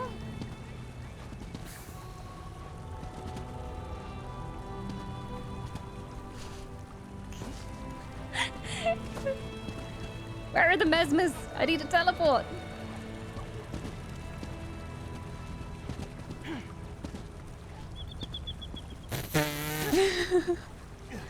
I'm gonna try and copy every single jump. There we go. Okay. Gonna get up to where you are. Okay. And then up from here. Got it. Got it. I got it. Okay, where now? Up one. Yeah. Oh. God, you're good at climbing. Okay. I made it here. And if you go up behind,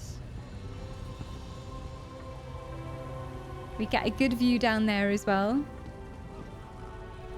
And you can walk all the way down these, like stairs, into the hand of the great Colossus. This is so beautiful. Oh, and you even did stargazing in the sky A great magical illusion. Beautiful. And you're posing. I'm writing things on my list.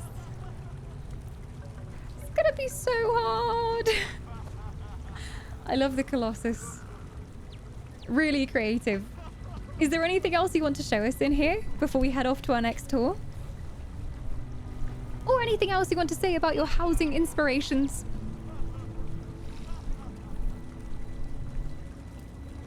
Beautifully done. I think we've only got 2 more EU people to go and see.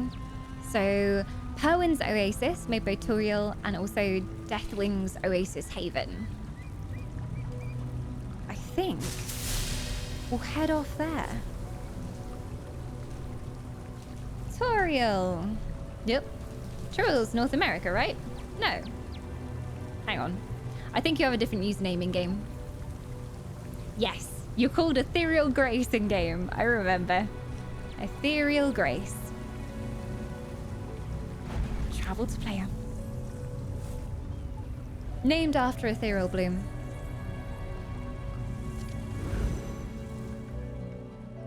Inside the house is a heart. Wait, you gave it a beating heart? The Colossus is alive?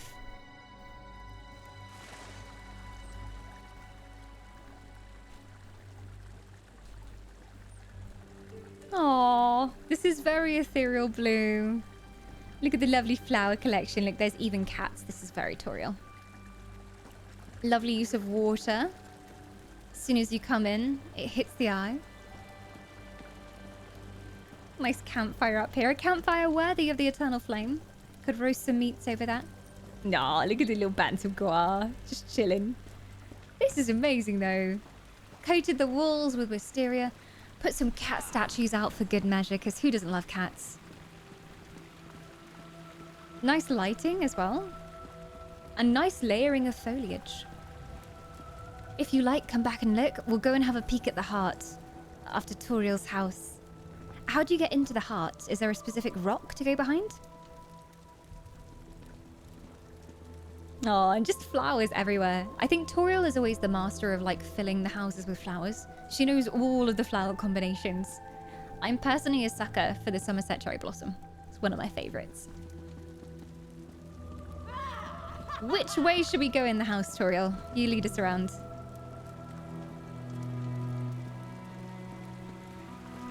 The babbling of waterfalls. Oh, I'm gonna fall asleep in a second.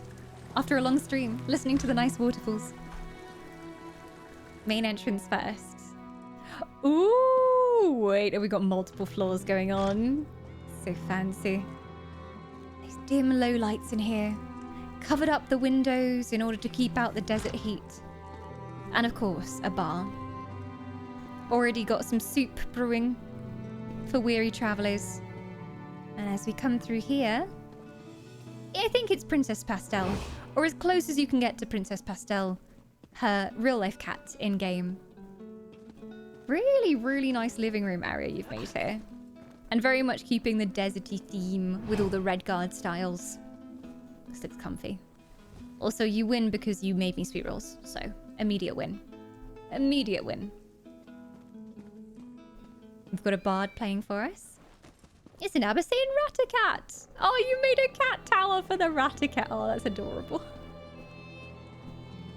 Toriel loves cats. If anyone hadn't gathered, Toriel really likes cats. That is a fine cat tree. Is that made of onions? So creative. I've never seen a cat tree in Elder Scrolls Online before, but she's gone and done it. It's beautiful. Covered in ethereal bloom blossoms. A writing desk over here to pen your novels with. And then over this way, a very comfy draped bed. Sigil overhead. Books on hand in case you need them. But I think there is more upstairs. There's a little second level. She even made a handrail for elfin safety, in case you fall down the stairs. Thank you, I'm clumsy. This is the chill out zone, the chill loft.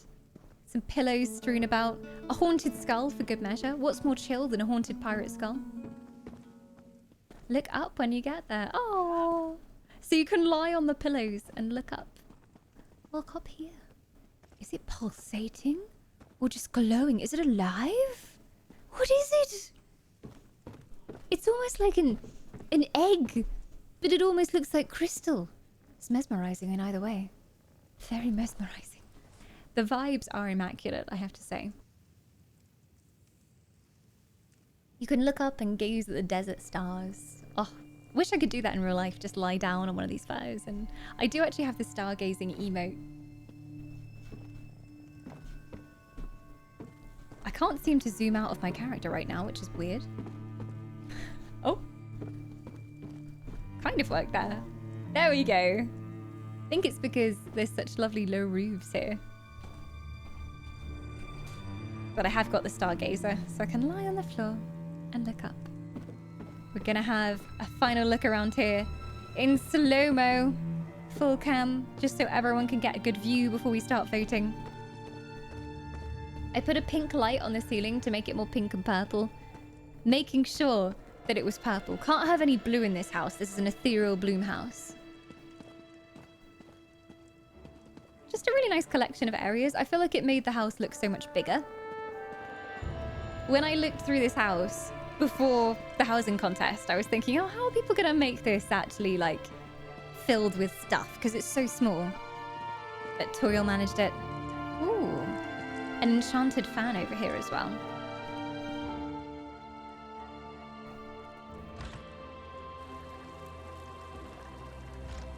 And another tour of these lovely oasis gardens. This is probably my favorite bit, with all the flowers.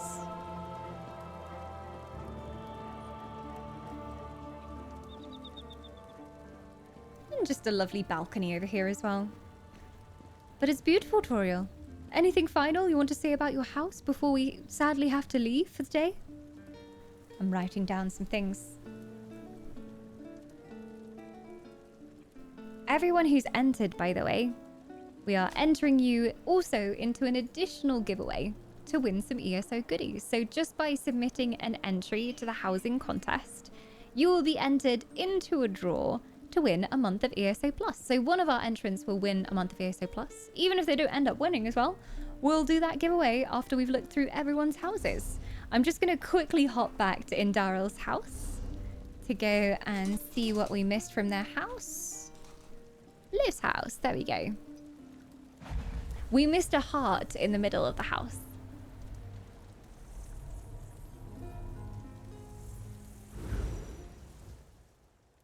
Hi, Jamit. Welcome on in. I have no idea what happened in Craglorn. We're judging the housing contest, so what the heck is going down in Craglorn, Jam? Hello. Take us to the heart of the house. Oh, we can still get in through here, can we? Is it somewhere here?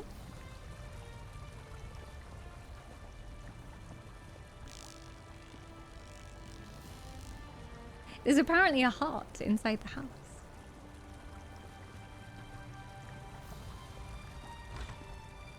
Oh, there's still a door there. I can't quite click it. It's not coming up with a prompt for me to click it. Oh. Oh, I got it. I got it. Got it. There we go. Ooh. Whoa! Oh my god! A beating heart of the living colossus. Oh, this is cool. So you actually positioned it where his chest would be as well, which is really clever. And the heart beats ever onwards. Papa, papa. Really cool visual effects going on in this house. It's something that I never expected to find in our housing contest this time. Look at this. Go have a final view up here as well. But there's a great stone colossus. Customized up there as well with all these lighting effects and extra things added onto him too. One more place, but you have something else to show us? There's another place to go?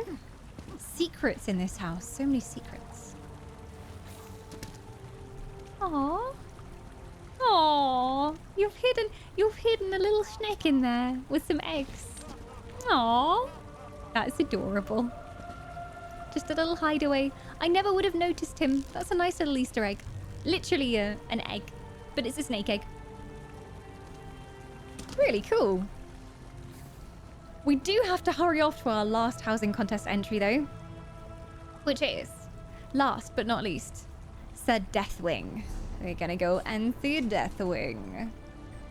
Deathwing is currently at home, so can take us on a little tour of the house as well. You wrote the story. Do we have a blurb to read? Let's go have a look. So there is a backstory to this house, if you care to hear it. This time it's not a spooky backstory. I always remember the spooky backstory from the last house. Oasis Haven for the three factions.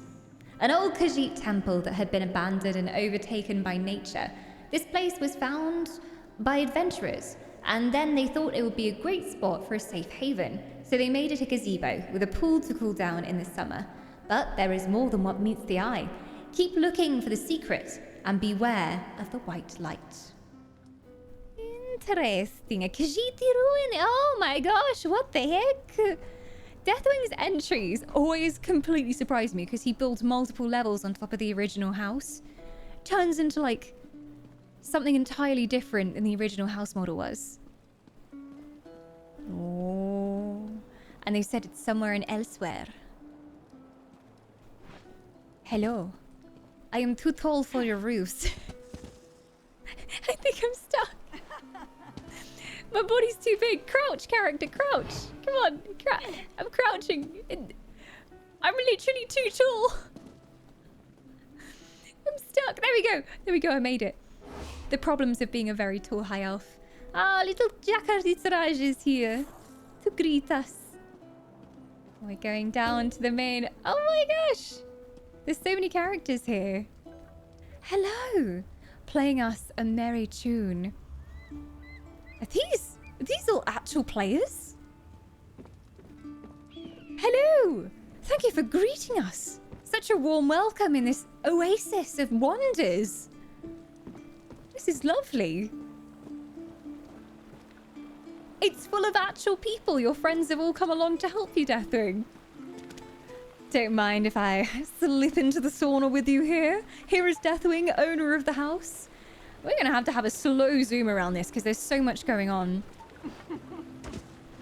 Here we go. We've got a lovely babbling oasis over here, complete with wine glasses and tables to enjoy yourself. His friends are just lounging around, enjoying themselves. Look at this group here, just reclining on the pillows. You can look out over the environment as well. This feels like a totally different... You placed all these trees? Because the original house has no trees. It's a desert. You look out and it's just a desert wasteland. So you placed all these trees to make a shady oasis grove. Gloomweaver the Bard. Hello, Missa. Thank you for playing us some tunes. And as we approach the bar, Nazima is ready to serve us some delicious treats. Great big barrel here. It's needed in the middle of the desert. Meat roasting on the fire behind. This is amazing. And he said, don't trust the white light. And I'm wondering what the heck that is about. The white light. There's the pale frost elk, which is the whitest light I can see here. There's gonna be secrets, because this is Deathwing. He always hides secrets in his houses. So let's go have a little look around. I'm gonna give a close-up on the waterfall if we can get up there. It might be out of bounds, though. Nope, out of bounds, I think. You have to pay for your drinks, though. She's a merchant, no waitress. Fair prices. Fair prices. Yeah, really cool idea. I'm a sucker for when you change the entrance of the house and I go up into another level and suddenly you see everything. That always gets me. Just the big reveal moment. Secrets. Do not trust the white lights. I see a blue light up there, which I'm like, is that anything to do with it? The original house model is technically underneath right now. So I'm like, what happens if we go back down? Is there anything hidden in there? Deathwing, if you would like to reveal your secret and guide us towards your secret.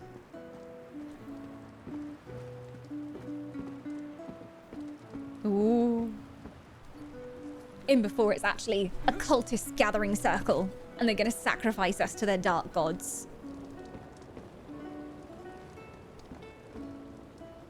looking across the water. Every bit of this house is just screenshot worthy. There is a secret hidden. Oh my god. Oh my god. Wait, what? Wait, what? This is the entrance to the actual house underneath. Wow. Hidden treasure, yes. A veritable trove. The lost pirate's gold. Oh, it poisoned me. It's a trap. It's a trap. Don't touch the treasure. And so much detail going on in this treasure pile as well. Little trinkets have been added. That insignia is like an item by itself. Whole rows of ancient tomes. This is really impressive. What the heck? And added some twisted gnarled roots up top. Completely blocked off the other part of the house as well, so we can't get in. Unless it's a secret bookcase. If there's a secret bookcase. Oh my gosh. This is amazing. I like how you got your friends to come and help as well. And they were all playing their part in there as well. I don't think we're ever going to escape, guys. This is it. We're stuck in this hole forever. As I was falling, I saw something. Like, I saw something as I was falling, like on the second level. Was that just me? It's a trap. I'm going to be stuck down in the tomb forever. But I think I saw something there. I could be wrong. I could be wrong. There are peeing up there as well. Wait, I didn't see chat before. They're doing emotes and stuff. They're all saying I've ordered a coconut drink an hour ago and there's still nothing. Are you sure they don't have to collect the coconuts before? Archer says Brown looks back at the counter. Given the service so far, it wouldn't surprise me, to be honest. Wow. Wow. I can go back to the entrance.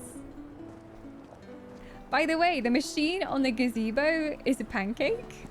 Wait, what? A pancake machine? Wait for me, I love pancakes. The machine on the gazebo is a pancake. Gazebo pancake machine? Yeah, I was promised pancakes. Where's my pancakes, sir?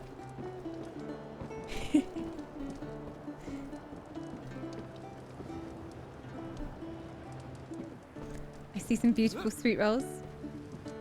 You punching Nazima? She doesn't deserve it.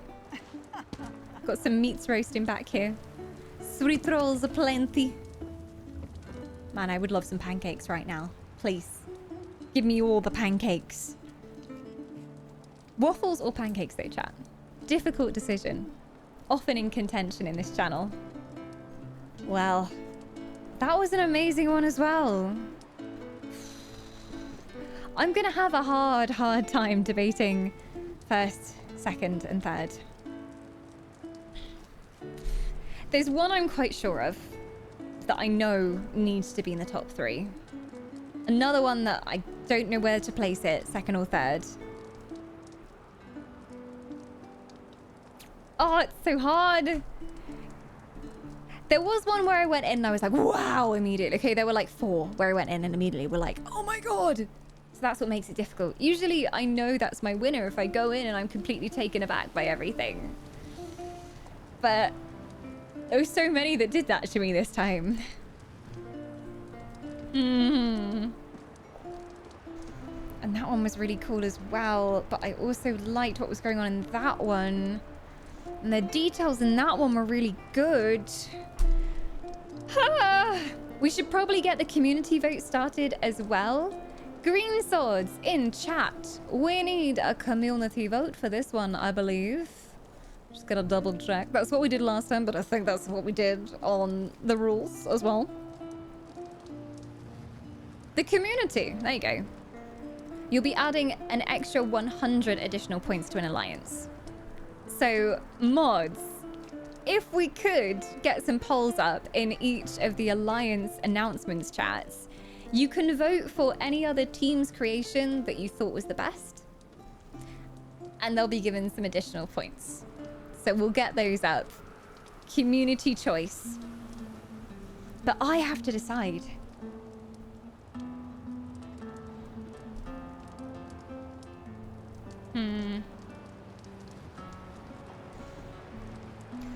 There's two I'm going between.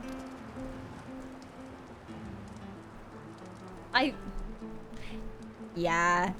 I think that's my top 3. Let me write down more musings.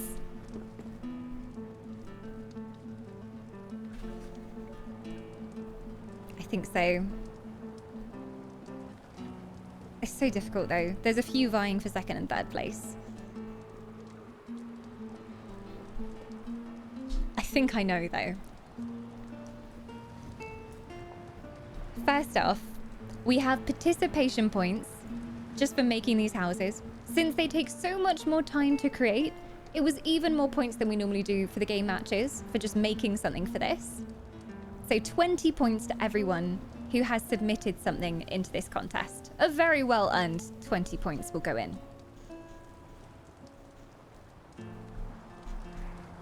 Looking to see as well. Okay. We should have a total of, let me do some quick maths. We are doing a giveaway for a month's worth of ESO Plus to someone who entered, regardless of whether they end up winning or not. So I'm just seeing how many entries we had in total by the end. 1, 2, 3, 4, 5, 6, 7, 8. 8 entries. So I'm going to randomly generate a number between 1 and 8.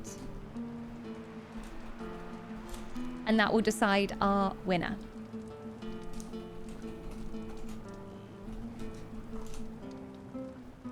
I'm pressing the button. The winner of a month's worth of free ESA Plus, including that much needed extra bag storage, is number 7. Who was number 7? 1, 2, 3, 4, 5, 6, 7. Twy won an extra month of ESO Plus. There you go. Enjoy. I will add that to your name there, ESO Plus. And you can claim it by making a prize claim up in the Gilded. Enjoy. And now I have to announce who was won. This might give it away, but for our 3rd place, I am headed over to North American service. This was tricky. 2nd and 3rd were really tricky to decide.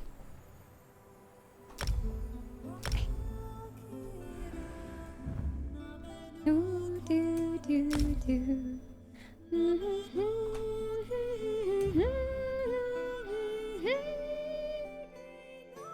Yeah, the bot is broken. It's a Stream Elements bot, so like it should be alive. Like it's connected to the channels. There's no reason it should have died unless Stream Elements is down. Which, oh my gosh, it might be.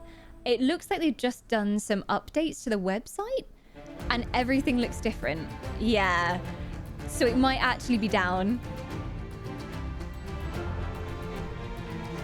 But if you haven't already, come and join our Gilded server to have a look at these houses and vote for your favorites. I'm going to put the link directly in chat.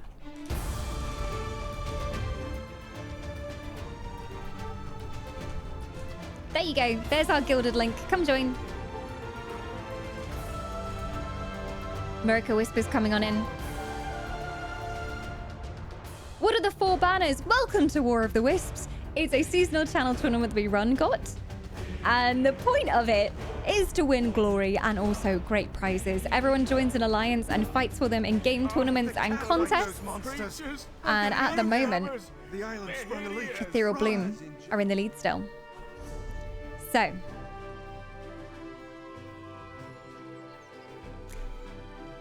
in 3rd place is Twy! Winning twice in a row there because he also just won the giveaway. But I just couldn't resist your house. As soon as I went in, that kind of oh my god moment of going into the initial house was insane. Like the amount of foliage and detail you put into there, it really was an oasis in the middle of the desert. So we're gonna go and have a visit. I'll show you around. And there we go. So we entered through this cave and then headed out. I forget how we left before. I'm gonna be stuck in here forever, I tell you. But there is a door. There is a door somewhere. I just can't remember how I clicked it before. It's a very well hidden cave. Should go play the lottery, Twilight. I know, this is the day for it. I think the edge of the door is under here. I see it. I can see it. Got it. Got it. And then the moment when we came into this cavern and just saw the amount of detail they'd managed to do in this house, which is a very simple, basic house, and they made it into this magical grove. They had to be placed on my list. It was so hard deciding where, but they had to be. And you've just got this magical grove. We've got all these spell effects going on as well. Beautiful. Little trays of food and everything as well. So Twy, you have won our 3rd place. And you've also won some goodies for Elder Scrolls Online as well. Make sure you fill in a prize claim. Tell me what goodies you like. I believe you also get to claim a companion pet as well. I need to check the 3rd place prizes, because I know 1st place. But what is the 3rd place prizes? 3rd place prizes for the ESO housing contest. 100 points for your alliance. Your choice of companion pet. It can be any of the Stream Team partner or Stream Team pets. I've got all of them. And a free month of ESO Plus. So you're getting 2 months of ESO Plus as well. Hopping back on EU servers to go and visit our final 2 that made it into the top 2. The mystery. The intrigue.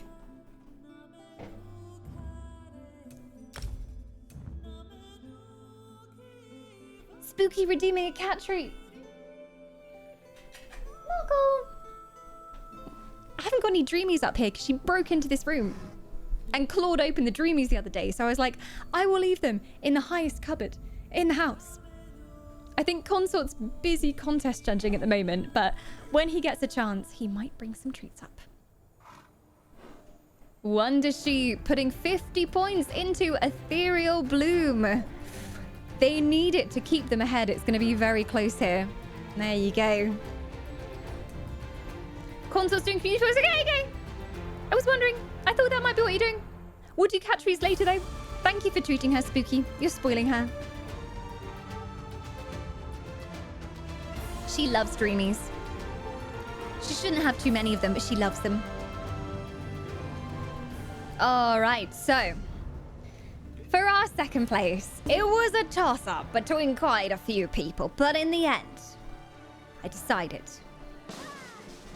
In 2nd place is Indaril with the very, very fancy Colossus. I just had to. It was really creative. I never expected to see a stone Colossus as a housing entry, let alone being able to go inside the stone Colossus and see its beating heart lie in the waterfalls beneath the stone Colossus either. And the way they've taken this house and made it into something entirely different was just so cool. So Stone Colossus wins 2nd place for me. Congratulations! You've also bagged yourself some ESO goodies. 150 points for your alliance, 1,500 crowns, your choice of companion pet, and a month of ESO Plus. So I hope you enjoy your goodies. They're very well deserved. Clearly a lot of hours went into making this. A lot of stone objects must have been put down and repositioned. It must have been super fiddly. And yeah, just looking beautiful. Thank you for all the time and effort you've put into your houses, everyone. But that's our 2nd place here. Definitely going to have to add some pictures of these on Twitter so that everyone can see them. And now the time has come to decide our 1st place. What truly embodied the desert paradise, the oasis paradise that you would be so happy to come across on your long travels across the desert sands. And our 1st place winner is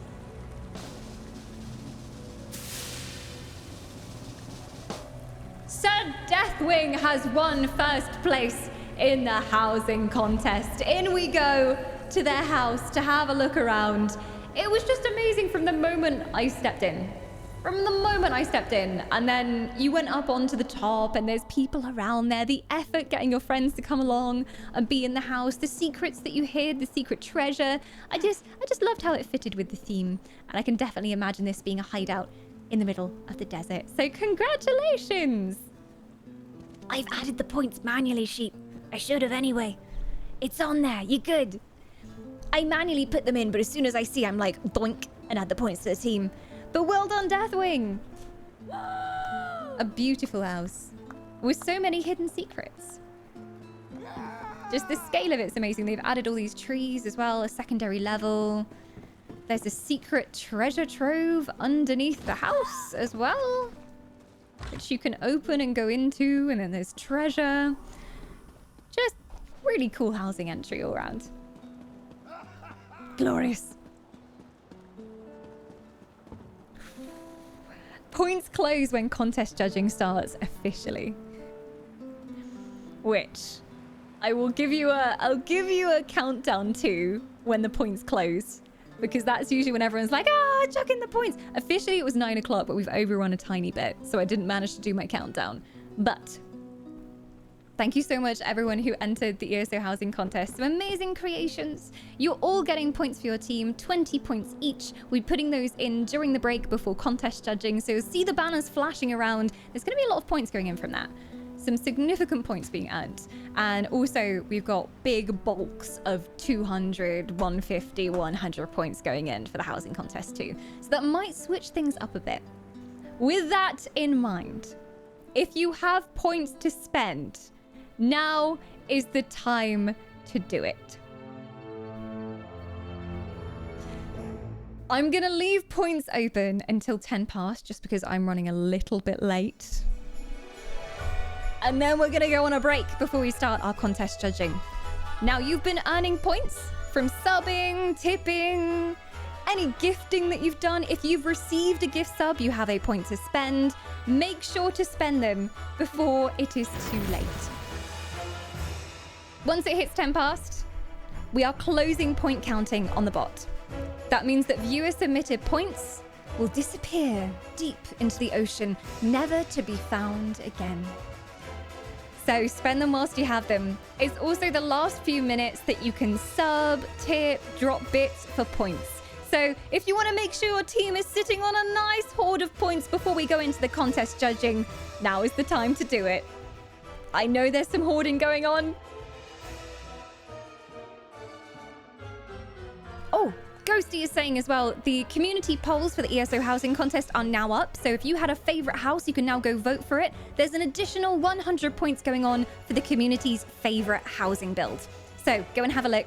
Alliance announcements, so the very top channel at the ship's wheel. And get voting. I will close that soon. You have 5 minutes to use any points that you have. Ooh. Off topic, how often are the contact the mods checked? Usually the mods are on it pretty fast. They're really busy right now because they're doing the contest judging. So they help me with judging all the contests, gathering all the points for everything across all of the contests. So they're a little bit tied up right now, but if it's urgent, I'm sure we can have a look. At the moment, we have in first place. Oh, Winter's Embrace taking first place. Wait, no, I just can't read. I was like, how does that happen? But no, Ethereal Bloom still in first place. Nobody panic. Followed pretty closely by Winter's Embrace. Bringing up the third place, we have Eternal Flame, still burning bright even though night is upon us. And last but not least, Shadow Grove. Oh yeah! Scotty is climbing across the rigging like a spider monkey. Were you in a circus at some point, Scotty? You're very nimble. And manages to make it to the crow's nest, looks out over the seas at all of the partygoers on the beach. And Scotty, you've got 25 points to spend. Chuck them in there. I know you're Ethereal Bloom, so spend those points well.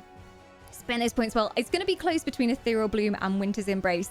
Keep in mind, every single one of the contests is for a few hundred points each. There's participation points for every contest. A lot of them are quite high effort contests, like the art contest and the sea shanty contest. So we give extra participation points. And there's a lot of points being chucked to the contest themselves. Hundreds of points going out. So this is the last chance for you to just stabilize your win there. And once we get into the final 30 seconds, I will start counting you down. It's gonna be a close one. Where's my counter gone? No. My counter has decided to break because there's a but. I'll fix it. Da-dum-dum-dum.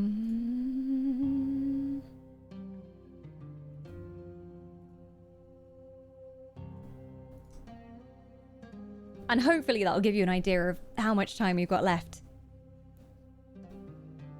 So many points going in for ESO housing as well. Well done to anyone who made a house.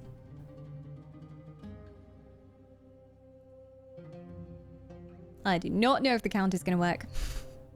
Oh, it might. It hates me. No, it hates me. Not going to happen. Okay, I'll manually do it myself. I will count down myself using my voice. But you have a few minutes. It's currently 9:07. 10 past. Points will close. I didn't expect the Flamers to fall so far behind, but I believe they can make it back up. They have a lot of entries for the contest. Going strong with the entries there. And even just taking part, even if you don't end up winning, ends up being a lot of points too. Also, thank you so much anyone who stuck around from front page. I'm seeing there's still quite a few newcomers lurking around.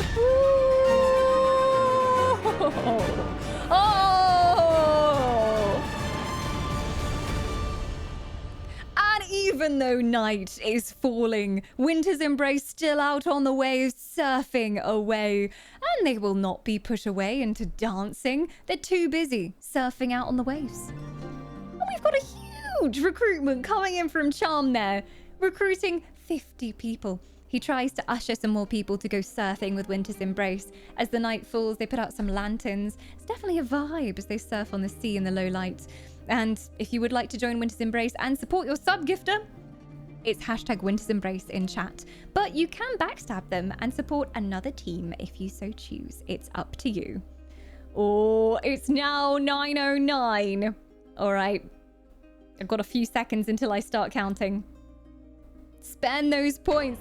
If you have them in your inventories, now is the time. Katie won the sheep recruiting I have threesomes.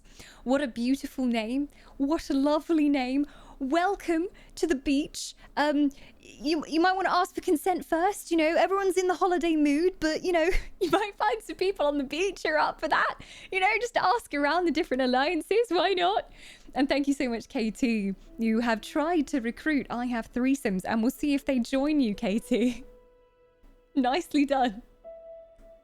And make sure you spend those points, like, now. I'm going to start counting down. Okay, 30-second timer is now on. Nearly at 20 seconds. My finger is positioned over the button. 18, 17, 16, 15, 14, 13, 12, 11, 10, 9, 8, 7, 6, 5, 4, 3, 2, 1. Woo! That counter is up! Point counting, from the community at least, is now closed. Counting has been disabled. No points can now be added from chat members. And we head into the final part of War of the Wisps. The all-important contest judging, where the bulk of our points get added to these alliance flags. We have a whole host of creative contests that have been going on over on the Gilded server. We've got the Sea Shanty contest, the food contest at the food shack on the beach. ESO housing contest points will be going in during the break as well. Guild Wars 2 fashion contest, propaganda, creative, and art. I'm seeing some cool looks in the creative. Looks so cool. But I'm looking forward to seeing all of your entries. stick around, as very soon we'll know our final winners. Head back, get yourself a cocktail from the bar. I know I'm gonna go and grab myself some tears of my enemies. And I'll see you in just a second. Hopefully another Kraken doesn't come, but you never know.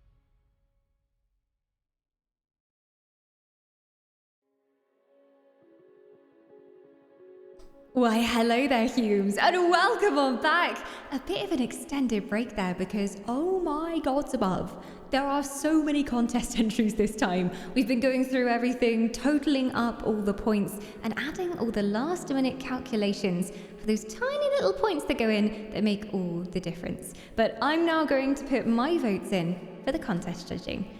You will have noticed that there were some community polls going out on your ship main sails, so you can vote in those, and that is over now. So we have some community chosen points going out for all the contests as well. You might have seen that during the break there were some of these points moving around, some points going into different teams, and those were all from the Elder Scrolls Online housing contest. So if you were placed in those top 3, you just won a buttload of points for your teams. We had Deathwing in first place for Ethereal Bloom, in Darrell in second place, and Twy in third place.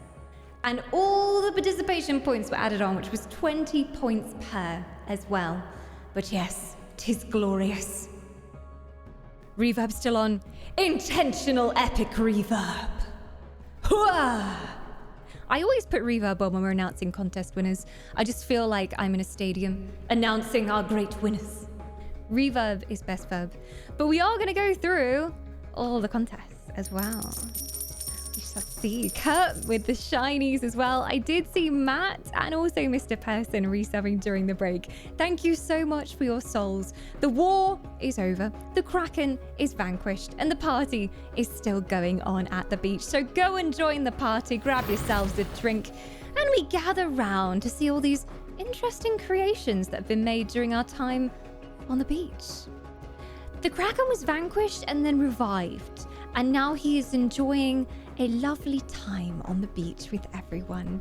Krakens aren't food, they're friends. This we have learnt. But we have loads of contests here to judge. This is our Gilded server. We're going to take a whistle-stop tour of the Gilded server.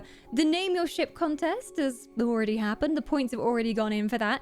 But we'll be starting off with our Sea Shanty contest. The mods have gone through and picked their top 3. The community have picked their community favourite. And now it is my time to go through these entries and decide who I think truly has the best offering. The Sea Shanty contest was to create a traditional sea shanty to the tune of an already existing song, or create your own. And we're going through them and seeing if they do your team justice. If it's nothing that is catchy to shout at the top of your crow's nest, it's not worth having in the contest. It needs to be catchy, and it needs to be our bloody good tune. So, what we got going here? Looks like I'm going to start up here. This one is the last minute Winter's Embrace shanty. Cold winds blow and howl hard, whether in the mountains or your yard. We bring the care and warm close hearth, that all may revel in their worth. I like it. Some good rhymes in there as well. Some good rhymes in there too. We like a nice rhyme. And embodying the values of Winter's Embrace. I'm not sure about the tune, so we'll just have to make one up. Cold winds blow and howl hard, whether in the mountains or in your yard. Too many syllables. But I'm sure it would go with any good sea shanty there. Keeping you warm in those cold nights of summer. In deserts, it's often hot during the day, but blisteringly cold during the night. This was one submitted by Wonder Sheep. Is this an actual recording that Wonder Sheep has submitted? Oh my god, let me download it. I'm downloading it. It's happening. Oh, I can hear it. I can hear it. Okay, shh. Elfin pipe. Hush yourself. We must listen to the sea shanty composed by the most terrific Wonder Sheep. All right. Are you ready? I don't know if I'm ready. My body is ready. Let's do this. I have no idea what to expect. The lyrics are written here on screen, so I'll show you. So you can sing along yourselves. Oh, there's drums going on. Oh, we got a tune. Heave-ho, it's ethereal. The points may be pleasant, but they're just the start. What a lovely voice. Oh my god, Wonder Sheep. Heaves-ho, the summer's in bloom, and though it is silly, this shanty's for you. Heave-ho, doing lyrics is hard, but you will take this to heart. Heave-ho, hoist the sails, wherever the bloom goes, it always prevails. Forlorn a strike, good song if you please, and with passion pace, we will fast across the seas. That's so good. You saying, oh, sorry, this is incredibly scuffed. Lies. Lies, I tell you. What a beautiful voice you have. What melodic, angelic tones ring out across the ethereal bloom deck. Oh my gosh, that is so cool. I like the lyrics as well. Lots of heave-ho and yo-ho, which is absolutely essential for any kind of sea shanty tune. So, damn, certified banger. That's one of my favorites so far. Although I did like the lyrics of Mr. Candle. To the tune of the Drunken Sailor. Oh God, I'll try my best. Give me a beat, chat. Give me a beat. What do we do for the Lady Powin? What do we do for the Lady Powin? What do we do for the Lady Powin? Early in the morning. Show some love to the cherry blossom. Show some love to the cherry blossom. Show some love and scatter cherry blossoms as Powin bids us. Here's for Lorna with a dose of lunacy. Here's for Lorna. It goes on. It goes on. I can't. There's so much of it.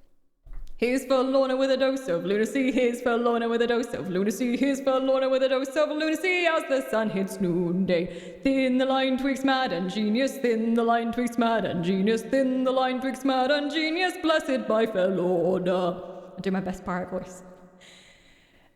The creative spark which the ladies gift us, the creative spark which the ladies gift us, the creative spark which the ladies gift us, here the sunset moves us. Long into the night, go the song and the merriment. Long into the night go the song and the merriment, long into the night go the song and the merriment, long into the night go the song and the merriment, for fair Lorna Powin and the bloomers. Could have picked any key. I'm a pirate. I'm singing like a pirate man who's had too much rum. Maybe we'll go a key higher next song. You know, I miss the loners. We've got a shanty by Sea Blob, which looks like another recorded shanty. I'm excited. I'm excited. Oh. Not hearing audio. Not hearing audio. Where is it coming out, I wonder? Oh, I hear it. I hear it. Ooh. I've got to go back to the beginning. Okay, here we go. Put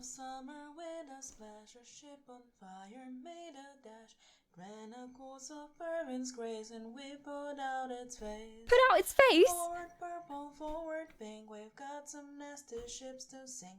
Cannonball from Berwyn's Grace, they're gone without a trace. Boom. The smell it's in the of verse. ice was in the air, and then we saw the iceberg there. We planted flowers upon its back, the roots caused it to crack. Aggressive. Forward purple, forward pink, we've got some nasty ships to sink. Cannonball from Berwyn's Grace, they're gone without a trace. Catchy. They're taking down Shadow Grove now, on a roll. Night would scream, but all it took was just one spark to leave it in the dark. Forward purple, Forward pink, got some nasty ships to sink. Cannonball from Powin's Grace, they're gone without a trace. Catchy. Really catchy. The fact that I could sing along to that after only hearing the chorus twice shows it's a good shanty. We love it. Also, the violence. Obviously, this is not ship versus ship warfare, but I like how the song is about destroying the other Wispies.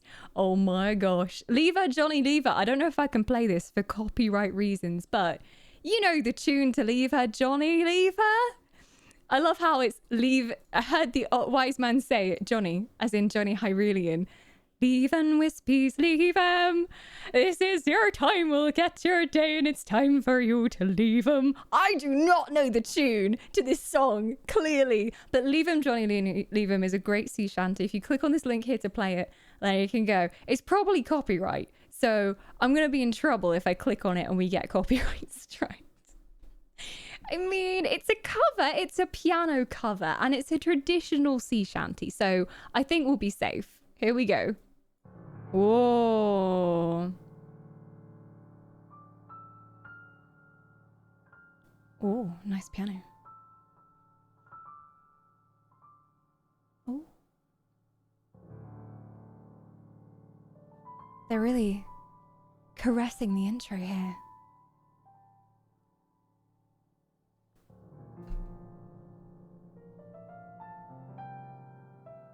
Beautiful. It's very good. I listened to it earlier. I wish I could play the piano. You humans are so talented. Oh, here we go. Is it going to start? The wise men say, leave them, Wispies, leave them. This time you will get your day. It's time for you to leave them. It's on the highest volume. There we go.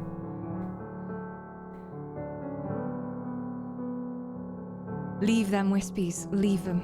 Come, join Eternal Flame. You can't hear the piano. It was amazing. You hear it now?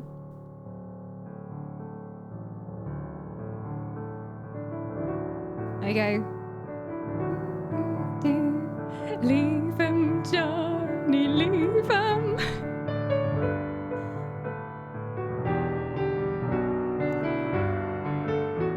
Leave those Wispies. Sail across the sea. This is so emotional, man. Just imagine Crag and Craig shedding tears into the sea to this song. The wind billowing with their long hair. Looking out into the horizon. Oh, Wispies, leave him. Why are you leaving the Wispies? What happened to part you? They joined the red and none did cry, and it's time for you to leave him.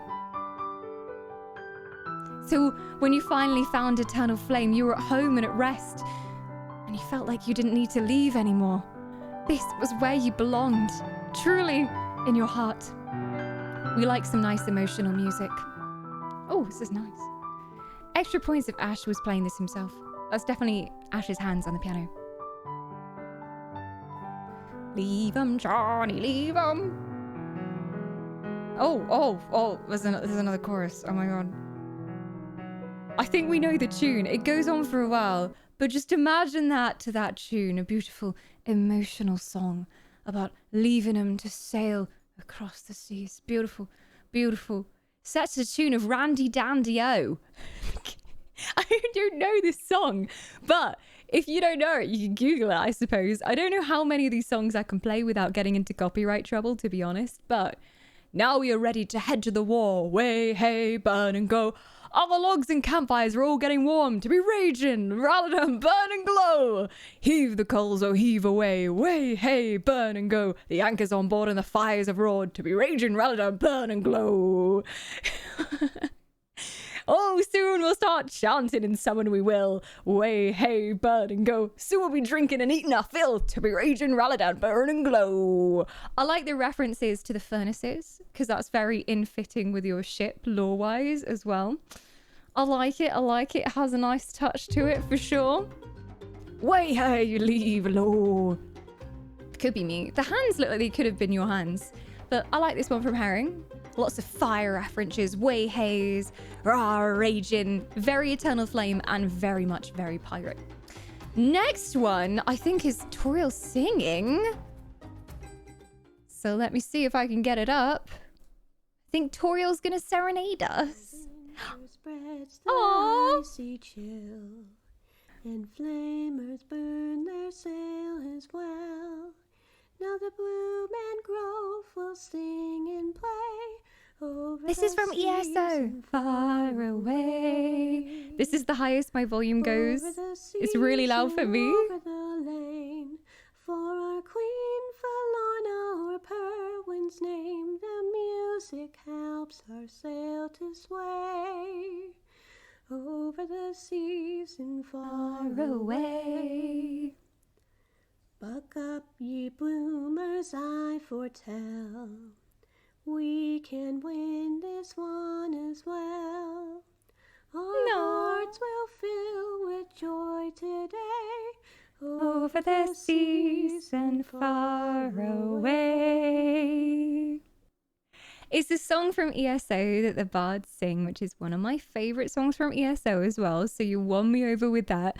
And lovely lyrics there as well, over the seas and far away. The bloom and grove will sing and play. Seeing as you are properly allies now. Toriel, an angelic goddess. That voice, so beautiful.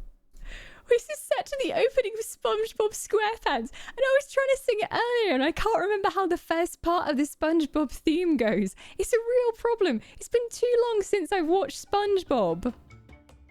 Who has the best pirate ship sailing the sea? Ethereal bloom. Pink and purple and magical are we. Ethereal bloom. If magic and madness be something you wish, ethereal bloom. Put on a flower crown, dance feverish, ethereal bloom. It's mostly just shouting ethereal bloom. But sung aloud, it will be very, very catchy. You know, just proclaiming the cause of the bloom. It would echo across the waves. No one could really ignore it, even if they wanted to. It would just be shouting ethereal bloom off the deck. So we love the team spirit flair. And I need to watch SpongeBob again, clearly. This is Dawn attempts to sing random pirates tune. Yo ho ho, a bloom is life for me. Yo ho ho ho, a bloom is life for me. We can write, paint, and even play the lute. Join us, me hearties. Yo ho. Definitely don't remember how the rest of this song goes. We sing and we dance. Why, we're here just to hoot. Why, we're just a hoot. Join us, me hearties. Yo ho. Yo ho, yo ho. A bloom's life for me. Lady Purring spreads her love and cheers. Join me hearties. Yo ho. Lady Purring crust may bring out your fears. Join us, me hearties. Yo ho. Yo ho. Could be a bloomer's life for thee. I do not remember how that song goes. I only know the first line of that song. So I'm guessing if I just shout everything in a pirate voice, it sounds like a sea shanty. It counts, okay? But that's good. A bloomer's life for me. We can paint, play the lute. Yo, me hearties. Just exalting all the ethereal bloom virtues there. Creativity, kindness as well. Lady Forlorna can bring out your fears, the mind control. So bringing in all those elements there. Very nice, very nice. Set to the tune and play the man down. And guess what? Dawn doesn't know that tune either. We've moved on from cavemen who worship the fire. Hey, hey, blow the flame out. Come join us instead. It's our call you desire. Winter's embrace will win in a rout. Root? Out and rout. Oh, I see. The loose rhyme you're going for there. Fed up with the chaos and talking to trees. Way, hey, chop the grove down. Join us instead as we sail across the seas. Winter's embrace will retake our crown. Is it love or madness? Oh, you'll never know. Way, hey, let the bloom rot. Join us instead amidst the ice and snow. Winter's embrace, the best of the lot.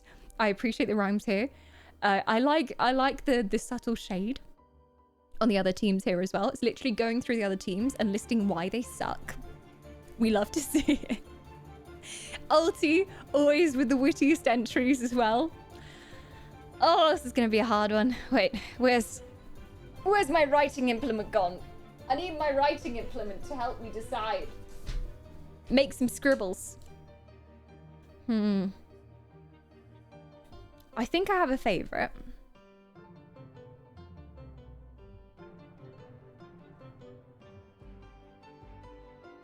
I think I have a second favorite.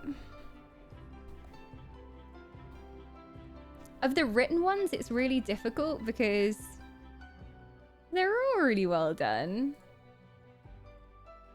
Heave ho! And then we had Katie Wondersuit Shanty as well, which was really, really good.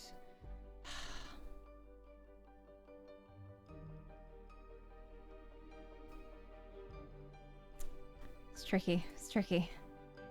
There was nothing subtle about the shade. You could prevent a sunburn with that shade. This is true. Didn't hold back, did you, Ulti? We need official Alliance bands and singers. Oh yeah, full backing track, obviously. I liked Sea Blobs as well. Sea Blobs was nice. End of summer with a splash, a ship on fire made a dash. Grenades of Irvin's grace and we put out its face. That one was catchy. Yeah, this chorus. This chorus is really good. Cannonball from Berwyn's grace, they're gone without a trace. The smell of ice. And there were was in multiple the air, voices. And then we saw the Verses even. So I was like, oh, that's really good. And it's got a good tune to it as well. Okay, I think I have my first, second, third. I'm ready to put my points in.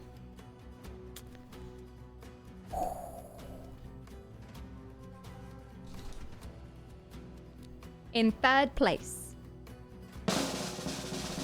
Voice of an Angel. Capitalizing on one of my favorite songs, we have Toriel singing Over the Seas and Far Away, the Ethereal Bloom version. Such a lovely voice, and I really like how you adopted the ballad song as well. So I'm gonna give that an extra, how many points is the third place? 50 points for third place for Ethereal Bloom. In second place, another shanty that stole my heart and had me ready to climb aboard the rigging. We have Sea Blob, also of Ethereal Bloom. This is not intentional, I promise. But that was a catchy chorus. Like, I was ready to like clap and sing along to that chorus. So another 75 points going on to Ethereal Bloom. And last but not least, in first place for Sea Shanties,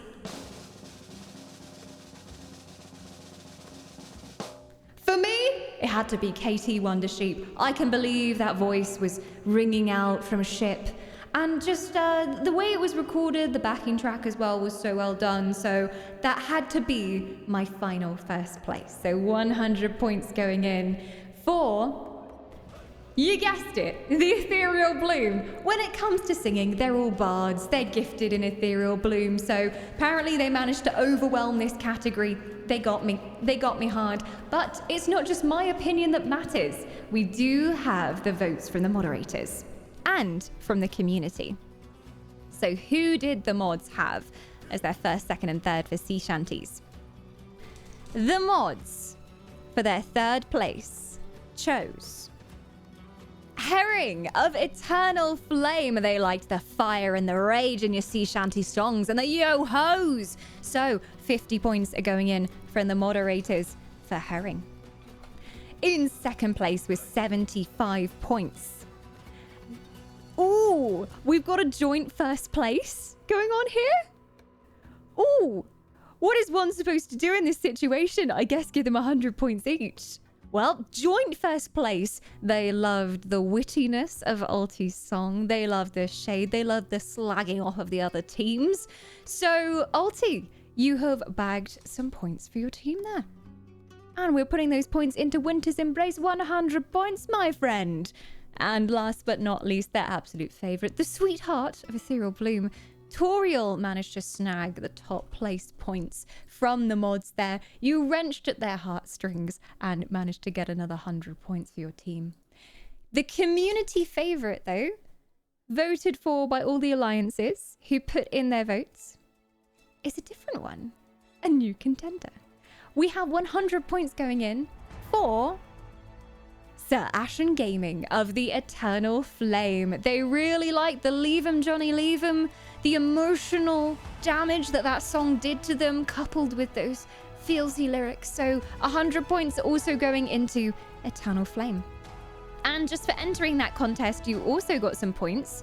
So 40 points for Eternal Flame are going in for that contest. 120 points are going into Ethereal Bloom.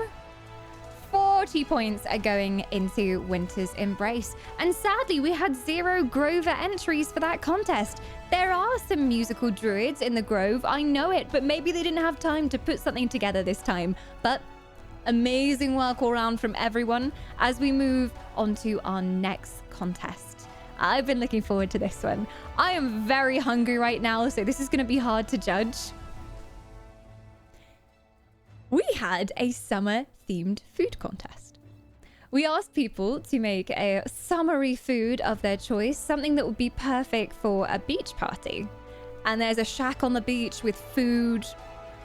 Canon in game, there's a shack on the beach where they're serving barbecue and everything, refreshing drinks, ice cream. So we asked you to make something that would go perfectly in the food shack, whether that be drinkable or edible. And so we've had some lovely varieties of things being made here. We're going to have a look through. Oh, this looks so good. They have written a description. This was the very first entry to go in the channel from Youth. And they've made this beautifully decorated Winter's Embrace sigil cake with a lovely snowflake on top. And Youth has also told us a little bit about the flavoring of the cake. Sadly, for the food contest, we can't taste any of it. I wish I could taste it through the screen right now. But I'll give you the food advert version of what we've got going on here. Chocolate cake enhanced with various spices and essence. Cinnamon, ginger, nutmeg, allspice, fine cloves, caramel, hazelnuts, and coffee, in addition to the traditional vanilla topped with buttercream icing flavored with caramel, hazelnut, and coffee. So it's not just a simple cake. There's a lot of extra flavors going in there. I feel like you brought in some winter flavors as well to represent winter's embrace. Some cozy winter flavors. It looks so good. Also, the work done on the icing, very pretty. And the thought going into trying to put the sigil on top there as well. It looks really good. It does kind of look like that flag cut. This is true. So I want a slice of that. Count me in. We've got these lovely dumplings from Toriel over on Ethereal Bloom. These are lavender dumplings from Skyrim. I wanted to try and create a new recipe this time around. Baked fruit and lavender dumplings are small and easy enough to eat without a knife or fork, so perfect for enjoying on a trip to the beach. It calls for a drizzle of icing on each one, so I used food dye derived from flowers and berries to turn it up ethereal bloom purple. I will include the recipe I used and a close-up in the comments if you want to make them for yourself. Nice!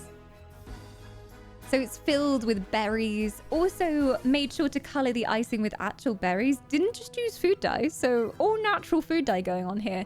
And I really fancy one of those right now. They almost look like pasties. Like they'd be nice and crunchy, but light inside. Yeah, I will take 1,000,000 of those, please. On my way out from the beach, yes, please. From Skyrim itself. Ooh. Talks. These look so good. Those are not just pancakes. It's a flowery dessert with edible summer blooms filled with cranberry yogurt and a blackberry sauce drizzled on top. That looks gorgeous. Oh my gosh. I've never had edible flowers before, but I'd imagine they taste just like ethereal bloom. Yeah, like you eat a flower and you're like, that's Perwyn and Falorna in a nutshell. And also, can we appreciate the beautiful model helping show off the pancakes? She's like, look what I made. Look at them. They're good. You will give your points to ethereal bloom, won't you? She's so cute. I don't know if you're liking around Tox, but Mini Tox is adorable. Can we keep her forever, please? Did she help you make it? But these look so delicious. We asked everyone entering to put a bit of paper by their food so they can prove they've made it, because sometimes it looks like people have just taken a picture from a cookbook. So we have to have proof. Oh, we have a strong Eternal Flame entry here from Sir Ashen, making a slightly spicy chili pasta supreme. A delectable concoction fit to wake you up in no time at all. Features 8 homegrown cherry tomatoes, 4 homegrown jalapenos, 4 leaves of homegrown basil, and 1 red chili pepper. Can confirm they came from our garden. We have been nurturing them over the last few months, and he just picked them specially for the War of the Wisps contest. So he's been growing them a while. How did it taste though? Was it delicious? Was it slightly spicy? Did it make you cry a little bit? Just a little tear. It looks good. Even for someone who doesn't like spicy stuff, it's tasty. Strong ethereal bloom entry. Ooh. And Gumps. Classic Gumps entry. Usually with Gumps, we end up with like slices of bacon and pancakes. But here he's gone for a full steak. This is the kind of thing I imagine roasting over the Eternal Flame campfires on the beach. That's what they're offering out to the other alliances. And included a little bit of green there as well. You know, you've got to get your 5 a day and include a stick of green. But Gums, it looks perfectly roasted. The little I know about roasting meat, I've made a roast a few times and it looks just crispy enough on the outside. Nice coating there. There you go. Must be a balanced meal. Yeah, just add 1 vegetable and you're done. But it looks very well roasted. I think Raladan the Rage himself would approve of that steak. And he's very fussy about his steaks. This one, Rainbow Jelly by Itty Bitty Kitties. Look at these layers. Can we just appreciate the layers going on here? So they've gone for a layer for every alliance color. Looks like we've even got the pink and purple going on as well. It's very pretty jelly. Ooh. My entry for Winter's Embrace, but still represents all the alliance, says Itty Bitties. Rainbow Jello. So you must have individually made each layer. Making all those layers must have taken ages because you have to put the jelly in and then wait for it to set and then put another layer in and then another layer in. So the time commitment that's gone into the rainbow jelly, beautiful. I'm very impressed. Next up, we have Flair. Now, Flair knows that taters are god food. We've got a seafaring journey needing a seafood dish.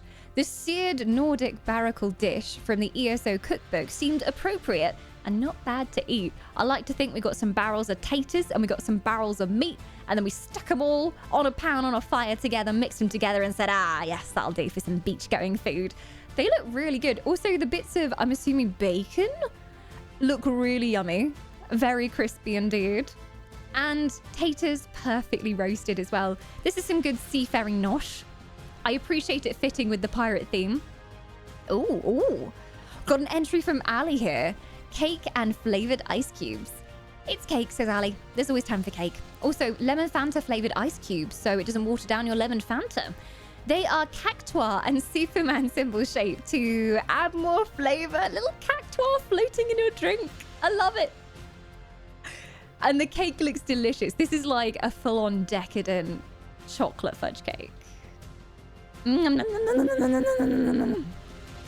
How many layers? 2 layers of chocolate. Count me in.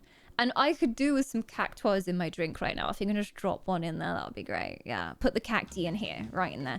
I'll take a slice of that cake and a slice of the Winter's Embrace cake. But I think this is just pure chocolate fudge cake. Now I'm hungry. We have our first ice cream entry. This is from C-Blob. And C-Blob just says, it's been a long day and I deserve a treat. And this is tiramisu ice cream. So it looks like there's a bit of a sprinkled cocoa powder on top here. And a few blobs of pure chocolate ice cream mixed in with the vanilla. A little bit of tiramisu. I wonder if there's any alcohol in that, because tiramisu usually has like a splash of some kind of alcohol as well. So maybe there's some hiding at the bottom of those layers. But oh yes, count me in. Get me an ice cream right now, yes please. I identify with this comment. It's been a long 10-hour stream. Get me some ice cream. We have got an entry from Fletch here. Ooh, a delicious beach flapjack. Flapjack made with honey and oats and coated with white chocolate as sand and almonds, and peanuts as pebbles on the beach for summer. Really thought about how it was gonna look, and it made it look like a beach as well. A pebble beach. That's what we've all been lying on. I would like to lie on some oats. That would be great. And some icing. I do like a good flapjack. I'm a sucker for a flapjack. And also, honey and oats is a good flapjack combo. Plus white chocolate on a flapjack. I've never tried that before, but that sounds really good.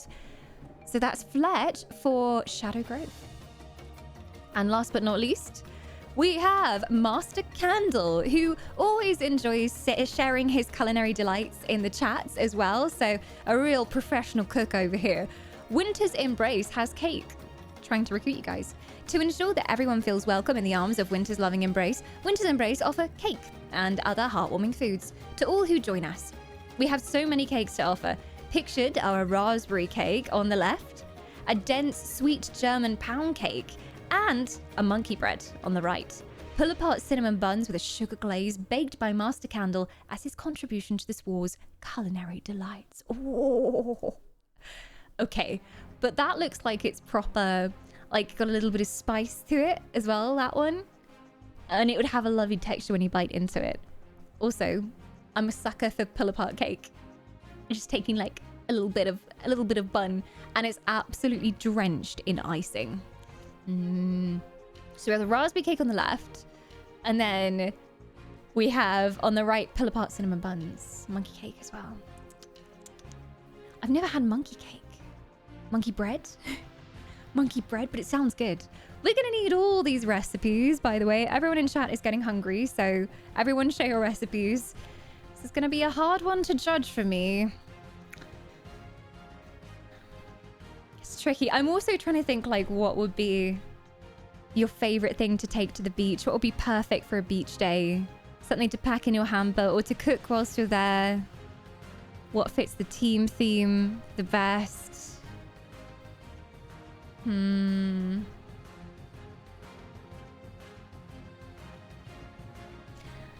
not gonna lie, the pancakes really surprised me, and like they're so pretty and it's so lovingly decorated that I'm like that's got to be high up for me. The cake for Winter's Embrace is stunning, and the fact that you also did a design on top is amazing. I really like Toriel's dumplings. The rainbows though, the rainbows must have taken ages. The rainbow jelly. Ah, and it represents all the alliances. It's gonna be tricky.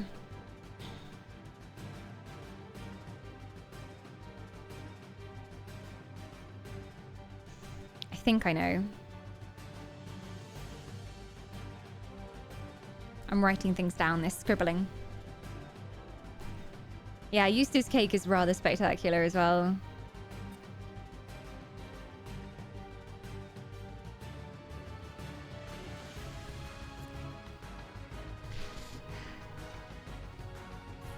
It's so hard to choose between foods as well.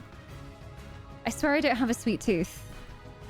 For a note on the pasta, it was very balanced and very delicious. And I have some to take to work with me tomorrow. Oh, lovely. Prepared in advance. We love to see it. I think I've got my top 3. So, third place was hard. And there were a few that could have made it into third place for me. But my third place for the food contest is... Dun, dun, dun, dun. The delicious dumpling treats made by Toriel. I want to break into one of them right away. They just look so delicious, and I love how you also colored it with berries. The filling is totally made of berries as well, and it just looks beautiful too. Plus, the effort gone into the decoration around the picture as well is really nice. So I'm giving 50 points to the bloom. In second place, again, a tricky one. There's a lot of lovely bakes going on. But the thing that I thought was really fitting, both to their alliance and something that would be nice to have on a tropical beach, fits the tropical vibe, was from Tox. It has to be the summer bloom pancakes for me, with the edible flowers and the berries, and just a lovely, like when you look at it, it's just a feast for your eyes as well. It looks amazing. So more points for Ethereal Bloom. I swear I'm not biased. I swear I'm not biased. And then the final 100 points from me. I'm not gonna lie, as soon as I saw this uploaded, I was like, wow, look at that.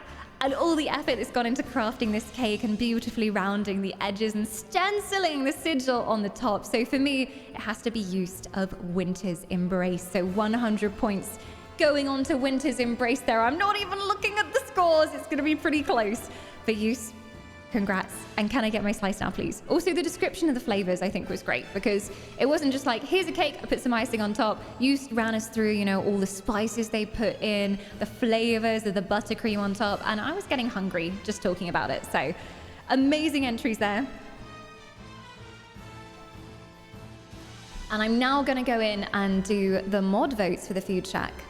So, the council verdict for their favorite foods. In third place, they had Itty Bitty Kitties of the Ethereal Bloom. Let's look back on Itty Bitty Kitties' entrance.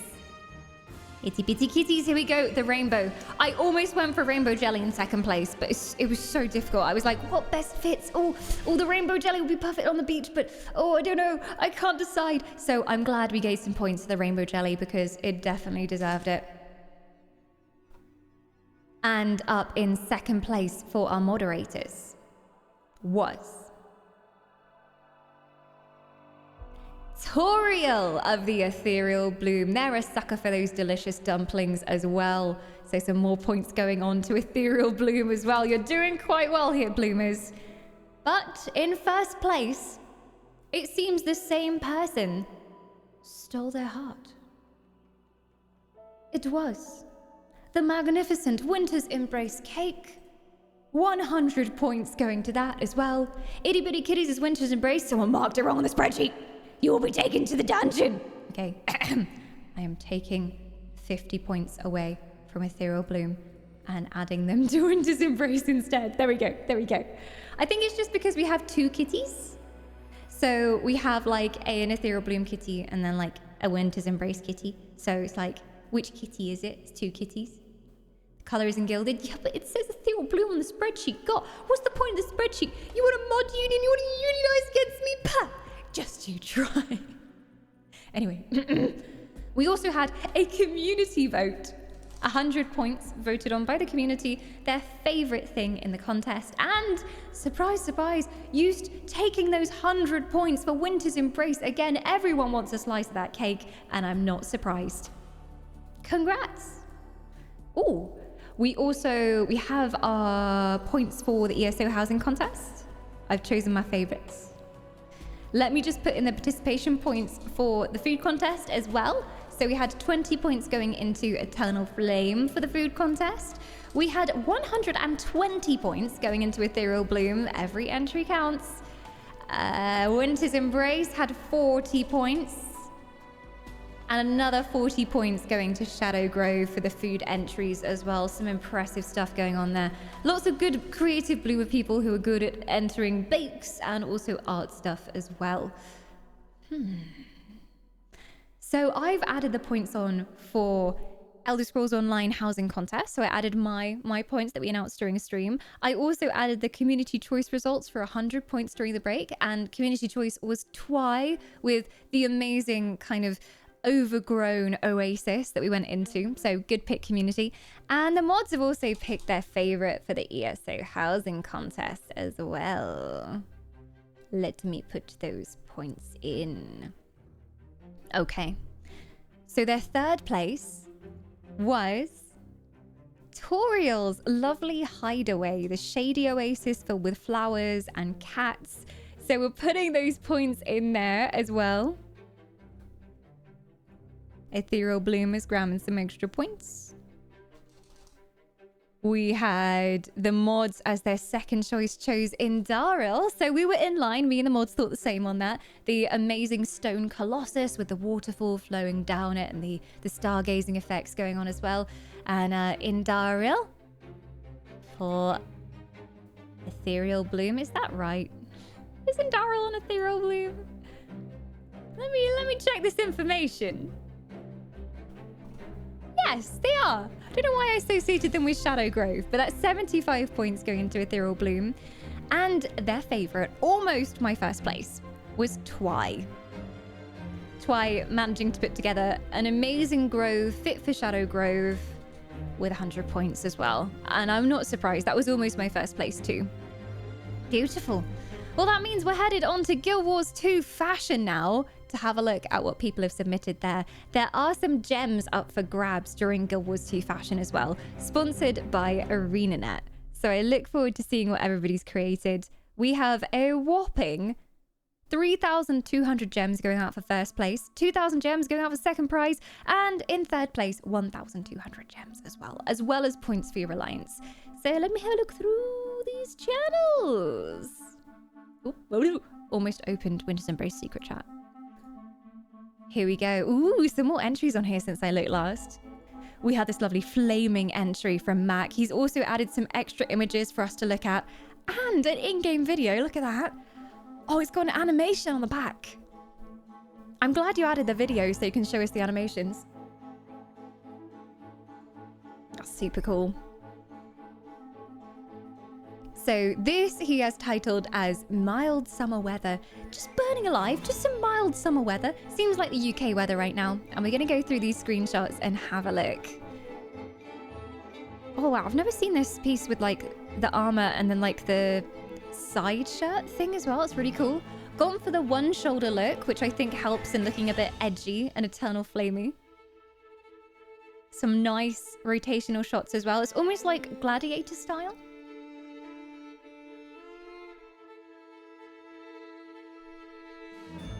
And I do like the eye and the back effects in particular. Look at those boots coupled with it as well. Really nice outfit. Gone for full flame. The theme was just summer. So they could pick anything they wanted as long as it fit the summer theme. And we're moving on to a bloomer entry from Wonder Sheep. I know this outfit. My lettuce lady used to wear this outfit. It's a very stunning outfit. And you've just gone for a cherry blossom kind of look. The pastel colors, bringing the cherry blossom tree in the background. We appreciate some photo framing. And Wonder Sheep says, nothing says summer quite like getting your abs out in front of a blooming tree. Got the abs out there. I just noticed like the crisscross pattern across the chest as well. Beautiful. She is a magical girl, the most magical of girls. We've got an ethereal bloomer ready for the beach. I love this. Is it an outfit or is it something they've put together? It looks like it might be a complete outfit, but it really goes with the gold aviators there. I love it. Got some sandals on too. Ready for the beach.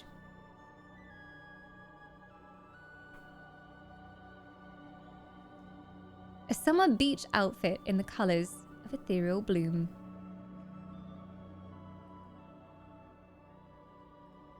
It's like a nice muted kind of pink as well. It's not like bright look at me Barbie pink. And then we've got super red. For ethereal bloom, we have a pink purple pirate. Beautiful. I like the little feather in the hat as well. Looking glorious. Yeah, I need to steal some of these ideas. My character needs better fashion and goals too. I'm looking at the food participation points as well.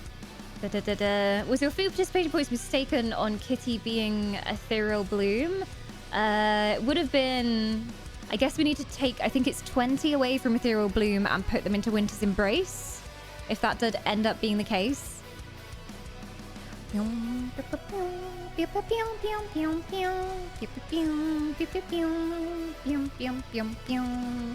I'm taking them away from ethereal bloom and they're being added to winter's embrace instead. Wrong kitty. It's too many kitties. I really like this one. The bard turns superhero. My Mesmer is my favorite and I hope you enjoy it too. Mesmers are the best. Good choice, Red. We've got Summer in the Grove, submitted by Glittering Ghost. She looks like a dragonfly with all these fluttering robes and capes, and definitely a representative of the bloom. I like the long flowing skirts. Which outfit is this? I need to get this for my lettuce as well. She's glorious. She does look like a dragonfly. Already looked at the Flamey McFlamerson. Oh, Blooming Dahlia. Midsummer flower coming into bloom here. All of these kinds of outfits look so good on lettuce ladies because it just looks like it's naturally glowing from them and growing from their skin. We've got a back view here with a plant-themed backpack going on. Just the bell of the plant. And a bit of a screenshot in different lighting as well so you can see. That's really nice. I like especially like the contrast with your skin color because you have green skin and then you got the pink on the green skin. I like it. Dude's ready for summer. He's got his goggles on. He's going diving. Glass says, I call this ensemble participation point. Gilwell's 2 has a disappointing lack of beachwear for the discerning Azura. I know, it's Azuraist, isn't it? Absolutely shocking. I do want to add that I dyed my character's mohawk green, especially for War of the Wisps. He always wears a mohawk. He's a stylish gentleman, but went the extra mile for those points. Well, he's a very dapper man. I hope I meet him in game someday. He's glorious. We've got a full Barbie pink look here. Look at this. Gumps relaxing at the bay in full bright pink attire. Everything is pink. The umbrella's pink. The towel's pink. The shoes are pink. The outfit's pink. The hair is pink. It's pink overload. Oh, there we go. Beautiful. We've got a back view as well. Oh, the gun is a lovely choice. It's very Sailor Moon. Even the pink is pink. Even the pink on top of the pink is pink. All the other entries are not outfits, apart from Wonder Sheep's, which was an outfit. Well, you know, it's a nice outfit. It was dyed as well. But yeah, generally in the fashion shows, things that were individually handpicked and everything put together generally tend to do better because we know some effort's gone into like putting the pieces together as well. I love pink. Pink. We've got Charmfang, who posed specially for this shot. The fires of summer, the flames of the eternal sun. Lovely screenshot as well. Very high quality screenshot. I like how you have like a draft coming off the staff as well, like sand coming off the staff. We've got a few more action shots here as well. Rising up and praising the sun. Staff billowing. Damn, you're good at screenshots. I always find it hard to take screenshots in Guild Wars 2. There's not like a photo mode like in Final Fantasy, but this is beautiful. She is a desert queen. Ooh. She's cool. I really like that one. We've got Ash. He's taken a bit of a different approach here and gone for the summer beach party look. And he says, tiki time. He's ready to go to the tiki hut on the beach, grab a nice drink, probably in a massive coconut. And you're just a nice long skirt here, paired with an airy top to keep you cool on the beach. Also, that staff is a perfect fit. It's very much an Eternal Flame staff. Appreciate the hairstyle as well. I wouldn't want hair this long on the beach, so I'd definitely chop it all off if I was going on the beach with you. And she's chilling in a hammock, enjoying herself. And then we've got Untitled Media. Very edgy title there by Sales. Enjoying the beach at night. Be responsible with UV exposure. Even at night, the sun rays can still get to. Safety first. But yeah, going for like a cool punk summer look. I like the dark purple as well. Nice. And this kind of reminds me of the Kraken's tentacles. The side hair going on. Very floaty dress. And again, the plant themes coming on in. All the plant ladies bringing the plant themes. The new sprouting plants. Charm is saying there's more angles to Rena's look. Oh wait, there's even more. Oh my gosh, okay. Hello. Took some with different backgrounds as well. I like the thigh-high flame boots. Ooh, and the horns come at the back as well. So like if you're behind the character, the staff looks like a pair of horns. A nice touch. Oh my gosh, there's more. Took some night shots as well to really get that contrast. Ooh. Give us a full tour around. She's spicy. Ooh. The thigh slit. Ooh. She is beautiful. Is this one of your main characters as well? This is Cass's entry. So Charm posted for her because Cass had some trouble getting on into Gilded. But this is Rana. I think we've met Rana in another costume for another fashion contest. So I've probably met her before. She just was clad in winter-inspired gear instead. But yeah, really lovely stuff from Cass here. A fiery phoenix inspired... Rana is inspired by a fiery phoenix rising from the ashes. And this is posted on Cass's behalf. Really cool. Cass always has some amazing entries for the fashion contest. I'm gonna have a look here. Cass is Winter's Embrace as well. So those points will be going on to Winter's Embrace. I think I know who my winner is because it just stands out so much. But I'm gonna struggle for second and third. I didn't zoom in on Charms either. There we go. We discussed Charms, but there it is. With the fishing pole out, taking a chill position, waiting for the fish to come to them. Kitty at their side. I love how the cat's just like, where's my fish already? Pair of sunglasses, fishing jacket. I like the thought that's gone into the theme here. We've got waders. Oh, they're proper waders as well because they're, you know, sticking to your calves, but they flay out at the thigh. Very cool. Very cool. And look at that. Somehow managed to make a fishing jacket in game. Looks very accurate. More food for the kitty. Yeah, don't catch the kitty on the fishing rod. And then there's like an almost fishing knife on the thigh as well. Lovely details here. Clearly a lot of thought went into combining those items. Okay. I think I know my first and second. But I'm trying to decide my third.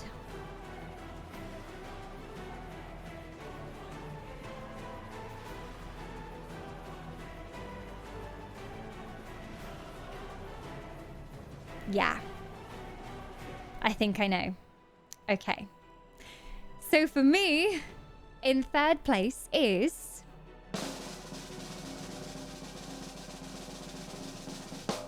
Super rad! I really love this pirate look. I wish we had a few more views of like the back of the costume and the weapons and everything, but it was a great summer pirate look. Also themed to their alliance with the deep pinks and purples. I love a good pirate, you know me. So my third place is going to Ethereal Bloom. In second place, we have... Oh! We have Bellman in second place. Actually, coming in for 3 months as well. Welcome to the beach. We're just judging some contests. You see everyone sat down on deck chairs watching a fashion show go by. I wonder which one is your favorite. I would say you have 5 points to spend on an alliance, but unfortunately, the alliance points have closed to be added by viewers now. But you have the strength of your alliance in your heart. I'm sure you're championing their cause, even if you can't add points. But welcome, Bellman. All right, another drum roll, please. Second place is... For me, it's got to be Charm of Winter's Embrace. I was looking at this one earlier as well. Just a really thoroughly thought out costume and all the elements coming together. Little details is what matters in fashion contests. So he's got me in second place. And in first place, I think we know who this might be. It was everyone in chat's favorite as well. And Rana. Rana wins it for me. Just the quality of these screenshots, like, it's so well done. And you just get the vibe of the character from the photo immediately. And a hot, flaming summer. There's a butterfly on the shoulder as well. There's just such lovely views of this character. And every screenshot she's taken looks like a painting. Like, it's so well done. So, Cass, you win that one for me. Congratulations. And I'm going to put those points in. So, in third place, 100 points for Ethereal Bloom, we have Rad. And Rad, you've also won 1,200 gems, so make sure to fill in a prize claim in the general section of the Gilded, and I will get those shinies to you straight for Arena Net. In second place, we have Charm for Winter's Embrace. That's 150 points going in there. There we go. Going into Winter's Embrace. And last but not least, we had Cass. Lots of points going in there as well for Winter's Embrace. So that's going to do them nicely. Bring them up to 3,695. It's going to be close. It really is. We've also got the participation points and the community choice and the mod votes as well. So let's put those in. There's so many numbers during this. Oh my gosh. It's great to have so many contest entries though. Okay. So let's pop these in. The mods liked Ashen of Eternal Flame for their third place. So those points are going into Eternal Flame. Emmeline of Ethereal Bloom managing to snag some more points as well. Emmeline had a cool outfit. Had a really cool outfit. It was really hard deciding between all of these. I liked this one, yeah. I wasn't sure how many elements of this were costume elements. So I was like, oh, it's cool, but I'm not sure how much of it's been put together.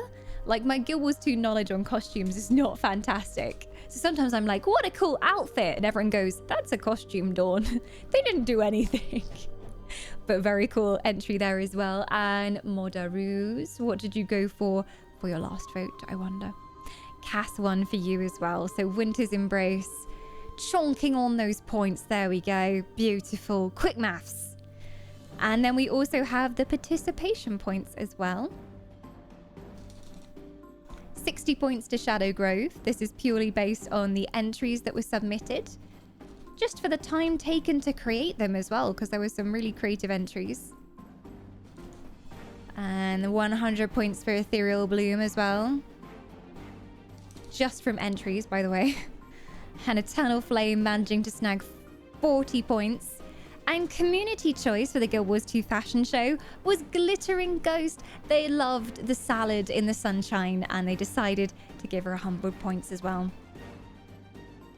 And that is for Shadow Grove. Things are hotting up in here. It's going to be a close one. Ooh, Winter's Embrace are just behind Ethereal Bloom right now. It all comes down to this. We have another contest to judge. In fact, 3 more contests to judge. Look at all these entries coming on in here as well. So, I've got to decide my top 3 from all of these. We've got some propaganda. Now, the purpose of the propaganda contest is to convince someone to join your alliance. It's got to be catchy. It's got to grab the eye and not let go. So, really the best way to judge propaganda is to look at a distance and see what catches your eye. But we're going to go through each one. This is from Shizzy. Join Ethereal Bloom for some fun in the sand and sun. We got a lovely spread of tasty treats and refreshing drinks for you to enjoy while you relax under the shading palm trees and listen to melodious tunes with dear friends. And they've used some assets of hula dancers who remind me of Perwin a little bit. And just come and have some fun in the sand and sun with Ethereal Bloom. That would definitely tempt me in right now. I'm up for that. Take a swim in the ocean. We did the ESO houses vote. During the break, I put 100 points in. It was Twy. Twy got 100 points for Shadow Grove. So those went on in. Ooh. There's some quality memes. Come and party with a monster-sized magical doom cat. Join Ethereal Bloom. We do this all the time. Note, this was totally done safe and responsibly and not on a drunken bet late at night on the boat. Unrelated, anyone who has knowledge or amazing banishment skills, highly desired. You're telling me you accidentally summoned a giant demon cat and that's supposed to attract people to the team? I mean, I would hang out with a giant doom cat. Look at them running.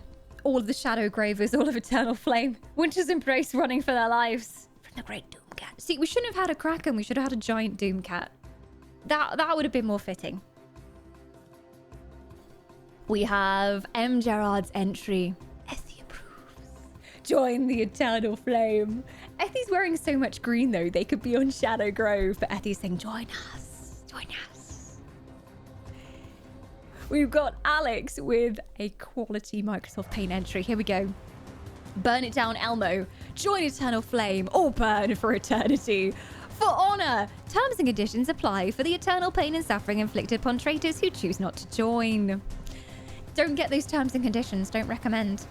Winter's Embrace plays Piper's Tune to lure new members. Piper's Tune?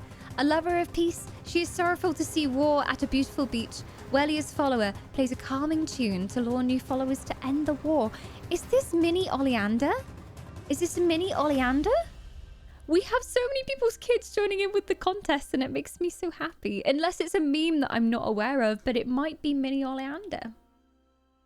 In a very fitting Winter's Embrace dress and shawl as well. Eternal Flame, we bring the fire and the marshmallows. These are hand-drawn MS Paint elements as well. Look at that. Bucket of marshmallows just waiting there. And I like that he's just chilling and toasting the marshmallows on the axe. That's a nice touch. Definitely not a scam. Join Eternal Flame for the hottest event of the year. Hashtag definitely not Fire Festival. I heard about this incident in human society. As long as Summer Splash actually happened, it's not a scam. We've got the beautiful lady, Princess Pastel, Cat of Toriel, trying to hype you up to join Ethereal Bloom. Our summer love will bloom. Princess Pastel supports Ethereal Bloom. She's so beautiful. Just look at this cat. Look at this cat. Her eyes as well are stunning. They look like crystals. Such a pretty cat. For the Grove. Embrace the shadows for the Grove. And then just by the tree line, in the shadows, there might be cookies. After a long hot day competing in the sun, come enjoy the shade of the Grove. Join us. Fletch, trying to tempt you into the lagoon. Are there crocodiles in there, positioned by Shadow Grove to eat the other alliances? Maybe. I'd watch out. We've got these packs of treasure. Oh, these were traced around the actual elemental art as well. So, GG. I found where Dawn keeps doubloons. Do you mean doubloons? Doubloons. Doubloons in the chest. Doubloons is now the new catchphrase of Ethereal Bloom. War of the Wisps, Summer 2022, and this is by Vess. Doubloons. You could be leaving in flowers. In Slovene, we have an expression, leaving in flowers, which means going home drunk. It occurred to me last morning after I left the club in flowers myself, and thus it came about. Leave in flowers on the finest cocktails that money can't buy. Ethereal Bloom has all the best cherry blossom cordial. Time to get drunk. This message sponsored by Ethereal Bloom. You too could look like these drunken sailors. Wonderful. No campfire for the cold summer night? Find the fire you need on HMS Arson Wheel for the low, low price of free. Free campfire applicable for Eternal Flame members. Does not apply to existing members of Ethereal Bloom, Shadow Grove, or Winter's Embrace. Please be careful when using the campfire. Reimbursements will not be provided if you accidentally burned yourself using the fire, or if you're attacked by Aurelian Raladani Stelia for acts of deliberate backstabbing. Attendance at the chant is compulsory for all members to redeem the offer. Excellent offer. I like the terms and conditions there too. Very clear, very clear. You have to squint a little bit to read them. We've got memes. Quality office memes. Corporate needs to compare the differences between this picture. Team blue, team white. Join Winter's Embrace. They're the same picture. They're the same team. Same team. Making an alliance. Same picture. All Winter's Embrace. Yep, this is true. This is true. I love Pam. Pam's my favorite. We have cake. This is Master Candle. Showing you off the food. I mean, I would join right now. I would join right now. I have had a slice of lembas toast today, so please, yes, I will join. I will join Winter's Embrace. Recent cakes made in the warm hearth of Winter's Embrace, where one is always welcome in the warm hearth to protect against any form of snowy weather, cozy in any season. And he's collected all of the Winter's Embrace entries together in one post to show how good they are at cooking. Try and tempt you in. I see a picture of Moogle. Ooh, is this a Sea of Thieves entry? Ethereal Bloom waves off all the alliances to a good voyage. Join Ethereal Bloom and look at them having such a good time. Running over the waves, bye, as you watch them burn. Bit of shade there. We like some shade during propaganda. This meme has been going around Twitter. So you pick any colour and that puts you in an alliance. The idea is to compete against each other in brutal battle during the weekend. Through many contests, you can give subs and backstabbing is allowed. I'm personally Shadow Grove fan because they're pretty neat. And Winter's Embrace is not that cool. How the point system works is, this is me every time someone new comes into chat and says, what the fuck is going on here? I have to be like, deep breath. Okay, so there's 4 alliances. All of the colours are grouped into 4 alliances, and you should choose an alliance to join. Tag yourself on Gilded as the colour to join the alliance and be in to win any of the prizes from our amazing sponsors, Overclockers UK, Ducky Keyboards, Endgame Gear, Insert Coin, and Chulo Drinks, including some great prizes from myself. You must be tagged as the winning alliance in order to be eligible to win the giveaways. All of the alliances have elementals that can be summoned at any point during the weekend to win points. That's been me. All day long. Beautiful. Oh, this is a pretty picture. Is this an AI created picture? Pretty. Join the Ethereal Bloom now. Is that what comes up if you type in Ethereal Bloom? You know, this looks like how I imagine the Spring Fate looking that we did a few months ago, hosted by Ethereal Bloom. It was a big meme. There's loads of them on Twitter right now. Who haven't we checked out? I'm waiting for Moogle. Join Ethereal Bloom for a crackin' good time. Even the Kraken is pink. Even the Kraken is joining in drag. I like it. You've actually made the Kraken blend in quite well there in the distance. Remove the transparent background too. I like it. Join Winter's Embrace. We have all the cake. Literally all the cake. Every single cake entry has been Winter's Embrace. Strong words they use. I may be convinced. Using my own cat for your propaganda. Shocking behavior, Ghost. This is Moogle. She's my kitten. Moogie. Moogie Moo. I don't know where she is. She would come and say hi if she wasn't busy, I don't know, licking her butt or whatever it is Moogle does all day. This is Moogle, our adorable rescue kitten. Shadow Grove, endorsed by Queen Moogle. There'll be no Moogle if not for the Grove. Actually true. Actually true. So Ghost and Foz actually drove us to the rescue center because we don't have a car and we would have never met Moogle, and maybe Moogle would have been adopted by someone else. So it's true. And she is a void kitty. So she definitely supports Shadow Grove. So fair point. Fair point. We got an entry from Jazz here. The summer seas are calling you. So set sail in comfort. Join Ethereal Bloom. And a pirate ship sailing off into the sunset. That's how I imagine all of you at the end of tonight, sailing off together to unknown lands to explore new worlds. Oh, beautiful, rousing post. And then we've got a Final Fantasy screenshot. Lockette did win a placement in our Final Fantasy fashion contest, and she's showing off her adorable beach bunny girl. Join the bloom, and the gold will never stop coming. Like the golden saucer every day. There's some good entries here. It's good entries. I'm gonna have to have a think. There's so many of them that I'm like overwhelmed by entries. A lot of participation points going out for this one as well. Ooh. There's clearly some wrong alliances listed on the spreadsheet because I've seen Toriel for first place from the mods, but Toriel's definitely Ethereal Bloom and she was tagged as Winter's Embrace. I just changed that. I knew for a fact it was a lie. But Toriel is the mod's first choice for propaganda contest. Where's Toriel's entry again? Oh. The princess herself. The princess herself. Unless you're defecting. Spreadsheet is tired. Mods are tired. Everyone's tired. We're doing our best to get the right points in. Aw, I do love her. She's glorious. The mods chose for second place Ghost and third place Vess. Where's Ghosty's entry? Oh, Princess Mogglemoo. And Vess. Where's Vess's entry? Where's it gone? It's hiding from me. Vess. Fletch? Vess! Oh, this one! Yeah, with the hand-drawn drawings and doubloons.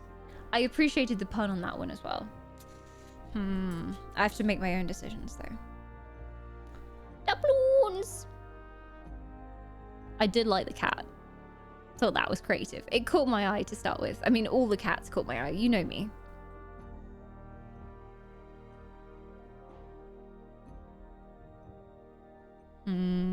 It's a tricky one. I did like the ones with the terms and conditions as well. And like herrings had some cute hand-drawn elements. And I liked the marshmallows on the axe. That was really cute. Ooh. I think I've got my top 3.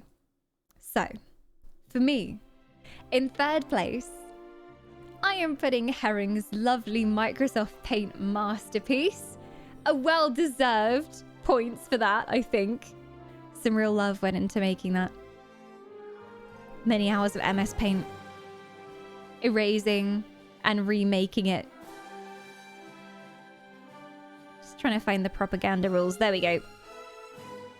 Making sure we're putting in enough points because we have so many contests. So that's 50 points for the Eternal Flamers. Flamers rejoice. My second place is going to the lovely Vess. I had to. The treasure chest thing was so cute. And then the slogan of doubloons. It really caught in my mind, which all good propaganda should. So 75 points going on there. And then in first place, for me, has to be Ghosties.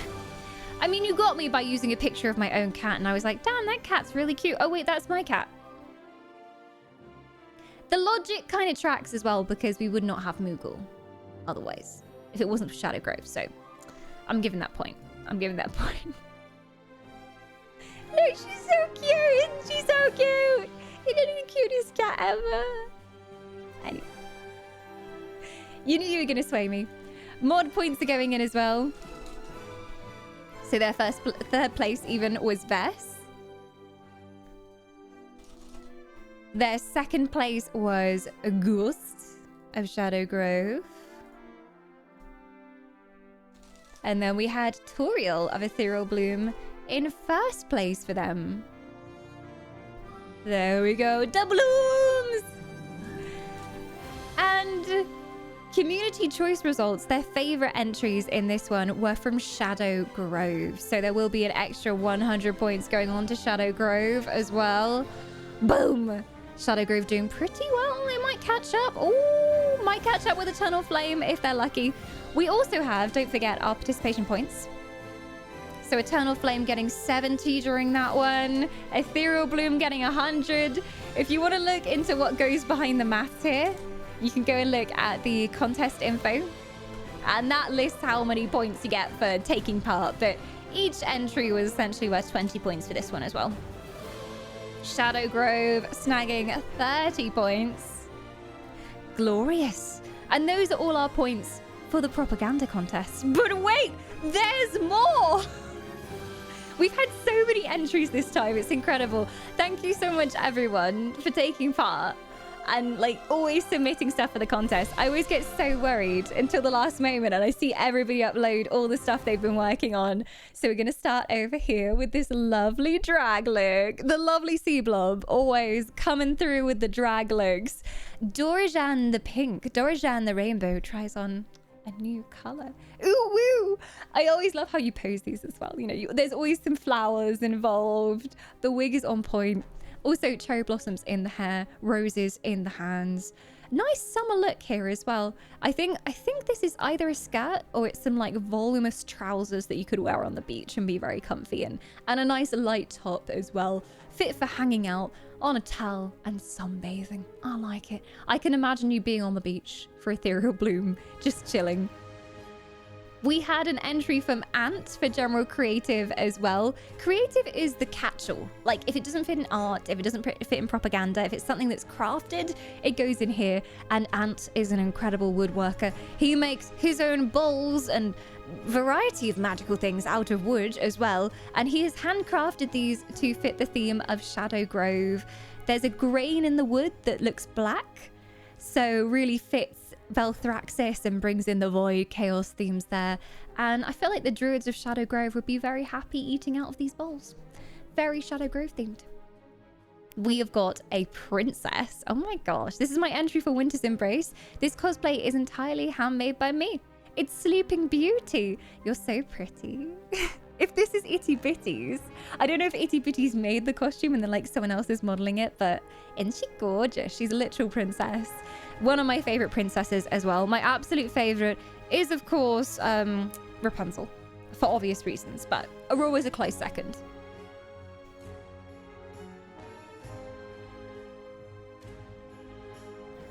We already looked at this one. Oh, this one's a video, so I'll leave that till last. A necklace made whilst on the sea.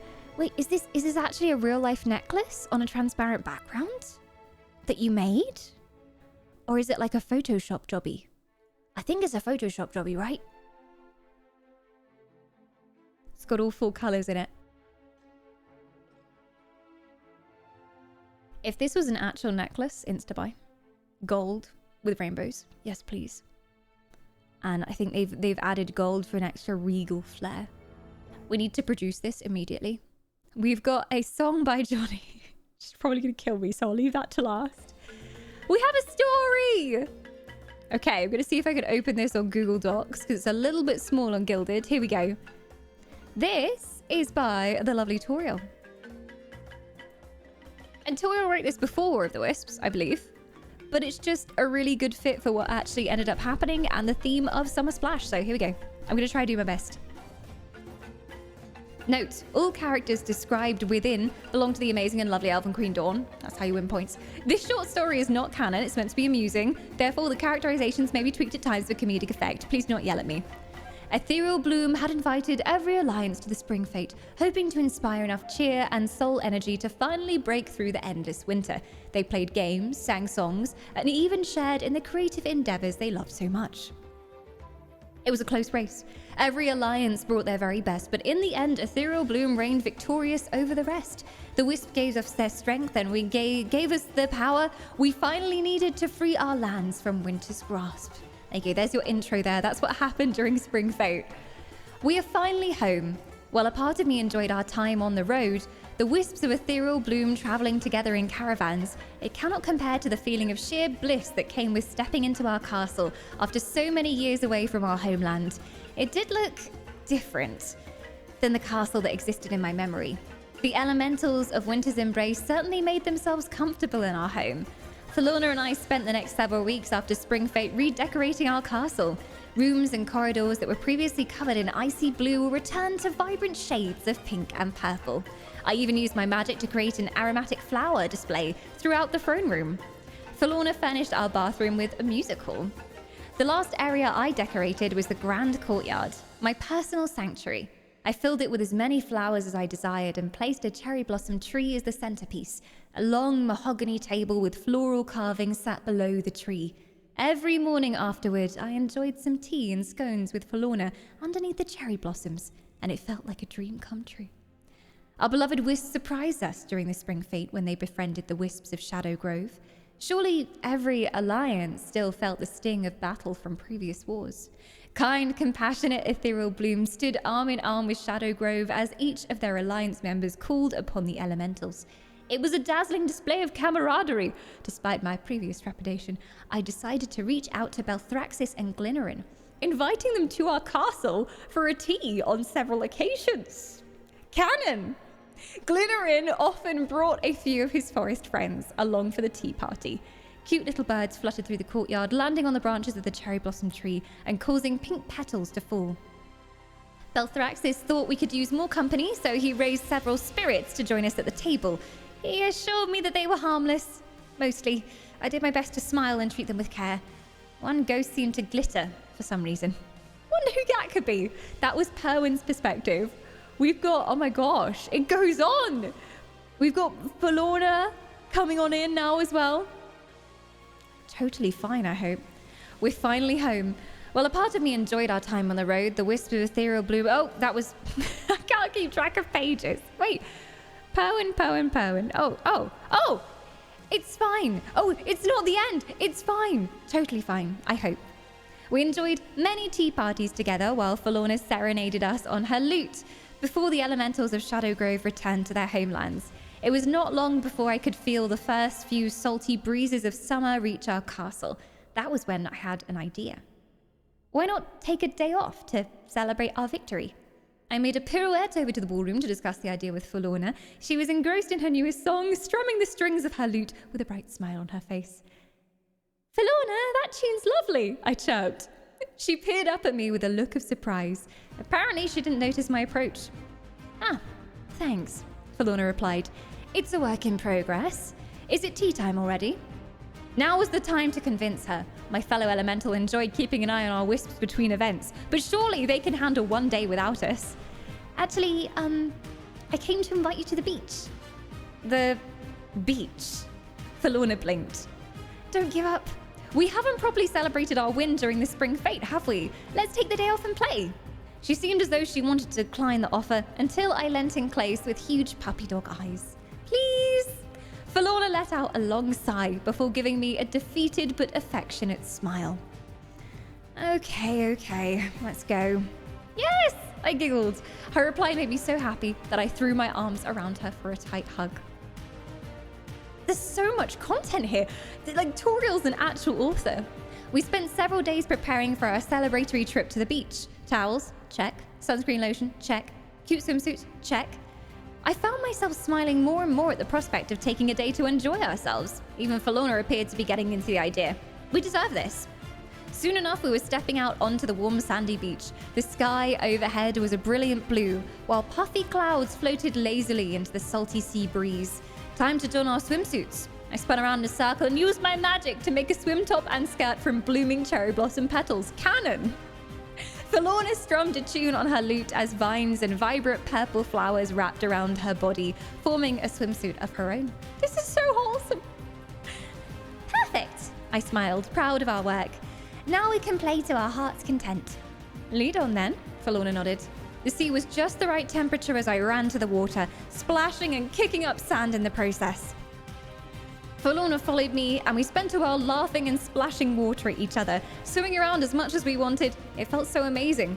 Once we felt tired, we set our purple and pink floral beach towel on the sand and sat down to relax.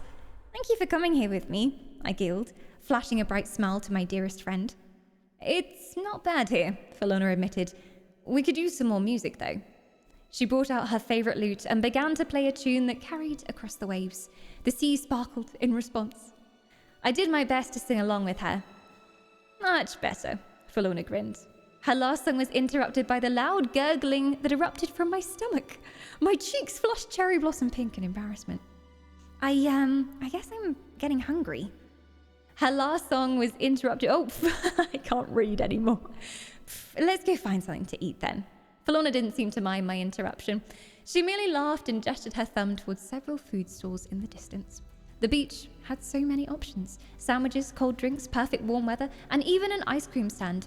I gasped in surprise when we noticed the familiar pair running up to the ice cream shop. Brissa? Wellia? What are you doing here? I asked, peering at the sign that hung nearby. Oh my gosh. We started, so we may as well finish. There's so much of it. The plot, the twists, the turns. Brissa stared stiffly in our direction with her piercing blue eyes. We need a new sandcastle. Someone took ours. Are you going to buy something or not?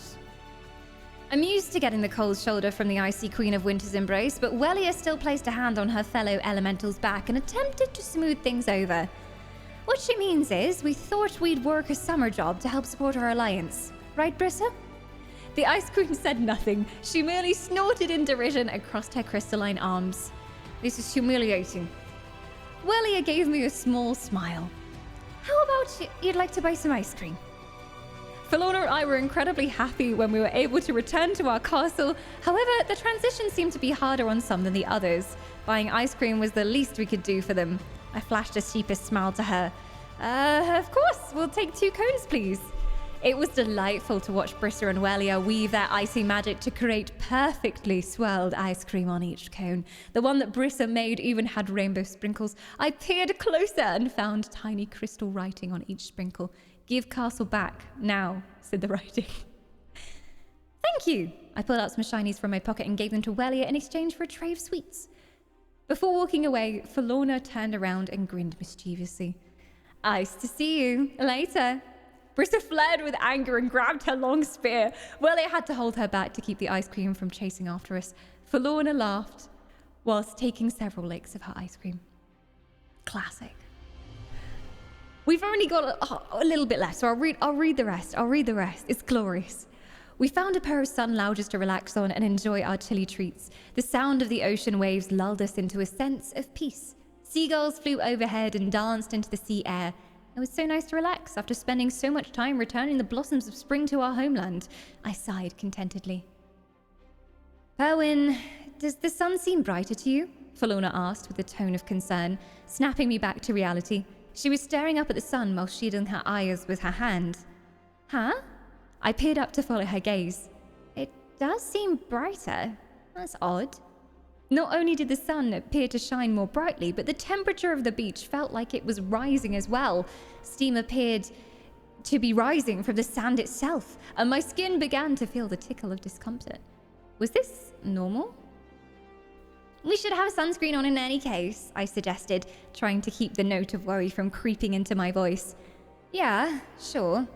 Felona began fishing around inside her bag, only to stare up at me empty-handed. It's gone. What? You remembered to pack it, right? I asked. Now I really felt worried. Are you saying I'd forget? Felona frowned. Yes? That's probably true. I swear I packed it, though. It's okay. I waved my hands in the air nervously. I believe you. Let's look around and see if we dropped it somewhere.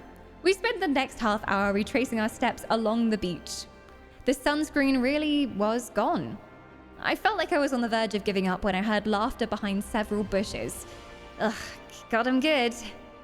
I pulled the leaves aside to find Aurelian and Raladan, crouched down and snickering like school kids. Bastards! They held Felona's bottle of sunscreen. Wait, Eternal Flame, I should have known you were behind this. They stared up at me with wide eyes. Oh crap, they found us! Aurelian gulped. Raladan used his mighty axes to slice up the poor sunscreen bottle. May your lotiony soul rest in peace. Ha! Good luck enjoying your precious beach time now. Felona shook her head. Really? Are you proud of killing a bottle? Where's Estelia? I asked, peering around. The Lady of Starlight was nowhere to be seen. Is she here with you? Aurelian grinned and pointed to the sky. Estelia was floating in midair, using her golden celestial magic to brighten the sunlight. She noticed our gaze and landed softly on the ground below.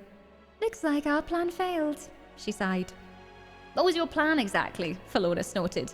You know elementals can't get sunburn. You may have won the spring fate. You may have won the spring fate, Raladan. You may have won the spring fate, but summer belongs to Eternal Flame, Raladan growled.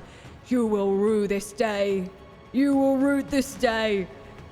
Rue, Felona corrected. What? You will rue this day, she smirked. If you're going to threaten, then you could at least say it correctly. Aurelian placed a hand on Raladan's shoulders that were already trembling with rage. You're gonna pay next time, we swear it.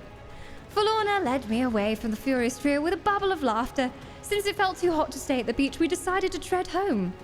Our day of relaxation may not have turned out the way we planned, but I have to admit that I had a lot of fun. Early next morning, I awoke to the sound of Forlorna cursing Raladan's name. Ugh, stupid eternal flame, she roared from across the hall. I pulled on my blossom nightgown and went over to find her staring at her reflection in the mirror with a horrified expression. Blotches of bright red stung her skin. It looked very painful. Forlorna, It turns out that elementals can get sunburn after all. Aww, that was such a cute story. I love all the details you added about the elementals as well. You know them so well. I could have written that story myself. Their personalities were very much in there. Well, I hope they managed to get each other during War of the Wisps this time. Get their own back.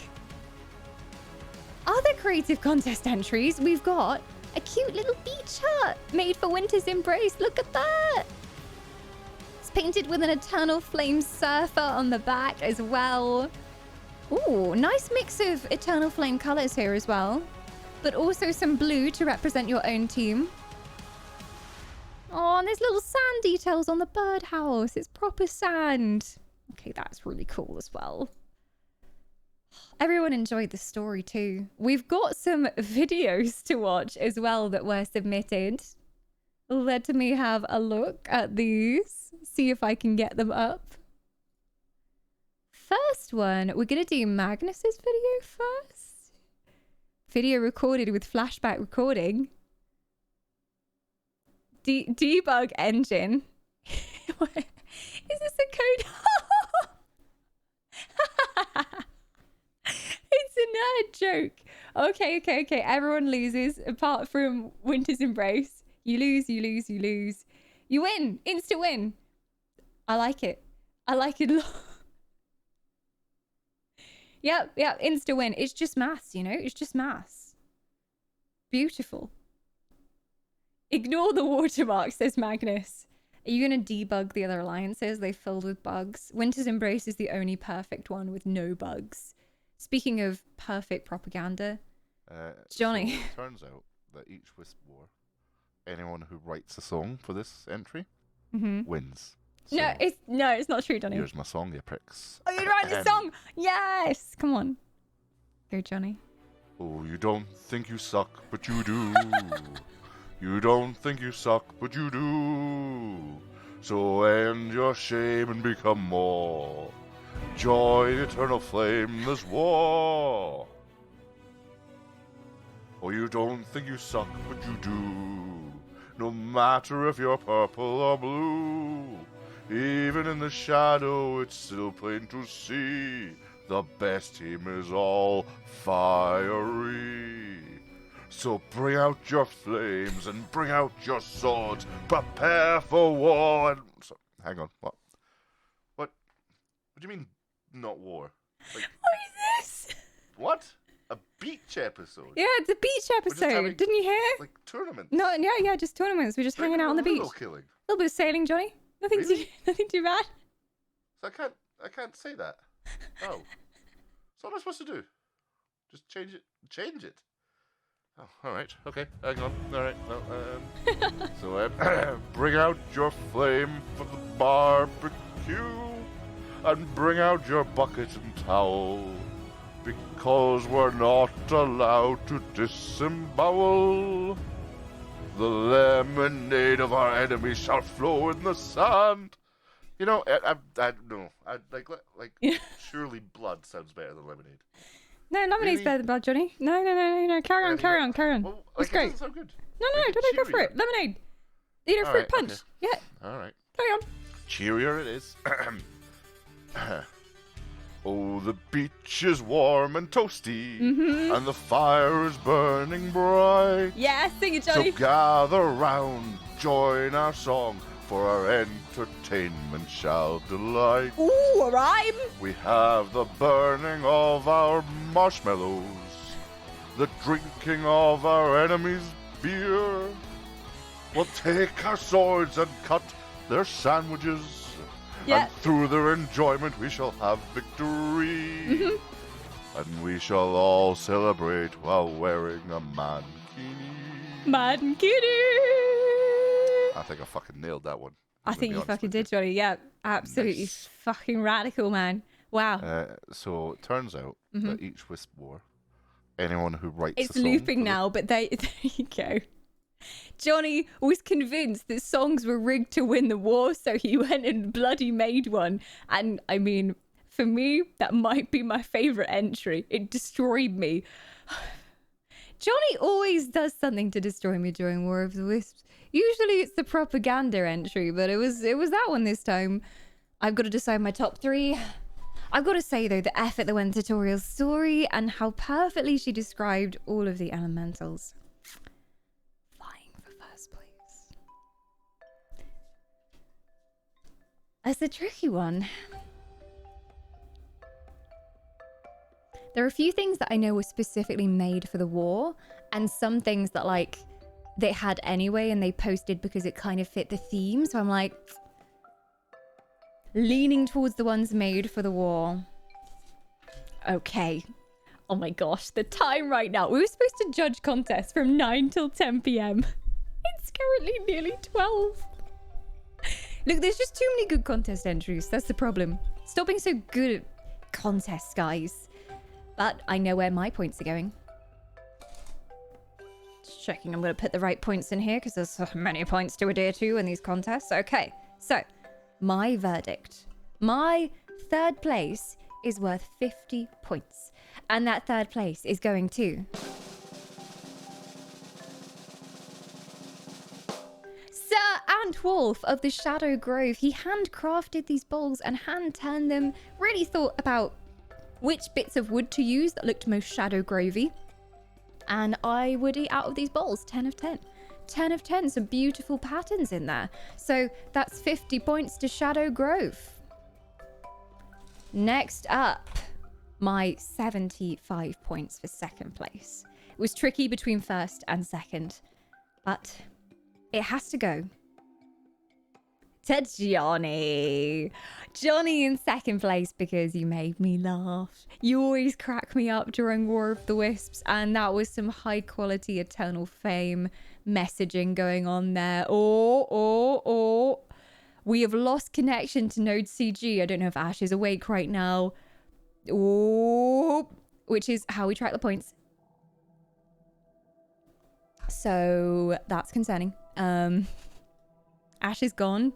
Oh, great. Trust the bot to break the second that Ash steps away. Yeah, no, it's down. It's down.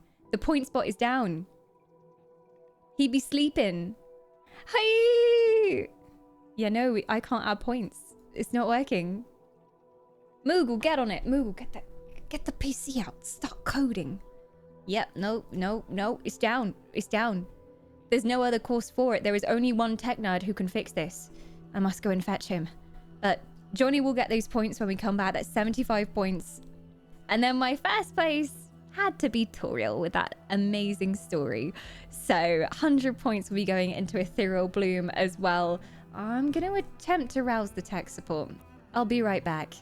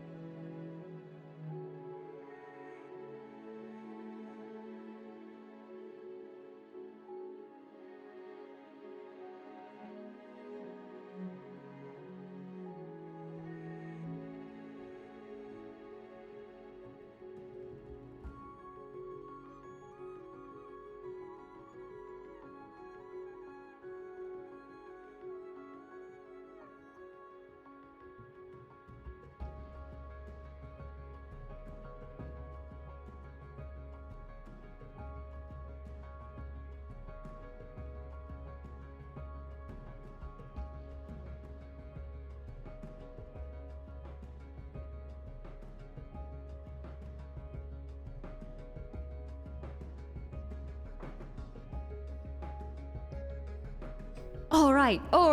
It looks like we're sorted and we can continue putting our points in. So hopefully the 50 went onto Shadow Grove. I hope it did. Which means that 75 are going on to Johnny of Eternal Flame.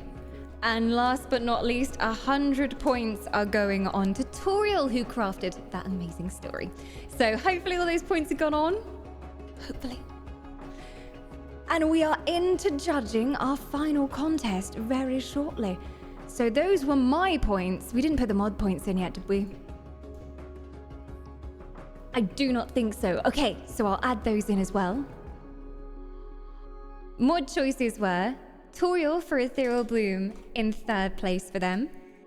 In 2nd place, they had Sweet Oleander of Winter's Embrace. They really liked the look they were going for. And then in 1st place, 100 points for Johnny of Eternal Flame. We also had the community choice for the creative contest. So 100 points going out from the community goes to Toriel of the Ethereal Bloom. There we go. 100 points going on for you as well. God, it's gonna be close. I'm not even looking. There's so many creative entries from Ethereal Bloom though, so I think they did manage to rack up participation points. And speaking of participation points, we have those going in for the creative contest. So 40 points for Eternal Flame, 40 points for Ethereal Bloom, 60 points for Winter's Embrace, and 20 points for Shadow Grove. There we go. So Creative Contest has a whole bunch of points going for it. And we enter our very last contest judging. The Art Contest. Oh, there's some new ones here from the last time I looked. Oh, we've got Flair's lovely entry from Mini Flair. Flair has a little one who always enters the contest and their art gets better and better every season. Look at this. We've got Perwin and Falorna on board a ship entwined in flowers, which must be Perwin's Grace. It's very fitting to the description that we gave Perwin's Grace as well. And Perwin holding on to a little flowery staff there too. I love how edgy you make Falorna look as well. Definitely fits her personality. We've got M. Gerards making the Eternal Flame ship. Look at the use of colour. I guess they used the fill bucket there to create such a deep blue sky. A spiky sun in the corner. Glorious. We've got the Ethereal Bloom pirate flag. Oh, I like it because it's a paintbrush for artistic talent and a quill for writing and all of the things that Ethereal Bloom are famous for, like telling stories and having a good gift of the gab as well, and flowers for eyes as well. I love it. The Kraken's Grace. This is by Vess. I didn't know Vess was an artist. Look at this. It's really good. Look at the shading. Look at the colors. And the sun is setting on the horizon as the ship makes its way towards the Kraken. It's really good. Damn. So many people come out of the shadows who I never knew were artists during War of the Wisps. We've got this lovely picture of Perwin submitted by Toriel, and this is Perwin as she appeared in Toriel's story as well, wearing a bikini made of cherry blossoms. In my short story, I described Perwin weaving a swimsuit made of... Hello, Moogle. Hi, are you very needy? Do you need a cuddle? Oh, I'm sorry. Oh. You okay? Do you want a lap cuddle? Is that what you want? You can have a lap cuddle. She's just here in my lap. You guys can't see her. I don't know how long she's gonna stay. She normally doesn't stay too long for lap cuddles. Yeah, she was going for the back of my desk, on which there are many wires. So we said, no, Moogle. She's having lap cuddles. She's looking up at me. I don't think you can see her right now, but she's looking up at me. Not the desk, please, Mog. She's so sweet. I think she's been bereft of cuddles all day because I've been busy with War of the Wisps. And usually, literally every time she meows, I go and cuddle her. That's the level of cuddles she's used to. So she's very needy right now. She needs extra cuddles. But very cute entry there. Also, look at this. We've got the princess herself, Princess Pastel. This one is amazing. This was Scotty. And I've seen Scotty working on this throughout the week in the Ethereal Bloom chat. This is made in 3D in VR. Perwyn meeting an Ethereal Bloom Wisp by the sea, painted in VR oil paint simulator. Vermilion. It's mad. Look at that. And look at the shading and the lighting. It's lovely. And the facial expression. Holding a wisp in her hand as well. So I really love that one. We've got Hot Orc Summer by Ashen. This is Crag and Craig, the two-headed ogres that took part in our D&D War of the Wisps one-shot. And I hate to think what is behind that picture. Is he wearing some kind of thong back there? We don't need to know. At least the little loincloth covers it up. But he's playing volleyball. It is canon that Crag and Craig and also Raladan the Rage are volleyball champions. Despite their hulking great size, very nimble, very agile on the beach. And last but not least, we've got Seablob's creation. I think I saw this on Seablob's art pad when they took a picture of their creative entry. You could see it in the background. And this is Perwyn and Falorna. This is so perfect. You've got one of them playing volleyball. I think Falorna would definitely go crazy for the volleyball and just be like, yeah, let's go. Because she is goddess of madness. So I would guess she'd get quite hyperactive as well. And then we've got Lady Perwyn, I think, lounging on a sun lounger, enjoying a nice cocktail. This is really beautifully done. The way the figures are drawn, the form is beautiful. Like, it actually looks like proper body proportions. And the perspective is great as well. Really nicely done. I have to pick a top 3. It's gonna be hard. I'm gonna sneak a peek at what the mods pick to help me choose. Okay.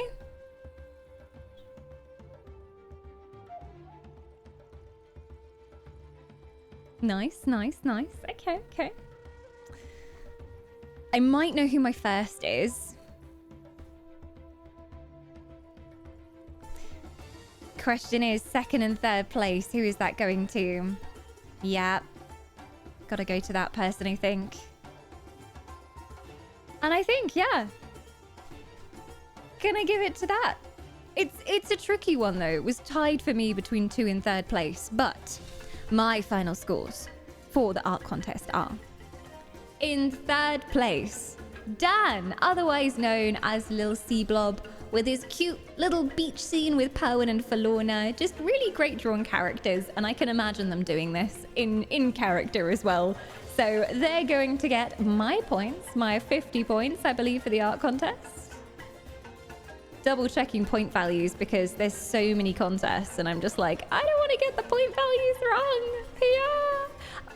We got 50 points going into Ethereal Bloom. Every point matters at this point. My 2nd place prize goes to... has to be Vess with Kraken's Grace. Look at that. The shading on this is amazing. And it's just such beautiful use of color. So Kraken's Grace gets my 75 points.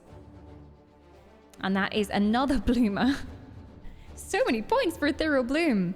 But in 1st place, the one that really caught my eye, I've seen them chipping away at it and working on it throughout War of the Wisps, was Scotty's beautiful creation of Perwyn in 3D. I don't know how you paint that well in 3D. It looks incredible. So well done, Scotty. A very well-deserved 1st place from me at 100 points for Ethereal Bloom. Ethereal Bloom managing to win all of my votes there. Wasn't intentional, but look at that. They do a heck of a good creative entry, Ethereal Bloom. And for the mods, their votes were in 3rd place, Flair for Ethereal Bloom. In 2nd place, Toriel for Ethereal Bloom. And their 1st place, they also picked Vess for 1st place. 100 points to Ethereal Bloom. The community also voted on this one, and they get 100 points to spend on a team of their choice, who they thought had the best entries. And they actually voted for Crag and Craig, the bikini-wearing ogre man, and Ashen. Getting those points for Eternal Flame, 100 points for Eternal Flame. Gonna be hard to beat Ethereal Bloom at this point. I don't think we're gonna see it happen, but participation points going on in. Eternal Flame getting 40 for that one. Ethereal Bloom getting 120. It's not over yet. We still have tweet points to do. Winter's Embrace didn't enter anything for that contest, and neither did Shadow Grove, so that makes it easy for me.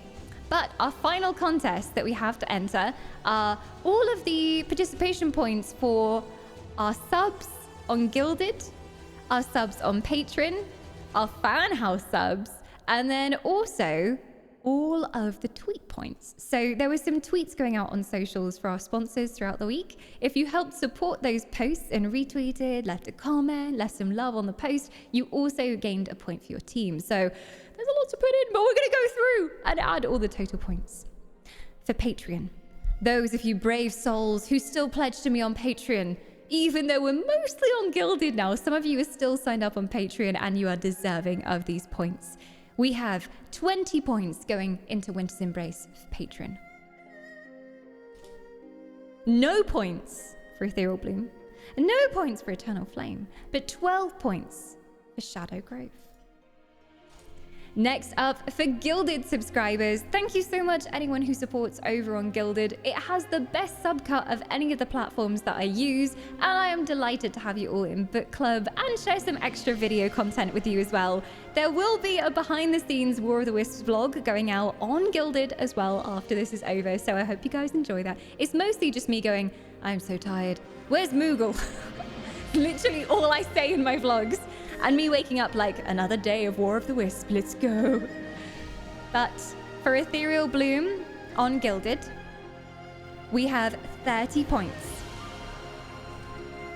For Winter's Embrace on Gilded, we have 25 points. And for Eternal Flame, we have 10 points. Sadly, no Shadow Grovers replied to the post. So, no points for Shadow Grove. Shadow Grove, come on into the Gilded subs. The water's fine. For our Twitter points, we had 1 point going out if you retweeted, liked, and left a comment on the post. So, Ethereal Bloom gained 4 points for that. Winter's Embrace gained 2. Eternal Flame managing to snag 2 as well. Shadow Grove picking up 1 point there as well. Every point counts. And last but not least, we have Fan House subs as well. So over on Fan House, they post behind the scenesy content. Usually it's daily content. It's mostly cat pictures at the moment of Moogle. So if you want more cat, that's the place to go. ! Fan House in chat. Lots of selfies and pictures over there. And random thoughts. Okay, Ethereal Bloom, 4 points. Winter's Embrace, 3 points.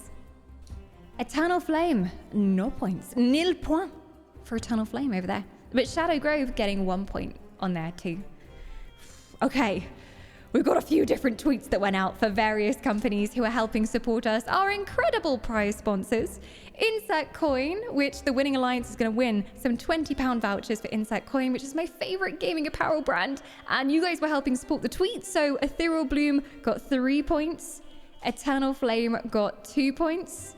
And Shadow Grove got 2 points for that as well. Noble Chair's tweet, someone will win a Noble Chair from War of the Wisps and gain their very own throne. We've got Ethereal Bloom snagging 3 points. Winter's Embrace gaining no points. Nil point again. Eternal Flame gaining 2 points. We need to get Winter's Embrace on social media. It needs to happen. Eternal Flame getting 2 points. Shadow Grove getting 1 point. Chulo, our amazing drinks prize sponsor, Japanese-inspired sour drinks. We got some points going out for those of you who retweeted that tweet. So Ethereal Bloom getting 5. Winter's Embrace getting none. Eternal Flame getting 1. And Shadow Grove getting 2. Quick maths. I feel like an accountant over here. There's so many points. Next up, Overclockers UK. They're offering up Ducky keyboards and Endgame Gear microphones. And those of you who retweeted, we had Ethereal Bloom with 3 points and Shadow Grove with 1 point. So get retweeting that tweet. We need more retweets on it. we have finally Instagram, which we haven't added Instagram as a way to earn points before, but we have got some points going out for it today. Seems like Ethereal Bloom are all over Instagram, posting pretty pictures and taking pictures of their pets. So there's 5 Ethereal Bloom points going out there, 1 Winter's Embrace point,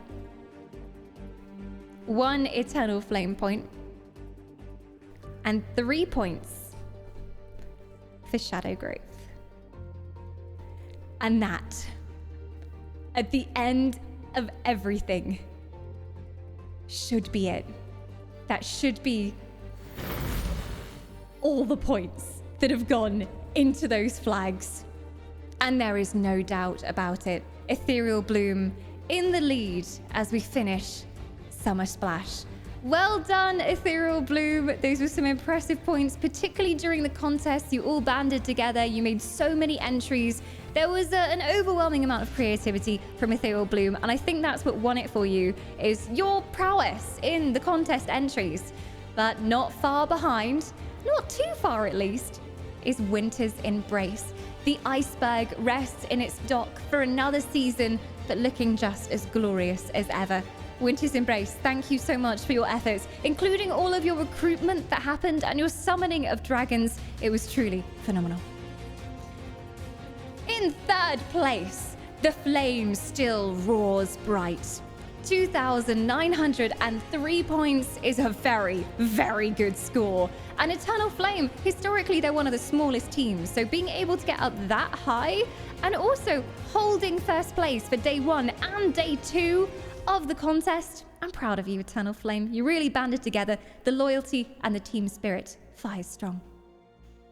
And bringing up the rear, very, very close by though, is Shadow Grove. The druids retreat back to their groves. Back home goes Glynnerin's grave, and docks into your swamp dockyards. But well done, Shadow Grove. We did see some really good Shadow Grove representation during games. I think you were our strongest warriors that went out as well. I do have some Dumbledore points to add. The Dumbledore points are not going to make a difference to the overall scores, of course. We know who's won, but I usually do add some points just for people that I see really participating, really taking part in all of the games. And there was a particular Wisp that stood out this time, right from when War of the Wisps was first announced, a newcomer to War of the Wisps that was really bringing the team spirit and just encouraging everyone, even the games they didn't come along to play in. They were in chat hyping everyone up, and they have been here almost all war, and that is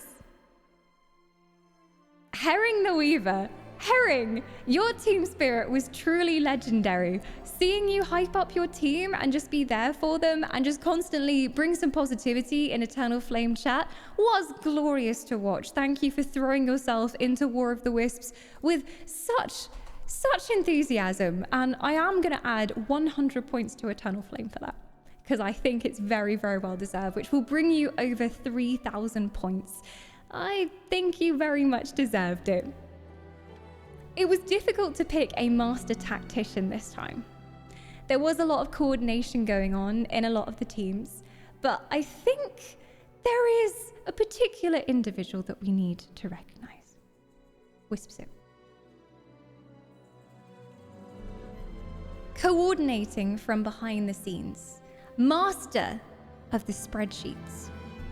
You didn't see them. They were like an icy shadow in the background the entire time. But I am going to give 100 points to an unseen Wisp who really helped us out this war, and that is Miss Ophelia. Now, you didn't see her, but behind the scenes, she made spreadsheets for us that automatically generated participation points. It's the first time we've done participation points, so it was like, how are we going to track this? Oh my god. So she created spreadsheets for that. She was also up in the mod chat trying to organize the mods together and like get the points counted and stuff. And so I really want to add those 100 points to Winter's Embrace in her honor for helping us out so much this war.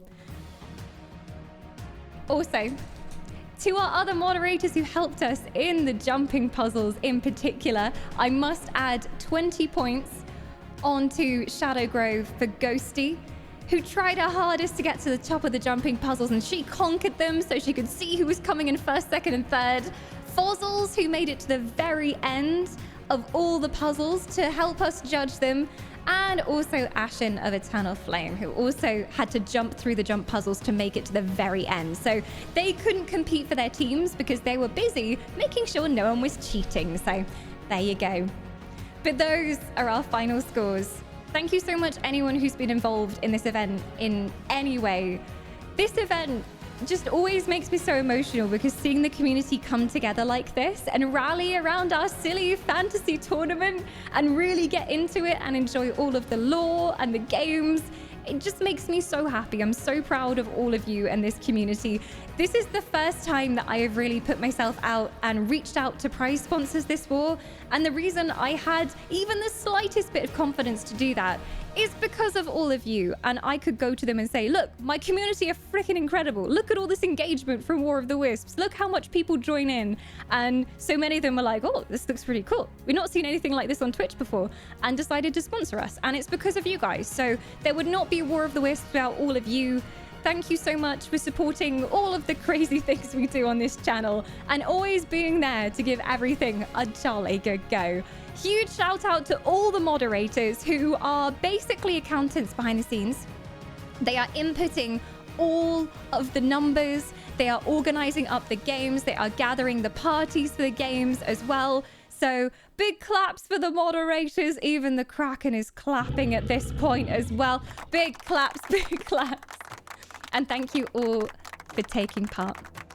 But that's about it from me. My bed is calling to me. The softness of my ships. What's it called? It hangs, you sleep in it. Ah, a hammock. We were live for 6 hours on Friday. We've been live for 12 hours today. We were live for 11 hours yesterday. I'd say that's a pretty good voyage out on the open sea. A long voyage, but you have been my sustenance the whole way through. Thank you for your hype. Thank you for everything. I love all of your faces and general personages. Thank you for being a member of this community. Now, if you were in the winning or the second place alliance and you're tagged as them, there are some giveaway forms you'll be able to fill out next week. They'll be going up from Monday. Hopefully we'll get most of them up tomorrow, but there's a lot to put out there. But we've got prizes from our amazing sponsors. Can we get some claps for our incredible sponsors? We had Noble Chairs backing this event. Noble Chairs are giving away one of these thrones to a winner. We've got Ducky Keyboards giving out a keyboard. We've got Endgame Gear giving away a microphone. Overclockers UK, thank you so much for getting involved. We also have Chulo Drinks, who they originally reached out to say, hey, do you want to try some drinks on stream? And I said, hey, we have a summer event coming up. This would be the perfect prize sponsor. And thankfully, they said yes, and they are happy to send out some cans of delicious Japanese-inspired drinks to some of you as winners. And last but not least, we have Insert Coin. I love Insert Coin. I absolutely adore all of their clothes, and I'm super, super happy to get the chance to work with them. And I hope some of you will soon be looking fabulous in some new outfits, some gamer-inspired outfits. We have 5 £20 vouchers to give away to members of the winning team. So keep your eyes peeled on the channels. If you won any prizes during any of the events, so ESO Housing Contest, Guild Wars 2, things like that. Oh, Final Fantasy. If you won the fashion show and you need to claim your Mog Station prizes, fill out a prize claim form. It's in the general section of the Gilded, and there's a ticket you can make there. But thank you for everything. I always feel so incredibly blessed at every War of the Wisps. I better go before the Elven Fountains start, but I'm the luckiest elf in the world to have a community like this that comes on board for all of the wackiest things that we do on this channel. And as the sun sets over the beach, you board your various ships, taking some leftovers from the barbecue home with you, and leaving fond memories in your mind as you drift off to sleep aboard your cabins of the summer splash. Good night, everyone. Have a wonderful day tomorrow. I hope you're not too late for work. And bask in the glory of all of your victories. Everyone's a winner here. Everyone did an amazing job. I will see you very soon. And I must say, the kindest of regards from your Elven Queen. Wisps, I don't know what I'd do without you. Careful out there on your voyages home. And I'll see you on another shore. Good night, everyone.